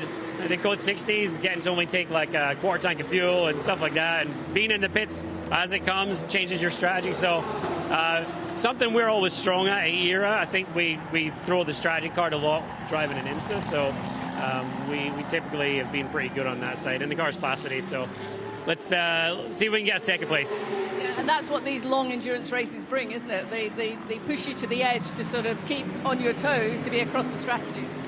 Yeah, I mean, it's like I said, the part of the thing is seeing the different drivers, and typically in IMSA, the slowest drivers go first, and you kind of eliminate your drivers towards the end of the race.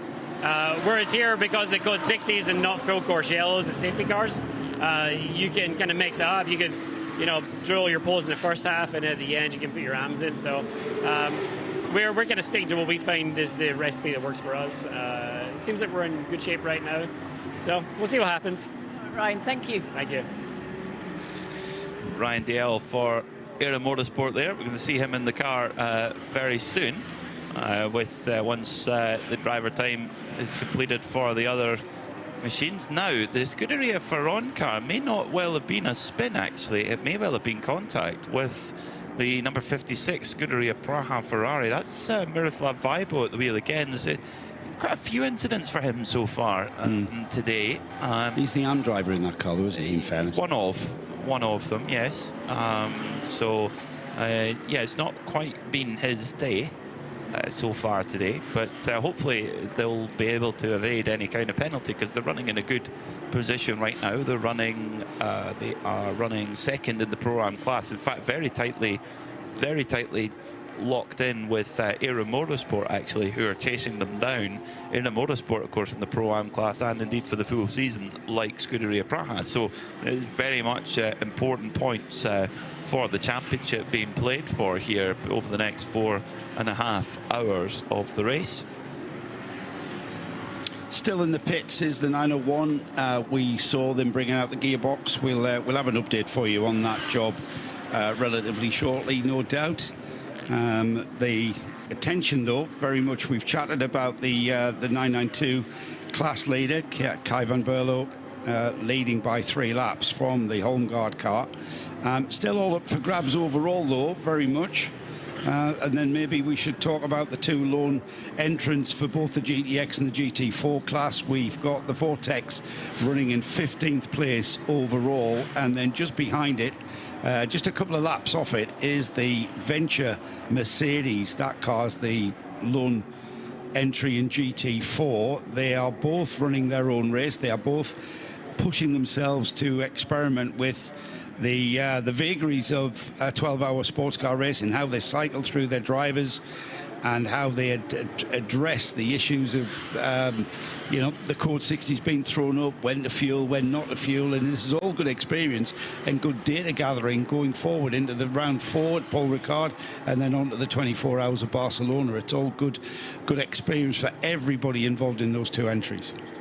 It is, yeah. That's all they can do in this scenario. They would, of course, like some rivals to race with, but that's the way it is sometimes. But certainly not an issue in the GT3 class, with several quality entries in there, it has to be said, including Haas RT, who at the moment have a gap of just over a minute from the Proton Huber competition car. But Matthias Lismont will be due into the pits fairly soon, albeit did pit at the last code 60 and would have been able to put 25% of fuel in. So normally we would see him in the pits by now. He's done it. He's been an hour and 8 minutes at the wheel. During that time, had the code 60. So, you know, that could give him another 10 minutes or so. Yeah, 10 to 15 minutes. Yeah, so he could well be. He'll certainly be due in the pits fairly soon for Haas RT, whereas Manuel Lauk, quite a bit more, maybe another half an hour or so with 25%. He would have got in there. Yeah, it's still close though, Peter, isn't it? I mean, you know, still 4.5 hours remaining, and I know that the clock I mean, every time I look at the clock, a chunk of time, it wasn't 2 seconds ago that I looked at that clock, there was 6.5 hours to go. Another 2 hours have passed by. Before we know it, we get towards that time in the race where time has run out to claw anything back, and what you've lost, you're not going to gain it back. So it's just a run to the flag. Right now, though, there's anticipation for all of those cars that are running at the front of their classes that this is going to be a good day. The sense of anticipation is still very high at the front of all of our classes.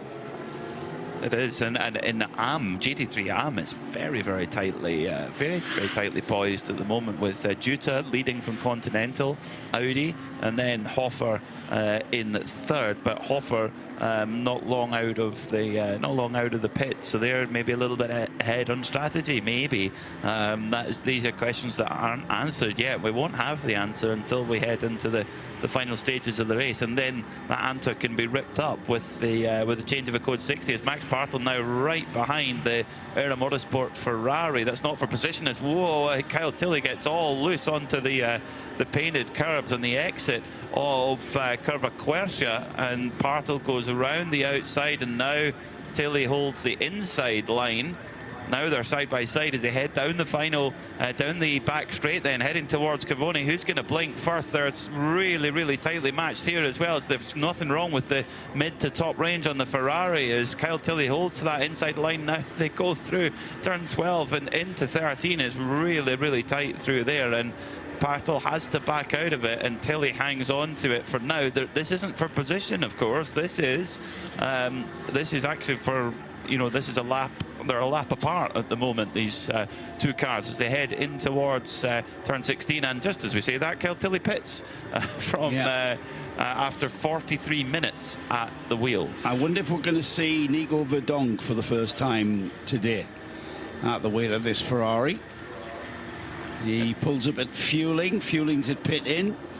This one not veering off to behind the pit garages for a compound.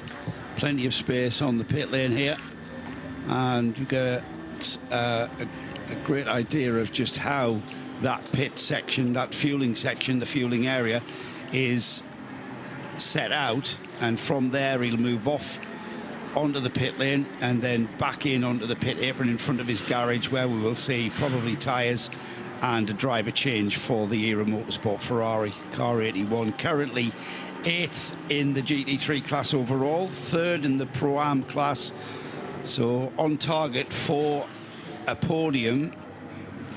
And Kyle Tilley's not leaving until tomorrow, I believe, so, and we do know that Kyle Tilley is, when he's done here, he'll be focusing then on the QnQ Pharmacy, quality healthcare at affordable price. Summer holidays vandachu, நம்ம GT Holidays vandachu. GT Holidays, South India's #1 travel brand. Vandachu, the Chennai Silks Mega Combo Sale, Summer